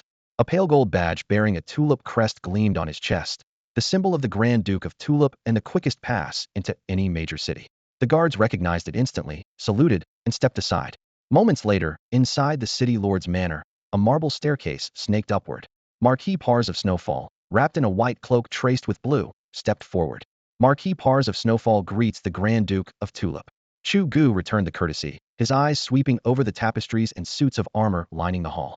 Pars' rank was only half a step below his own, yet the Marquis wielded no less real power. On a normal day, Chu Ge could scarcely touch Snowfall's forces. Even if he replaced Roland as king, most provincial armies would still stay out of reach. But Snowfall was under Monster Siege wartime rules meant he could bend the lines a little. The precedent of 3 other cities sending reinforcements had already given him all the leverage he needed. Pars went straight to the point. What business brings your grace here? Forgive the abrupt visit, Chu Ge replied with an easy smile, but I'd like to discuss the group of adventurers camped outside your walls. He paused, then spoke more firmly. In my judgment, their intentions mirror those of the mythic guild at Rockhold City. If you grant them audience or worse, let them settle on your lands, our kingdom will know no peace. Pars frowned. Though Chu Ge was a legendary adventurer who had earned great merit a century ago, this warning still surprised him. Players could resurrect indefinitely. Drawn-out fighting would bleed Snowfall dry, just as it had forced Rockhold's lord to yield. Pars had planned to let Aoshi stew a few days before meeting them. He hadn't expected the Grand Duke of Tulip, also an adventurer, oppose it outright. Oh, and why is that, your grace? Those adventurers can revive forever. If we keep clashing, Snowfall will only suffer. Chu Ge stepped closer, voice measured yet unmistakably forceful. Think it through, my lord. If you concede, it becomes precedent. With Rockhold and Snowfall both yielding, every city in the realm will be badgered in turn. Once Snowfall opens the door, the influx will only grow. Tell Mato you truly have enough territory to hand out? Pars fell silent, weighing the worst-case scenario. Chu Ge smirked inwardly. Allowing the Mythic Guild their special status was headache enough. If Aoshi copied it, every other player clan would follow. Others seeking land didn't bother him, but Aoshi and Glory? Let them dream on. Someone deliver my orders. Tell the Psionic Legion to man the walls and kill every adventurer outside. In the end, Marquis Pars let Chu Ge talk him around. As Chu Ge had warned, opening the gates would doom Snowfall City to endless raids. Adventurers could resurrect and harass them forever. Lofty ideals about humanity or royal security meant nothing compared to protecting one's own land. The intel Chu Ge brought laid bare the adventurers' fatal flaw. They did come back to life, but each death weakened them. A war of attrition would grind them down until they had to retreat. Exposing some hidden strength now was cheaper than being pestered for the rest of time. Snowfall City had no real choice. The order went out, and Chu Ge was turning to leave when a private message from Chao Ziren popped up. Bro, guess what? I just got a quest: follow the Psionic Legion to the wall and wipe out the players outside. What? How did you get a quest like that? Chu Ge blinked. Chao Ziren was a player. How was she part of the Psionic Legion? Ziren, what's your current role? Third Squad, Psionic Legion, Snowfall City. Why? Just as he suspected, she now held an official post. It wasn't as grand as Chu Ge's title of Duke of Tulips, but it still put her on the payroll. Hidden classes really paid off. Forum rumors said grinding for a government slot was nearly impossible. Even top strategy guilds rarely pulled it off. That was why the Mythic and Overlord families had shelled out fortunes just for an audience with the city lord. With that in mind, Chu Ge picked up speed. Wait for me, Ziren. If the Overlord crew was about to get stomped, he wanted a front row seat. He might not be able to rain fire with his flame dragon right now, but watching from the ramparts would be satisfying enough. On the walls, squads of psionics streamed out in metallic combat suits. Blades, fire, and arcs of lightning glittered in the sun, radiating lethal intent. Boss, look! Snowfall City's making a move. Outside the walls, the Overlord family players spotted the surge of psionics at once and buzzed with excitement. So they're finally showing their hand? Perfect. Once I carve out my territory, everyone who helped today will be rewarded handsomely. His followers thought so, and Aoshur Emperor felt exactly the same. If Feishua City showed the slightest movement, it meant they could no longer hold out and were ready to compromise. Aoshur Emperor believed that without a shred of doubt. The prospect of owning a territory of his own made the future seem to beckon. King of Solo's Chu Ge, Shenhua clan. In his eyes they were trash, destined to kneel at his feet. Driven by this feverish excitement, he led his men to the towering gates of Feishua City. His dreams shattered faster than a lightning strike. Psionic Legion, hear my command. Prepare to attack. High on the wall, an elderly man in a silver-white sacred robe raised his hand and bellowed. At his command, ripples of warped energy surged around a row of psionic soldiers, wild currents whipping their cloaks. Energy compressed in their palms, and searing white orbs blasted outward. Boom, boom, boom. The chain of explosions hit like sledgehammers, flinging fire and rubble skyward, and turning the ground outside Feishua City into scorched earth. Ah, the NPCs are attacking. Are those mages? NPCs have a class like that? Idiot. They're psionic, same tier as psionic monsters. Fall back, run for your lives. My Bichio bird. You're killing me here. Falcon, move. The sudden, devastating barrage tore their negotiation fantasy to pieces. The first volley alone left the Aoshur clan's players in tatters. Why? How can these NPCs be so strong? Are they crazy? Aoshur Emperor roared. He cared little for casualties, but he could not accept that the NPCs of Feishua City refused to follow his script. In stark contrast to his fury, Chao Ziren, hidden among the Psionic Legion, beamed with excitement. Hee, brother, I just leveled up. What was supposed to be a simple earn merits quest had yielded an unexpected bonus. Since she currently represented the NPC faction, killing Aoshur clan players while the quest was active granted her experience, something ordinary PvP never provided. Chao Ziren knew only the basic post-class skill Psionic Orb. Its damage was low, but by tagging along with the Legion, she still managed to snag a kill. You can do that? Interesting. Chu Ge, watching from afar, brightened. Ziren, keep going. Pick off the low-health ones, and make sure you land the killing blows. Crushing the Aoshur clan was only a side benefit. What truly intrigued Chu Ge was this quest mechanic. If even Chao Ziren could farm experience through a quest, then, as the Grand Duke of Tulip, couldn't he issue his own tasks and power level by having players killed? Judging by Chao Ziren's rapid gains, hunting players was clearly far faster than grinding monsters. The Aoshi family is finished, and everyone knows it. This battle won't erase them completely, but climbing back to their former peak is next to impossible. They poured immense manpower and resources into carving out territory, copying the Mythic family's playbook, and trying to bite a chunk off Feishua City. What the Aoshi Emperor never expected was that Feishua's reinforcements would appear behind his own lines. In an instant, the fight turned into a cage, leaving the family critically wounded. Even worse, the chaos exposed the Emperor's cold, self-serving nature, lighting a firestorm of hostility between the family and the independent players. And that was only the opening act. The cannon fodder may have scattered, but as long as his goal was met, the Aoshi Emperor thought none of it mattered. Everyone assumed the family would soon sit down with Feishua's lord, trade concessions, and secure new territory. Then everything changed. Feishua's ruler had a very different attitude from the one in Panshur City. This lord was far tougher. Hundreds of espers suddenly appeared atop the city walls like unsheathed blades. Without warning or disguise, they unleashed devastating energy on the Aoshi ranks. The main force was pinned in place. The expendables had already fled, and the front line was torn apart. Nearly 10,000 players fell where they stood, a disaster that could cripple any family. The Aoshi Emperor bled inside, but he was not yet mortally wounded. The real nightmare was still coming. As the Esper's barrage ceased and the stunned Aoshi players struggled to regroup, Fikshu's massive gates burst open. The city's elite 1,000 ironclad knights merged with Chu Ge's 3,000-strong reinforcements. 4,000 heavily armored riders poured out, hooves shattering the earth, forming an unstoppable torrent of steel. With morale in ruins, the Aoshi family couldn't mount a defense and fled in panic. The metal flood shredded the crowd. Countless players and mounts fell beneath lances and warhammers. Experience and levels vanished in a flash. Pets, mounts, and a huge slice of the family's foundation were wiped out. Even then, Fikshu's counterattack was far from over. After the last Aoshi member was driven from the encirclement, the Steel Army did something that left every onlooker speechless. They began destroying the loot scattered across the ground. Piles of weapons, armor, and trinkets were ground to dust under iron hooves and fire. To NPCs, the spoils were worthless. To the Aoshi family, they represented an entire month of hard work. Levels could be regained with time, but the loss of gear felt like having flesh torn from bone. Almost everything dropped by those 10,000 deaths was obliterated.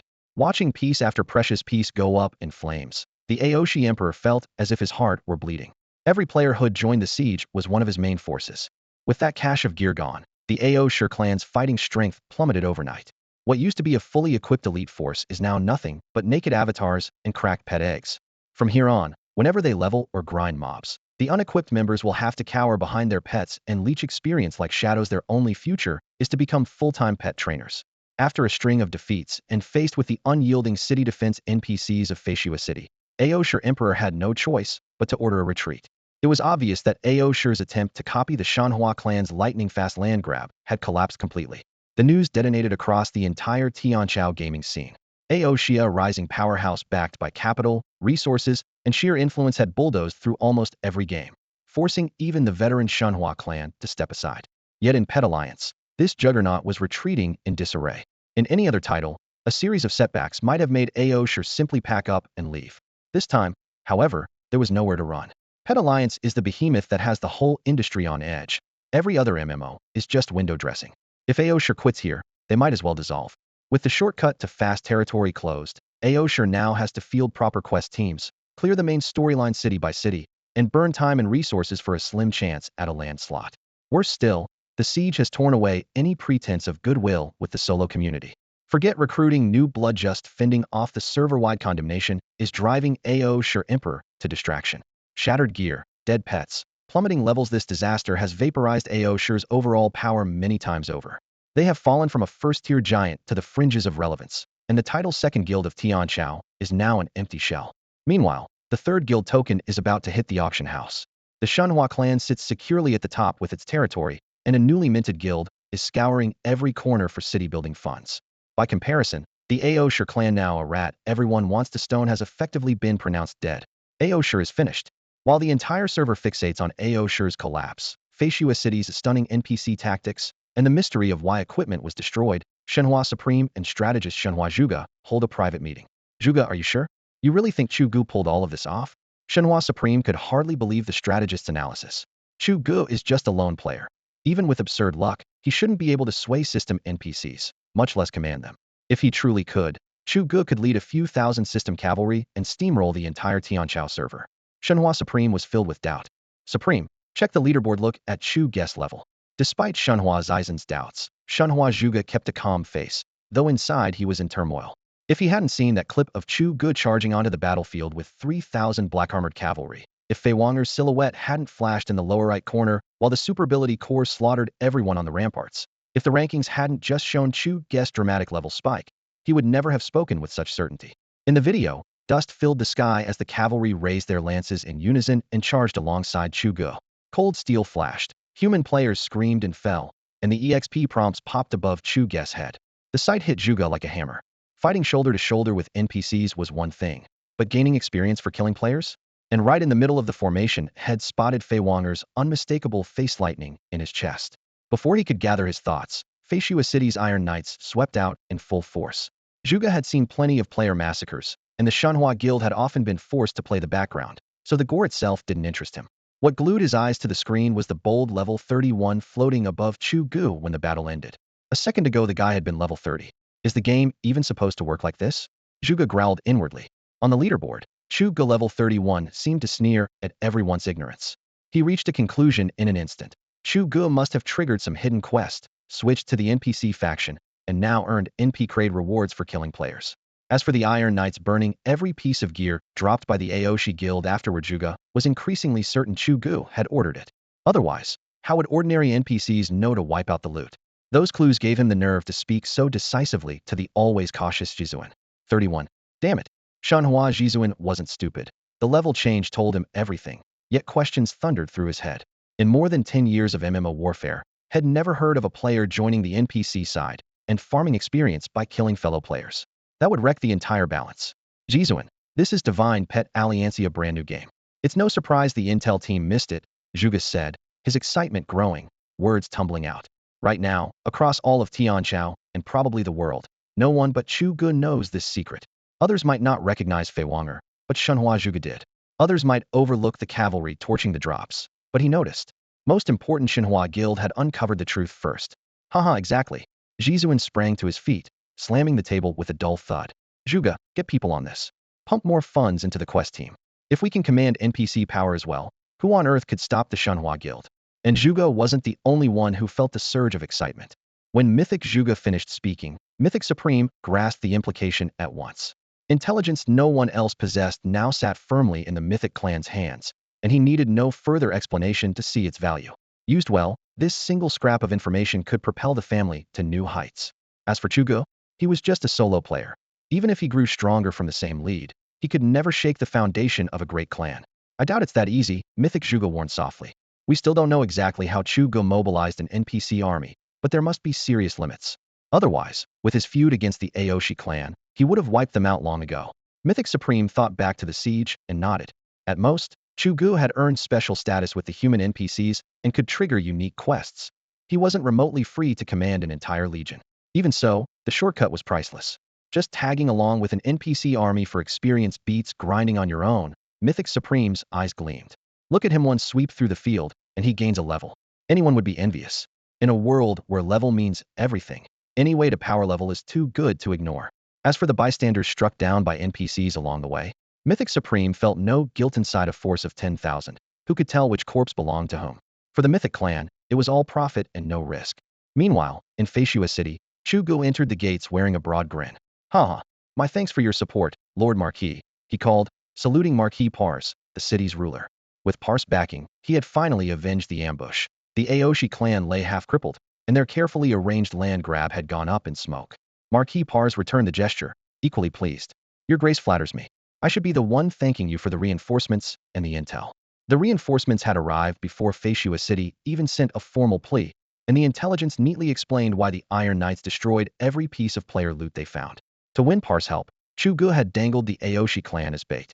Players can resurrect, sure, Chu Ge had said with an easy smile, but every death costs them a level in whatever gear they drop. Levels can be earned back, but gear? Lose 1 or 2 pieces and you can shrug it off. Lose tens of thousands at once and see whether the Aoshi clan survives. Rare mats are scarce, replacement takes time, and a gear gap slashes overall combat strength and leveling speed. For the Aoshi clan, it was a death sentence. With the auction just around the corner, Chu Ge had shown no mercy, and Marquis Pars was only too happy to break the siege at minimal cost while eliminating a future threat. In the end, both were satisfied. Chu Ge got his revenge. Marquis Pars secured the city's defenses, and the unlucky Aoshi clan? No one cared about their misery but themselves. With the farcical siege behind them, Chinese players now fixed their attention on the upcoming private auction. Coriano Plateau. Once a desolate leveling zone so empty that even most players couldn't be bothered to visit, it's now in an uproar because of a private auction. Since the Myth family announced they would participate, what had started as a small event where Chu Ge planned to sell a few high-end items has exploded into an unprecedented spectacle. In only a few days, tens of thousands of players have swarmed in. Delegates from every top-tier and mid-tier guild occupy the front rows, while solo players cram the outer ring. The veterans have a rough idea of what the premium loot might go for, but the mid and low-grade gear and pets that the Myth family has also put up are exactly what solo players dream about. One blue piece of equipment or a rare pet is enough to boost their power, speed up their leveling, and let them challenge higher-level bosses. Because of that, an auction that should have belonged solely to the elite crowd has turned into a festival for everyone. Chu Ge couldn't be happier. The more people, the hotter the silver coins. For someone who has been at the top of the ladder for years, in-game money isn't exactly scarce, but don't forget, It can be exchanged one for one with real cash. Who can guarantee he won't need it later? When it comes to money, too much simply doesn't exist. The thought alone makes his blood boil with excitement. While Chu Ge is buzzing, the crowd is equally astonished. Everyone knows how brutal Coriano Plateau is. The monsters here are outrageously high level, and ordinary players avoid it like the plague. Yet in just a week, from the moment Chu Ge announced the auction to the day it opened, a miniature fortress has risen in the middle of the wasteland. Thick wooden stakes form lofty palisades, and inside them the main hall gleams like a palace under lantern light. Is Chu Ge really just a lone player? Many people can't help but click their tongues at the sight. Even a mid-tier guild might not manage to build such complete defenses and a fully equipped venue in 7 days, not to mention handling logistics, decoration, and everything else. Their amazement climbs another level when they see the guards. Rows and rows of armored figures stand on the perimeter, cold light flashing from the steel edges of spears and capes. 500 ironclad knights. At this stage of the game, they're basically walking meat grinders. Saying they can one-shot you is no exaggeration. How on earth did Chu Ge convince the system to lend him this killing machine for security? Any malicious thoughts that a few people had been hiding vanish instantly. Faced with that wall of steel, even the braver players feel their knees go weak. Who would dare cause trouble now? And that's still not all. When they look up, 50 griffins with wingspans of several dozen meters are circling above the auction grounds. Snow-white feathers interlaced with jet-black lion bodies, their beating wings whipping up a roaring wind.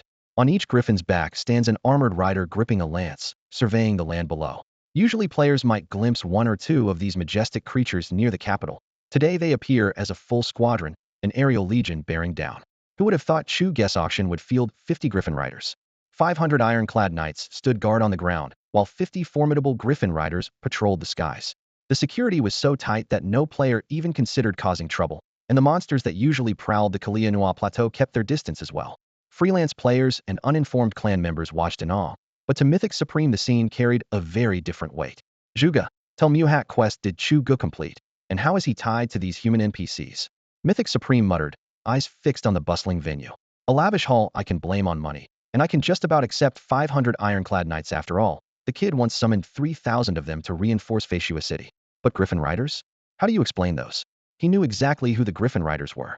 His guild had sent countless members to the human capital in hopes of gaining influence over the Coriano Plateau, and they'd learned that Griffin Riders were an elite unit unique to the royal city. Even without seeing them fight, he knew they outclassed any standard ironclad knight, and there were 50 of them here. In the capital, spotting 5 together was already rare. Each Griffin Rider was bona fide nobility. The more he thought about it, the more Mythic Supreme felt his scalp tingle. This auction was taking place on the Coriano Plateau, the fief of the mysterious Tulip Grand Duke. Summoning ironclad knights was one thing. Bringing Griffin Riders as well? What kind of relationship did Chu Ge have with the Duke? Relax, Supreme, Mythic Chu Ge replied calmly. They're probably the Duke's own troops. Chu Ge is just a solo player. No amount of luck would let him command ironclad knights at will, let alone these highborn Griffin Riders. If he really could, we might as well sit back and watch him solo the whole game. Chu Ge's words let Mythic Supreme's heart settle. Yes, this game was built on balance. Chu Ge couldn't possibly wield that kind of power. It had to be the Tulip Grand Duke pulling the strings, and Chu Ge had simply stumbled into good fortune. With that rationale, Mythic Supreme convinced himself he was right. His certainty didn't last. Once the players were seated, the auction officially began. Spotlights converged on the stage, and a woman in lavish court dress stepped forward, every gesture brimming with regal grace. Mythic Supreme needed only one glance to go rigid, nearly sliding out of his chair. Chu Ge, that hats. Good evening, gentlemen. Good evening, ladies. Welcome to Adventurer Chu Ge's auction. Under the glittering lights at center stage stood a blonde woman in an ornate court gown, her voice ringing with a smile. She was Princess Catherine of the Human Kingdom, and her appearance silenced the already restless crowd for half a beat. In a corner of the hall, MythClan core member Myth Supreme stared, wide-eyed. During the mad assault on the royal city quest, they had uncovered plenty of royal intel, and this high-profile young princess was a prime target. By all rights, Catherine should be seated safely in the palace. Even on rare outings, she would be wrapped in layers of protocol, not acting as MC for a freelance adventurer's auction. Most players were simply dazzled by the princess' beauty and status, but Myth Supreme's shock ran deeper. Those 500 fully armored Iron Knights around the stage, and the 50 griffins circling overhead suddenly had an explanation. Clan strategist Myth Chu Ge drew a breath. So that's it. For Chu Ge to host a public auction in the Grand Duke of Tulip's territory with a guard detail like this, he hasn't bribed some minor noble. He's linked up directly with the princess. Quest level, background power, every puzzle piece clicks into place. Chu Ge's resources are far beyond what we guessed, Myth Chu Ge confirmed inwardly. Meanwhile, Chu Ge himself was just as stunned. What's going on? The little princess only said shed cameo as my host, but this setup is insane. From the wing of the stage, he stared at the 500 Iron Knights. Fair enough. Any city lord would post top-tier muscle to keep order at an auction. But 50 Griffin Riders? Each one is an ace of the air core, status, and combat strength on par with the royal line. Sure, she's giving me serious face, raising the event's prestige to the max, he muttered. But how do I repay a favor like this? We agreed to a single promise, and promises vary in size. What if she wants me to risk my life?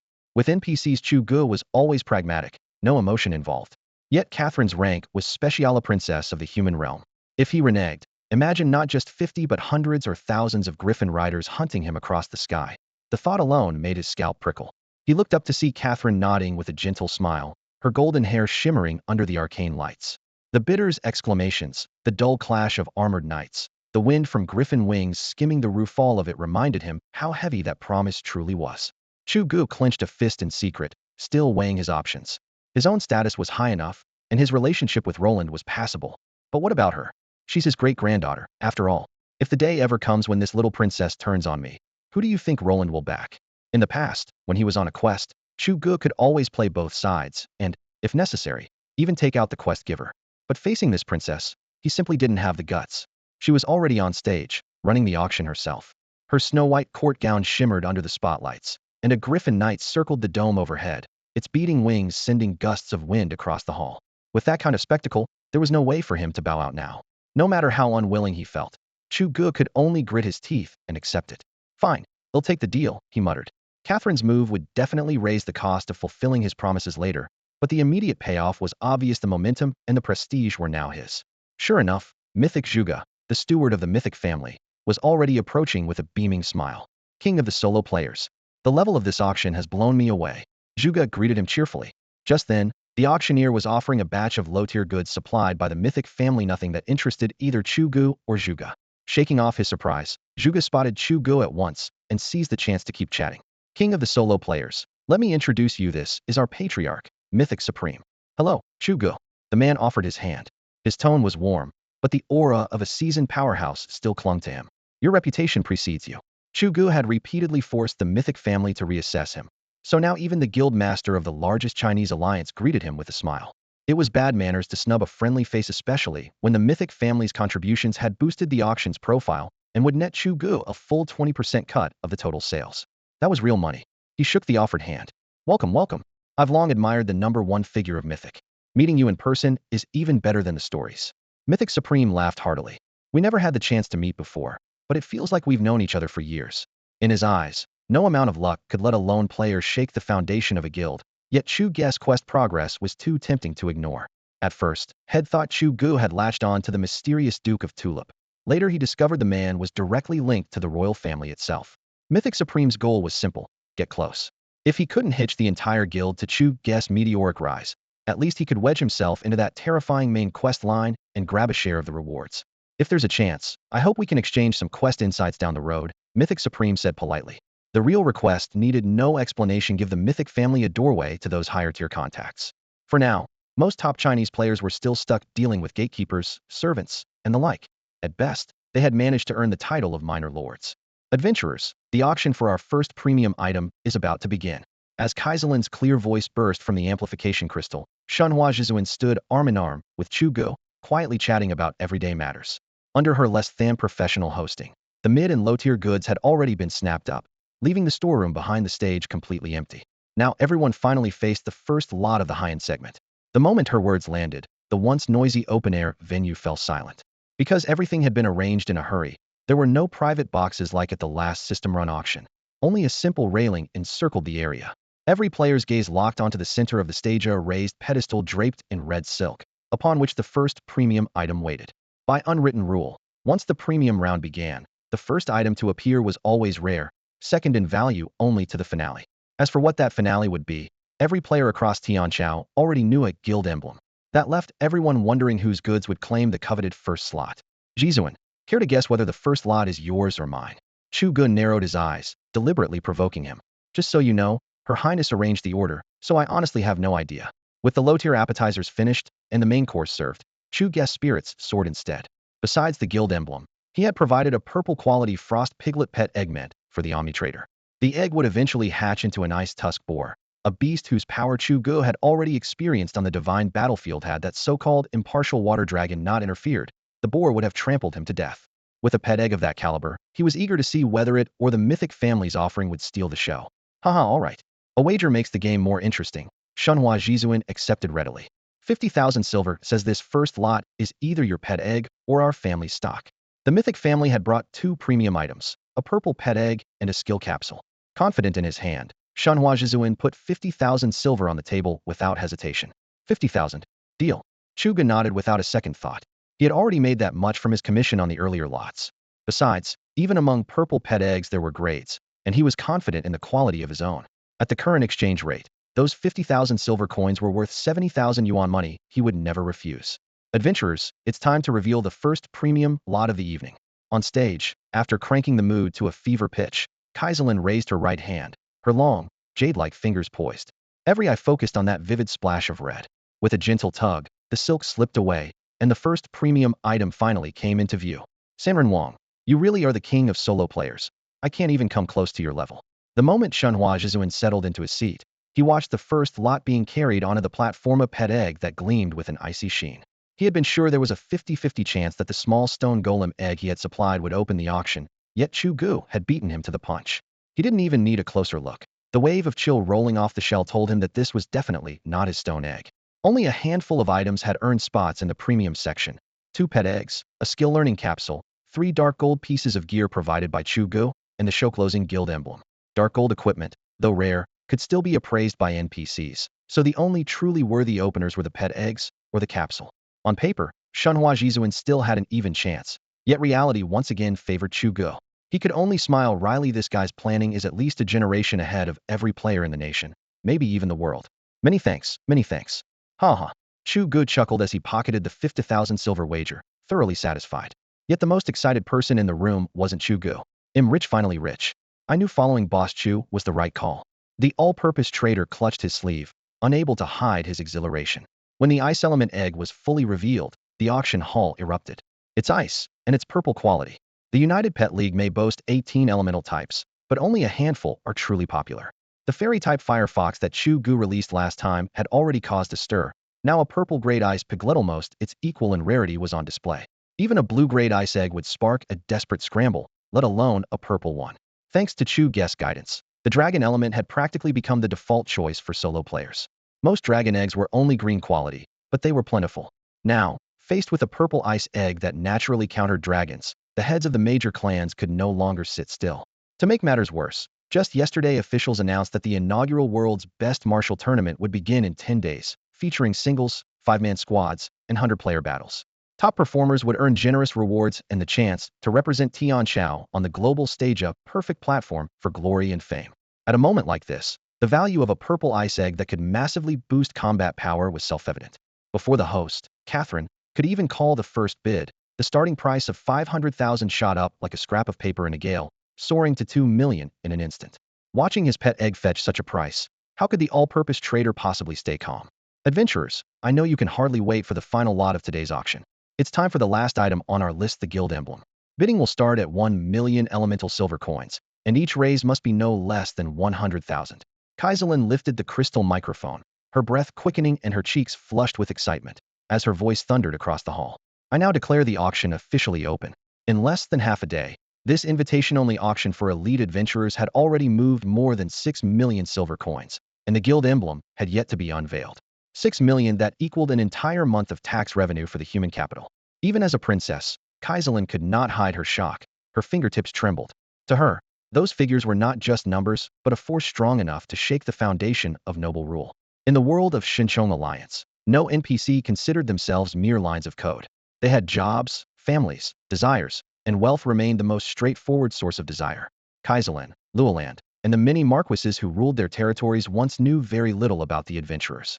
All they understood was that one day a mysterious, omnipotent deity descended, announced new rules, and then these death-defying adventurers flooded their lands.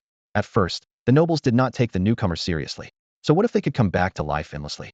They still had to survive under noble banners.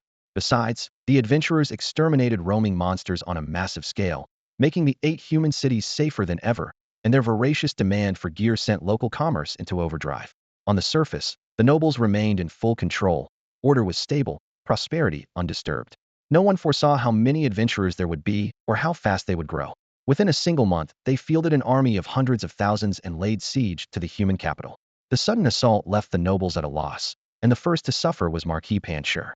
Unsure of the adventurers' limits and afraid of catastrophic losses, Marquis Pancher ceded an entire province just to make them withdraw, planting the seeds of a quietly gnawing crisis.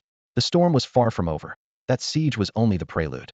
No sooner had the siege of Pancher City ended than Fashua City became the next target. After several days of probing skirmishes, the city lord, Marquis Percy, realized that the force outside his walls was every bit as large as the one that had attacked Pancher.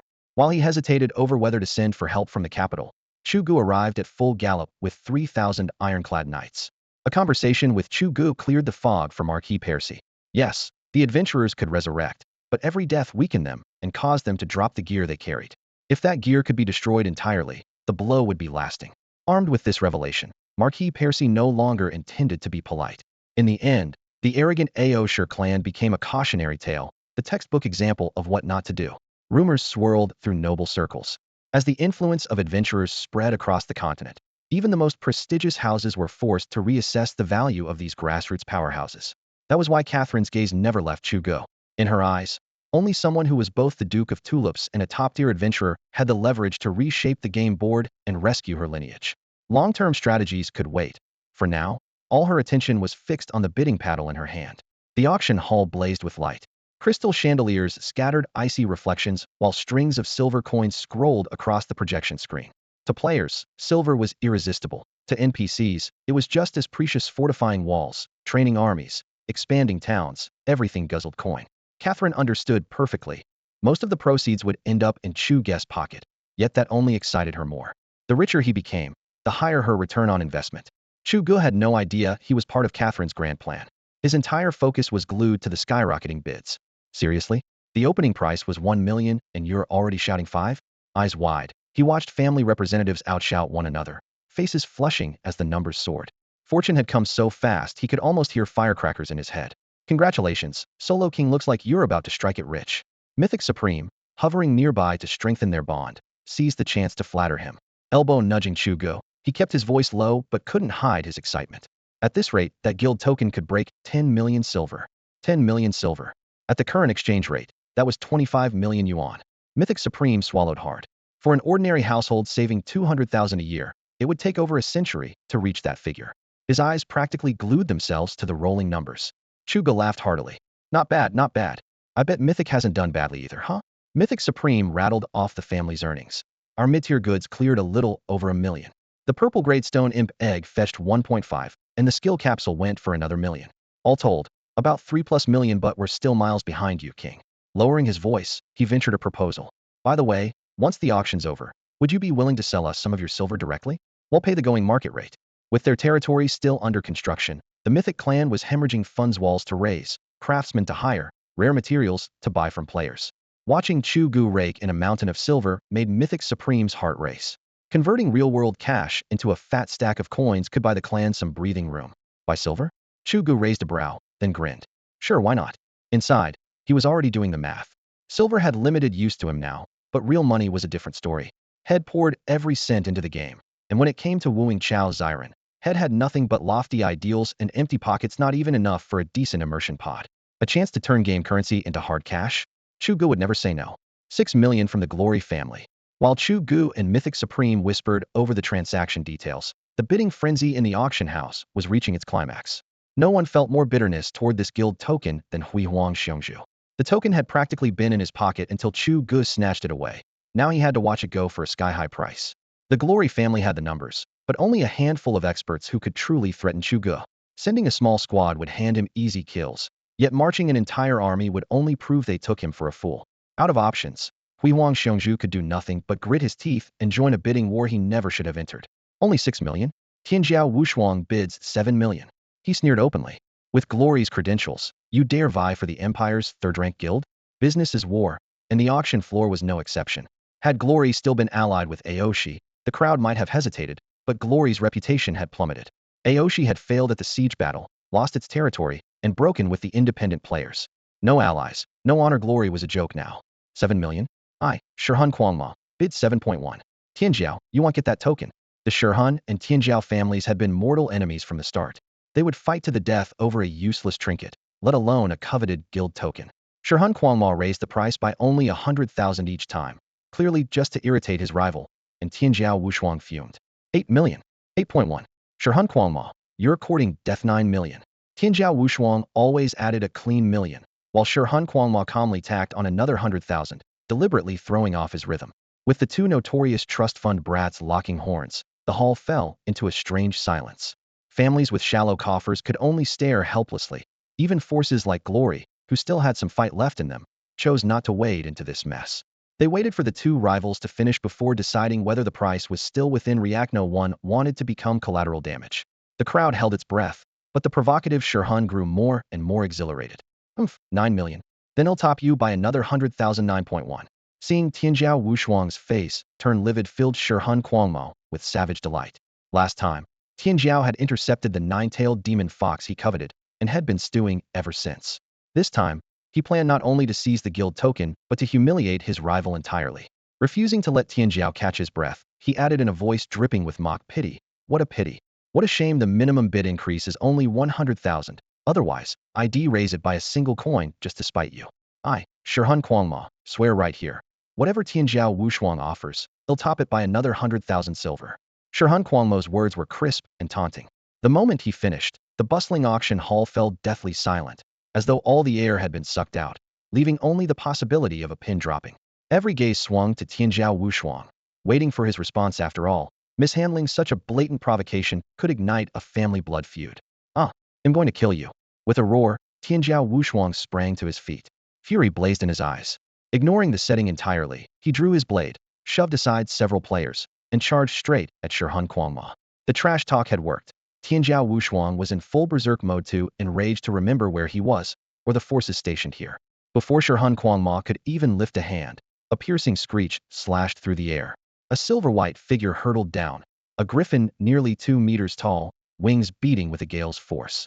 The knight astride it wore gleaming plate and leveled a lance, voice like steel. Who dares cause trouble here? Out of my way. He'll gut him. Consumed by bloodlust, Tianchao Wushuang ignored the warning and kept charging. The killing intent was strong, but his power was not. Disturb the auction, and you die. Seeing persuasion fail, the griffin knight flicked his lance. Cold light flashed, then a wet crack. Tianchao Wushuang's scream ripped out, and, with his rage, his body shattered into sparks, fading to nothing. The auction continues. Anyone else who disrupts it will meet the same fate. Catherine, the auctioneer, surveyed the room from the podium, her voice glacial. As her words settled, the blood-tinged commotion collapsed again into silence. Damn, this auction's actually in the wild. Only now did the players grasp the situation. Inside a city they'd merely be tossed out, but out here, the price of disorder was death. High above, the Griffin Knights circled once more. On stage, Catherine remained stone-faced. The crowd realized that if Chu Ge gave the word, they could all wind up dead on this very ground. At the same moment, Chu Ge, host of the auction, made the same calculation. So that's how the game can be played? In that case, every old grudge and fresh grievance just found a perfect arena.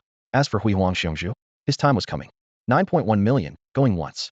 9.1 million, going twice. Any other bids? Receiving no answer, Catherine scanned the adventurers below and finally allowed herself the proud bearing of a princess. Soft light poured from the crystal chandeliers overhead as her slender fingers tightened around the auction gavel. The evening had gone perfectly, and the Grand Duke of Tulip had gained both profit and prestige just as she intended.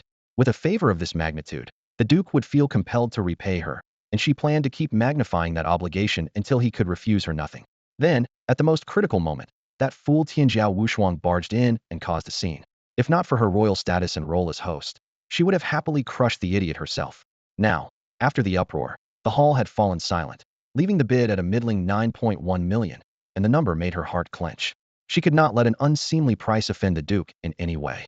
She raised the gavel, and the hall was so quiet you could hear a pin drop. Just before the strike fell, a furious roar erupted from deep in the crowd. Glorious overlord, bid 10 million. Tianchao Wushuang's gruesome end was still vivid in every player's mind, and the tense mood exploded at the new offer. Who wouldn't be scared? If the NPCs turned hostile, even top-tier players could lose their lives and gear. And even if the NPCs stayed neutral, the auction's true host Chu Ge is still here. Never forget, Chu Ge, the king of rogues, was born to clash with the major families. So far had only feuded with the Aoshi and Glory guilds. But who could swear he wouldn't decide to butcher everyone present? Earlier videos had already shown his power plainly. Even clan leader elites were free loot in front of him. That fear kept most onlookers silent while Catherine stood on stage. But as the seconds ticked by and she raised the gavel again, those who truly coveted the guild token grew restless. Glorious Overlord had scraped together high-interest loans in the real world just to secure this item, hoping the title third-ranked guild in China would attract corporate backing. With the token about to be his heart pounded. So what if this was Chu Ge's auction? The NPC guards might obey Chu Ge, but if the fight broke out, he and his crew could still force a way out. And with so many witnesses, would Chu Ge really trash his own reputation? Glorious Overlord didn't know, but he had to gamble. He clenched his teeth, his voice ringing beneath the crystal lights. 10 million. 10 million. Any higher bids? Catherine didn't care who shouted the number. She flicked her hair, and when the price jumped into 7 digits her smile bloomed again once it cleared 10 million. She was home free. 11 million. The first bold bid exploded through the hall, and the rest of the buyers instantly grew restless. Glory Guild was hardly the only one willing to gamble everything for the last shred of dignity the server's third-ranked guild still possessed. 11.0 million. Shirhan Kwangma added a mere 100,000, aiming straight at everyone's nerves. He had already provoked Tianchao Wushuang into silence, and clearly wasn't finished. If every rival lost their cool and charged forward, the Griffin Riders would slaughter them all. Grinned at the thought. Unfortunately, the room was full of old foxes. Right now, he could raise the bid by a single coin and nobody would answer. 13 million. This is Hui Wang, Zion's with 13 million. Brothers, give the Hui Wang family some face, and we'll repay you handsomely down the road. After a brief lull, the second round roared back to life. Hui Wang Xiongzhu could wait no longer. If people kept nudging the price by tens or hundreds of thousands, who knew where it would land? The figure stabbed at him like a knife, but he still called out a 2 million leap. At the 10 million mark a steady crawl is bearable, yet a sudden jump of 2 million hits like a hammer.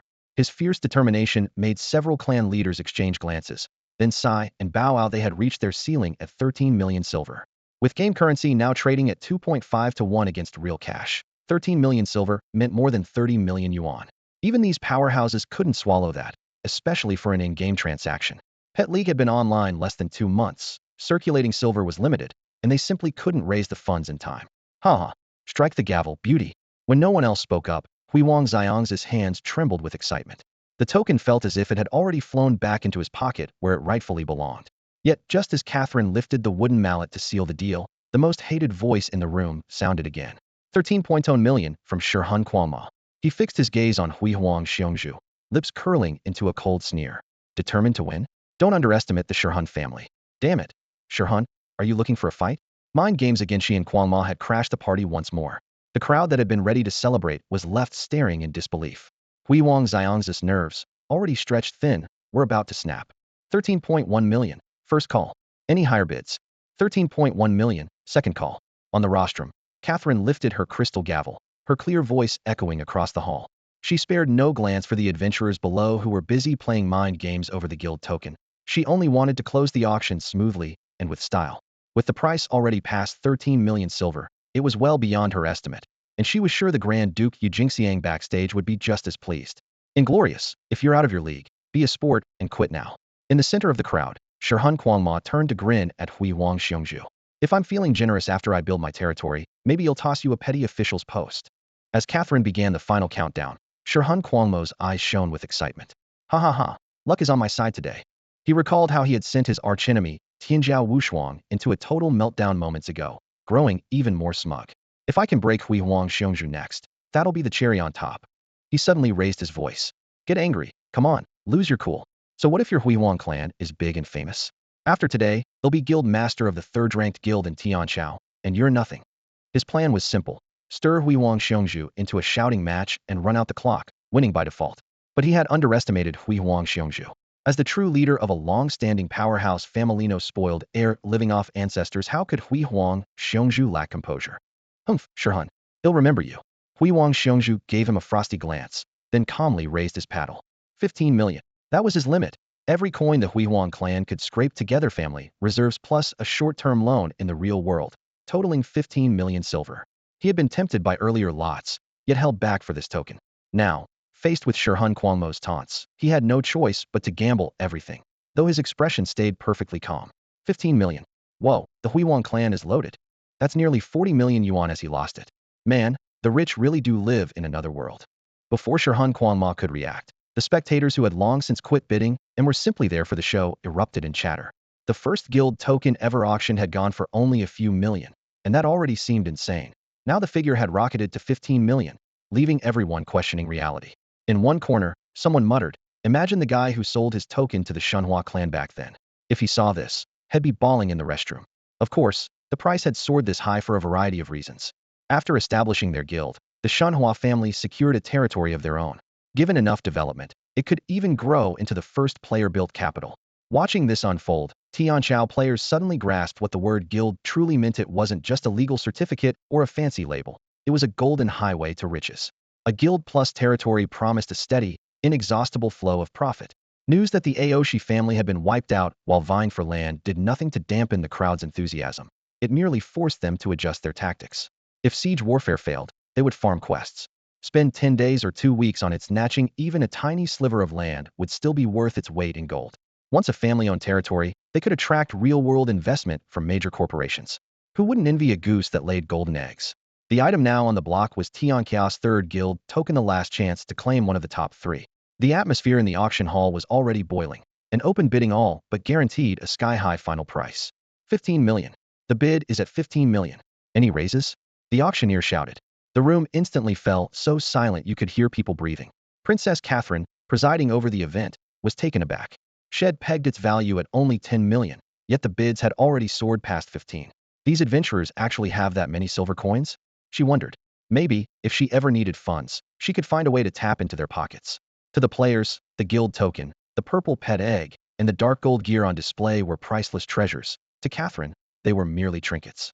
As a royal princess, her private collection eclipsed them by several orders of magnitude. With the day's total only a bit over 20 million, she couldn't help but imagine the astronomical figure her own keepsakes might fetch. She decided to speak with Grand Duke Tulip after the auction about hosting a sale of her own, and the thought made her smile. Soul-devouring imp, keep going. I'm waiting for you to add another 100,000 chicken out. Glorious Overlord bellowed from the crowd. Catherine's private scheming was unknown to anyone, least of all Glorious Overlord. Having just shouted 15 million, he trembled with excitement as the hall went eerily silent. Come on, punk. Weren't you trying to get under my skin? Raise the bid, let me see you do it. It was all bluster.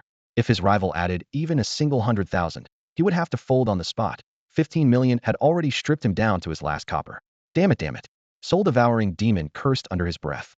In real life, he could easily afford that sum, but in Monster Pet Alliance the currency was silver coins. Moments earlier he had bought a dark gold item, leaving him with just over 14 million, nowhere near enough to match such a crazy bid. 15 million, going once. 15 million, going twice. 15 million's old. And so, with the gavel's final thud, the contest for Tianchao's third guild token ended. Glorious Overlord claimed it with a staggering bid of 15 million silver coins. Congratulations, Boss Hui Huang, congratulations. Your Hui Huang family is about to take off. Haha, even your name sounds victorious, Xiongzhu, our future lord. Once you've carved out a territory, don't forget your brothers. 15 million silver coins hit the account, and a radiant guild token settled firmly into Hui Huang Xiang's palm. With that token in hand, Tianchao's third guild was practically born, and the banquet hall erupted. The upper-level members of every great family switched instantly to fool and flattery mode. The Shunhua family is Tianchao's oldest and most powerful powerhouse, and no one can wedge a foot into their guild. Hui Huang, though also an old name, is nowhere near Shenhua's level. If Hui Huang Xiongzhu really claims a territory, his family alone can't sustain the development that follows. Anyone who befriends him now greatly improves the odds of sharing future profits. So a torrent of praise hoisted him straight to cloud 9. Ha ha ha, rest easy, everyone. The Hui Huang family will never forget its friends. When the day comes, they'll host a feast so we can drink and talk to our heart's content. Hui Huang Xiongzhu clasped his hands and scanned the room, modest to the core. He might have underestimated the free agent Wang Chuge, but with these family giants he dared not slip on courtesy. Across the room, Shunhua Jizuan, who had been watching the show, also raised his voice. Congratulations, Wang, the free agent really hit the jackpot this time. He did some fast math. 15 million for the guild token, 600,000 as Shenhua's cut, 2.4 million for the purple pet egg, about 2 million in dark gold gear, and even 20 million silver flowing into Chug's pocket. Even if Chuge splits the haul with that mysterious Yu Jingxiang Dagong and Princess Kaiselin, his personal share is still astronomical. Thinking of his own members grinding day and night for coins, buying silver everywhere, and still not matching what Chuge had just raked in with one auction, Shanhua Zhizuan felt a mix of envy and frustration. Comparisons really do kill the mood. Wang Chuj raised his glass with a hearty laugh. Ha ha ha. Thanks for looking out for me, Boss Zhizuan. If it weren't for your full support, I'd never have drawn such a crowd. The Shenhua family had unloaded piles of mid and low-tier goods, locking every eye in the game onto the event. Big shots from all sides threw money around just to show off, and in the end the bargain still landed in Chug's lap. In fact, Chug's real earnings were even higher than the rumors claimed. Subtract the 2.4 million for the pet egg, which went straight to the Omni merchant, and he still cleared nearly 18 million himself. Tax. Paid to whom? He is Yu Jingxiang Dago. As for Kaislynch volunteered to help, and he hadn't spent a single coin on her. Naturally, Chu Ge would never talk about it. The best way to get rich is to keep quiet. The moment the auctioneer's gavel fell, the head of the mythic family, Shenhua Zhizuan, hurried over and got straight to the point. King of freelancers, how many silver coins can you let us have this time? We only agreed in principle before you know numbers. The second that token sold, I rushed right over. Chu Ge raised an eyebrow. How many can you take? Silver coins didn't mean much to him.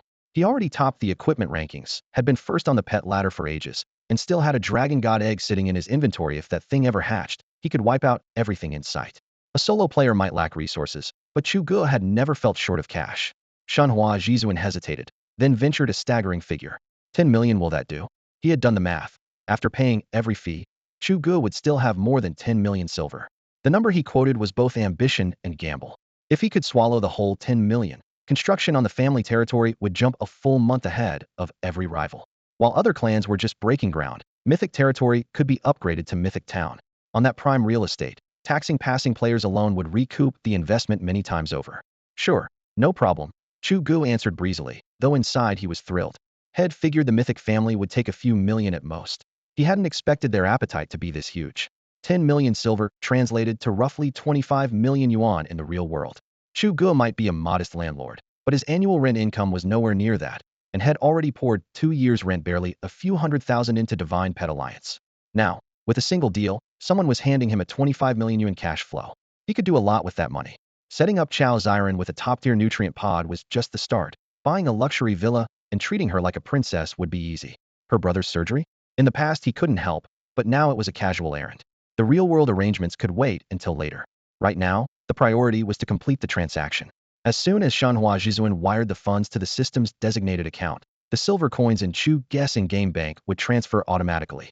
Divine Pet Alliance has its own banking system. Each coin exists only as data, because 18 million silver in physical form would crush a percent, so large payments always move through the system bank. Apart from Chu Ge, not even King Luoland could touch that money, let alone any other player. Once they signed the agreement, both men uploaded the documents to the system backend. All that remained was for the real-world funds to land. The silver would appear under Shenhua Zhizuan's name the instant they did. Fast, effortless, and safe. With the mythic family settled, Chu Ge turned his gaze to another guest, Huang Xiongzhu. He had no interest in provoking strangers, but this man was different. Old grudges and fresh insults were stacked together. How could he let the guy march into his turf and walk away scot-free? Chu Ge wasn't here to play benevolent saint. He wouldn't pick a fight with every top dog on the server, but Huang Xiongzhu? Time to settle every score at once. In Pet Legion Alliance, teleportation circles exist, but there are no teleport scrolls, let alone any item that can whisk you straight back to town. So, when the auction ended, the 10,000+ players had no choice but to march on foot across the tawny, rock-strewn Coriano Plateau toward the distant city.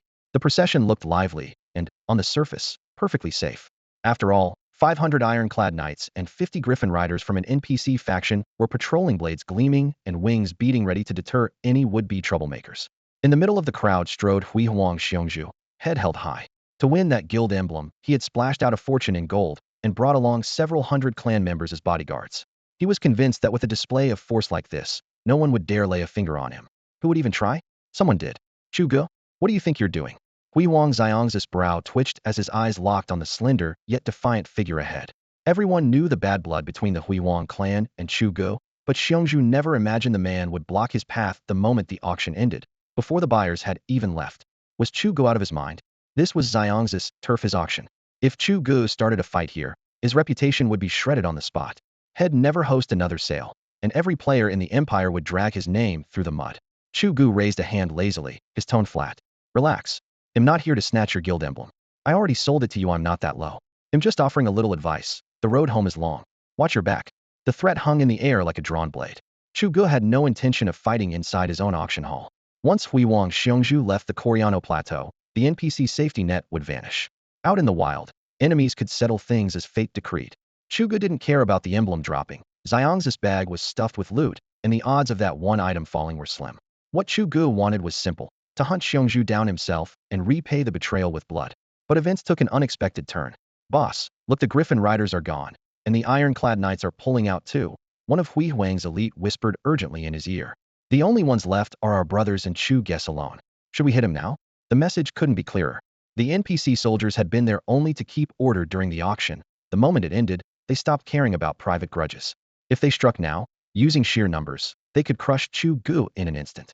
Huiwang Xiongzhu hated Chu Ge every bit as much as Chu Ge hated him.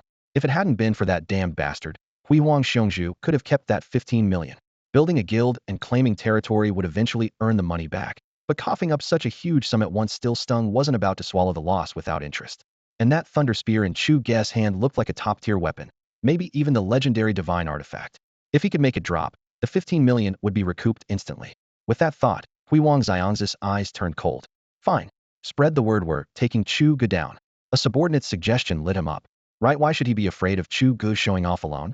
Endless road? Humph. They'll give you a free trip back to town right now. Chu Ge? King of solo players? I spit on that title. Since you've come begging for death, don't blame me for being ruthless. He lowered his voice, issued his orders, then stared at Chu Ge with a chilling sneer. The auction had just ended, and the NPC troops keeping order were withdrawing. In a blink, the open ground became lawless wilderness, a perfect place for a PK. Chu Ge still had to worry about the auction house's reputation. Huiwang Xiongzhu had no such scruples. Killing the so-called solo king in public would only boost the Huiwang clan's fame. With his guild about to launch, he wasn't letting this sure thing slip away. Chu Ge raised an eyebrow. You're serious? He had only meant to intimidate them, to pave the way for an ambush later so no one could accuse him of backstabbing. He hadn't expected Huiwang Xiongzhu to be dumb enough to start the fight now. Anywhere else, facing hundreds of Huiwang elites alone would be tricky. The best he could hope for would be sniping Huiwang Xiongzhu and running. But where were they? The Coriano Plateau, his own territory. That withdrawing NPC army would whip around the moment he gave the word. Maintaining auction security? Outsiders didn't know, but Chu Ge did. Every soldier belonged to Princess Catherine's private force. Huiwang Xiongzhu starting a fight here was practically suicide. Haha. Chu Ge, go to hell. Move. Whoever kills Chu Ge gets an extra 3 million on top of the bounty. At Huiwang Xiang's shout, Huiwang players had been signaled summoned their pets in unison. Flame wolves, frost hawks, and steel pythons jammed the clearing. Huiwang, are you insane? The sudden killing intent made nearby players flinch. Insane? My foot. That so-called solo king killed my members, stole my bosses, and took my token. How could I not take revenge? This is a personal vendetta. It has nothing to do with the rest of you. Relax. The Huiwang clan won't touch any innocents. Huiwang Xiongzhu bellowed, casting himself as righteous. He knew plenty of players were already recording. Once footage of Chu Ge's death hit the forums, the Huiwang clan would explode in popularity. In his excitement, though, Huiwang Xiongzhu failed to notice that Chu Ge, surrounded by enemies, showed no fear at all. Instead, a mocking smile curled on his lips. They were stunned, utterly dumbfounded. A moment ago, Huiwang Xiongzhu had been brimming with confidence, ready to crush Chu Ge by sheer numbers, but now he was frozen in place. An instant later, every member of the Huiwang clan looked as if the server had kicked them offline. Just minutes before, excitement had been running high. Whoever managed to kill Chu Ge would walk away with a 10 million cash bounty, a life-changing sum. On top of that, there was always the chance that Chu Ge might drop some rare gear, a temptation no player could resist. What happened next defied every expectation. The spectacle unfolding before them left even the most eager Huiwang players slack-jawed. And they were not alone. More than 10,000 spectators who had lingered after the auction now stared blankly, wondering what in the world had just happened. Huiwang had planned to ambush Chu Ge, but no one else was willing or able get involved. Even Shenhua Zhizuan, who was temporarily allied with Chu Ge, watched from the sidelines with a blank expression. After all, this was a personal grudge between Chu Ge and the Huiwang clan. Everyone knew the story. If Chu Ge hadn't snatched that boss and looted the guild emblem, none of this would be happening. Besides, Chu Ge had waltzed in and provoked them first. If he got surrounded, it was his own fault. So the crowd had been certain. Chu Ge would meet his end today on the desolate Qingluo Plateau, handing Huiwang a tidy two-for-one deal, recover the emblem, and score some free notoriety. Just when everyone was waiting to see Chu Ge get wrecked, the entire situation flipped. The Iron Knight Regiment, which had already formed up to withdraw, suddenly halted. Far on the horizon, the Griffin Riders, little more than black dots a second ago, wheeled around and dove back toward the auction grounds. Screech! The Griffin's sharp, distinctive cries exploded overhead. On the ground, The Iron Knights raised their rifles and locked into formation, boxing in hundreds of Hui Huang players so tightly that not even air could slip through. Above, the riders swooped and circled like blades hanging over everyone's heads. The crowd was flabbergasted. Wasn't the auction over? Why were these NPCs still here? Hui Huang's assault on Chu Ge didn't break any rules. Everyone knew the Killing Plateau was a lawless wilderness leveling. Kill-stealing, duels, mass brawls, anything went. That was precisely why Hui Huang Xiongzhu had felt free to attack. Now, everything they thought they knew had been turned upside down. Honored Sir Knight, may I ask what rule we have broken? Ringed by the Iron Knights, the usually arrogant Hui Huang Xiongzhu sounded unervingly timid. He wasn't afraid of being killed by players. He was terrified of being wiped out by NPCs for no apparent reason, especially while carrying 1.5 million silver coins and a guild emblem worth 30 million yuan. Even a 1 in 10,000 chance of dropping that loot would be enough to make him faint in the respawn zone. Failing to kill Chu Ge and getting counter-killed was one thing. Being annihilated by NPCs for no reason was the stuff of nightmares. Worse yet, the knights had already drawn their weapons, steel glinting coldly in the sunlight. Hui Huang Xiang's heart pounded, his voice quivered, but he forced himself to shout one last word. Impudence. Chu Ge is a business partner of our Grand Duke Tulip, and you dare attack him on the Duke's own estate? Are you trying to insult his grace? The richly armored knight, who answered Radiant Lord's questioning, never lifted her visor, yet the crisp feminine voice stunned everyone. The knight was a woman. Even more shocking, she was the same elegant hostess who had presided over the auction just moments ago. Following Chu Ge's instructions, Catherine had slipped into standard plate as soon as the auction ended, ready to escort the ironclad cavalry back to the capital. She thought the ride home would be uneventful, until she spotted a band of adventurers assaulting the Duke's honored guest right under her nose. Eager to do Chu Ge a favor, she gave the order without hesitation. 500 ironclad riders wheeled their mounts and, like a steel tide, sealed the Hui Huang family inside a solid ring. Overhead, the Griffin riders, who had just taken off, banked back at the words "Your Highness," and now circled coldly above. The Hui Huang players might have had numbers, but their gear, mounts, and coordination were nowhere near the level of the disciplined ironclad cavalry. Sir Knight, we meant no disrespect. Fall back, everyone, fall back. Radiant Lord's voice quavered, all his earlier bravado shattered. He knew all too well that even without the Griffin wing, a single volley and one charge from those 500 heavy lancers would grind them into dust. They could revive on the spot, of course, but no one enjoyed a free trip back to the graveyard. You've offended the mighty Duke Tulip and still expect to walk away? Catherine drew her sword, its edge flashing like a waterfall of ice. Ironclad cavalry, leave no one standing. Charge. She had intended to find a subtle way to earn Chu Ge's gratitude. Instead, these adventurers had gift-trapped the opportunity. Catherine was a princess whose decisiveness was legendary across the human realms, and she did not intend to be modest. Forward. Her warhorse lunged ahead, her blade aimed straight at the knot of players. Lances bristled. 500 warhorses thundered in unison, their iron hooves drumming like rolling storm clouds as the ironclad cavalry crashed toward the disordered Hui Huang line. Damn it. Protect me, everyone, protect me. Radiant Lord's face was ghost white. Who could have predicted an NPC would suddenly fight to kill? He was furious and terrified. How was he supposed to know this land belonged to some bird-brained Duke Tulip, or that picking a fight here counted as insulting nobility? Hui Huang was no mythic. The Mythic Guild had inside information from Marquis Pancher about how deep the water ran on the plateau, but Radiant Lord knew nothing. All he could think of was escape. If he could just break off the Coriano Plateau and leave the Duke's fief, maybe the pursuit would end. But reality was cruel. The cavalry's steel-tipped lances were already in his face, the threat of death so vivid through the full immersion display that it made him forget this was a game where resurrection was possible. Panic spread like wildfire. The formation collapsed instantly, and no one heeded Radiant Lord's orders. Protect you? Hell, no, very man for himself. Boom. The thunder of charging warhorses rolled across the Coriano Plateau. Iron-shod hooves chewed up the loose earth, sending dust swirling into the sky. The Steel Knight Order, sheathed in heavy plate and cold iron, formed a razor-straight line that raced forward like a living blade, stabbing hard into the Hui Huang clan's position. The clan's players and the pets they had hurriedly summoned, from soaring hawks to crawling drake, slammed into that iron wall and scattered like glass.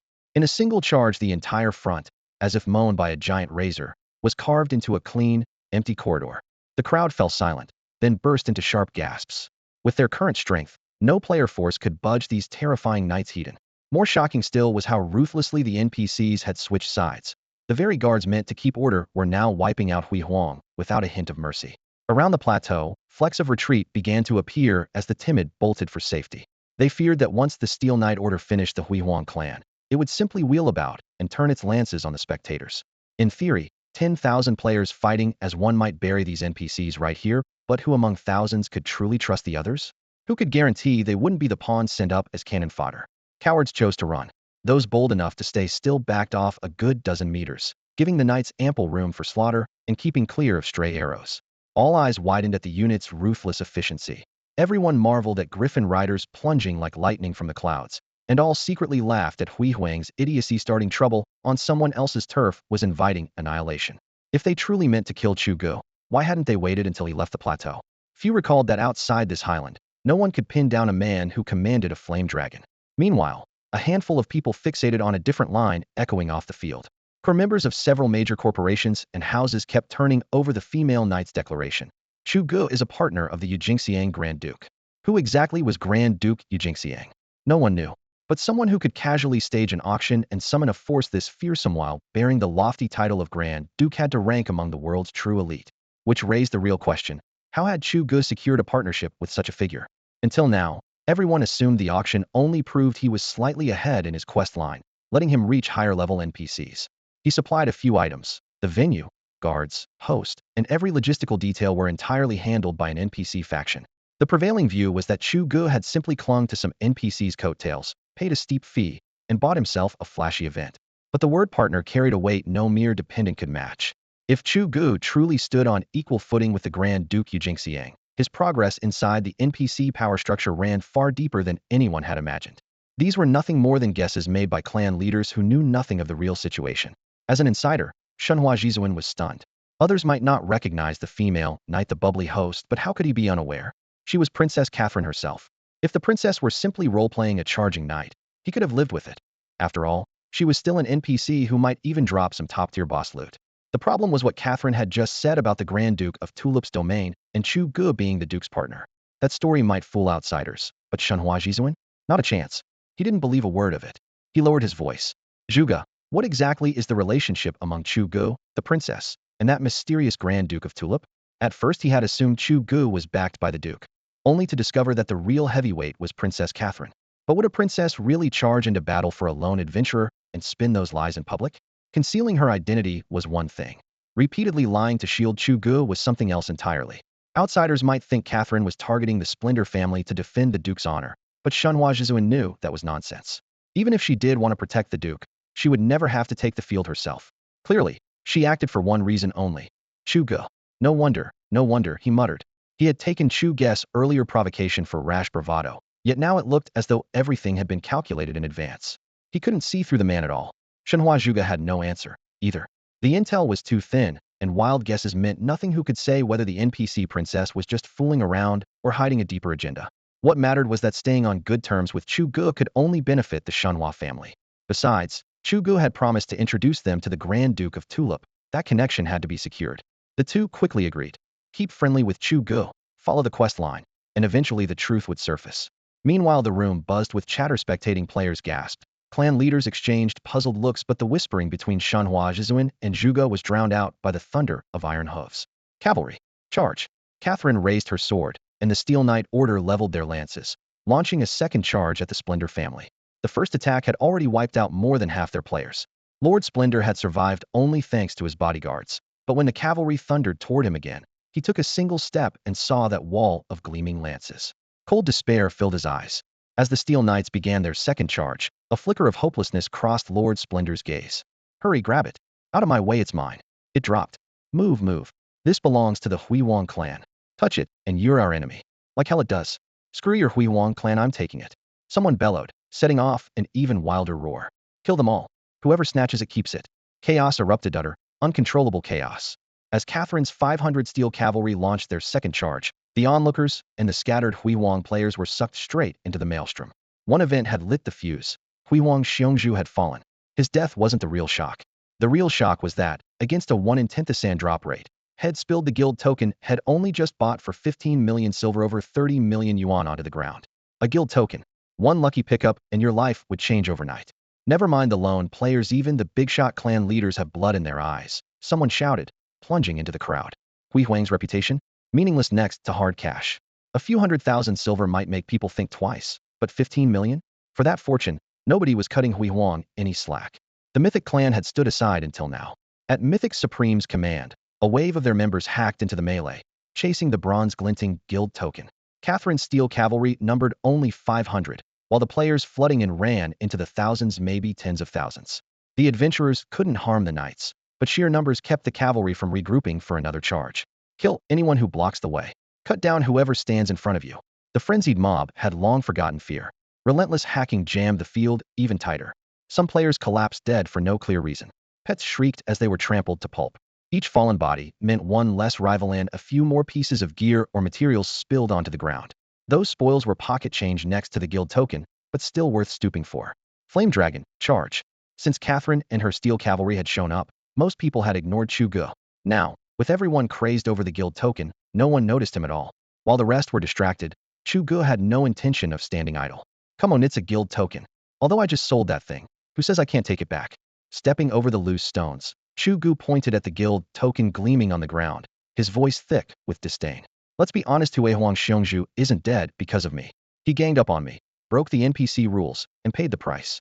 So whose fault is it? The token's on the ground now, which means it belongs to no one. Before his words had faded, he summoned his flame dragon. The black and crimson beast, more than 2 meters tall, snapped open its wings with a whoosh, a wave of heat forcing nearby players back. Chu Ge vaulted onto its back, and the dragon soared into the air, diving straight for the token. At the respawn point. Damn it! Damn it! Damn it! Hui Wang Xiongzhu roared in the family channel. Quit screening those bastards. I don't care who does it, any clan member who grabs that token gets 5 million. Dead and commanding from afar, he could only rely on the live streams of his guildmates. Because had fallen too far from the main force, the Huihuang clan hadn't been able to scoop up the dropped token right away. Fortunately, more than 100 members had regrouped and were pushing through the Iron Knight's shield and axe line, closing in on the emblem lying behind enemy ranks. Spectators crowded even farther out, but their chaotic rush disrupted the Iron Knight's formation, keeping the regiment from wiping out the last Huihuang players. Any would-be thief who tried to swoop in on a flying mount was slashed out of the sky by the circling griffin riders. When he saw dozens of Huihuang players just a dozen meters from the token, Huihuang Xiongzhu finally relaxed a little. Worst case, I lose some prize money. I can live with that. Then a black dragon punched through the clouds on the stream, and his nerves snapped. The Iron Knights attack anyone who breaks their line, but does anyone include Chu Ge? The Lady Knight had already said Chu Ge was working with the Duke of Tulip. What if they just let him through? A few hundred meters still matter to a running player, but to a flying dragon, it's only 2 or 3 wing beats. Gritting his teeth, Huihuang Xiongzhu issued another order. I don't care who it is. If they're one of us, it'll add another 5 million. Go. For the Huihuang clan. For 10 million. Out of my way, that 10 million is mine. Flame Leopard, charge. Nothing spurs courage like a massive bounty. The 10-odd survivors of Huihuang squeezed out every last ounce of strength, tanking the Iron Knight's spears and spells, chugging potions nonstop. Despite stray attacks from other players, they carved a bloody path straight toward the token. Everyone back off, it's mine. One rider on a flame leopard shouted, blade raised high as he closed in on the glowing emblem. Just then, a thunderous roar split the sky. It's Chu Ge, damn it, stop him. Bichio bird, close in at sonic speed. Alligator jaw beast, lay down a water barrage. Venom stinger bee, load up the poison needles. Flame leopard, charge. Chu Ge and his pitch-black dragon tore into the battlefield, scattering more than a dozen splendor players in an instant. The dragon's wings blotted out the sun, and the lightning-crackling spear in Chu Ge's hand made every heart freeze. Still, for family honor and the 5 million credit bounty offered by Splendor's Xions with those players gritted their teeth and braced for a desperate fight. The solo king is tough, but there are 15 of us, one player growled. Even if we die, we can stall him. Once the flame leopard gets a few meters closer, the token is ours. Xiongzhu only dropped it because of a 9 million fluke. It won't happen to us. They had a plan, but missed the key point. Chu Ge wasn't someone they could stop. Flame dragon. Dragon's breath turned that leopard rider to dust. Chu Ge shouted. The black dragon roared, jaws yawning wide, and a searing dark red torrent slammed into the charging flame leopard. A beast howl merged with a player's scream. Mount and rider collapsed less than 2 meters from the guild token, both swallowed by the flames. Attack. Don't let Chu Ge grab the token. Chu Ge, have you no shame? You sold that thing yourself. Heavy cannon turtle. Hydro cannon, knock him down. Gargoyle, rock beam move. Seeing the token about to drop into Chu Ge's hands, the spectators went berserk, summoning every long-range pet they had and unleashing a storm of fire at the dragon overhead. Dragon barrier. A blue shield snapped over the dragon's wings. Chu Ge refused to be drawn into a slugfest and urged, ignore them, push through. Elemental blasts pounded down like a monsoon. The flame dragon couldn't outrun the incoming skills. The barrier rippled and sparked, but Chu Ge gritted his teeth, and hung on. He knew that on a field packed with tens of thousands where even Catherine's 500 iron cavalry had no room to maneuver couldn't tank everyone. If fear made them hesitate, he could dominate through intimidation, but with high-ranking family members personally on the line, every eye was blood-red. No one would back off. Sharing his resolve, the flame dragon folded its wings and dived. Its vast shadow whipped up a screaming gale as it arrowed toward the floating guild token. Stop him! Stop him! Don't let that bastard get the token. On the other side of the light screen, Glory Overlord was practically pressed against the livestream. The guild token had already been snatched by Chu Ge once, and it had cost him 15 million silver coins to buy it back. If someone else took it, he might just feel the sting of lost money. If Chu Ge got it again, he might actually explode. Worse, he could only issue orders from a distance. He doubted he could do anything against the white-haired, death-defying Chu Ge even if he were on the battlefield himself. Boom, boom, boom. A storm of ranged skills detonated in midair. Griffin riders struggled to block them, but some blasts punched through and smashed into the draconic barrier Chu Ge had summoned. Sparks flew, the shield's durability nosedived. Yet Chu Ge was unfazed, wholly focused on guiding his flame dragon into a dive. Closer, closer. The Bronze Guild token hovered ahead, almost within reach. The token is mine. Suddenly a figure streaked out from the Glory family's formation. A berserk acceleration skill left crackling electric arcs in his wake. He shot toward the token like a beam of light. Seriously? You think you can steal my loot? Chu Ge's heart lurched. If his prize got intercepted now, he'd lose it. Luck this ridiculous didn't come twice, and few could replicate Glory Overlord's miserable streak. Get lost. No time to issue commands. Chu Ge vaulted off the dragon's back and lunged forward.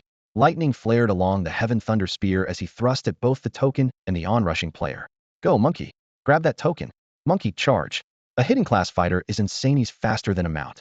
The spectators erupted in a tidal wave of shouts. Every eye was locked on two players, Chu Ge and Glory Monkey. They were the final deciding factors. If Glory Monkey succeeded, the Glory family would escape with little more than a scare, and Glory Overlord might just hand out bonuses. But if Chu Ge seized the token, the Glory family could crumble. Overlord had gone Allen. Secure the token and he could found a guild and attract major investors. Fail, and over 30 million in cash would go down the drain, taking him with it. Glory family members screamed themselves hoarse for Monkey, while the other clan leaders had their own calculations. They'd attacked Chu Ge on reflex. Anyone reaching for the token was a target, but after he bulldozed through the barrage and broke Glory's line, they secretly hoped he'd win. If Chu Ge got the token, he might auction it again, giving them a chance at a share. Heaven's Wrath strike.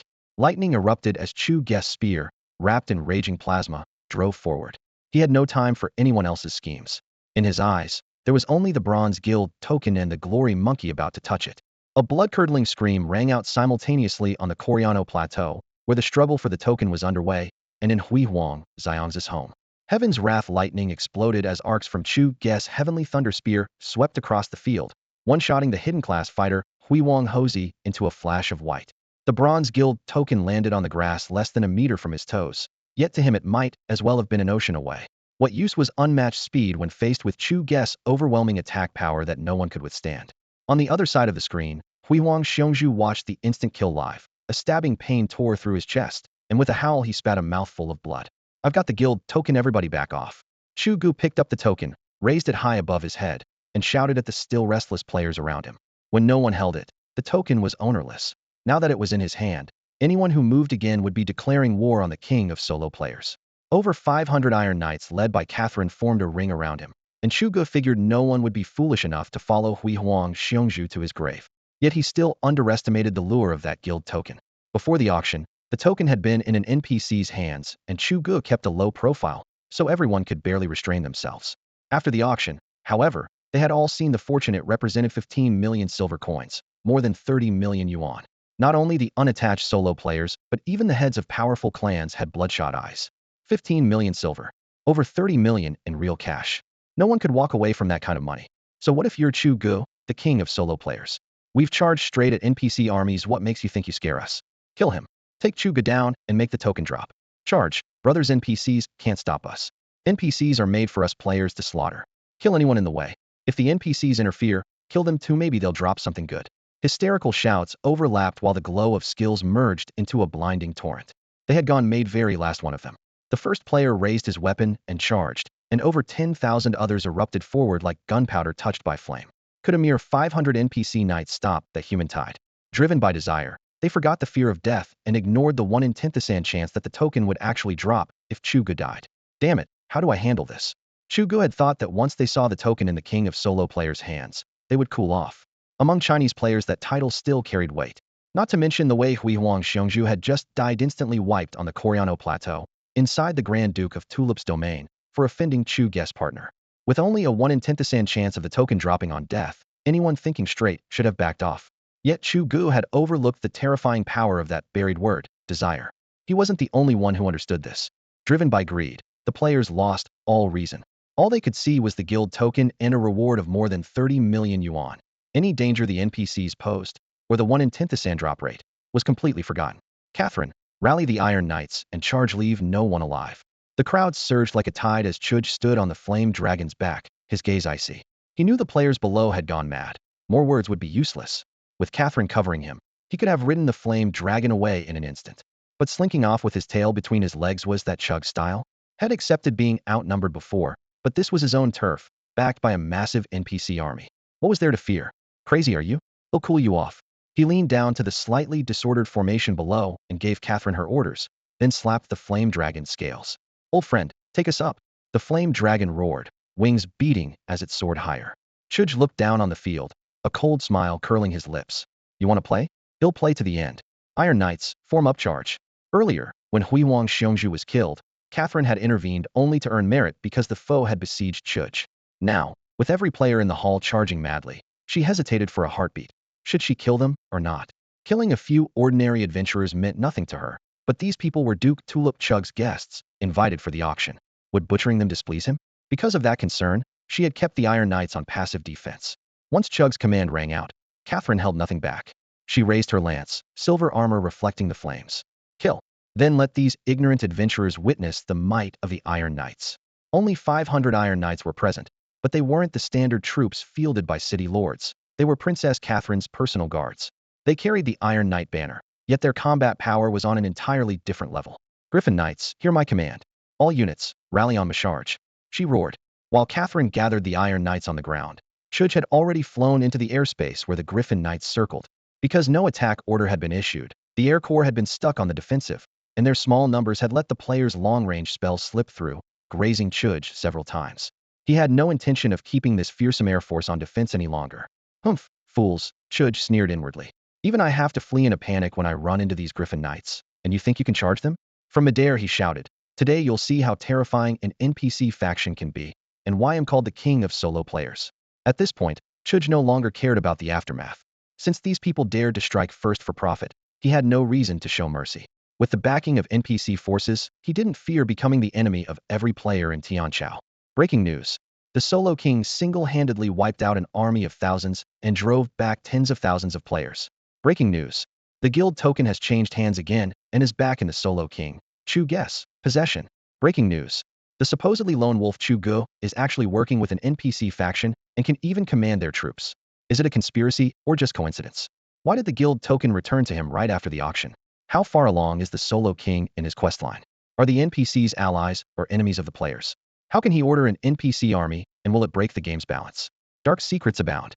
What is really going on between the Solo King and the developers of Monster Alliance? Exclusive scoop. Rumor has it Chu Ge is the heir of a mega conglomerate and Monster Alliance is nothing but his private playground.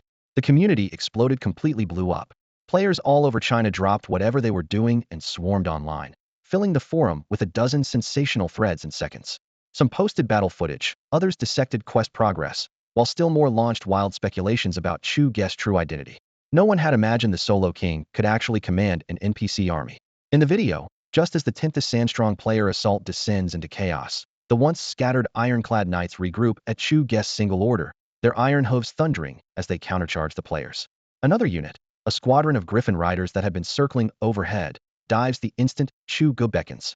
50 riders, like reapers in the clouds, sweep past, a flash of cold steel, and a player is deleted on the spot.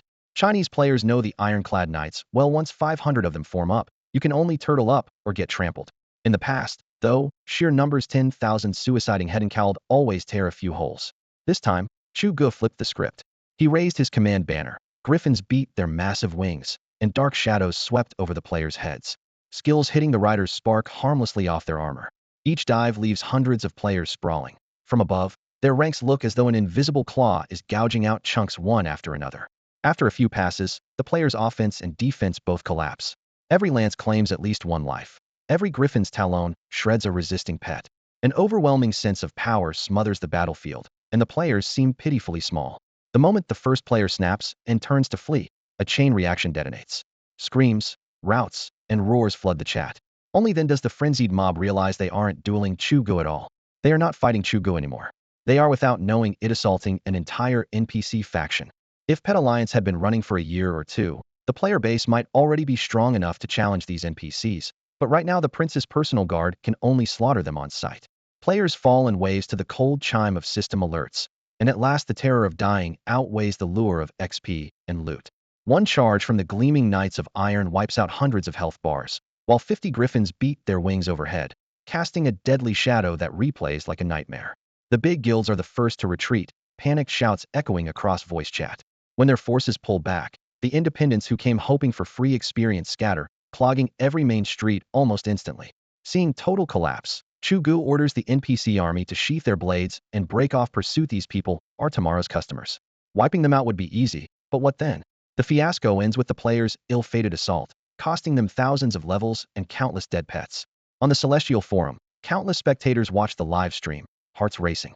During the first two sieges, the Knights of Iron charged in perfect formation and erased the players before they could even hit the defend button. Today, the players launched their first true offensive. They lost, but with honor, and the scene revealed a crack. NPCs are not invincible. Without those 50 terrifying griffin riders controlling the skies, 500 knights alone might have been worn down by 10,000 determined players. That is all the lone wolves care to discuss. The guild leaders, however, are seized by a deeper fear. Why? Damn it, we can Chu Ge command an NPC army. Catherine's initial strike on Radiant Lord could barely be blamed on an insult to the Duke of Tulip, but after that both the 500 Knights of Iron and the 50 Griffin Riders followed Chu Ge's orders. It makes no sense.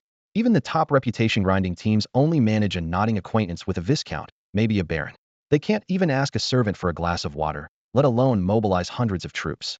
No one finds it harder to accept than Radiant Lord and Imperial Tyrant, who took the worst of the beating. Rewatching the footage leaves them even more shaken. The NPCs targeted them specifically. If Chu Ge wasn't behind it, they refused to believe it. They may have lost in game, but they can still act in the real world. The privacy policy prevents them from exposing his identity, but they can file a complaint. Chu Ge's power clearly exceeds the server's normal progression. Something is wrong, and if something is wrong, it must be reported. Led by Radiant Lord and Imperial Tyrant, more than a dozen major guilds band together, compiling stacks of screenshots, videos, and data comparisons for the developers. Chu Ge is disrupting game balance and must be dealt with. Whether he's hacking, exploiting a bug, or just impossibly lucky, he has to be stopped. With a dozen guilds applying real-world pressure, the Pet Alliance team has no choice but to respond. Tech, operations, and legal call an emergency meeting, the conference window flickering with light as every eye fixes on a single name. The investigation into Chu Ge's account has begun. That's all for today. Thank you so much for watching. I hope you guys enjoyed. If you wish to have another part of this recap, please give us at least 1,000 likes. Please don't forget to comment and subscribe to our channel for more content like this. Until next time.